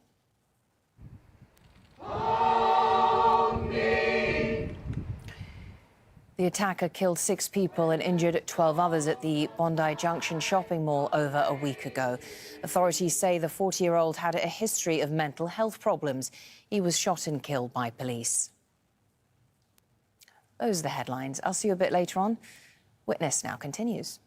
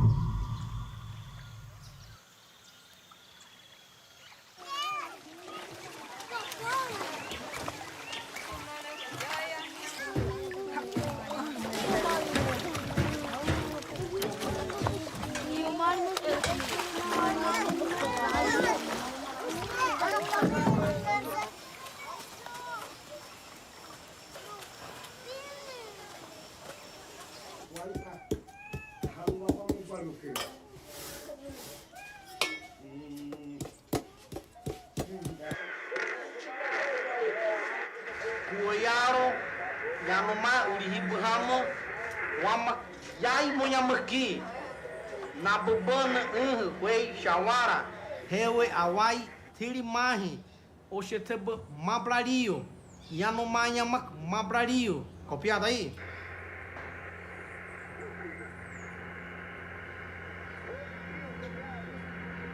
Charo Yama Derida, Nawai Hukuau.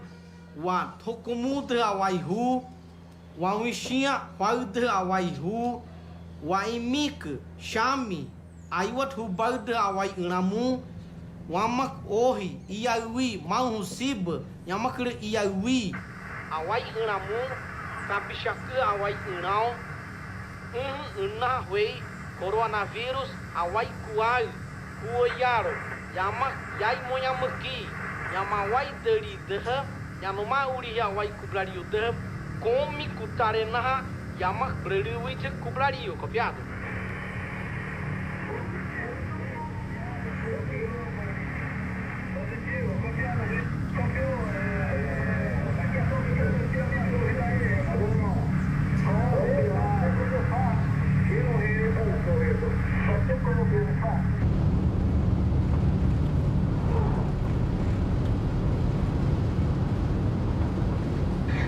Fui a plantagens Caroline, aqui da coordenação da HGR, de um paciente aqui lá do Vale Miú. Porém, tanto ele quanto o acompanhante, eles não entendem português, tá? Eu queria ver se tu conseguia perguntar dele qual é o motivo da remoção, o que ele está sentindo, para poder informar o médico.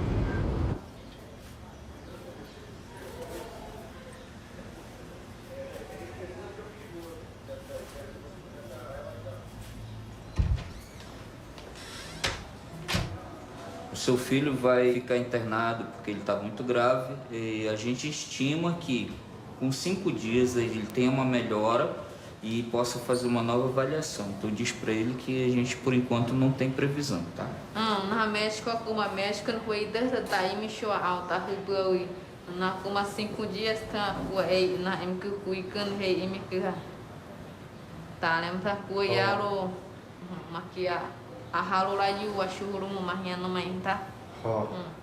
Só isso. Tá, obrigado, viu? E pateia na uri bama kian. Kama e pali blai. Waiter na uri yam ya kua. Te ya kan kua.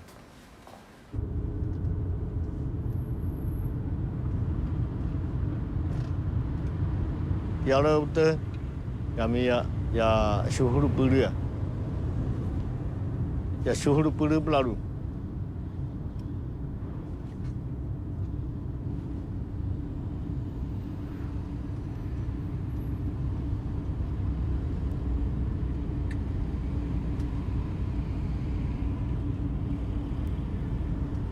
Ya yai pulu aimi. Iba ya nahi yai hilabla aimi.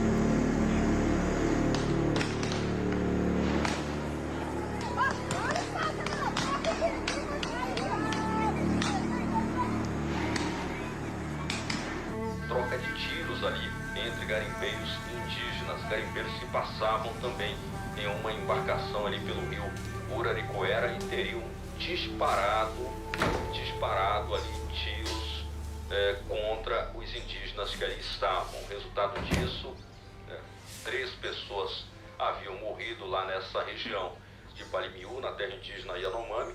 Bom, a gente recebeu informação e os nossos lideranças Yanomami, eles ouviram os comentários e o garimpo ilegal. E aí eles procurando aonde a gente mora, aonde a gente vive. Eles falaram e aonde o Márcio mora, aonde o Davi mora, aonde o Dário mora. E eles queriam acabar conosco, queriam matar nós.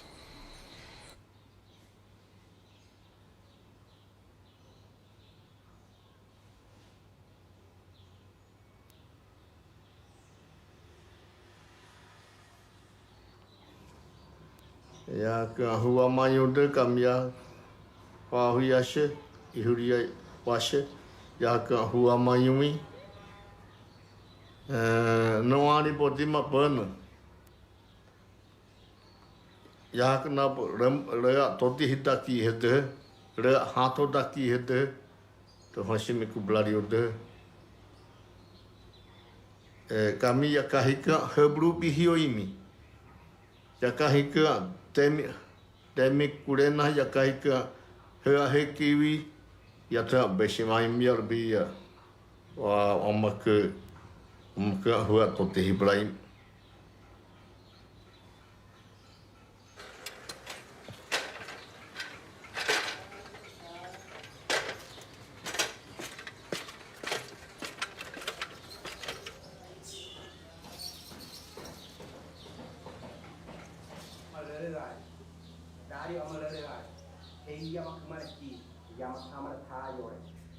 Peia yaro bu berkatablan inter yanamam yamak katablan inter urihi yamak urihi berkatablan inter yaraka berkatablan inter dinheiro abat pinkan tan hanuk plare noana Deus omam ana kami yanamam yamak urihi na dulu plarioma uhur pe amisima ungke plare wi kamane kinyang ya pekata Pesinha que o Aitão que o Winah comunitário a cua hiki play o mamaki. Aí a macnohi morreiade, carro macmar cuo que reita. Cure narra que cua yao. Rapa marreta 2016, 2017, que a terra propina a rupia de uma comunitário a chama palimio rama. Carro amo que não marcar isso. Patabana bahan na caluhena, carro homem que não bahan na caluhena, e 540 homem que eu oblaria. Muito bíblico canasta, carro homem canasta. Sim. Muito chino. Nabo bico nabo bicha dio, dinheiro até bicha dia. Já não mais mak bicha dia, baixo madi banha mak bicha dia. Só isso. Monita chino cua. Uri no amar Yamak demi beliau wi terha yamak bisa tiai. Yang broro baru kita boya weibu bihio yamak bisa ku.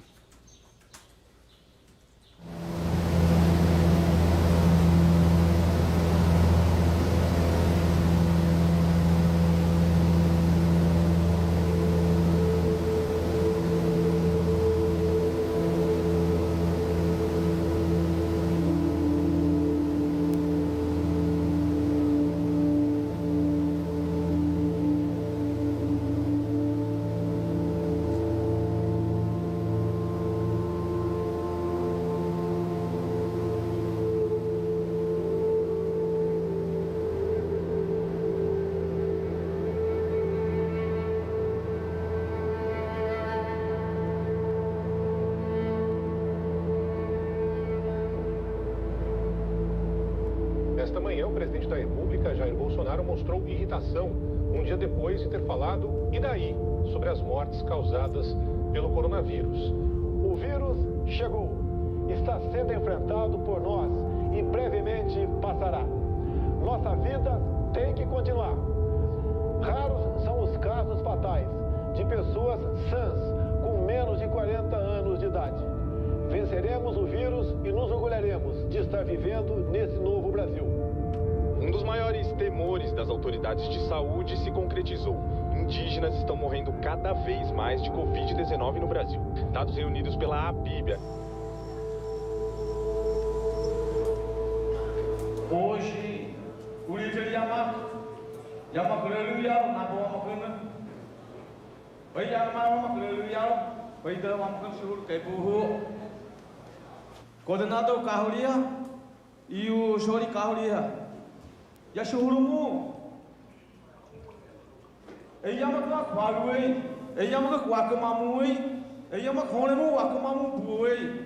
Onde não caminha suruhmu e batua. Não sei quantos anos a gente pede a melhoria da saúde Yanomami. Nunca teve o resultado da melhoria da nossa saúde Yanomami. Falta de medicamento, falta de material para fazer a BA, falta uma equipe que faz buscativo. Então esse aí, não sei quantas vezes a gente pedimos para fazer o controle, para fazer a prevenção. Então, nós temos essa grande preocupação. Eita ya bihoni, nak dayan uri thanya mak bih yai honi. Eya manom blai mau dah, thanya yai saudanya kubroin, hunda ya maknya yai mabru. Eya mat yai delaki, hoya delaki. Eya masal yai patabrali, eya masal yai kontra tamam tim uri ya mak uri thanya makun. Eya ma yai pesman shoa. Mapramang pihiyoin.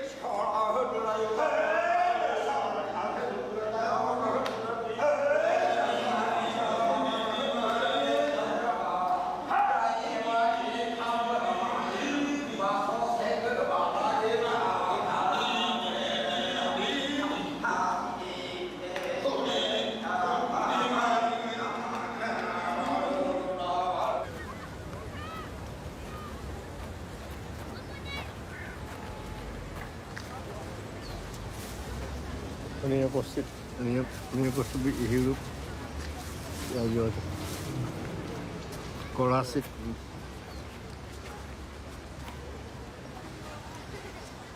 lalu ini mau ni aí lalu pola kedaki ni Fiona Sim. O homem da cidade, ele quer fazer como a planta de nós, povo indígena. Mata metade e pega um filotinho, botar num geológico, para todo mundo olhar. Cada planta, ele tem território dele. Aqui é um tipo cadeia. Tipo não, é uma cadeia para ele. Eles estão presos. Mataram mãe, pai e pegaram filotinho, plantaram, cresceu e fizeram uma cerca.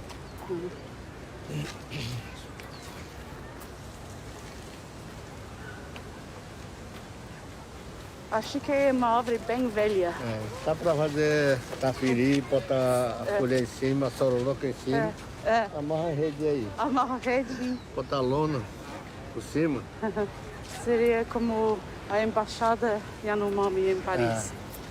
Limpar bem bonitinho, assim. Vou fazer uma porta aqui. Já está pronto. Já está pronto, não precisa fazer, tirar palha.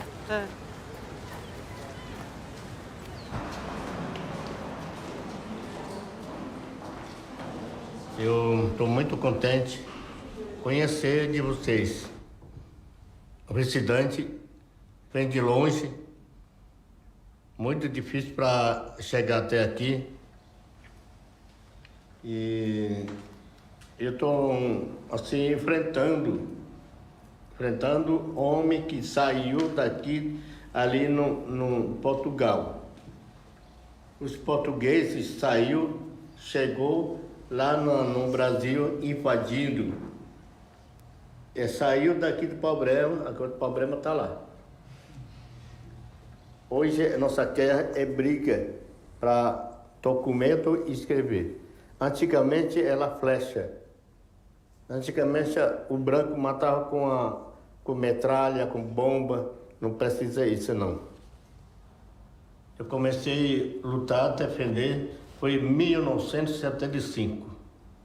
Não tinha nascido ainda no meu filho. E deixaram morrer metade do meu povo Yanomami. Eu estou continuando a perder as minhas crianças da aldeia, das comunidades. Então, nesse ponto que estou muito revoltado. E quando um menino Yanomami sobrar, aí eu vou chorar. Agora eu não vou chorar. No mundo inteiro estão querendo assim proteger a Amazônia. Onde eu moro não está protegendo, está desprotegidas. desmatamento da Amazônia, que está acontecendo isso. Então isso, vocês daqui, dessa casa, têm que ouvir os povos da floresta. A gente sabe esse o representante, União Europeia, representa em Brasília. Eu quero que você, senhor, senador, faça a recomendação bem forte e cobrando as autoridades brasileiras, autoridades internacionais. A gente não está pedindo apoio. Nós viemos para cobrar, cumprir o papel, cumprir o seu dever.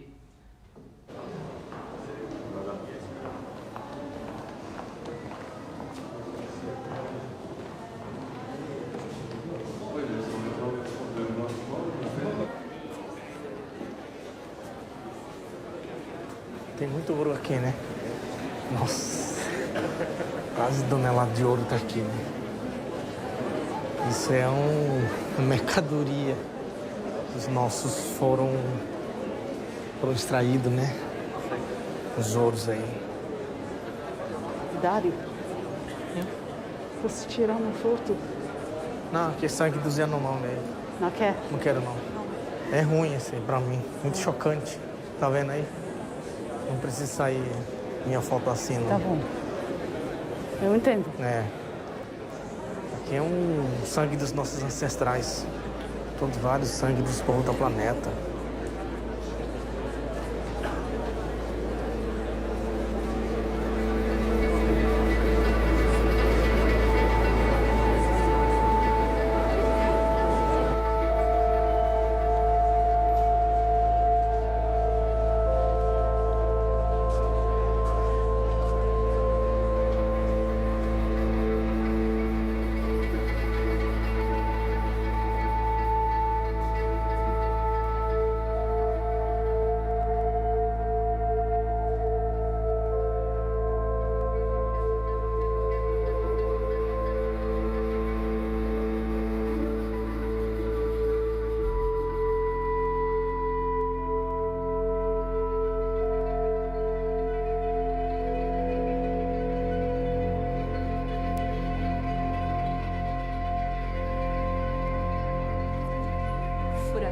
Furacão. É isso?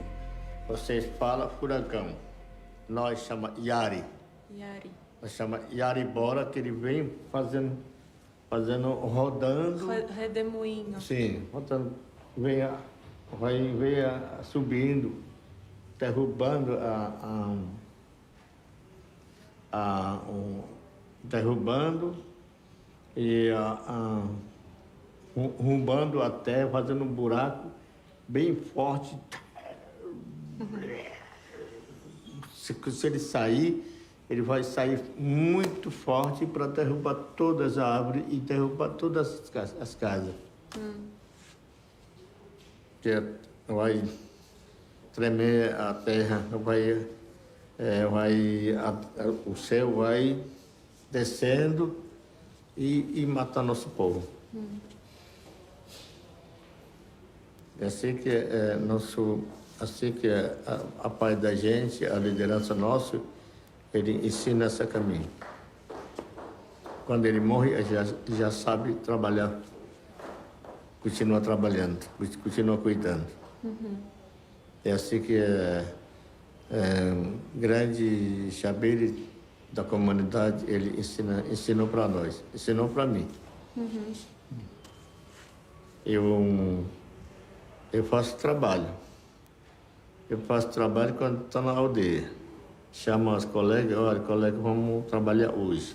Porque o mundo está triste, está lagrimando e a floresta está precisando de nós trabalhar por ele. A gente toma cana para olhar que está bem.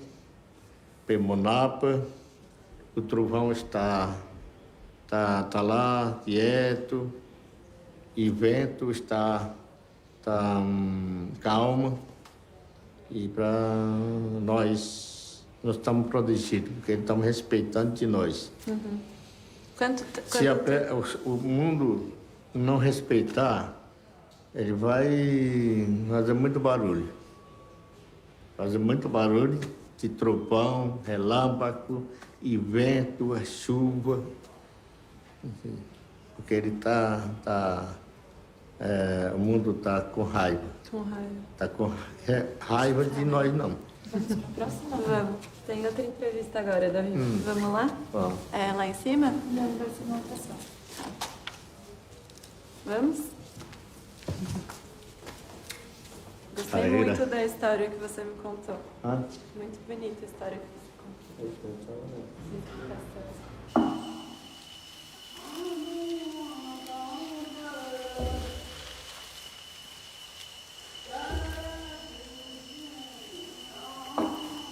Yanomai yamataba heni wamakbika kui. Matiyai taimi. Kaho wamakshun urihiptamu. Kaho makin bataban aibai oi noti wamakin wamata bouma mane. Heni imi yayu wamatsen heni. Yayu mahi wamata shun heni.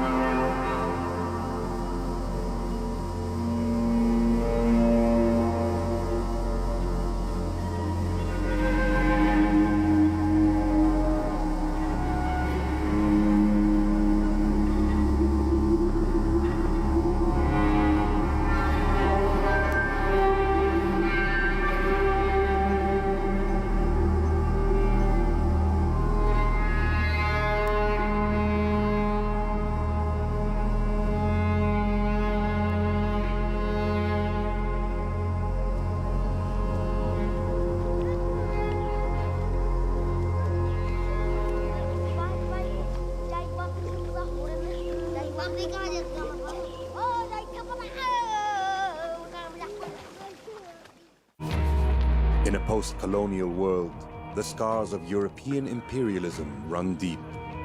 Nowhere more so than in the Democratic Republic of Congo, where a horrific history still shapes the present.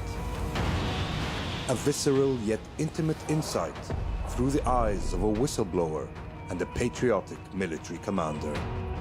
Witness presents This is Congo on Al Jazeera.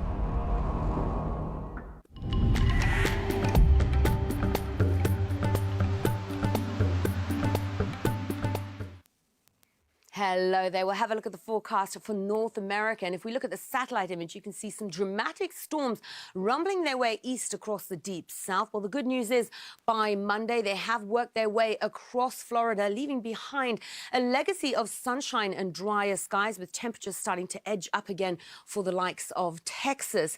Now, we've seen lots of sunshine flooding into California. Temperatures looking very nice here over the next few days, and a largely clear picture further north of this for western parts of Canada and the Pacific Northwest of the US. But we will see some wetter weather starting to creep into western parts of Canada, and the possible development of some storms moving across the Great Lakes as that cold air hits that warm air rising up from the Gulf of Mexico.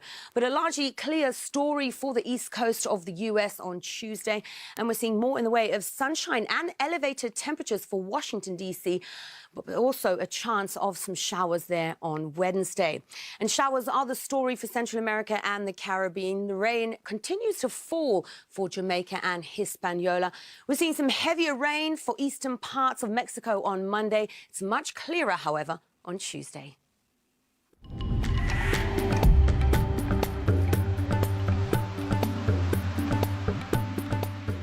There's a deliberate omission of Palestinian humanity in Western media, and it needs to be questioned. This is not the time for journalists to turn away. Examining the effect that news coverage can have on democracies everywhere, here at The Listening Post.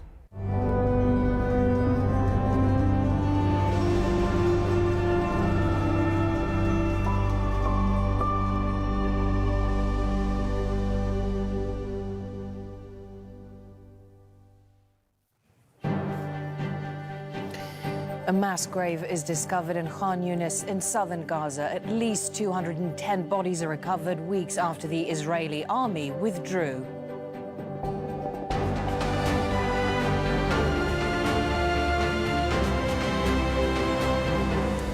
Hello, I'm Mariam Namazi in Doha. You're watching Al Jazeera, also coming up on the program. Doctors save a baby from a dead mother's womb as 16 children are killed in an Israeli airstrike on Rafah. In other stories are following this hour, polls are closed in Ecuador in a referendum aimed at giving security forces sweeping new powers to fight soaring violence and organized crime. Claims of suppressing free speech, why the former Brazilian President Jair Bolsonaro and his supporters praised Elon Musk at a rally.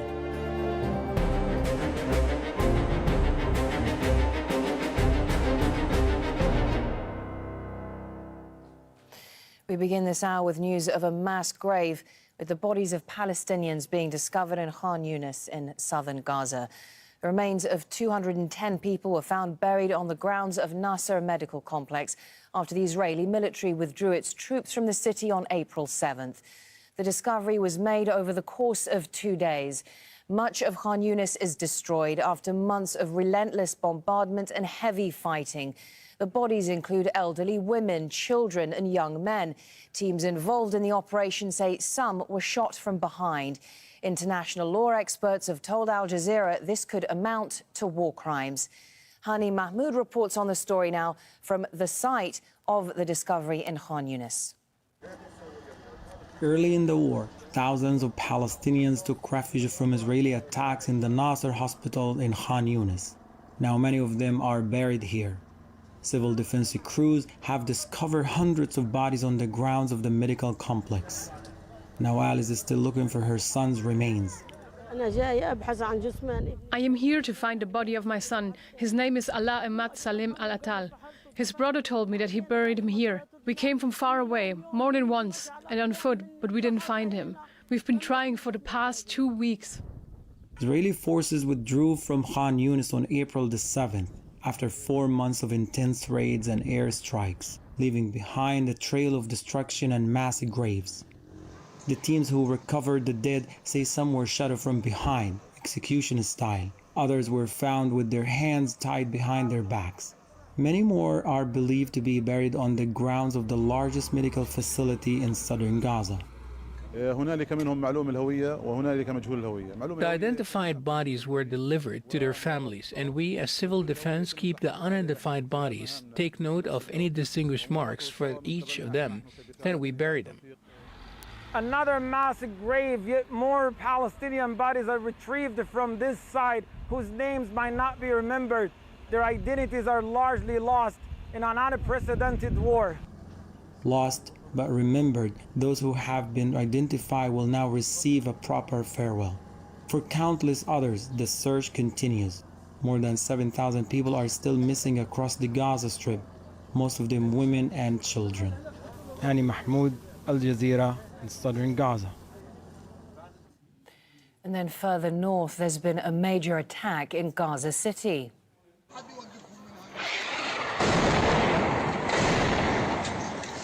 Witnesses captured the moment of impact of an Israeli airstrike on a residential area. There have also been airstrikes in Rafah in southern Gaza. Those have continued. At least 24 people were killed. 16 of the dead were children. Just a warning that viewers might find some of the images in Tariq Abu Azum's report distressing. Born an orphan, this Palestinian baby girl was delivered from the womb of her dead mother. Both mother and father were killed in an Israeli strike in Rafah. She's named Ruh, which means soul in Arabic. What's their fault? A whole family wiped from the civil registry, and the only survivor is a small baby girl. Her sister, Malak, wanted to name her Ruh, a soul. Now Malak is gone. Only Ruh is left. Ruh's mother, Sabrina Sakani, was almost 8 months pregnant when she was killed. Doctors say Ruh's condition is stable and improving. When the baby came out, her condition was between intermediate and critical. Currently, after giving her medical care from the night until now, she got better gradually during the past hours. We can now say that her condition is stable on average. But others did not survive the Israeli airstrikes on Rafah, where close to 2 million displaced Palestinians have sought refuge. Did you see one man in all those killed? Spot one man who has been killed. All of them inside the house. And here are women and children, as you can see with your own eyes. My entire identity has been wiped out, with my wife, children, and everyone. Gaza's health ministry says that more than 14,000 children have been killed in Israel's war on Gaza. The bodies of many more have not been found. They are buried under the rubble. Ruh will spend the next month in hospital without her mother and father. But as Israel threatens a ground invasion of Rafah, she and thousands of children like her face an even more uncertain future. Well, Hamas political leader Ismail Haniyeh has been speaking about negotiations to end the war.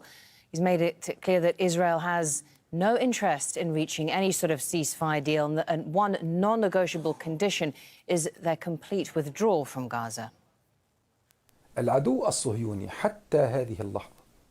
Despite tens of sessions and communications exchanged via our mediators, the Zionist enemy until this point has not agreed to a ceasefire in Gaza. All they want is the return of hostages so they can continue the war on Gaza, and this cannot be. They want Hamas and the resistance to agree to maps referencing the deployment of the Israeli army, as if to say we are legitimizing the occupation of the Strip or a part of the Strip, and this cannot be. There must be a complete withdrawal from Gaza. Meanwhile, the Israeli Prime Minister Benjamin Netanyahu has blamed Hamas for the failure to reach a ceasefire deal that would allow the release of Israeli captives in Gaza. He vowed to increase pressure on Hamas in the coming days. Unfortunately, until now, all proposals for the release of our hostages have been outright rejected by Hamas. That's why the US Secretary of State rightly said Hamas refused all the offers that were made to it. According to him, the only thing preventing a deal that would release the hostages is Hamas. Instead of backing down from its extreme positions, Hamas builds on division between us, and it draws on encouragement from the pressure directed at the Israeli government. We will deliver additional and painful blows on Hamas, and that will happen soon. In the coming days, we will increase the military and political pressure, because this is the only way to free our hostages and achieve victory. Hamda Salhut has more on this from occupied East Jerusalem. A continuation of a war of words between the two leaders as both Israel and Hamas continuously blame each other for the reason why there still hasn't been a deal reached. But it comes as Netanyahu is under immense pressure from not only his government, but also his own population who want to see a change, who've been protesting week after week in order to call for his removal, saying that he is the reason why not only October the 7th happened, but why 7 months into this war, the remaining Israeli captives still have not been brought back from Gaza. Now, in this evening's war cabinet meeting, according to reports within Israeli media based on anonymous sourcing, the Israeli prime minister had reprimanded those in the room, saying that those who are leaking this information to the media are further emboldening Hamas, which is why they have a tougher stance. But there are still heavy sticking points from both sides in that Hamas wants to see an end to the war, and the Israelis say that that is simply not going to happen. Netanyahu maintaining that military and political pressure are the only ways to bring back the remaining captives. Hamda Salhut, Al Jazeera, occupied East Jerusalem. Israeli forces are also conducting raids on numerous towns across the occupied West Bank. The military has exchanged fire with Palestinian fighters in Jenin, stormed Zatara village in Bethlehem and the Balata refugee camp in Nablus. This camp is the largest in the occupied West Bank. Israeli military incursions across the territory have been a near nightly occurrence since the war first started last October. Meanwhile, a general strike has been declared across the occupied West Bank after a 3-day-long Israeli raid killed 14 Palestinians. Hundreds of people turned out for the funerals of the victims in Nur Shams refugee camp in Tulkarem. It was one of the worst Israeli raids in recent months. Israeli forces have now killed 486 Palestinians in the occupied West Bank since October 7th.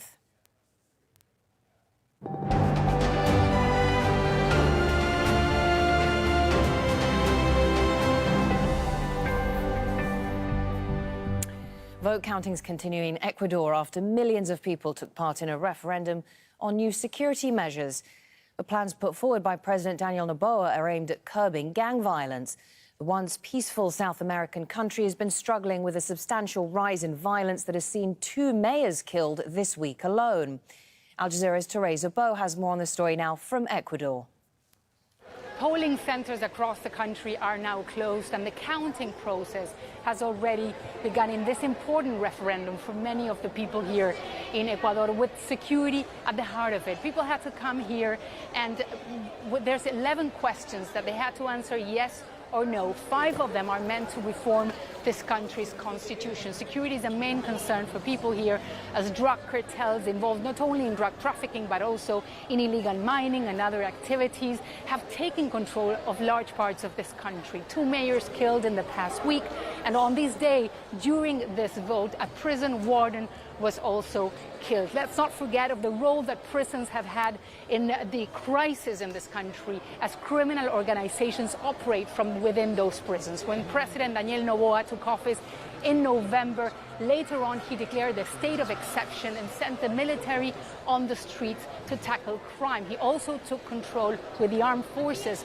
of this country's prison. So we're going to have to see what the results are. But this is a big political test for President Noboa. He's 36 years old. He's the heir of a banana emporium, and he only took office for 18 months. He came in to replace outgoing President Guillermo Lasso. So there's election happening later on this year. And Ecuador right now is struggling with an economic crisis, not being able to recover from the COVID pandemic, also struggling with an electricity crisis, with people telling us that they're out of power between 3 and 4 hours every day. So it's a big, big test for the president himself, and what's at stake is not only reforming the constitution, passing new laws, but also how much support President Daniel Noboa continues to have.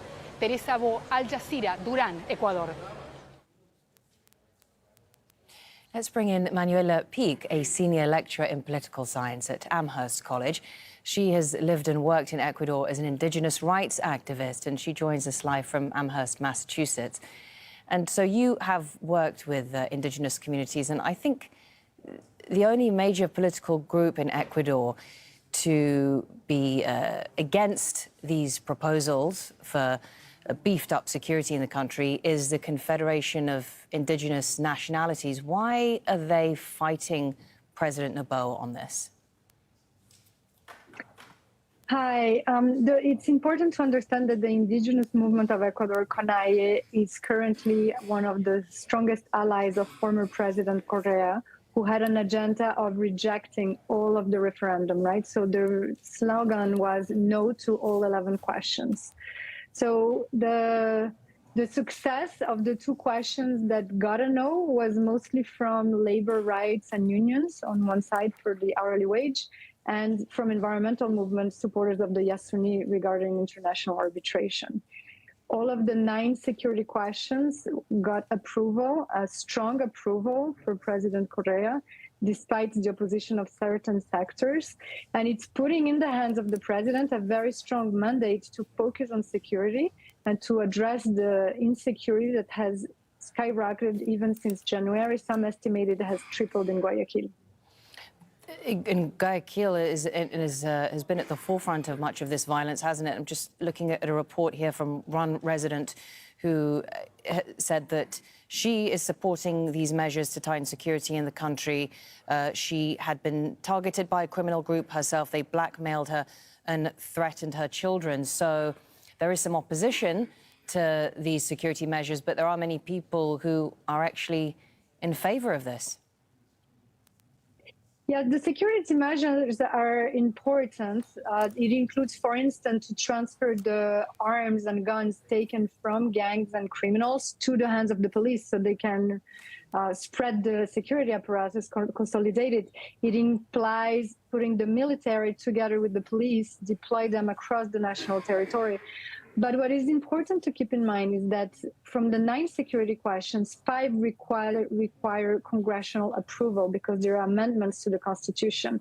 So it's not the referendum itself that will be able to solve them. All these questions will need to go to Congress and will need legislative negotiations, which are increasingly difficult. The president is isolated in Congress, especially after the invasion of the Mexican embassy. Tensions are rising. And it is unlikely that other parties who are not in coalition with President Noboa will vote on these changes to the Constitution. So just to understand from what you're saying, even though this referendum could have the support of a large part of the public, perhaps as much as 50% or more, even if it's successful, it's not likely to be very efficient. It's actually not going to address the country's gang crisis. Correct. In fact, it will be difficult to implement it because it requires a majority in Congress to be able to actually be turned into law. So most of the questions in the referendum, all the questions should have gone through a legislative road instead of a referendum road. And 5 of the security questions that gained approval in the referendum need now to be negotiated in Congress with other parties. So the reality of the matter is that this referendum is an evaluation of the popularity of the president, of the concerns of Ecuadorians for security and their fear of insecurity. They gave this mandate to the president to focus on insecurity. But now it will be very difficult to implement. Tensions are rising across political parties. And what we expect to see is more promises with no implementation. President Noboa had promised a few months ago a project of no more blackouts. There are currently daily blackouts in Ecuador. Actually, there were blackouts Thursday and Friday all day, and the president declared a 2-day holiday to deal with the energy crisis. Today, there were no blackouts because of the referendums, but the promise of no more blackouts failed, and a lot of analysts think that this promise of increased security is also going to fail, especially because this referendum is attacking the symptoms of the crisis, but not the roots, right? We do not have anything regarding as you say, that there doesn't need to be poverty, inequality. Those are very important issues, and it leaves, of course, people vulnerable to gang recruitment, doesn't it? Thank you so much, Manuela Peak. Maybe we can speak to you about this story another time as well. Still ahead for you on the programme. Guns and ammunition. Global military spending surges this year on rising tensions and insecurity.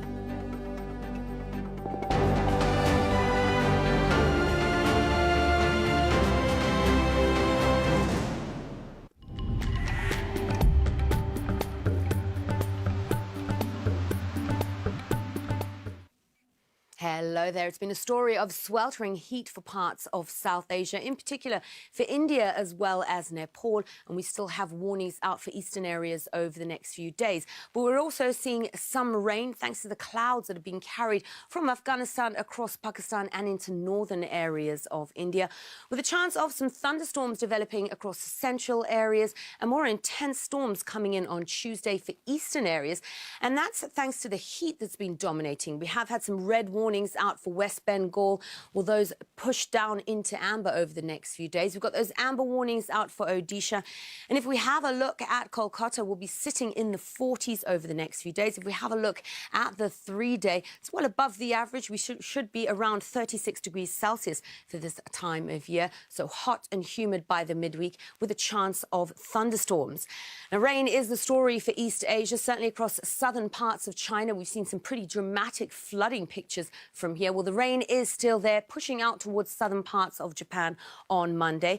And we'll see some wetter weather start to develop across northern parts of China. But Beijing escapes the rain on Tuesday, 22 degrees Celsius with sunshine.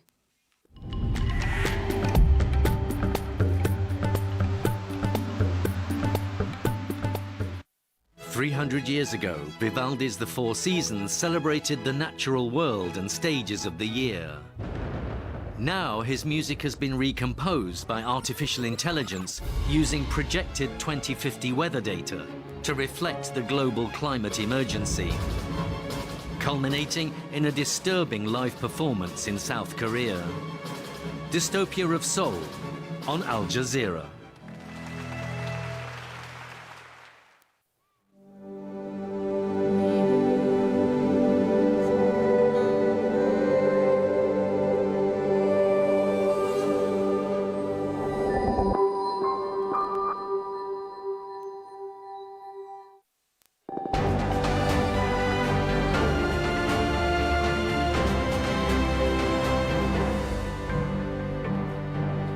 Welcome back. A reminder of the main stories this hour. Palestinian emergency services are saying a mass grave has been uncovered in Khan Yunis in southern Gaza. Over 200 bodies have been recovered so far. They were found buried inside the city's Nasser medical complex. The Israeli military withdrew from the area on April 7th.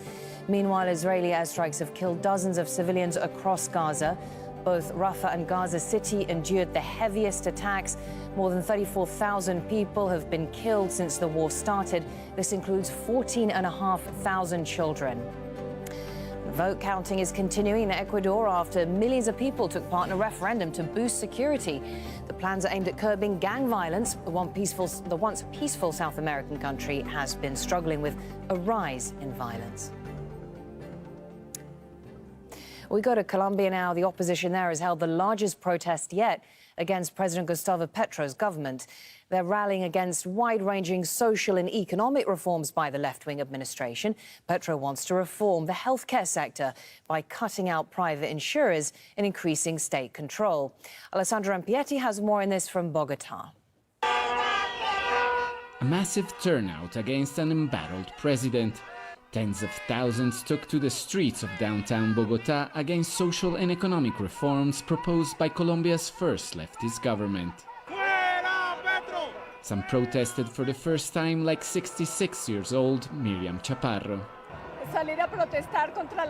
We are protesting against Petro's healthcare reforms. He wants to get rid of the private insurers. He's depleting them on purpose. We can't allow that. Same with our pensions. He wants to use our savings for his plans, and we can't allow that either. The rallies were even larger in Colombia's second city, Medellin.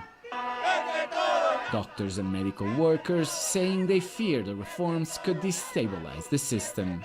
It is a system that has its flaws, that has its shortcomings, but it deserves to be reformed based on sound principles, and all sectors need to give their opinion about it. This belongs to everyone. Health is not a game, it is a right. Petro won the elections riding a wave of discontent against the country's traditionally conservative politics in one of the most unequal countries in the world. Yet less than 2 years after his historic victory, most of his ambitious reforms have proven divisive, and he's been unable to find a majority in Congress to get behind him. In response, he has tried to force change through executive actions and proposing a popular assembly to change parts of the constitution, which has helped the opposition to galvanize its base while also increasingly mobilizing centrist and middle-class sectors of society against the government. This has to make the government reconsider, because there is a very large and ever increasingly present segment of the population that is in disagreement with its policies and its way of governing. If the government decides to ignore it or minimize it, it does so at its own risk. Sunday's turnout shows that there's growing discontent in a sector of Colombian society against the government of Gustavo Petro, and in particular the way he's been trying to push forward his reform. But this message is unlikely to convince the president to back down, and he has already called for a counter-protest on May 1st. Alessandro Ampietti, Al Jazeera, Bogota. Elsewhere in the region, supporters of the former Brazilian President Jair Bolsonaro are calling for his return to politics.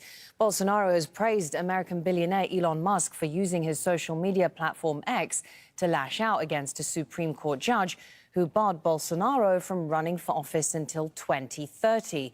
Monica Yannikiev reports from Rio. Crowds cheering Brazil's former president Jair Bolsonaro, calling for his return to power. It's Bolsonaro's second rally since he was banned from running for public office until 2030, after being found guilty of using his presidential powers to undermine the integrity of the 2022 elections. I believe God will help us overturn the court's decision and Bolsonaro will be elected president again. He praised tech tycoon Elon Musk, who lashed out at Bolsonaro's archenemy, Supreme Court Judge Alexandre de Moraes. Musk has the courage to defend freedom of expression. Let's have a round of applause for him. Brazil's former president may still have the support of many voters here, but his political future hangs in a balance. Investigations into Bolsonaro's alleged role in plotting a coup are underway and expected to wrap up by July. Analysts here say his imprisonment is likely. Uma demonstração de força popular. Bolsonaro is using these rallies to show his political might on the streets, hoping it will protect him during all the legal battles he'll be facing in the upcoming weeks. And he's also leading the opposition against Lula. Bolsonaro may have been banned from running for office, but his supporters say he can still help elect his allies in October's municipal elections. Monica Yanakiev, Al Jazeera, Rio de Janeiro. Well, authorities in southern China are preparing for what they say could be severe flooding seen only once in a century. More than 80,000 people have already been evacuated in Guangdong province alone, which has been experiencing torrential rains since Friday.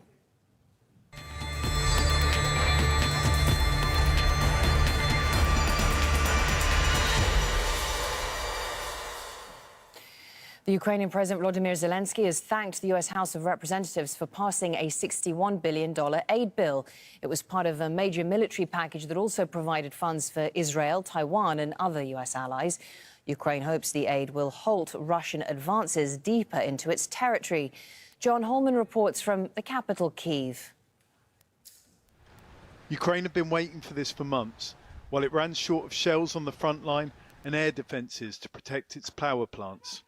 Without this US military aid package, President Volodymyr Zelensky said Ukraine would lose the war. I think this support will really strengthen the armed forces of Ukraine. And we will have a chance for victory if Ukraine really gets the weapon system, which we need so much, which the thousands of soldiers need so much. And this aid should not be just spread in thin layer all over, but it has to end up in tangible weapon systems. Aid worth $61 billion. 14 billion in direct weaponry. It had been stuck in the House of Representatives for 2 months, some Republicans opposing it even going to a vote. It still needs Senate approval before being signed into law, but that seems all but guaranteed. This aid is coming late. With God's will, the Senate will approve it, so that Ukraine can regather its strength and fight back against Russia. Then the question is, how soon the equipment can be on the ground. A Pentagon spokesperson said that munitions could be moved within days. Apparently some of the weaponry's already in storage in Europe, but it will still likely take weeks to get to Ukraine's front line. Military analysts say that gives Russia a window to continue pressing its current advantage. For some time, its forces have been advancing, slowly but steadily. The weaponry may be enough to halt that advance, and the summer offensive Ukraine says Russia is planning. But it's only a matter of time before the country will again need to appeal for more US military aid. John Holman, Al Jazeera, Kyiv. Now, global military spending hit yet another all-time high in 2023, reaching $2.4 trillion. That's almost a 7% rise compared to the previous year, according to the Stockholm International Peace Research Institute's annual report. It's the first time since 2009 that military spending rose in all 5 geographical regions. The top 3 spenders, the US, China and Russia, all boosted their military budgets. Data shows Russia's spending surged by 24% to about $109 billion. Ukraine had the 8th largest military budget the same year. David DeRoche is a professor at the National Defense University. He explained what's behind this global rise in spending. The Gaza war, the main costs are certain kinds of munitions and personnel. But I think that what is really driving the increase is that Israel is fielding a new stealth aircraft, the Joint Strike Fighter, which is extremely expensive, and is having to develop extensive missile defense and rocket defense systems. Those are extremely expensive, the systems themselves, and the missiles that they fire are also pretty expensive. So I think that this is a one-off, the Gaza war. It will be reflected probably in 2023 and in 2024 figures, but there's an ongoing development and capitalization of missile defense and advanced stealth air fighting, which I think is the real long-term driver of the increase in Israeli costs. One of the criticisms I have of the SIPRI report is that it just looks at dollars. And so, for example, a $3 billion missile defense system that goes to Japan is much more expensive than, say, $50 million worth of machine guns that go to Sudan. But those $50 million worth of machine guns are probably far more destabilizing. So with that caveat in mind, the big trend that's guiding it are fighter aircraft, missiles, missile defense systems and air defense systems, and then ships, and particularly ships in an anti-missile configuration. What this represents is emerging technology or technology to stop that emerging technology. So I think what we're seeing is a bow wave of spending trying to find a solution to these problems of cheap multiple drones and ballistic missiles, as well as maintaining conventional mass on the battlefield with artillery. Well, Iran's Supreme Leader Ayatollah Ali Khamenei has praised the military for its recent strike on Israel. He said the armed forces showed the power and might of the country. This is the first time the Supreme Leader has spoken since Iran launched more than 300 missiles and drones at Israel a week ago. Tehran says it was in retaliation for an attack on the Iranian consulate building in Syria. Khamenei was speaking during a meeting with army commanders. The issue of how many missiles were fired or the number of missiles hit is a secondary issue. The main issue is proving the willpower of the Iranian nation and the armed forces in the international arena. The various events have costs and achievements. It is important to reduce the costs and add the achievements through flair. This matter was very well executed by the armed forces during recent events. That's it from me for now, but my colleague Elizabeth Puranan will be with you at the top of the next hour in 25 minutes' time. That's when the news will continue, after the programme coming up next, which is Dystopia of Seoul.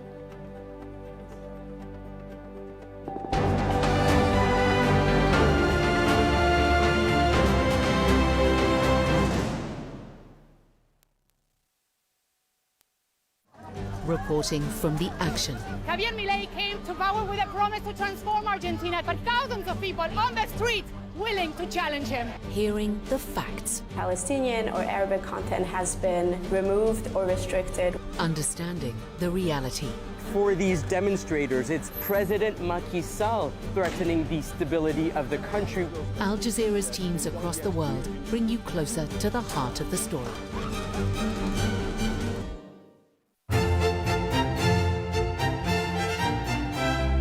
This is a part of The Four Seasons, a famous piece of music composed by Antonio Vivaldi 300 years ago.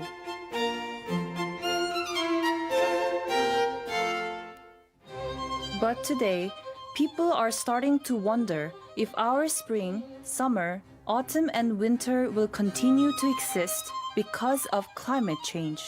이 사계가 없어지고 무너지게 되고 그리고 이게 봄인지 여름인지 겨울인지 가을인지 이제 헷갈릴 정도로 그런 암울한 시대가 온다고 한다면 그렇게 병든 지구가 된다면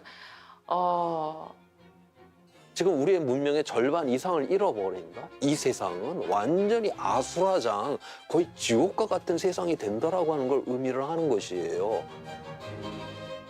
Climate scientists are studying whether we're reaching a tipping point which will change our seasons forever. But this film is about a different, unusual exercise, combining Vivaldi's famous music with weather data and expressing climate change in musical form for different parts of the world.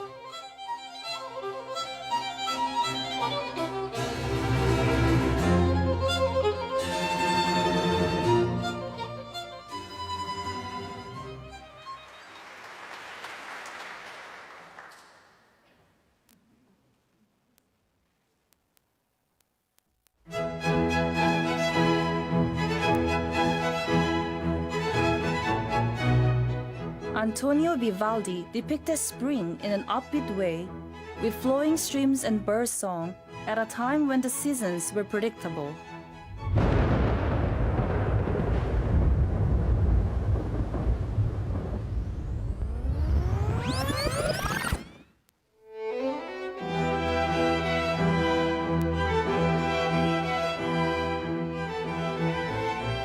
This is how artificial intelligence has recomposed Vivaldi's spring in a much less positive version of the four seasons. 비발디 사계는 현악기로만 구성이 되어 있는 그런 작품이고 현란한 테크닉, 금관악기가 따라하기 힘든 그런 요소들이 많아서 재차 여쭤봤었어요. 금관악기가 정말로 들어가는 거 맞냐고. 매우 충격을 받았어요. 제가 알고 있는 사계가 아니어서 정말 이럴 수 있다고. 왜냐하면 한 번도 타악기로 연주되는 곡은 아니니까.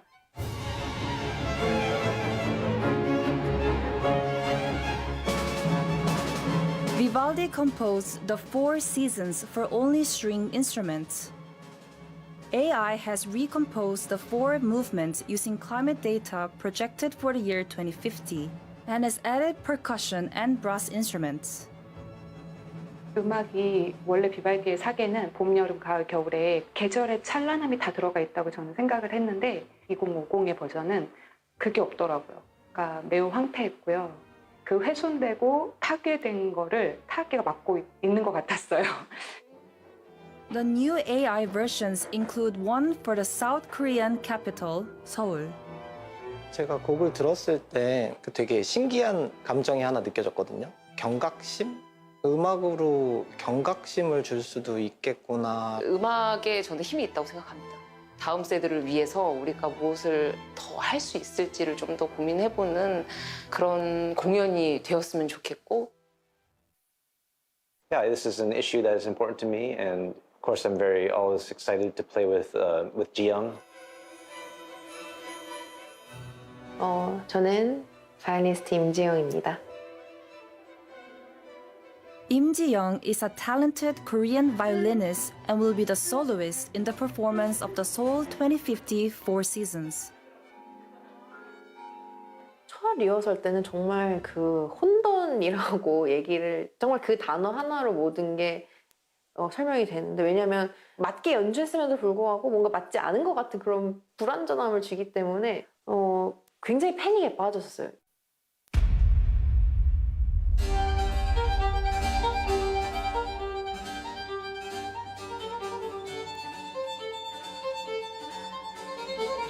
The new musical score composed by AI is called The Uncertain Four Seasons. The project to recompose it brought together data scientists, composers, AI developers, and musicians. 이 프로젝트는 기본적으로 1725년에 비발디가 만든 사계를 기후 데이터를 통해서 예측한 2050년에 사계 버전으로 변화시킨 프로젝트입니다. The project used climate modeling data from the Intergovernmental Panel on Climate Change. A worst-case scenario. 바다 해수면 상승, 해수면 온도, 땅의 온도, 대기권의 온도, 종의 감소율, 그리고 기후 변화에 대해서 영향을 받을 인구수, 이 데이터를 가지고 작업을 했습니다. The project produced different versions for 14 separate locations, including Venice, the Maldives, Sao Paulo, Bremen, Cape Town, and Seoul, using each city's projected climate situation. 데이터를 처음 봤을 때는 1도가 올라간다는 게 무슨 의미가 있나. 나는 온도가 30도나 31도나 반팔을 입을 텐데 그게 큰 영향이 없을 텐데 해수면이 1m 올라간다고 해도 수영할 때 좀 더 힘들 뿐인가. 다가오지 않았어요, 피부로. 그냥 데이터로만 존재했고 그냥 숫자고의 의미가 없다고 생각했는데 그 종의 감소에 대한 논문과 인구수 감소에 대한 논문을 읽었을 때는 느낌이 확 오더라고요. 그래서 나중에 2050년 이대로 가다면 2060년, 70년 돼서는 진짜 종이 확 감소하구나. 좀 많이 놀랐어요, 그때는. The data scientists realized that the damage to different countries was not necessarily in proportion to their greenhouse gas emissions. 제가 봤을 때는 마샬 아일랜드가 가장 충격적이었었거든요. 죄가 아무것도 없는데 선진국들이 사용했던 그런 카본 그 탄소 때문에 섬 전체가 가라앉게 되는 거잖아요. 감소율이 100%인 거예요. 아, 이럴 거면 그냥 아예 사일런트로 가자. 마샬랜드 가을은 완전 의미 없거든요.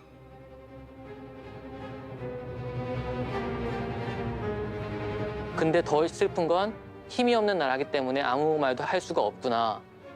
그래서 좀 가슴이 아프더라고요. 33 Korean musicians from different groups came together to form a project orchestra to play the uncertain Four Seasons, composed by AI for Seoul. They started rehearsing for a performance planned for September 2022.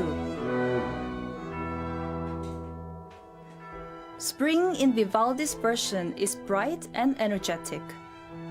But the 2050 AI version is very different and disorientating for the musicians.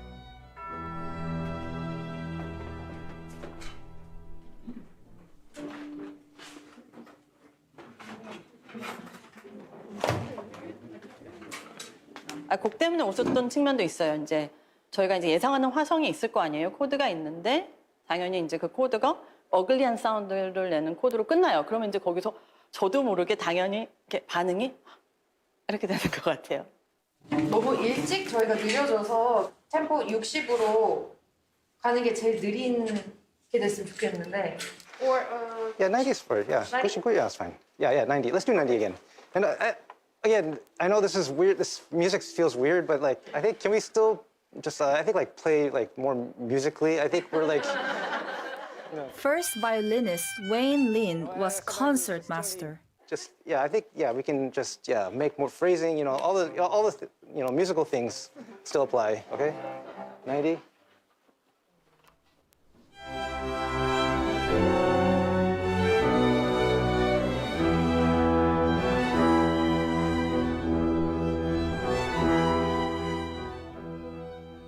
Felt like alien music. Felt like something from another planet. 이게 사계라고? 이게 봄? 이게 여름? 굉장히 기괴하고 꽃이 사라지고 새들 울음소리가 사라져 있더라고요. 지금 AI 버전에서는.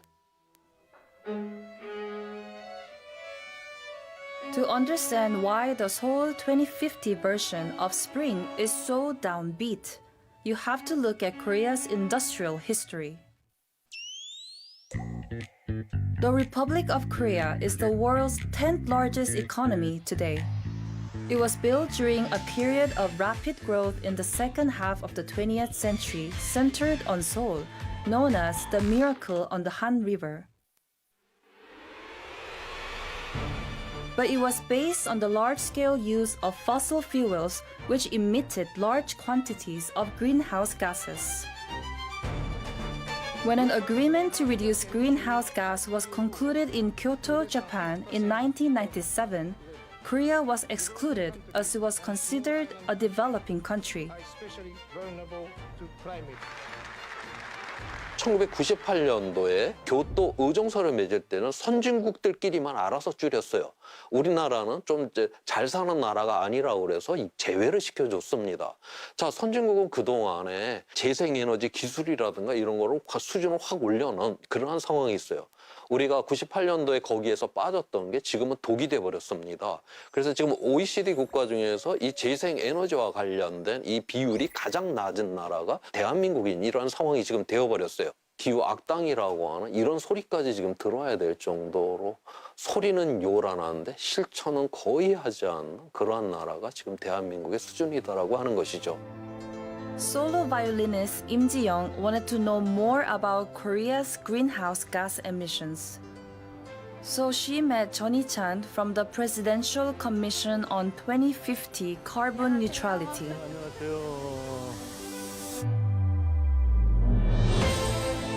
They met at the Seoul power plant built in 1930. It used to use coal but is now converted to liquefied natural gas, LNG. South Korea still mainly generates electricity by conventional thermal means. 서울이라는 도시가 온실가스 배출량이 많은 편인가요? 우리나라의 배출량은 한 7억 톤이 좀 넘거든요. 왔다 갔다 하는데.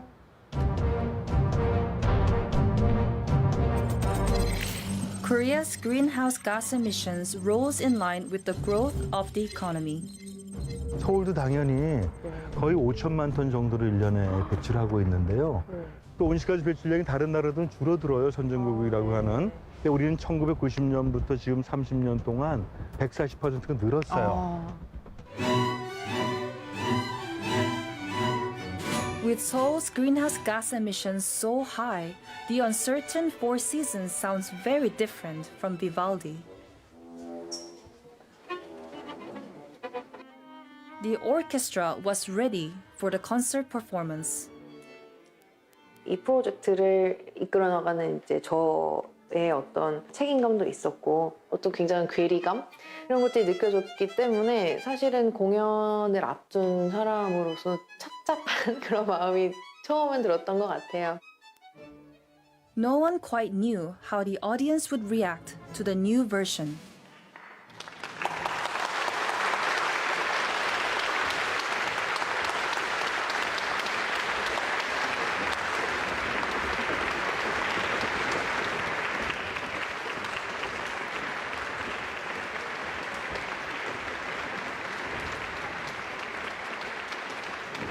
사실 클래식을 모르는 사람도 그런 자기 한 번씩은 들어보셨고 이거 이상한데? 뭔가 틀린 거 아니야? 이렇게 느껴질 정도로 확실하지 않은 음악의 형태를 띠고 있기 때문에 더 미지근과 괴리감을 느끼고 그런 것이 결국에 2050의 현실이 아닌가 그렇게 생각합니다. The project orchestra first performed the uncertain four seasons in September 2022.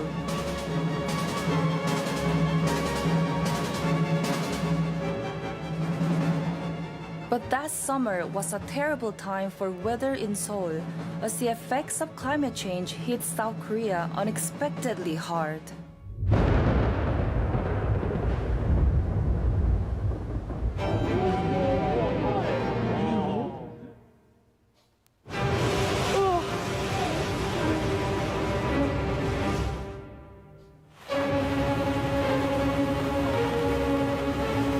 Torrential rains caused heavy flooding across the city.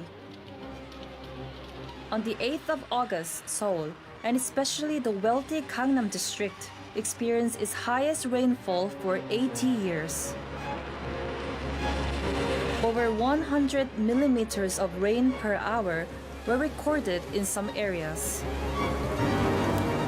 Some reports say as many as 19 people were killed. 3,000 vehicles were flooded and the damage was estimated to have cost around $100 million. 굉장히 이제 이례적인 현상이죠. 서울에서 단 한 번도 이제 관측이 되지 않았던 하루 동안에 382mm라고 하는 엄청난 비가 내렸고 또한 그 시간당 강수량도 이제 140mm 정도가 내렸던 것이거든요. The chances were that this kind of major natural disaster would be more frequent in the future. 지금 지구 평균 기온은 1도 상승했는데 수증기는 6.7%가 늘어났는데 2015년 유엔의 그 파리 기후 협약 2도를 막자라고 했잖아요. 만약 2도가 상승을 하게 되면 약 14% 수증기가 늘어나게 될 것이다라고 그렇게 보고 있고 우리가 기후 위기를 거의 이제 대응하지 않는 그 상태, 지구 평균 기온이 한 4도 정도까지 올라가게 되면 공기 중에 수증기가 한 40% 정도까지 늘어나게 될 거다라고 보고 있어요.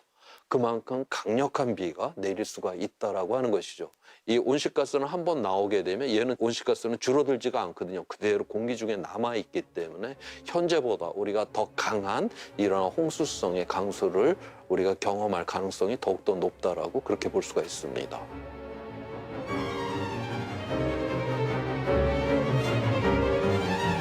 Less than a month later, another climate disaster struck Korea.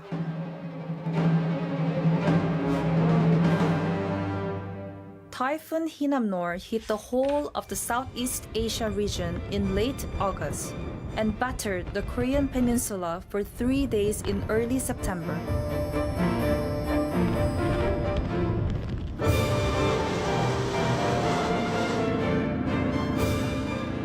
relentless rain caused flooding to dangerous levels again. 특히 이제 우리나라 같은 경우는 태풍의 영향을 가을에는 많이 받게 되는데 지구 온난화가 더 심화가 되면 이제 슈퍼 태풍이라고 부르는 강도 높은 태풍의 빈도는 또 증가할 수 있고 강도도 증가할 가능성이 크거든요. 해수면의 온도가 상승을 하게 되면 그만큼 해양에서 대기로 많은 수증기가 증발하게 됩니다. 바로 증발된 그 수증기가 태풍의 에너지원인데 그래서 한번 일단 발생을 하게 되면 굉장히 강력한 태풍이 이제 발생을 하게 될 것이다.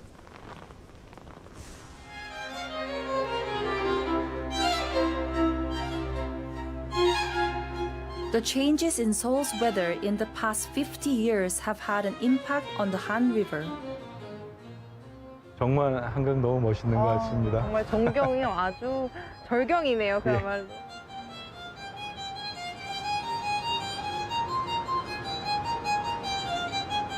여기 지금 이렇게 물이 뭐 반짝반짝하고 지금 물론 가을이니까 얼음 네. 있을 때는 아니지만 겨울에도 요즘 얼음이 잘 얼지 않는다 그러네요. 그렇죠. 저는 네. 얼어있는 거 거의 못 본 것 같아요. 겨울에 옛날에는 여기서 빙상 경기도 하고 많은 분들이 스케이트 탔었는데 한강에서요?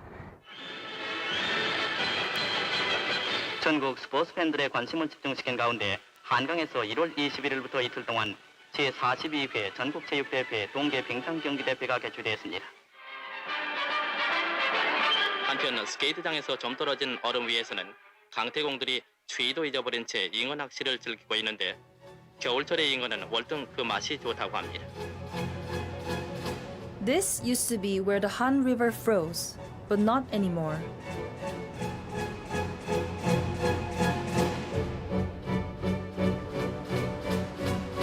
Hamsum Island has also felt the effect of climate change.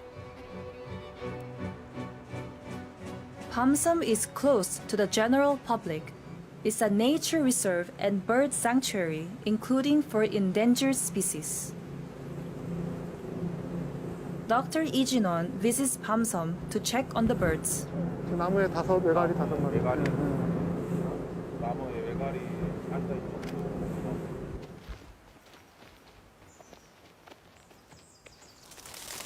이 지역이 이제 백무들이 아까 밖에서 봤던 주로 번식하는 지역이거든요. 이게 비에 다 쓸렸어요. Hamsum was devastated by the floods and covered in mud and garbage. Birds lost their nests in the heavy rain and struggled to breed the following year. 원래는 둥지가 있어야 정상이거든요. 근데 이제 다 쓸려 내려간 거예요. 저것도 지난달 폭우 때문에. 네, 다 쓸려 내려간다고 봅니다. 5월 달에 왔을 때 조 위에도 있고 몇 쌍 번씩했었지 그때? 그때 15쌍. 제가 보인 것만 이제 그 정도 했으니까 그때는 더 빽빽하거든요, 이거. 근데 그런 것들이 뭐 흔적이 안 남고 몇 개 이렇게 안 보이는 거 보면은 다 쓸려 내려갔어요.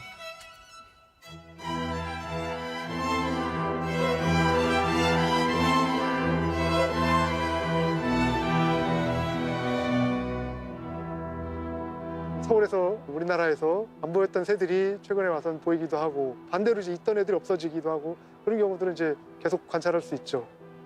그런 것들이 이제 아마 기후변화하고는 크게 연관이 있긴 할 겁니다.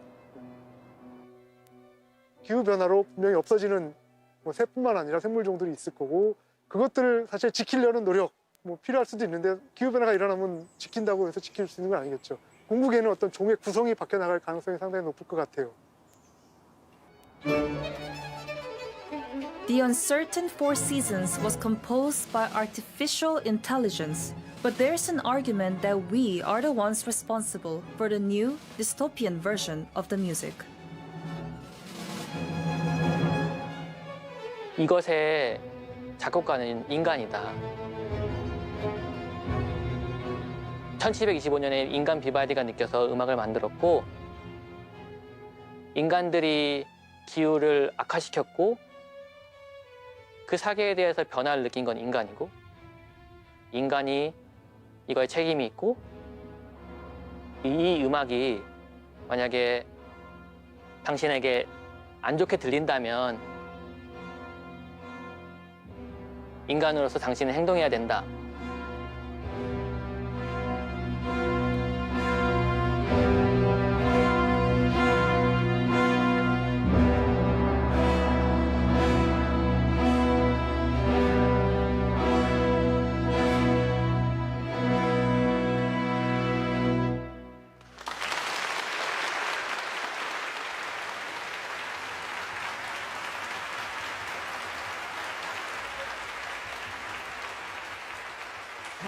이렇게 집에 가기에는 너무 마음이 무거우니까 이라기 원곡 4개 중에 아마 가장 사랑받는 봄의 일악장 들려드리고 인사드리도록 하겠습니다.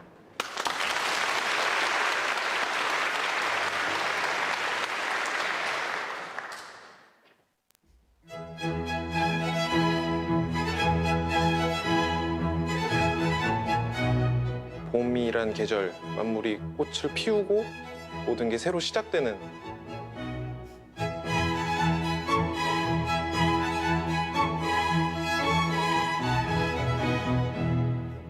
그런 밝고 화사한 느낌의 그런 봄을 이제 다음 세대한테 물려줘야 된다고 생각합니다. 우리의 지금까지 삶은 이 사계절과 함께 우리가 만들어 왔잖아요. 후손도 좀 같이 누렸으면 좋겠다라는 생각이 듭니다. 2050년 그거 생각할 때 진짜로 그럴 것 같아서 무서웠어요. 우리 아이가 27살 생일을 맞았을 때 봄이나 여름은 어떨까 하니까 아찔한 생각도 좀 들었어요.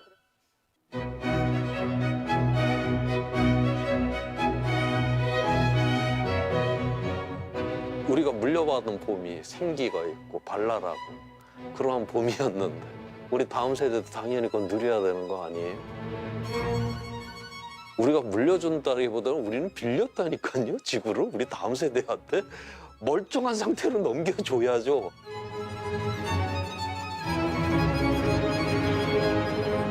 Without huge changes in human behavior, there is a strong possibility that we will lose the 4 annual seasons that we're used to. And that Vivaldi's bright and expressive music will no longer reflect the weather the world will experience by the year 2050.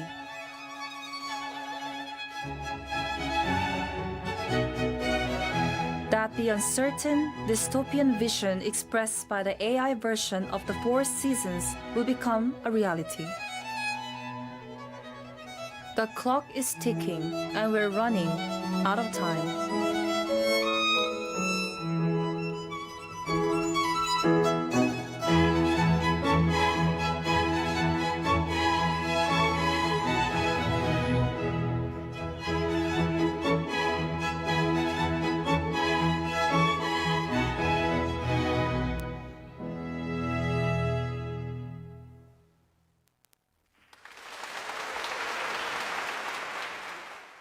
In-depth analysis of the day's headlines. There's the failure to free the captives still being held by Hamas. How difficult a moment is this for Prime Minister Netanyahu? He's trying to stay indefinitely as Prime Minister in order to stay possibly out of jail. Frank assessments. How has relations declined between Niger and the United States of America? The crux of the matter is Niger's choice of military partners, and specifically Russia. Inside Story on Al Jazeera.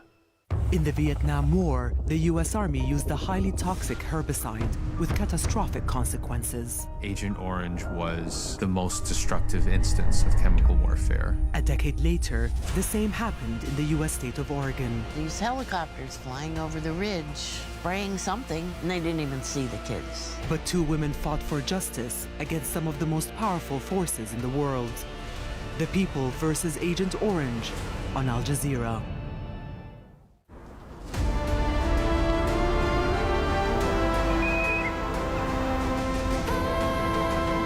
A showcase of the best documentary films from across the network on Al Jazeera. Hard-hitting interviews. Has the IRC suffered casualties? We have not suffered fatalities, thank goodness. We did have injuries from a missile strike on a guest house. Thought-provoking answers. So to who did you say no double standards? To all of us. Anyone in particular? I say it to all. Facing realities. Government seems here to have whittled down democracy. Is this troubling for you? It's very, very painful. Hear their story on Talk to Al Jazeera.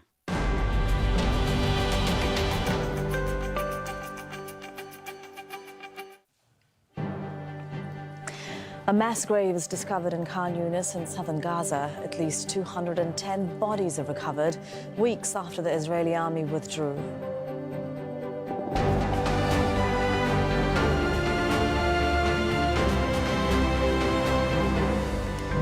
I'm Elizabeth Puranam, and this is Al Jazeera live from Doha. Also coming up, doctors save a baby from a dead mother's womb as 16 children are killed in an Israeli airstrike on Rafah. Ecuador holds a referendum aimed at giving security forces sweeping powers to fight soaring violence and organized crime. And China's once-in-a-century flood warning fears that rivers and reservoirs could overflow in the south following heavy rain.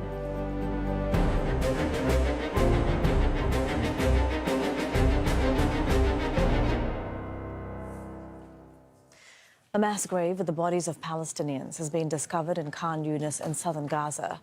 The remains of 210 people were found buried on the grounds of the Nasser medical complex after the Israeli military withdrew its troops from the city on April 7th. The bodies were discovered over the course of 2 days. Much of Khan Yunis is destroyed after months of relentless bombardment and heavy fighting. The bodies include elderly women, children, young men. Teams involved in the operation say some were shot from behind. International law experts have told Al Jazeera it could amount to war crimes. Hani Mahmoud reports from the site in Khan Yunis. Early in the war, thousands of Palestinians took refuge from Israeli attacks in the Nasser hospital in Khan Yunis. Now many of them are buried here. Civil defense crews have discovered hundreds of bodies on the grounds of the medical complex. Nawal is still looking for her son's remains. I am here to find the body of my son. His name is Ala Emad Salim Al-Atal. His brother told me that he buried him here. We came from far away, more than once, and on foot, but we didn't find him. We've been trying for the past 2 weeks. Israeli forces withdrew from Khan Yunis on April the 7th after 4 months of intense raids and airstrikes, leaving behind a trail of destruction and mass graves. The teams who recovered the dead say some were shot from behind, execution style. Others were found with their hands tied behind their backs. Many more are believed to be buried on the grounds of the largest medical facility in southern Gaza. The identified bodies were delivered to their families, and we as civil defense keep the unidentified bodies, take note of any distinguished marks for each of them, then we bury them. Another mass grave, yet more Palestinian bodies are retrieved from this site whose names might not be remembered. Their identities are largely lost in an unprecedented war. Lost but remembered, those who have been identified will now receive a proper farewell. For countless others, the search continues. More than 7,000 people are still missing across the Gaza Strip, most of them women and children. Hani Mahmoud, Al Jazeera, in southern Gaza. Further north, there's been a major attack in Gaza City.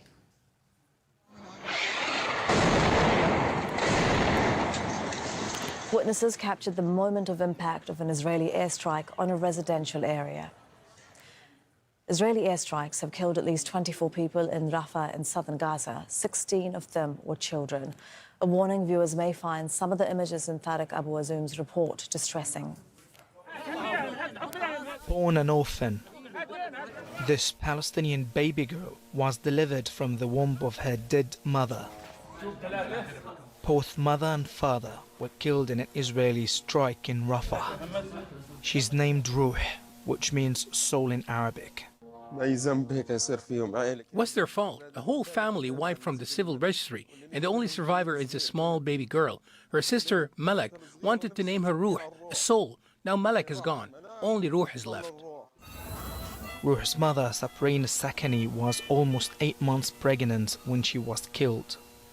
Doctors say Ruh's condition is stable and improving.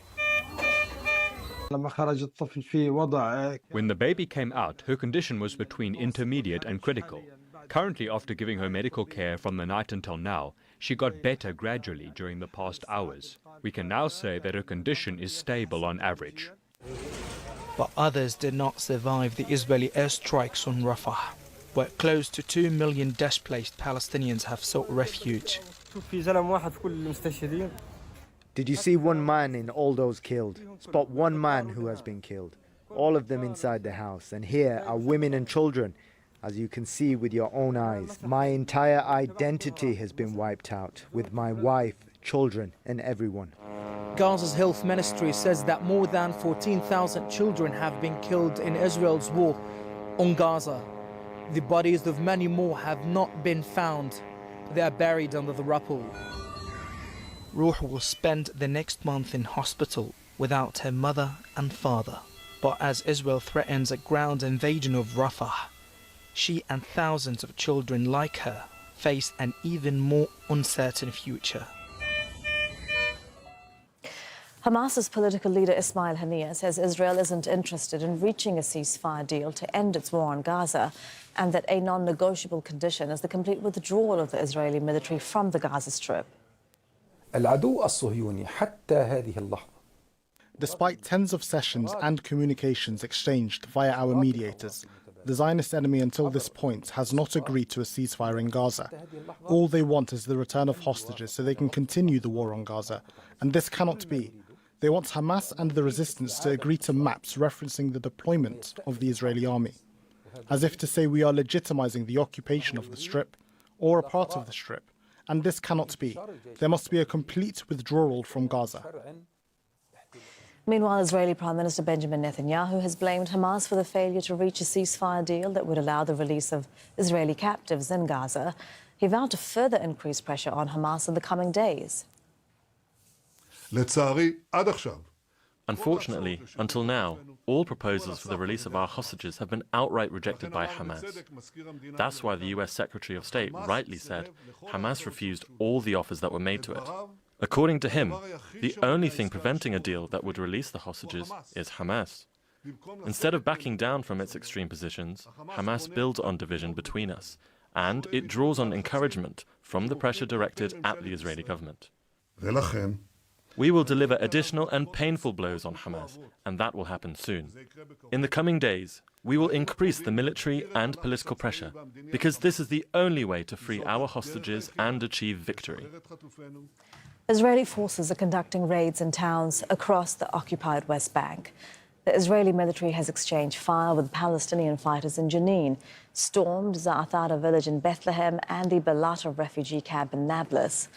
Israeli military incursions in the West Bank have been a near nightly occurrence since the war on Gaza began last October. Iran's Supreme Leader Ayatollah Ali Khamenei has praised the military for its recent strike on Israel. He said the armed forces showed the power and might of the country. It's the first time he's spoken since Iran launched more than 300 missiles and drones at Israel a week ago. Tehran says it was in retaliation for an attack on the Iranian consulate in Syria earlier this month. Khamenei was speaking during a meeting with army commanders. The issue of how many missiles were fired or the number of missiles hit is a secondary issue. The main issue is proving the willpower of the Iranian nation and the armed forces in the international arena. The various events have costs and achievements. It is important to reduce the costs and add the achievements through flair. This matter was very well executed by the armed forces during recent events. The Iraqi group Kataib Hezbollah has announced it's resuming attacks on U.S. forces in the country, saying there's been no progress in talks on their withdrawal. The group had suspended attacks in January after U.S. troops were killed in a drone attack in Jordan. Meanwhile, the U.S. says it shot down rockets fired from Iraq towards an American military base in Rumailin in Syria. No casualties have been reported. Shihab Ratanzi has more from Washington, D.C. In a statement to Al Jazeera, a U.S. defense official said that a coalition fighter destroyed a launcher in self-defense after reports of a failed rocket attack near the coalition base in Rumailin, Syria. No U.S. personnel were injured. The attack that emanated from Iraq was the first since early February, when the various U.S. militia groups targeting U.S. forces called a truce. Kataib Hezbollah's truce, though, began on January the 30th. They now say that is over, given the lack of progress in negotiations to remove U.S. troops from Iraq once and for all. And in a statement, the group said what happened a short while ago is the beginning, in reference to the attack. The Iraqi Prime Minister has only just left Washington after a week of talks with various officials in the Biden administration and at think tanks. In fact, on Friday, he had just said that his visit was a new chapter in U.S.-Iraqi relations. Shihab Rattansi, Al Jazeera, Washington.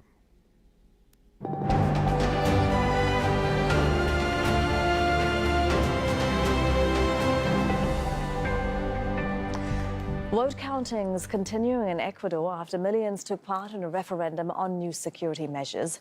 The plans put forward by President Daniel Noboa are aimed at curbing gang violence. The once peaceful South American country has been struggling with a substantial rise in violence that has seen 2 mayors killed this week alone. Today's Abo has more from Ecuador.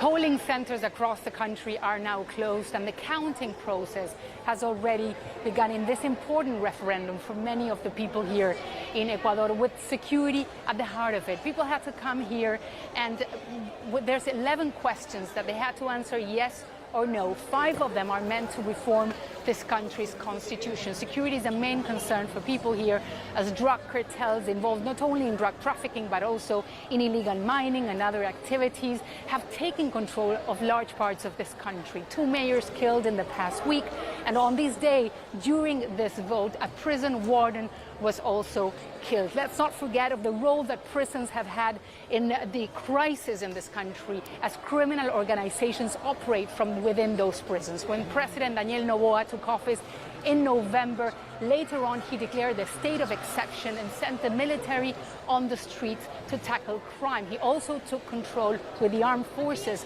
of this country's prison. So we're going to have to see what the results are. But this is a big political test for President Noboa. He's 36 years old. He's the heir of a banana emporium, and he only took office for 18 months. He came in to replace outgoing President Guillermo Lasso. So there's election happening later on this year. And Ecuador right now is struggling with an economic crisis, not being able to recover from the COVID pandemic, also struggling with an electricity crisis, with people telling us that they're out of power between 3 and 4 hours every day. So it's a big, big test for the president himself, and what's at stake is not only reforming the constitution, passing new laws, but also how much support President Daniel Noboa continues to have.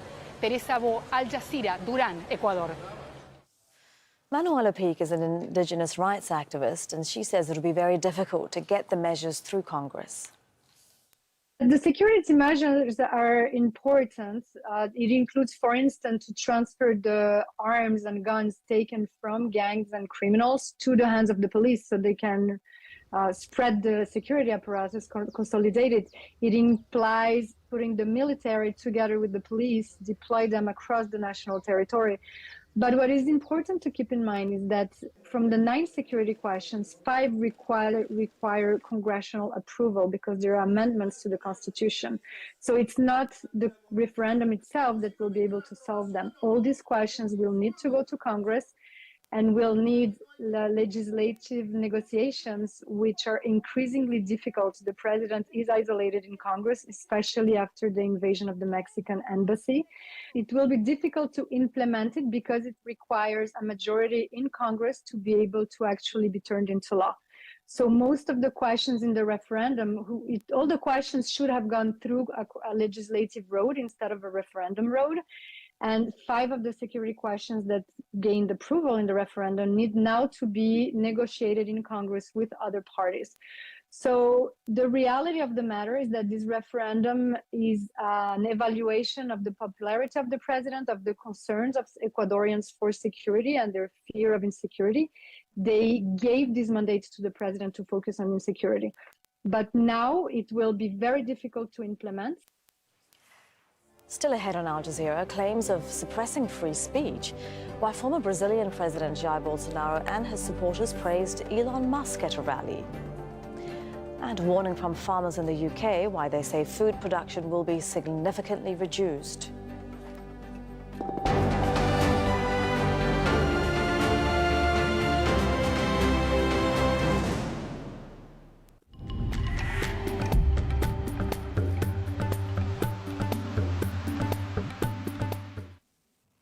Hello there. We'll have a look at the forecast for North America. And if we look at the satellite image, you can see some dramatic storms rumbling their way east across the deep south. Well, the good news is by Monday, they have worked their way across Florida, leaving behind a legacy of sunshine and drier skies, with temperatures starting to edge up again for the likes of Texas.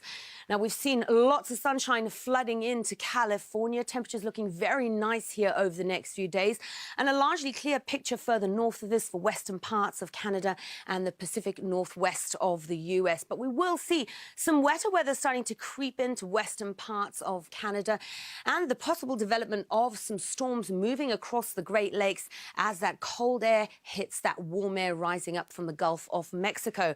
But a largely clear story for the east coast of the US on Tuesday, and we're seeing more in the way of sunshine and elevated temperatures for Washington, D.C., but also a chance of some showers there on Wednesday.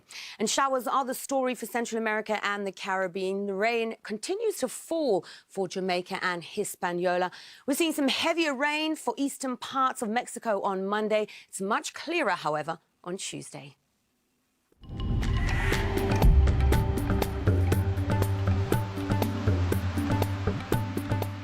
Why have American evangelicals become Israel's strongest backer? Is U.S. President Joe Biden right to stand with Israel with no red line? As long as U.S. support continues, is there anything that can stop Israel's assault on Gaza from going on indefinitely? A quizzical look at U.S. politics, The Bottom Line. Award-winning documentaries from around the world. On Al Jazeera.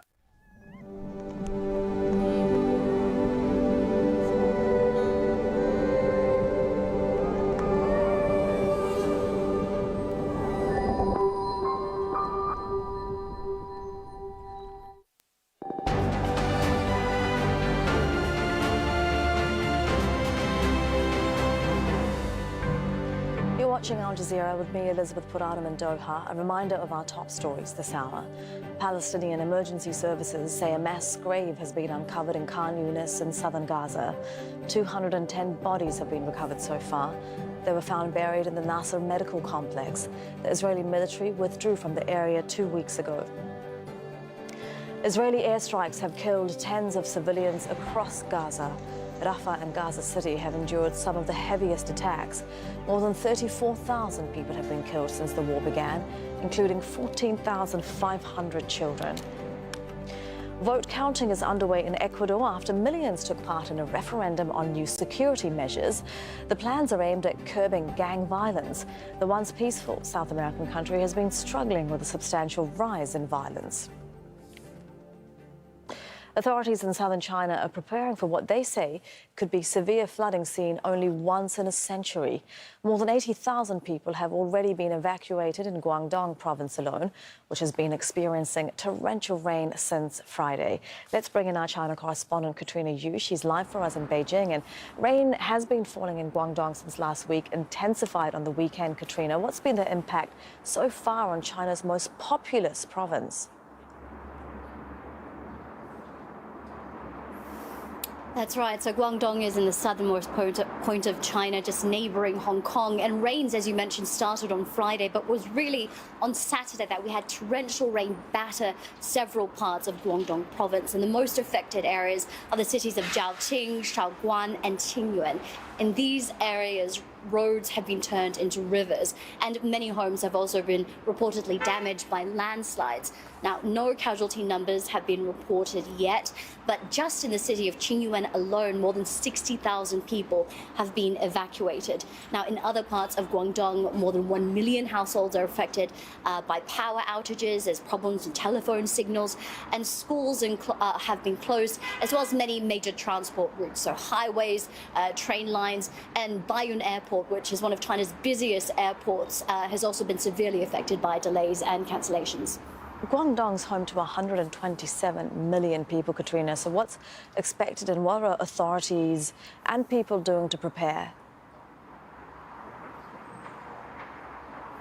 Well, the government announced on Sunday an emergency plan urging all municipalities to prepare shelters as well as rations of clean food, clean water and food for people who may need it. The warning level right now in Guangdong is at the orange level, which is the second highest level. And authorities are really worried that the worst is yet to come. This is because this area, the Pearl River Delta, is full of many important rivers and waterways, and many of them are already at dangerous levels. And so they're worried, with rain expected over the next few days, that there could be unleashing of some dangerous floods. So they've called the situation grim. In some areas on Monday and Tuesday, they've already started some flood discharge plans. Now, these areas are not strangers to flooding. Usually, these flooding season starts in summer. So this is the earliest that the flooding season has started in Guangdong in April since 1998. Katrina, thank you very much for that. That's our China correspondent, Katrina Yu, live in Beijing. Europe is experiencing the most rapid pace of global warming, with the temperatures rising at around twice the global average. That's according to the UN's World Meteorological Organization and the European Union's Climate Agency. The latest European report underscores the growing risk posed by high temperatures to human health as heat-related deaths surge across the continent. In 2023 alone, more than 150 people died due to storms, floods and wildfires.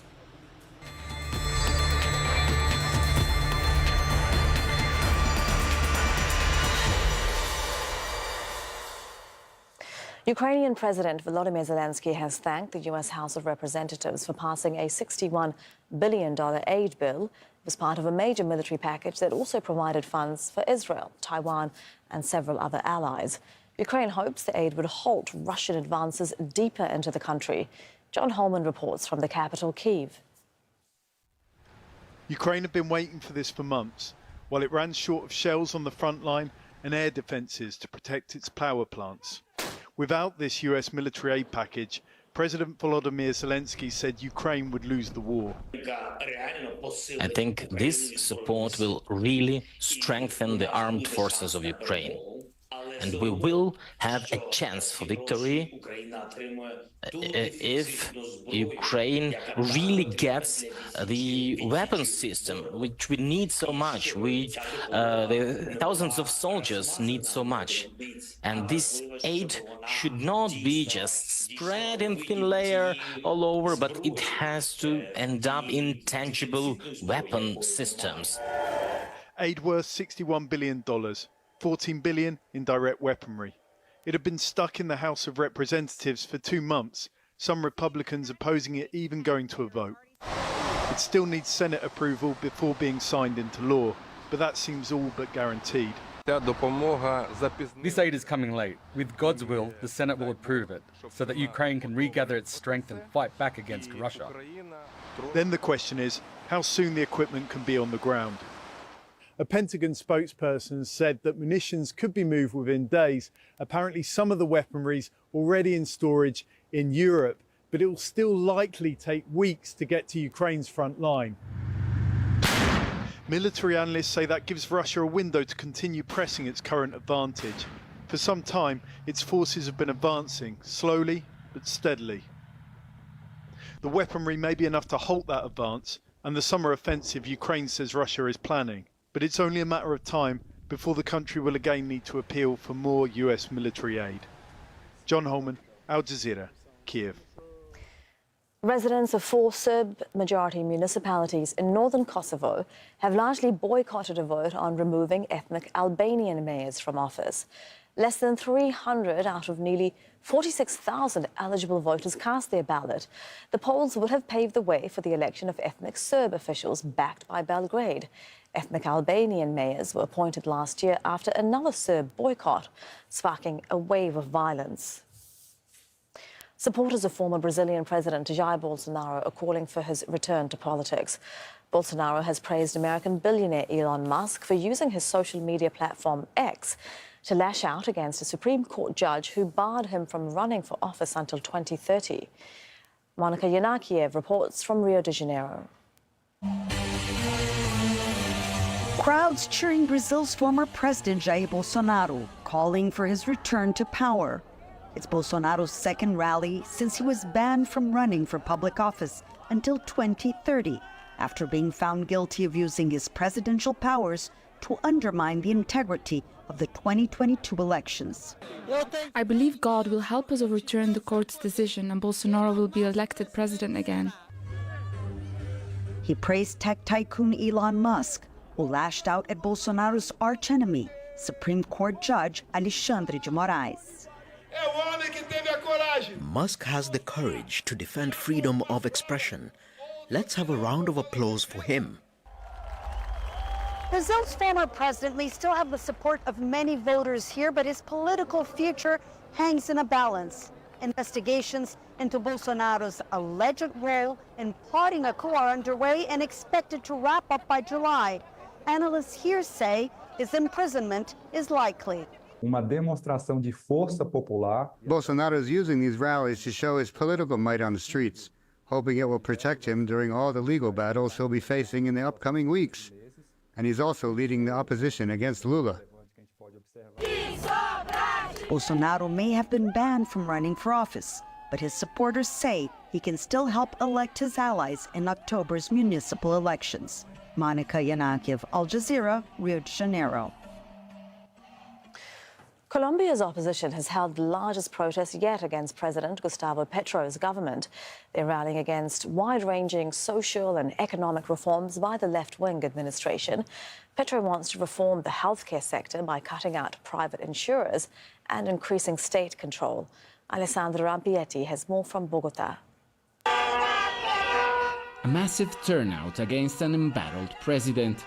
Tens of thousands took to the streets of downtown Bogota against social and economic reforms proposed by Colombia's first leftist government. Some protested for the first time, like 66-year-old Miriam Chaparro. We are protesting against Petro's healthcare reforms. He wants to get rid of the private insurers. He's depleting them on purpose. We can't allow that. Same with our pensions. He wants to use our savings for his plans, and we can't allow that either. The rallies were even larger in Colombia's second city, Medellin. Doctors and medical workers saying they fear the reforms could destabilize the system. It is a system that has its flaws, that has its shortcomings, but it deserves to be reformed based on sound principles, and all sectors need to give their opinion about it. This belongs to everyone. Health is not a game, it is a right. Petro won the elections, riding a wave of discontent against the country's traditionally conservative politics in one of the most unequal countries in the world. Yet less than 2 years after his historic victory, most of his ambitious reforms have proven divisive, and he's been unable to find a majority in Congress to get behind them. In response, he has tried to force change through executive actions and proposing a popular assembly to change parts of the constitution, which has helped the opposition to galvanize its base while also increasingly mobilizing centrist and middle-class sectors of society against the government. This has to make the government reconsider, because there is a very large and ever increasingly present segment of the population that is in disagreement with its policies and its way of governing. If the government decides to ignore it or minimize it, it does so at its own risk.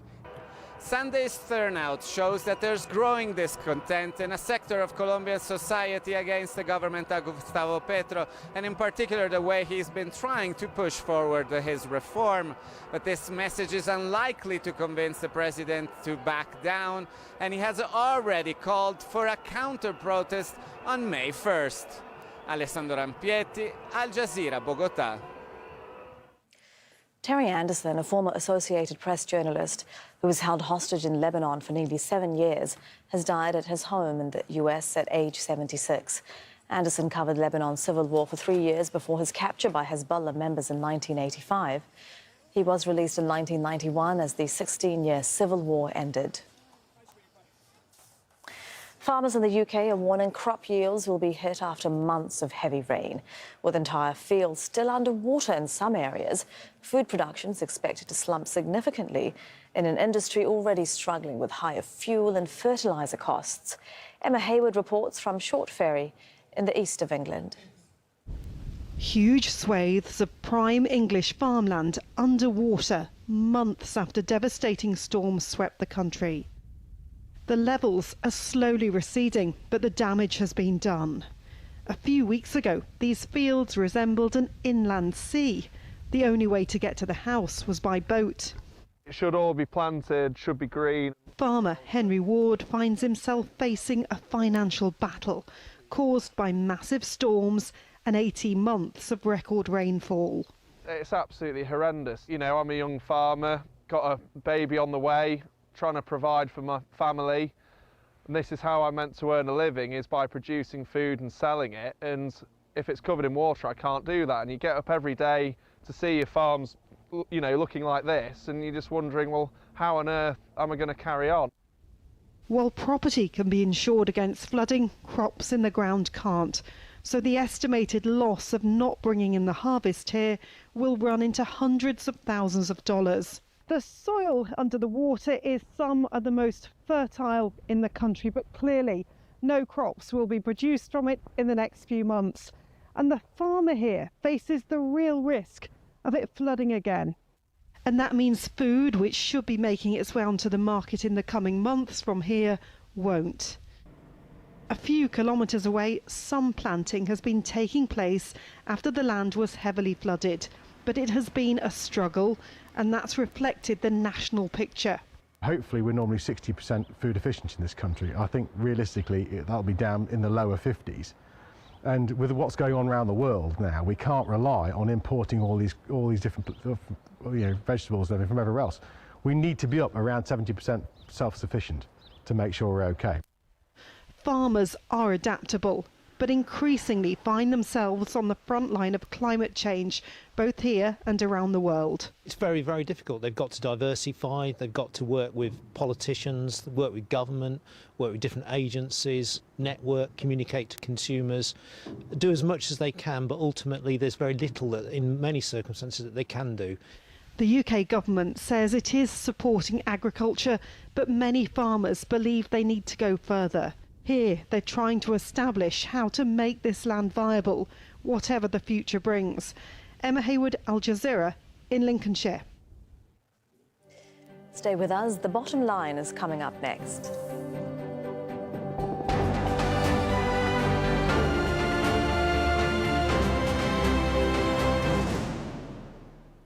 The latest news as it breaks.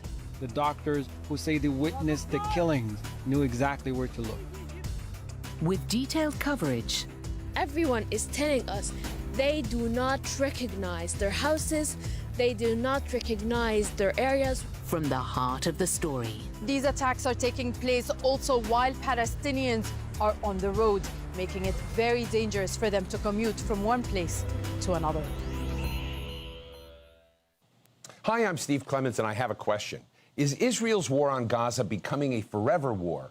And now, with an exchange of direct attacks between Iran and Israel, is it becoming a dangerously expanding conflict? Let's get to the bottom line.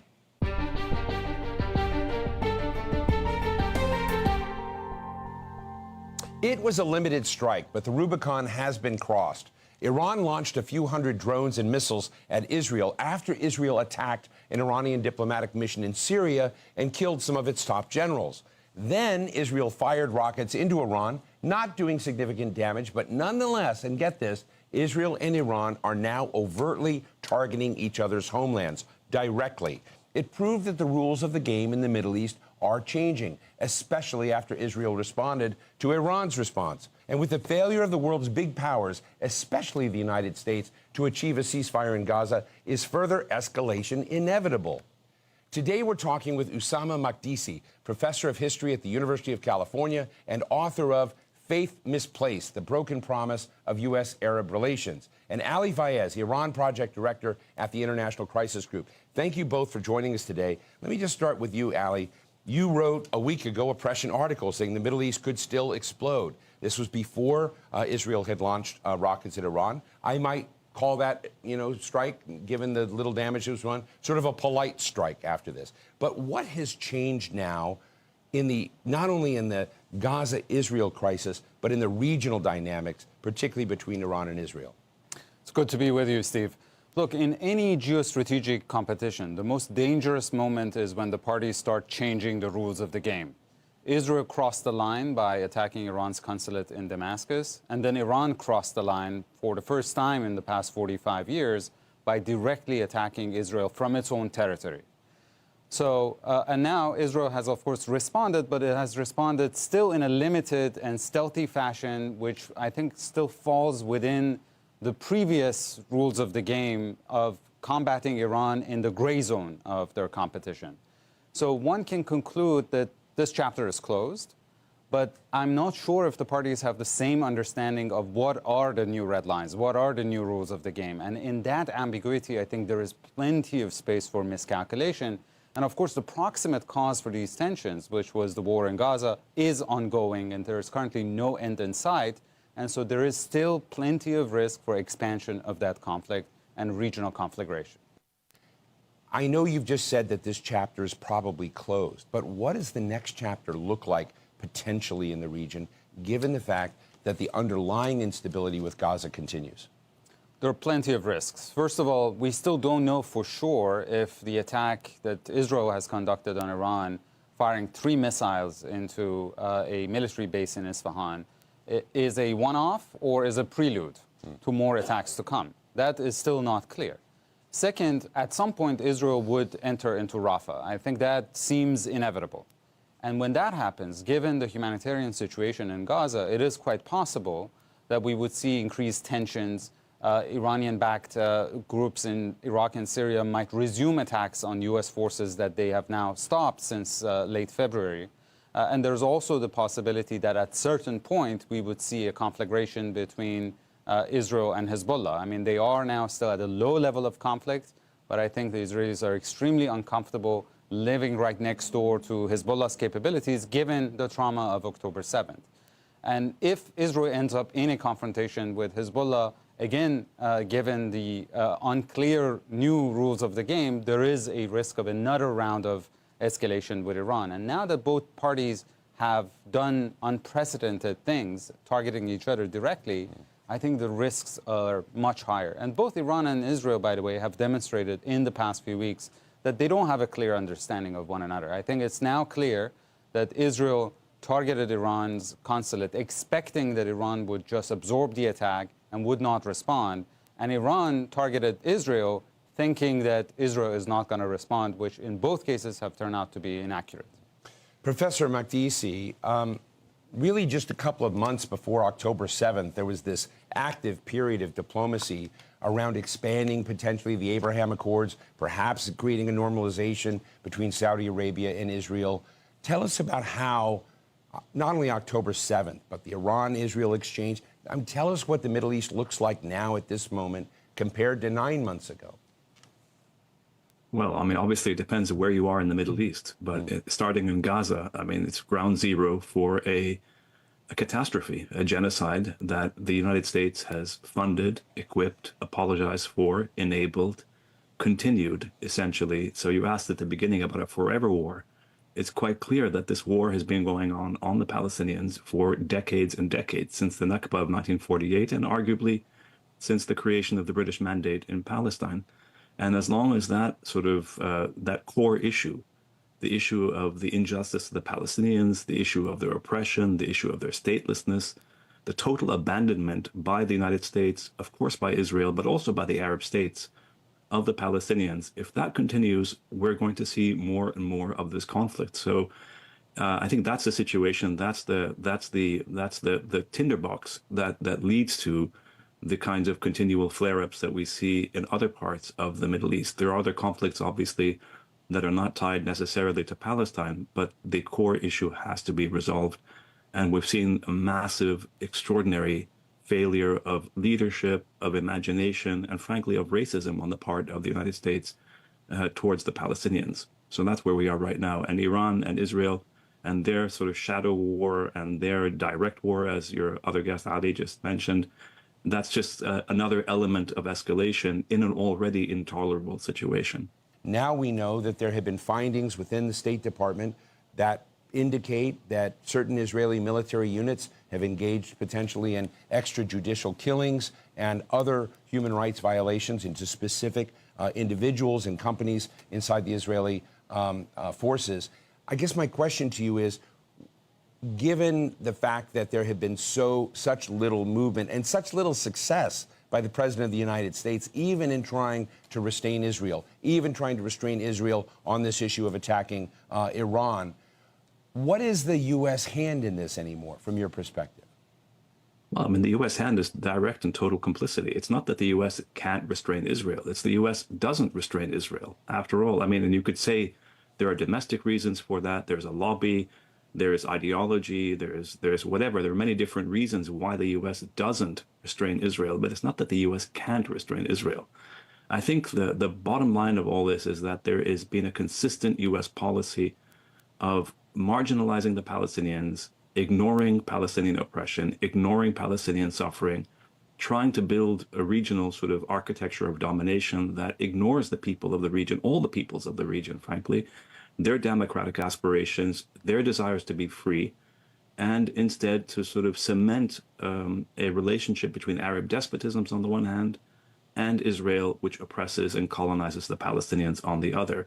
And the issue really goes back to decades of U.S. foreign policy, in the sense that the U.S. feels and has felt for decades that it can get away with the basic formula, which is extracting petroleum and dominating the Middle East's strategic geographic areas, and at the same time forcing Israel as it reveals itself to the entire world today, on the Arab populations, irrespective of their wishes, irrespective of their desires, irrespective of the desires of freedom.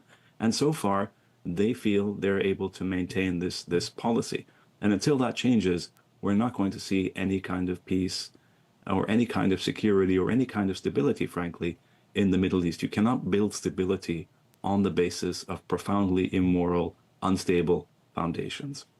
Ali, Osama said something that caught my ear and very important, I think, that even Arab states have been somewhat on the sidelines of this conflict, have not taken actions that would necessarily lead to a resolution of justice and potential statehood for Palestine. I guess my question is, we're right now potentially making a mistake of conflating the Israel-Iran conflict with the Israel-Gaza conflict. They're both happening at the same time. I look at them as an escalation from Israel's perspective. But how high on the priority map for Iran is the Palestinian crisis? Unfortunately, I think the Palestinian cause is a tool for Iran. Iran, in the early 1980s, in the midst of the Iran-Iraq war, realized that its strategic solitude is basically disastrous for the regime. But it really didn't have a lot of options to gain strategic depth and to be able to project power beyond its borders as a Persian nation surrounded by Arabs and Turks and as a Shia nation surrounded by Sunnis. The one thing that allowed it, Steve, to project power and transcend all of these inherent limitations was the Palestinian cause, which was left on the ground by the Arabs. But Iran has instrumentalized it. It doesn't necessarily mean that Iranians are too concerned about the Palestinians' well-being. And I think, in fact, the one thing that Israel could do that would undermine Iran's role in the region was to do exactly what Osama was talking about, to try to actually come to a sustainable settlement with the Palestinians. That would be a nightmare scenario. I remember, Steve, when the Trump administration was putting the deal of the century on the table to resolve the Israeli-Palestinian crisis, a senior Iranian official told me, after looking at the package, this is great for Iran because there's nothing in it for the Palestinians, meaning that the opposite would actually weaken Iran's position in the region. And I also want to say something about the U.S.'s role, at least on the strategic level. It's very interesting that in the past few weeks since Israeli attack on Iranian consulate in Damascus, the U.S., in fact, has tried to prevent the expansion of this conflict. It has been, now we know, in direct and indirect contact with the Iranians. There was literally a hotline established through Oman so that Iran and the U.S. could coordinate when Iran was going to strike Israel to try to limit the casualties and the damage so that it doesn't spiral out of control. And clearly, what Israel has done in response, if it's a one-off, is also limited, which I don't think could have been achieved without U.S. pressure. So although I agree with a lot of what Osama said, but but I think the Biden administration deserves a bit of credit for trying to maintain and contain these tensions. Osama, do you want to respond to that? Yeah, sure, of course. I mean, the Biden administration deserves credit for allowing a genocide to continue for now, as you said at the outset of your show, for 7 months. So I'm not sure what kind of credit one gives the Biden administration. Clearly, the United States does not want a regional war in the sense of expanding. They're fine with having the Palestinians be slaughtered before our eyes. The U.S. just vetoed yesterday or the day before the Security Council resolution sort of advancing Palestinian statehood, as nominal and as theoretical and as conceptual as that is. In theory, the U.S. claims to be for a two-state solution, yet U.S. policy is characterized by, essentially, on the one hand, an extraordinary degree of anti-Palestinian racism, and on the other hand, a ludicrousness in terms of its contempt for its own statements: two-state solution, peace in the Middle East, stability. And everything the U.S. seems to do is to pretend that somehow you can build a stable Middle East without resolving the Palestinian question. And then to Ali's point about the business of Iran using the Palestinian cause as a tool, I think the word he used was tool. Now, I don't doubt that Iran, like the Arab states previously, all states instrumentalize all sorts of issues. So I don't doubt that whatsoever. On the other hand, I think the more salient question that one should answer is, why is the tool there to begin with? Why is there a Palestinian cause to begin with? What's the history? Why are the Palestinians left in the extraordinarily unacceptable situation that they are? Why does Iran, and before Iran, Iraq, and before Iraq, Egypt, and before, all these other states, Syria, all these states have used the Palestinian question precisely because there is something extraordinarily immoral and unethical that everybody in the region, and I would argue today everybody in the world, honestly, can see is unacceptable and want to end. And so, of course, states use every piece of leverage they can, every tool, so to speak, they use, but they use it because these tools exist. And we should focus, rather than on trying to say that they're just using the tool, understand why the tool is there and why it creates such a sense of injustice in the Middle East among Arabs for sure, but also I suspect among many Iranians as well. I'm almost certain of that. Osama, take me one further step. In the Abraham Accords, it was an effort. We saw an R&D lab, essentially, of trying to find normalization strategies in the region without resolving the Palestine conflict. Has that Palestine conflict now resonated with the so-called Arab street so much and created distance within those governments, those monarchies and those government arrangements within each of these Arab states? I'm thinking of Jordan, which has a normalization peace treaty with Israel, and you're seeing on the street major protests demanding that the government suspend its relationship with Israel. What is the distance now, the dynamic within each of these governments that this Gaza crisis has caused? Calling them the Abraham Accords is an insult to the common revered tradition of all the spiritual, of all the ecumenical and the history of coexistence in our part of the world. It's really a relationship between an expansionist Israel that doesn't pretend. Netanyahu is very clear. They don't want to give the Palestinians freedom or a state.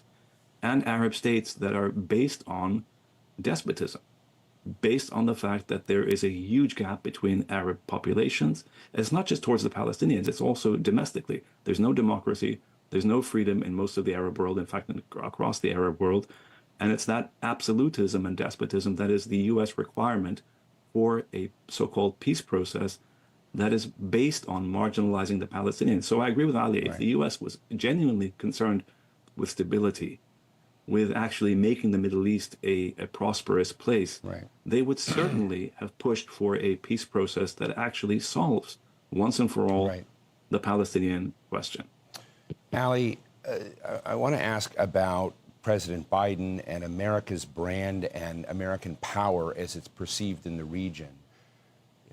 I had this frame that America is perceived as an all-powerful player, a very powerful player in this, but seemingly impotent when it comes to really influencing the course of Israel.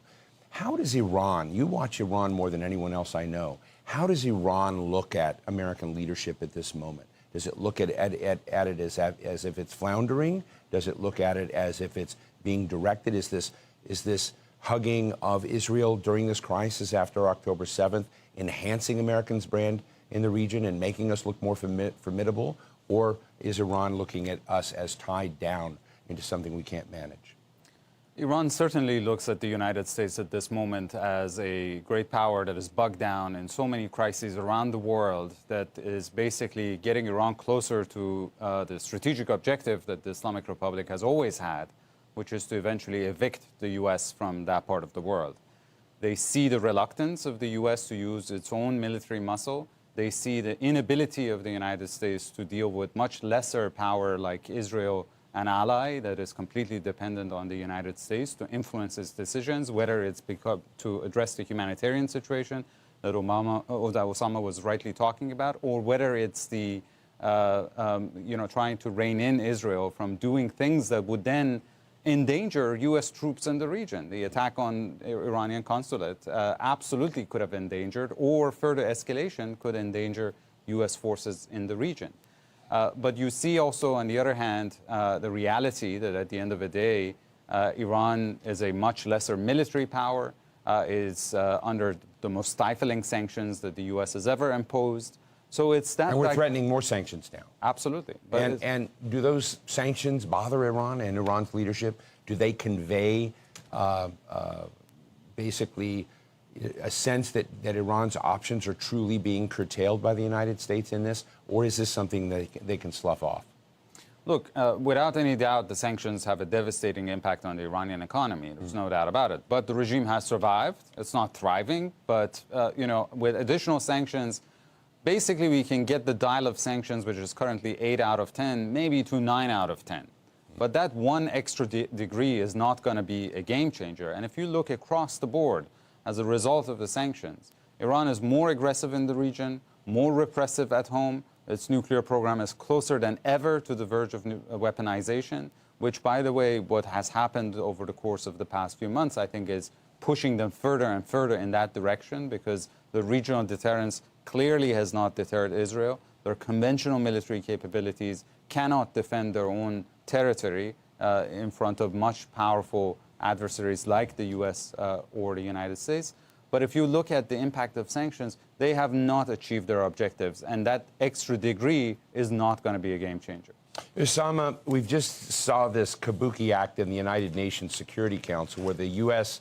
Vetoed an effort to call for full Palestinian statehood. But at the same time, every senior U.S. national security and diplomatic official and the President of the United States say the only way out of this is the two-state solution. Are you convinced at all that President Biden really believes in a two-state solution? Just shows you the kind of levels of U.S. policy in the Middle East that seem to be, at one level, and this is what we should be talking about, it seems to be far less about a kind of objective reading of the U.S. in the Middle East and what its interests are in the Middle East, and much more about a whole range of domestic pressures and considerations that are put on U.S. administrations time and time again, as well as ideology, as well as all sorts of other reasons why the U.S. does what it does in the Middle East. Because the U.S. could have, in theory, a long time ago, put pressure to resolve the Palestine question, but the U.S. has chosen not to. And then at the same time, it claims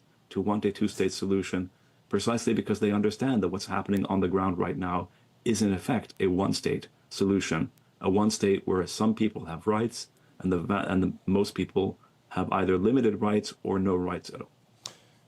Ali, I'm going to give you the last word. The United States, during the Trump administration, did violate the agreement on the JCPOA by withdrawing from that and moving forward.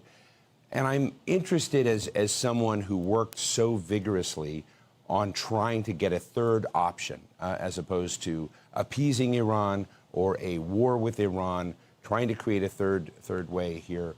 Do you think that we're now back on a collision course with Iran, as President Obama feared we might be if we didn't get something like the JCPOA in place? Are we back in a railroad collision course from your perspective?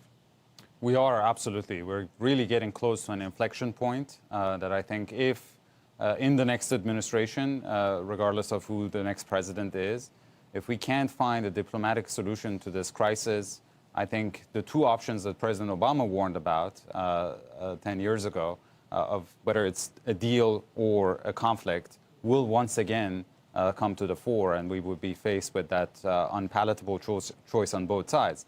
With one difference, Steve, that now as a result of President Trump's unwise decision to renege the 2015 agreement, Iran has significantly more leverage than it had in 2015, and it will be so much more difficult to put the program back in a box and under the most rigorous monitoring that had ever been established.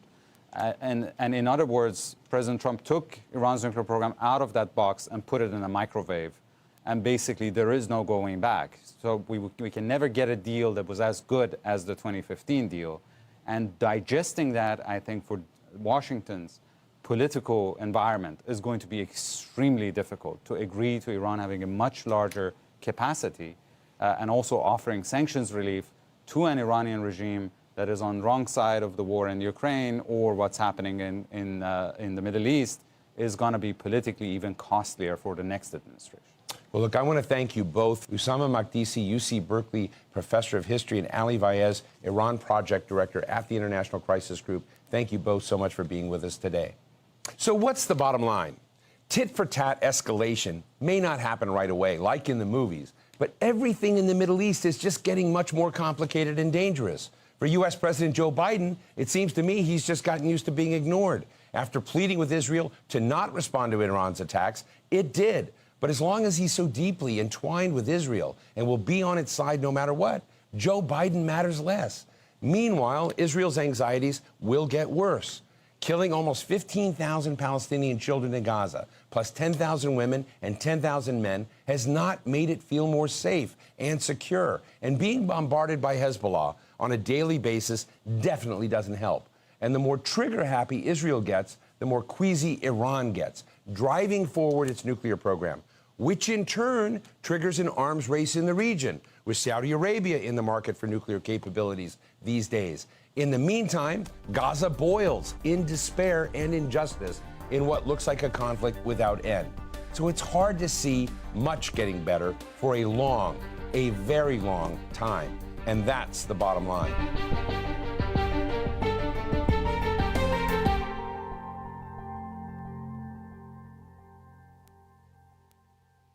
Hard-hitting interviews. Has the IRC suffered casualties? We have not suffered fatalities, thank goodness. We did have injuries from a missile strike on a guest house. Thought-provoking answers. So to who did you say no double standards?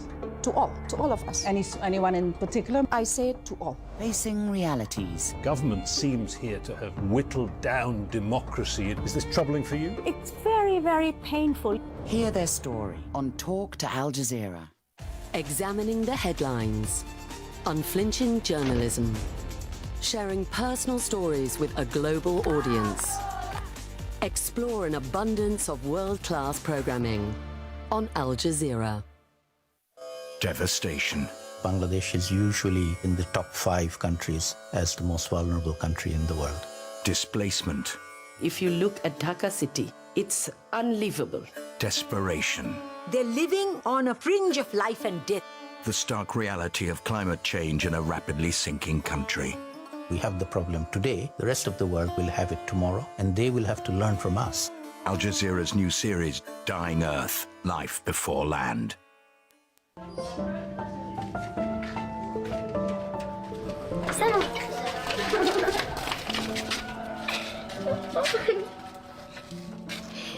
اختي كمان اشتقت لك تعالي يا اختي راح تشتري ياي انت مدرسة بالمدرسة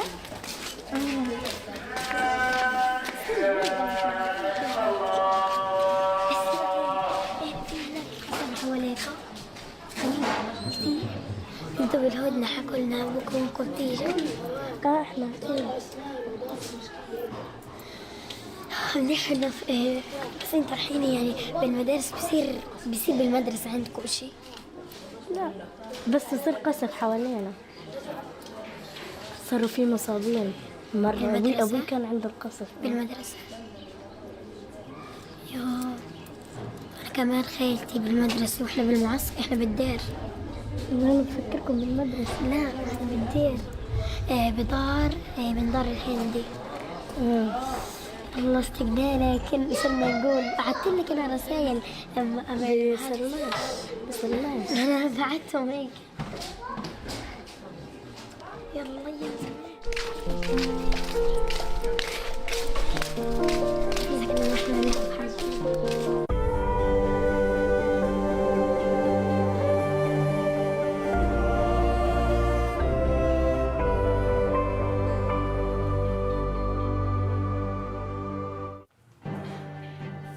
A mass grave is discovered in Khan Yunis in southern Gaza. At least 210 bodies are recovered weeks after the Israeli army withdrew.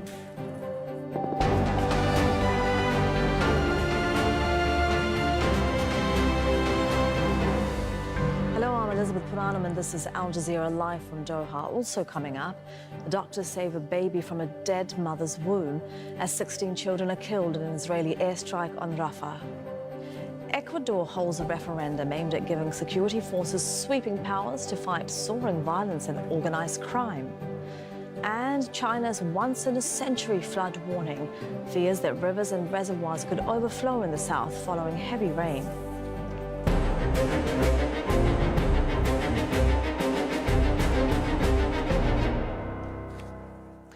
A mass grave with the bodies of Palestinians has been discovered in Khan Yunis in southern Gaza. The remains of 210 people were found buried on the grounds of the Nasser Medical Complex after the Israeli military withdrew its troops from the city on April 7th. The bodies were discovered over the course of 2 days. Much of Khan Yunis is destroyed after months of relentless bombardment and heavy fighting. Recovery teams involved in the operation say some were shot from behind. International law experts have told Al Jazeera it could amount to war crimes. Hani Mahmoud reports from the site in Khan Yunis. Early in the war, thousands of Palestinians took refuge from Israeli attacks in the Nasser hospital in Khan Yunis. Now many of them are buried here. Civil defense crews have discovered hundreds of bodies on the grounds of the medical complex. Nawal is still looking for her son's remains. I am here to find the body of my son. His name is Ala Emad Salim Al-Atal. His brother told me that he buried him here. We came from far away, more than once, and on foot, but we didn't find him. We've been trying for the past 2 weeks. Israeli forces withdrew from Khan Yunis on April the 7th after 4 months of intense raids and airstrikes, leaving behind a trail of destruction and mass graves. The teams who recovered the dead say some were shot from behind, execution style. Others were found with their hands tied behind their backs. Many more are believed to be buried on the grounds of the largest medical facility in southern Gaza. The identified bodies were delivered to their families, and we as civil defense keep the unidentified bodies, take note of any distinguished marks for each of them, then we bury them. Another mass grave, yet more Palestinian bodies are retrieved from this site whose names might not be remembered. Their identities are largely lost in an unprecedented war. Lost but remembered, those who have been identified will now receive a proper farewell. For countless others, the search continues. More than 7,000 people are still missing across the Gaza Strip, most of them women and children. Hani Mahmoud, Al Jazeera, in southern Gaza. Further north, there's been a major attack in Gaza City.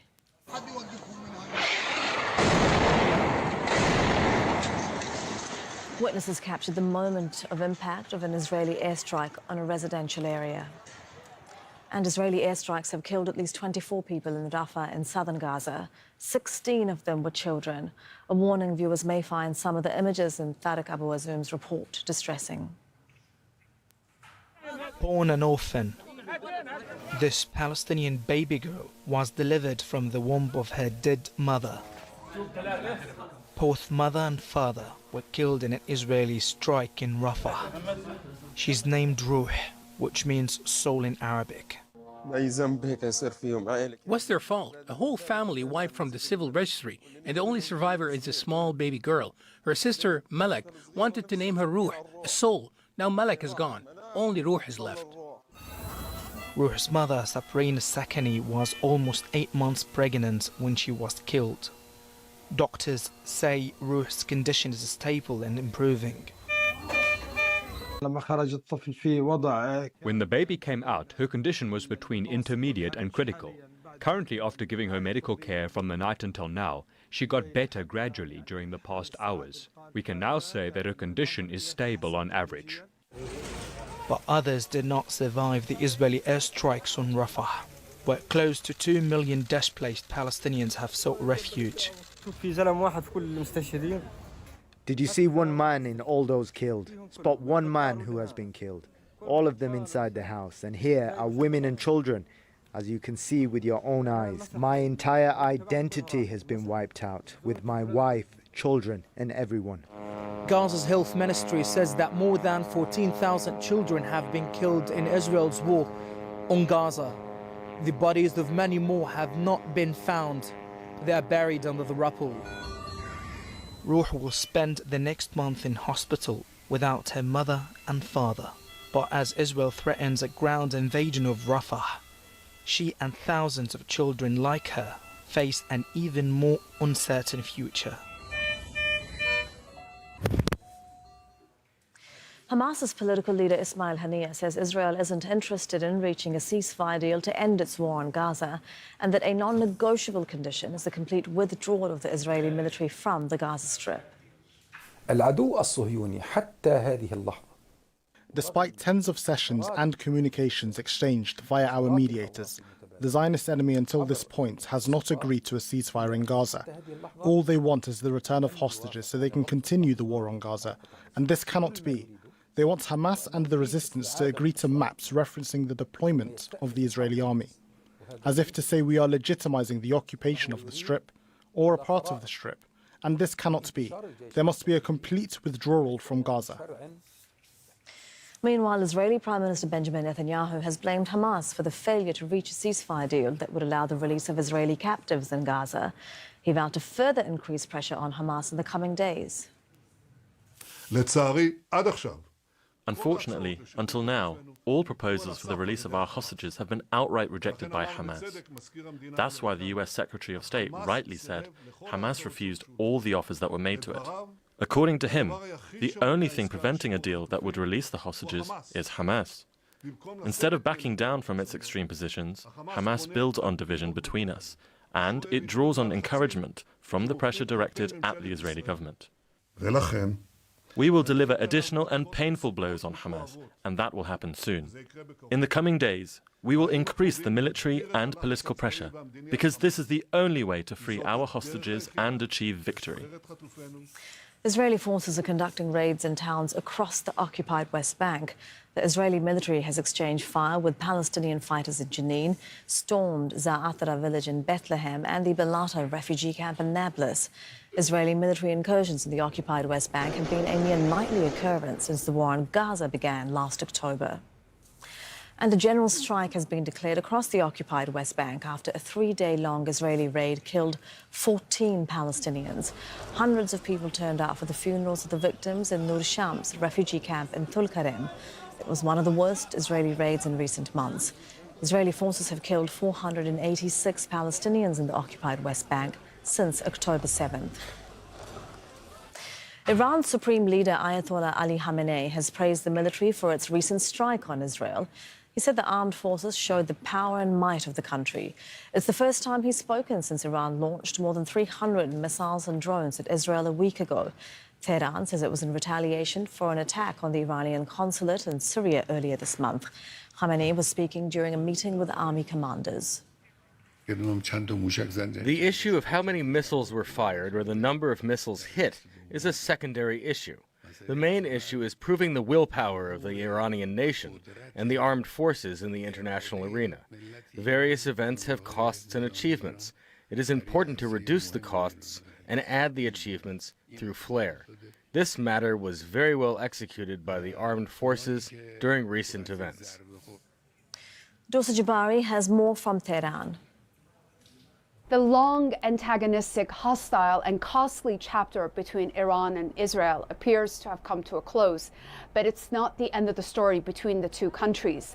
The Supreme Leader speaking for the first time since Operation True Promise was launched against Israel, and the Commander-in-Chief hailing the success of the operation and the military men who were in charge of it. But he also issued a strong advice and warning for the military, saying that there should be no pause or no stopping the advancement of the country's military capabilities because any kind of a pause means going backwards. Supreme Leader also went on to say that detecting the enemy's methods should also constantly be on the agenda. For now, the Supreme Leader signaling that this could possibly be a lull in the tensions between Iran and Israel. How long this will last remains to be seen. Dorsa Jabari, Al Jazeera, Tehran. The Iraqi group Kataib Hezbollah has announced it's resuming attacks on U.S. forces in the country, saying there's been no progress in talks on their withdrawal. The group had suspended attacks in January after 3 U.S. troops were killed in a drone attack in Jordan. Meanwhile, the U.S. says it shot down rockets fired from Iraq towards an American military base in Rumailin in Syria. No casualties have been reported. Shihab Ratanzi has more from Washington, D.C. In a statement to Al Jazeera, a U.S. defense official said that a coalition fighter destroyed a launcher in self-defense after reports of a failed rocket attack near the coalition base in Rumailin, Syria. No U.S. personnel were injured. The attack that emanated from Iraq was the first since early February, when the various U.S. militia groups targeting U.S. forces called a truce. Kataib Hezbollah's truce, though, began on January the 30th. They now say that is over, given the lack of progress in negotiations to remove U.S. troops from Iraq once and for all. And in a statement, the group said what happened a short while ago is the beginning, in reference to the attack. The Iraqi Prime Minister has only just left Washington after a week of talks with various officials in the Biden administration and at think tanks. In fact, on Friday, he had just said that his visit was a new chapter in U.S.-Iraqi relations. Shihab Ratanzi, Al Jazeera, Washington.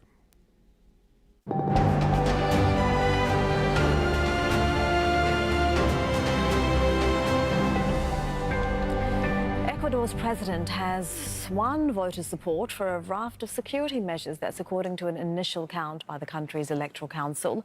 The plans put forward in a referendum by President Daniel Noboa are aimed at curbing gang violence. The once peaceful South American country has been struggling with a substantial rise in disorder, including the killing of 2 mayors this week alone.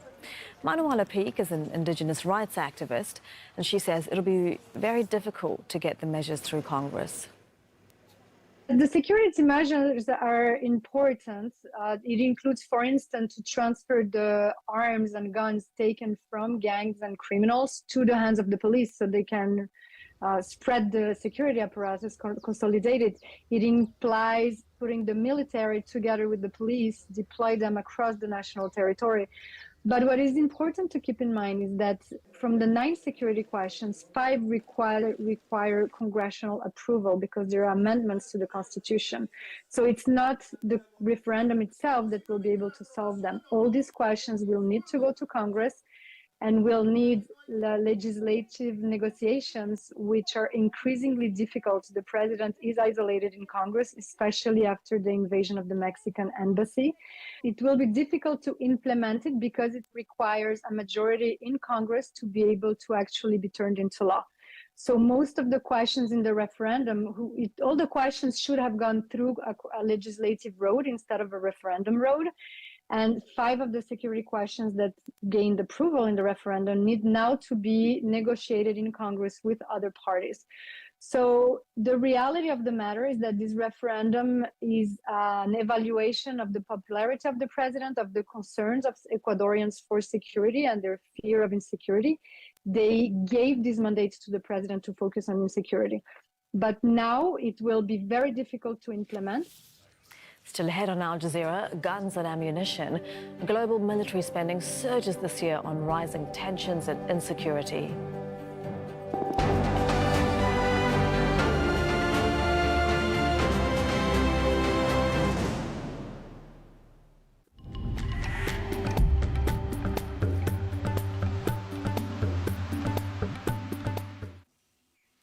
Hello there. We'll have a look at Africa in a moment. But first, to the weather across the Middle East and Levant. And after some pretty dramatic pictures of flooding for places like the UAE across the Gulf, things have calmed down. As we go into Monday, the skies are looking drier. Not so for Iran. You can see a rash of rain still taking a hold here. But further west of that largely dry skies across the Levant, temperatures are picking up for cities like Jerusalem as well as Damascus over the next few days. And temperatures will also be on the up across the Gulf. Doha coming up to 34 degrees Celsius.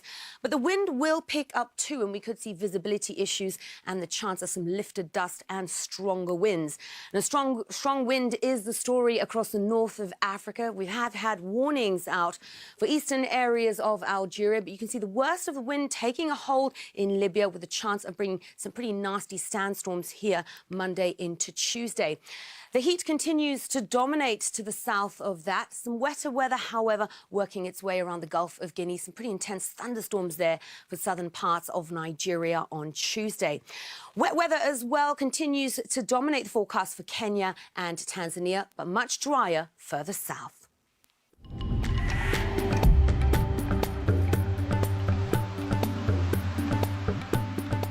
In Nepal, Buddhist nuns are breaking stereotypes, all while practicing the ancient martial art of Kung Fu.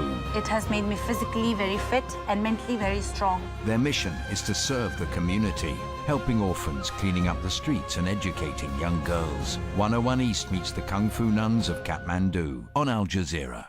What happens in New York has implications all around the world.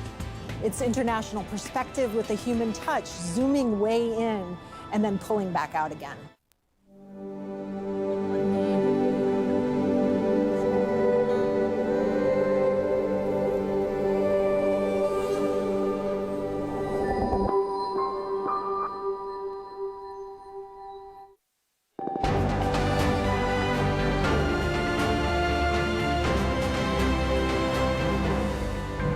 You're watching Al Jazeera with me, Elizabeth Puranam in Doha. A reminder of our top stories this hour. Palestinian emergency services say a mass grave has been uncovered in Khan Yunis in southern Gaza. 210 bodies have been recovered so far. They were found buried in the Nasser medical complex. The Israeli military withdrew from the area 2 weeks ago. Israeli airstrikes have killed dozens of civilians across Gaza. Rafah and Gaza City have endured some of the heaviest attacks. More than 34,000 people have been killed since the war began, including 14,500 children. And Ecuador's president has won voter support for a raft of security measures. That's according to an initial count by the country's electoral council. The plans put forward in a referendum by President Daniel Noboa are aimed at curbing gang violence. Authorities in southern China are preparing for what they say could be severe flooding seen only once in a century. More than 80,000 people have already been evacuated in Guangdong province alone, which has been experiencing torrential rain since Friday. Let's bring in our China correspondent, Katrina Yu. She's live for us in Beijing. And rain has been falling in Guangdong since last week, but it really intensified over the weekend, didn't it, Katrina? What's been the impact so far on China's most populous province? That's right. So this is affecting Guangdong, which is in the south of China, neighboring Hong Kong. And the worst affected regions are really the north of that province. Now, as you mentioned, rain started there on Friday, but it was really on Saturday that we had torrential rain come down, battering that part of the province. And the worst affected cities are those in the north, Shaoguan, Zhaoqing, and Qingyuan. In these areas, roads have been turned into rivers. There's also been reports of many landslides damaging property. Many homes are completely submerged underwater. Now, rescue teams are hard at work in those areas, rescuing people who have been stranded. We haven't seen any casualty figures reported so far, but state media says at least 11 people are so far missing. Now, in the wider area of Guangdong, 1,000 schools have been closed. More than 1 million households have been affected by power outages, and transport to many areas has been severely affected as well, with many roads and railways closed, and many flights have also been cancelled or delayed. And given Guangdong is home to 127 million people, Katrina, what are authorities and people doing to prepare? Well, on Sunday, the government announced an emergency plan urging all municipalities to prepare shelters as well as food and water supplies for those who may need it. Authorities are really worried that the worst is yet to come because this area, the Pearl River Delta, is full of many important waterways. Many of these rivers and reservoirs are already at their flooding limits, and more rain is forecast over the next few days. So authorities have described the situation as quite grim. Now, some areas are trying to prevent dangerous flooding being unleashed by enacting some flooding discharge plans. And I have to say, this area is no stranger to flooding, but this usually happens in May or in June. So to have this flooding season start in April, this is the earliest that it started in Guangdong since 1998. Katrina, thank you very much for that. Katrina Yu, live in Beijing. Ukrainian President Volodymyr Zelensky has thanked the U.S. House of Representatives for passing a $61 billion aid bill. It was part of a major military package that also provided funds for Israel, Taiwan and several other allies. Ukraine hopes the aid will halt Russian advances deeper into the country. John Holman reports from the capital, Kyiv. Ukraine had been waiting for this for months, while it ran short of shells on the front line and air defences to protect its power plants. Without this US military aid package, President Volodymyr Zelensky said Ukraine would lose the war.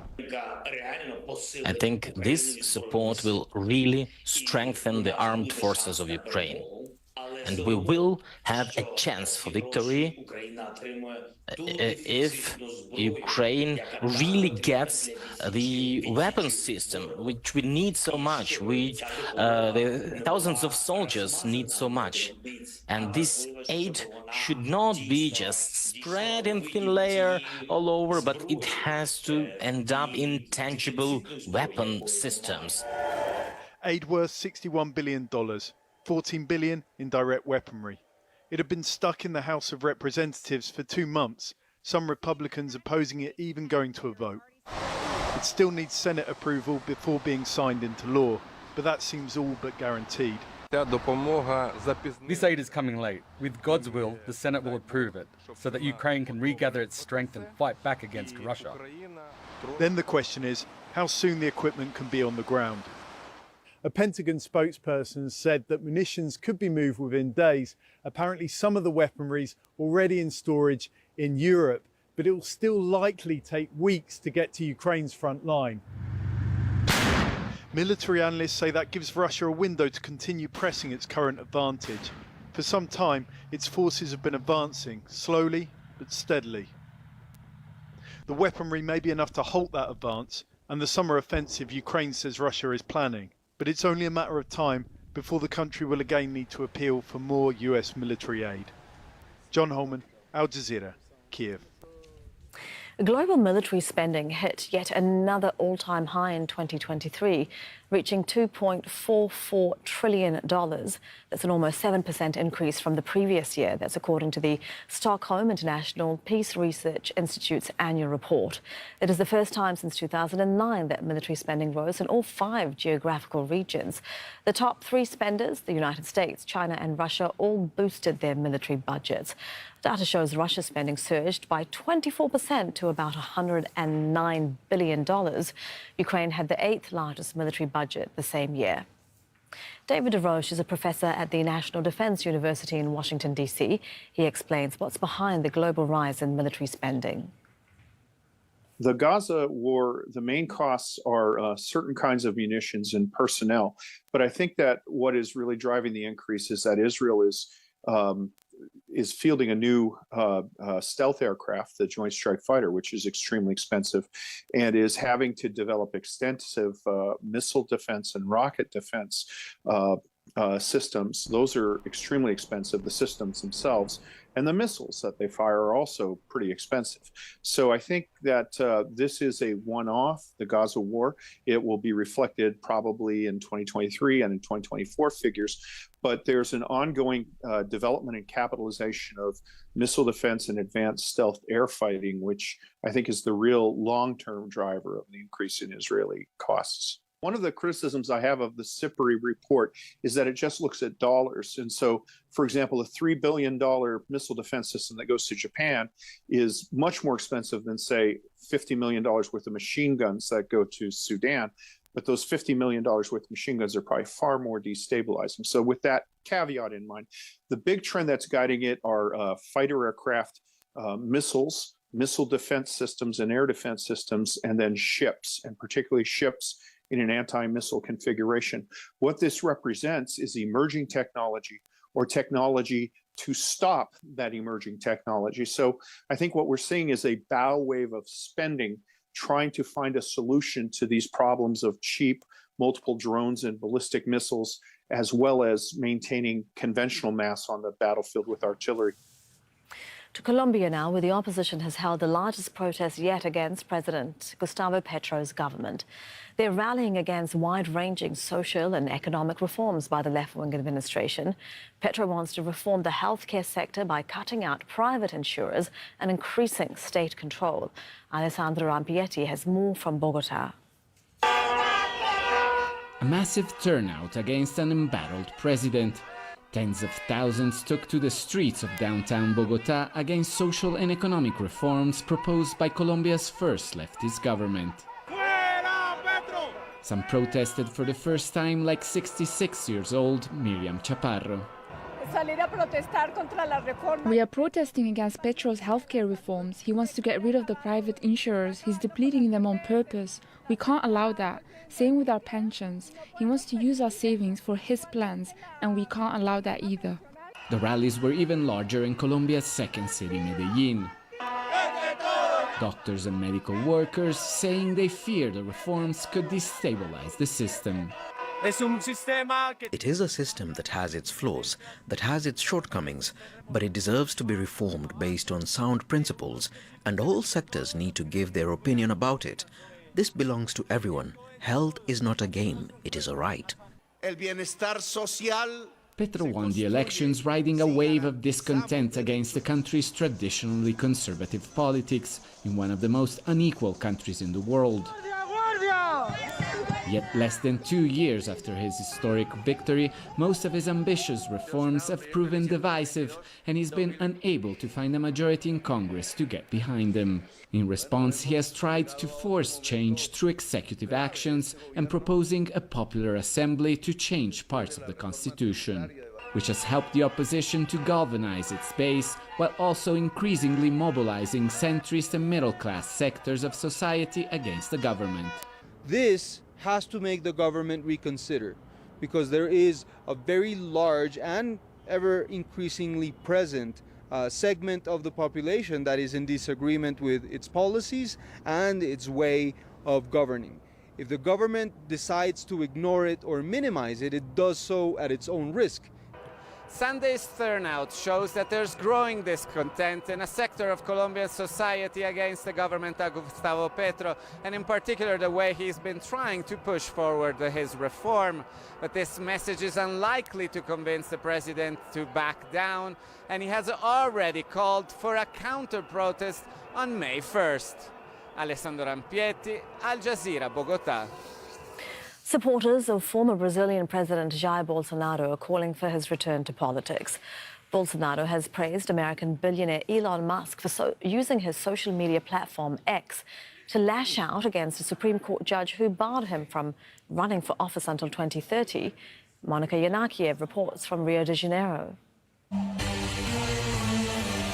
Crowds cheering Brazil's former president Jair Bolsonaro, calling for his return to power.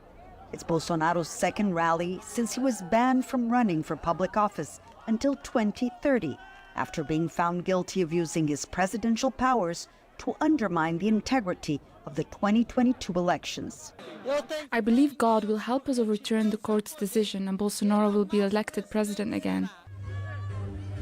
He praised tech tycoon Elon Musk, who lashed out at Bolsonaro's archenemy, Supreme Court Judge Alexandre de Moraes. Musk has the courage to defend freedom of expression. Let's have a round of applause for him. Brazil's former president may still have the support of many voters here, but his political future hangs in a balance. Investigations into Bolsonaro's alleged role in plotting a coup are underway and expected to wrap up by July. Analysts here say his imprisonment is likely. uma demonstração de força popular. Bolsonaro is using these rallies to show his political might on the streets, hoping it will protect him during all the legal battles he'll be facing in the upcoming weeks. And he's also leading the opposition against Lula. Bolsonaro may have been banned from running for office, but his supporters say he can still help elect his allies in October's municipal elections. Monica Yanakiev, Al Jazeera, Rio de Janeiro. Maldives' pro-China ruling party is predicted to win control of parliament in a landslide victory in Sunday's election. President Mohamed Muizzu's People's National Congress is set to win a two-thirds majority in the House. The vote is seen as a crucial test for Muizzu's foreign policy goals. He had pushed for closer ties with China, moving the country away from longtime ally India. Ali Nasser Mohammed is the Maldives ambassador at the United Nations, and he says the elections focused more on domestic rather than regional politics. The election is being held at an important point, at an important juncture for the president. It will allow the president to start implementing and start accelerating a number of ambitious development projects that the president has initiated since assuming office in November. This election is less about geopolitical rivalry in the Indian Ocean, and it's more about the Maldives. It's more about the future of the Maldives. It's about the Maldivian people. It's about bringing stability, and it's about creating prosperity, and it's about creating resilient Maldives. And it's about the Maldivian president realizing the vision he has set out for the Maldives when he won the presidential election last year. And we believe that the confidence that the people of Maldives will place on the president's government will enable the president to implement those policies and realize the vision. A vision of an inclusive Maldives where prosperity is more resilient. And that's the direction that Maldivian people would like. Terry Anderson, a former Associated Press journalist who was held hostage in Lebanon for nearly 7 years, has died at his home in the US at age 76. Anderson covered Lebanon's civil war for 3 years before his capture by Hezbollah members in 1985. He was released in 1991. A vigil has been held in Australia for victims of a stabbing attack in Sydney a week ago.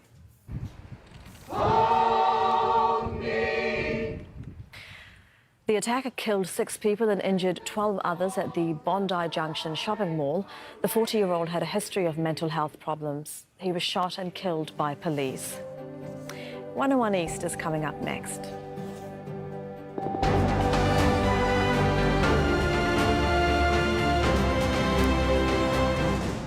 Hard-hitting interviews. Has the IRC suffered casualties? We have not suffered fatalities, thank goodness. We did have injuries from a missile strike on a guest house. Thought-provoking answers. So to who did you say no double standards?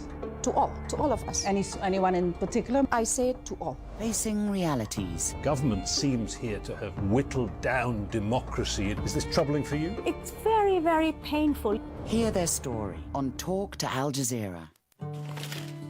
3, 4. On a hilltop in Nepal, women kick, jump, and slice through the air.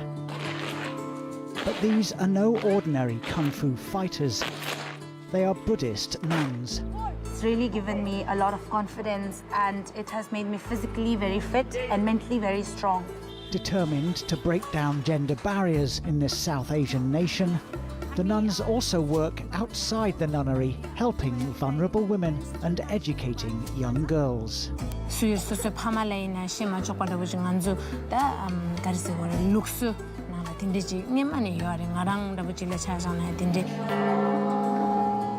perform dances and prayers once off limits to women and help clean the streets. हम करते तो जैसे कि हम धर्मा dance वगैरह हम खुद lead करते हैं तो लोग अब इसको मानने लगे हैं अब उसमें सहयोग दे रहे हैं मगर पहले ऐसा नहीं था 101 East meets the Kung Fu nuns of Kathmandu.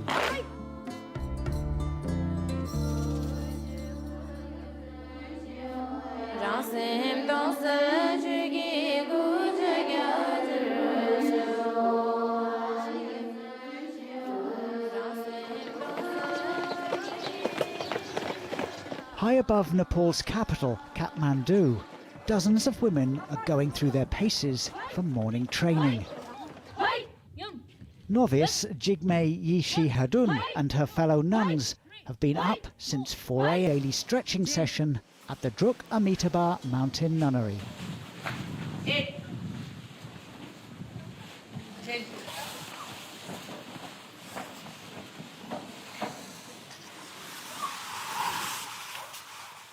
About 300 Buddhist nuns live here, some as young as 9 years old.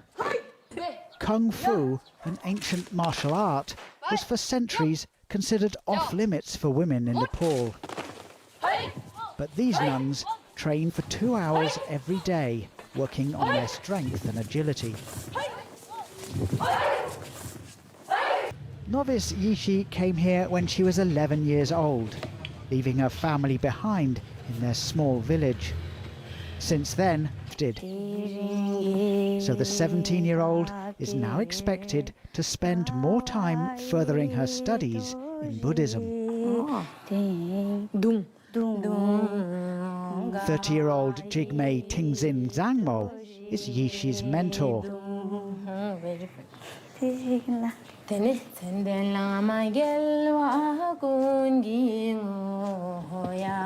Today, she's teaching her a traditional dance.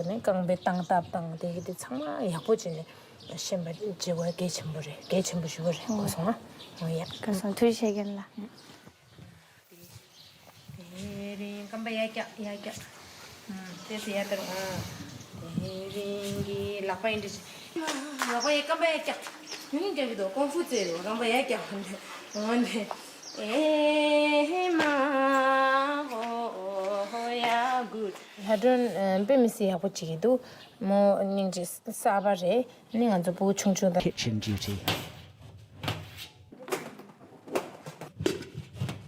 Living in such close quarters, they develop strong bonds. But entering the nunnery doesn't mean cutting ties with their families.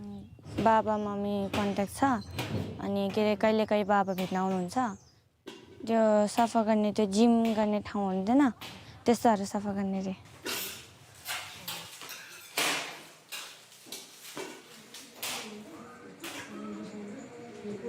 Away from the kitchen, Tingzin and other senior nuns are dressing in symbolic outfits to perform the Dakini dance. Just putting on the heavy costumes is a science in itself. This all this hama ada phat nyamne na le ke here.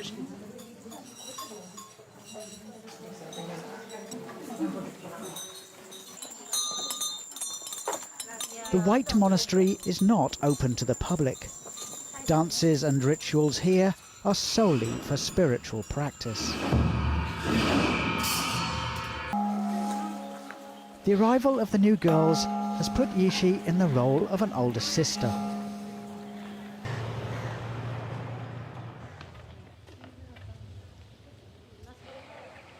Back at the White Monastery, the nuns are doing some maintenance work. From painting to electrical repairs, they learn practical skills and aim to be They haven't always found support outside the monastery, but these nuns are determined to bring down the barriers that have long constrained the women of Nepal. We have breaking a lot of ceilings. For the Drukpa nuns, sitting on a cushion and meditating is not enough. And novice Yishi already has big plans for her future. के रे यो kung फु त हाम्रो गुरुले start गर्नु भएको नि अनि के अरे उता कहीँ अरू ठुलो ठुलो देशहरूमा गएर यो कुम्फू देखाएर हाम्रो कुम्भको नाम त्यो रोशन गर्ने सपना छ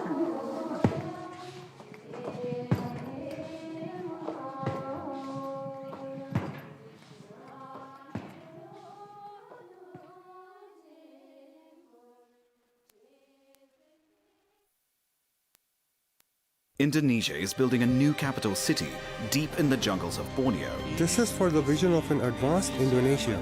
But not everyone supports the idea. Ini yang kita kemudian melihat. We see this as an authoritarian decision. 101 East reveals Indonesia moving a mega city on Al Jazeera. Al Care Foundation has delivered over $300 million worth of aid in more than 75 countries around the world. 100% of zakat and emergency donations spent on projects, and we ensure beneficiaries come first.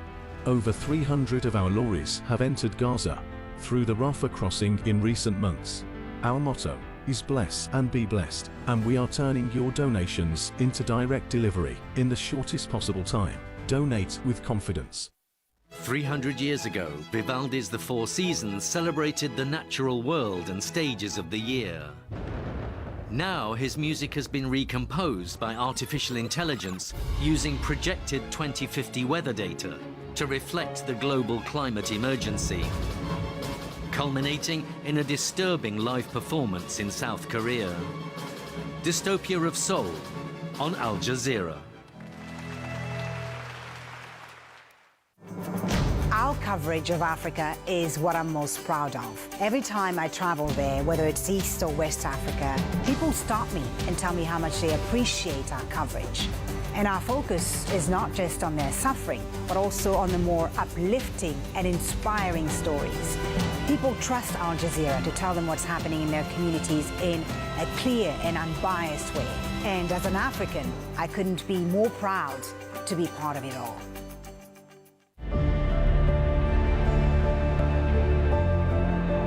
A showcase of the best documentary films from across the network on Al Jazeera.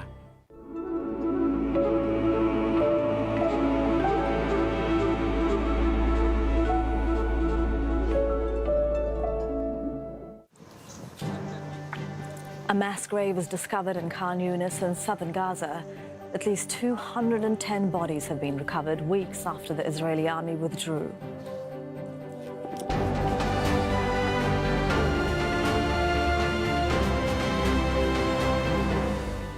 Hello, I'm Elizabeth Puranam and this is Al Jazeera live from Doha. Also coming up, doctors save a baby from a dead mother's womb as 16 children are killed in Israeli airstrikes on Rafah. 11 people are missing after storms hit southern China, threatening once-in-a-century levels of flooding. And voters in Ecuador back, giving security forces sweeping powers to fight organized crime.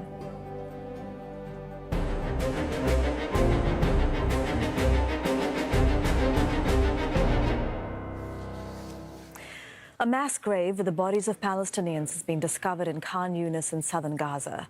The remains of 210 people were found buried on the grounds of the Nasser medical complex after the Israeli military withdrew its troops from the city on April 7th.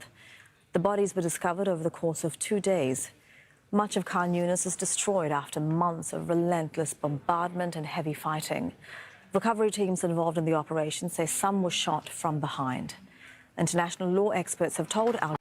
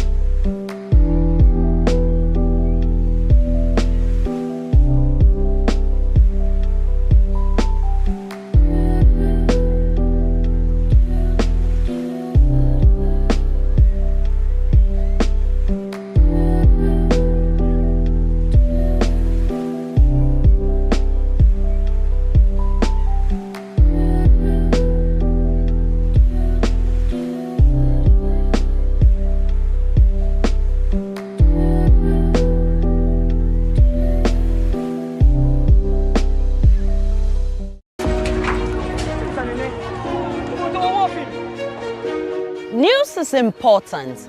It's the only way you get to know the things that happen around you, what affects you today and the future. At JoyNews, we have reporters scattered around the country who tell us about the communities they live in, the people and their stories. The key part of our job here at JoyNews is to make clearer the muffled voices in every part of society. We shine light on the issues. My name is Aisha Ibrahim, and this is JoyNews. Independent, credible, and fearless.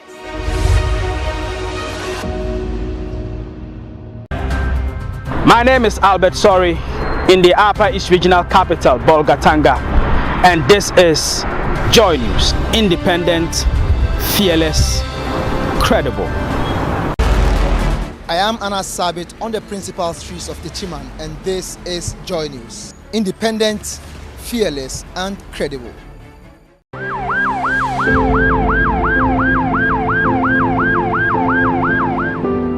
In Ghana, when there's a fire, people are more likely to call a radio station than a fire station.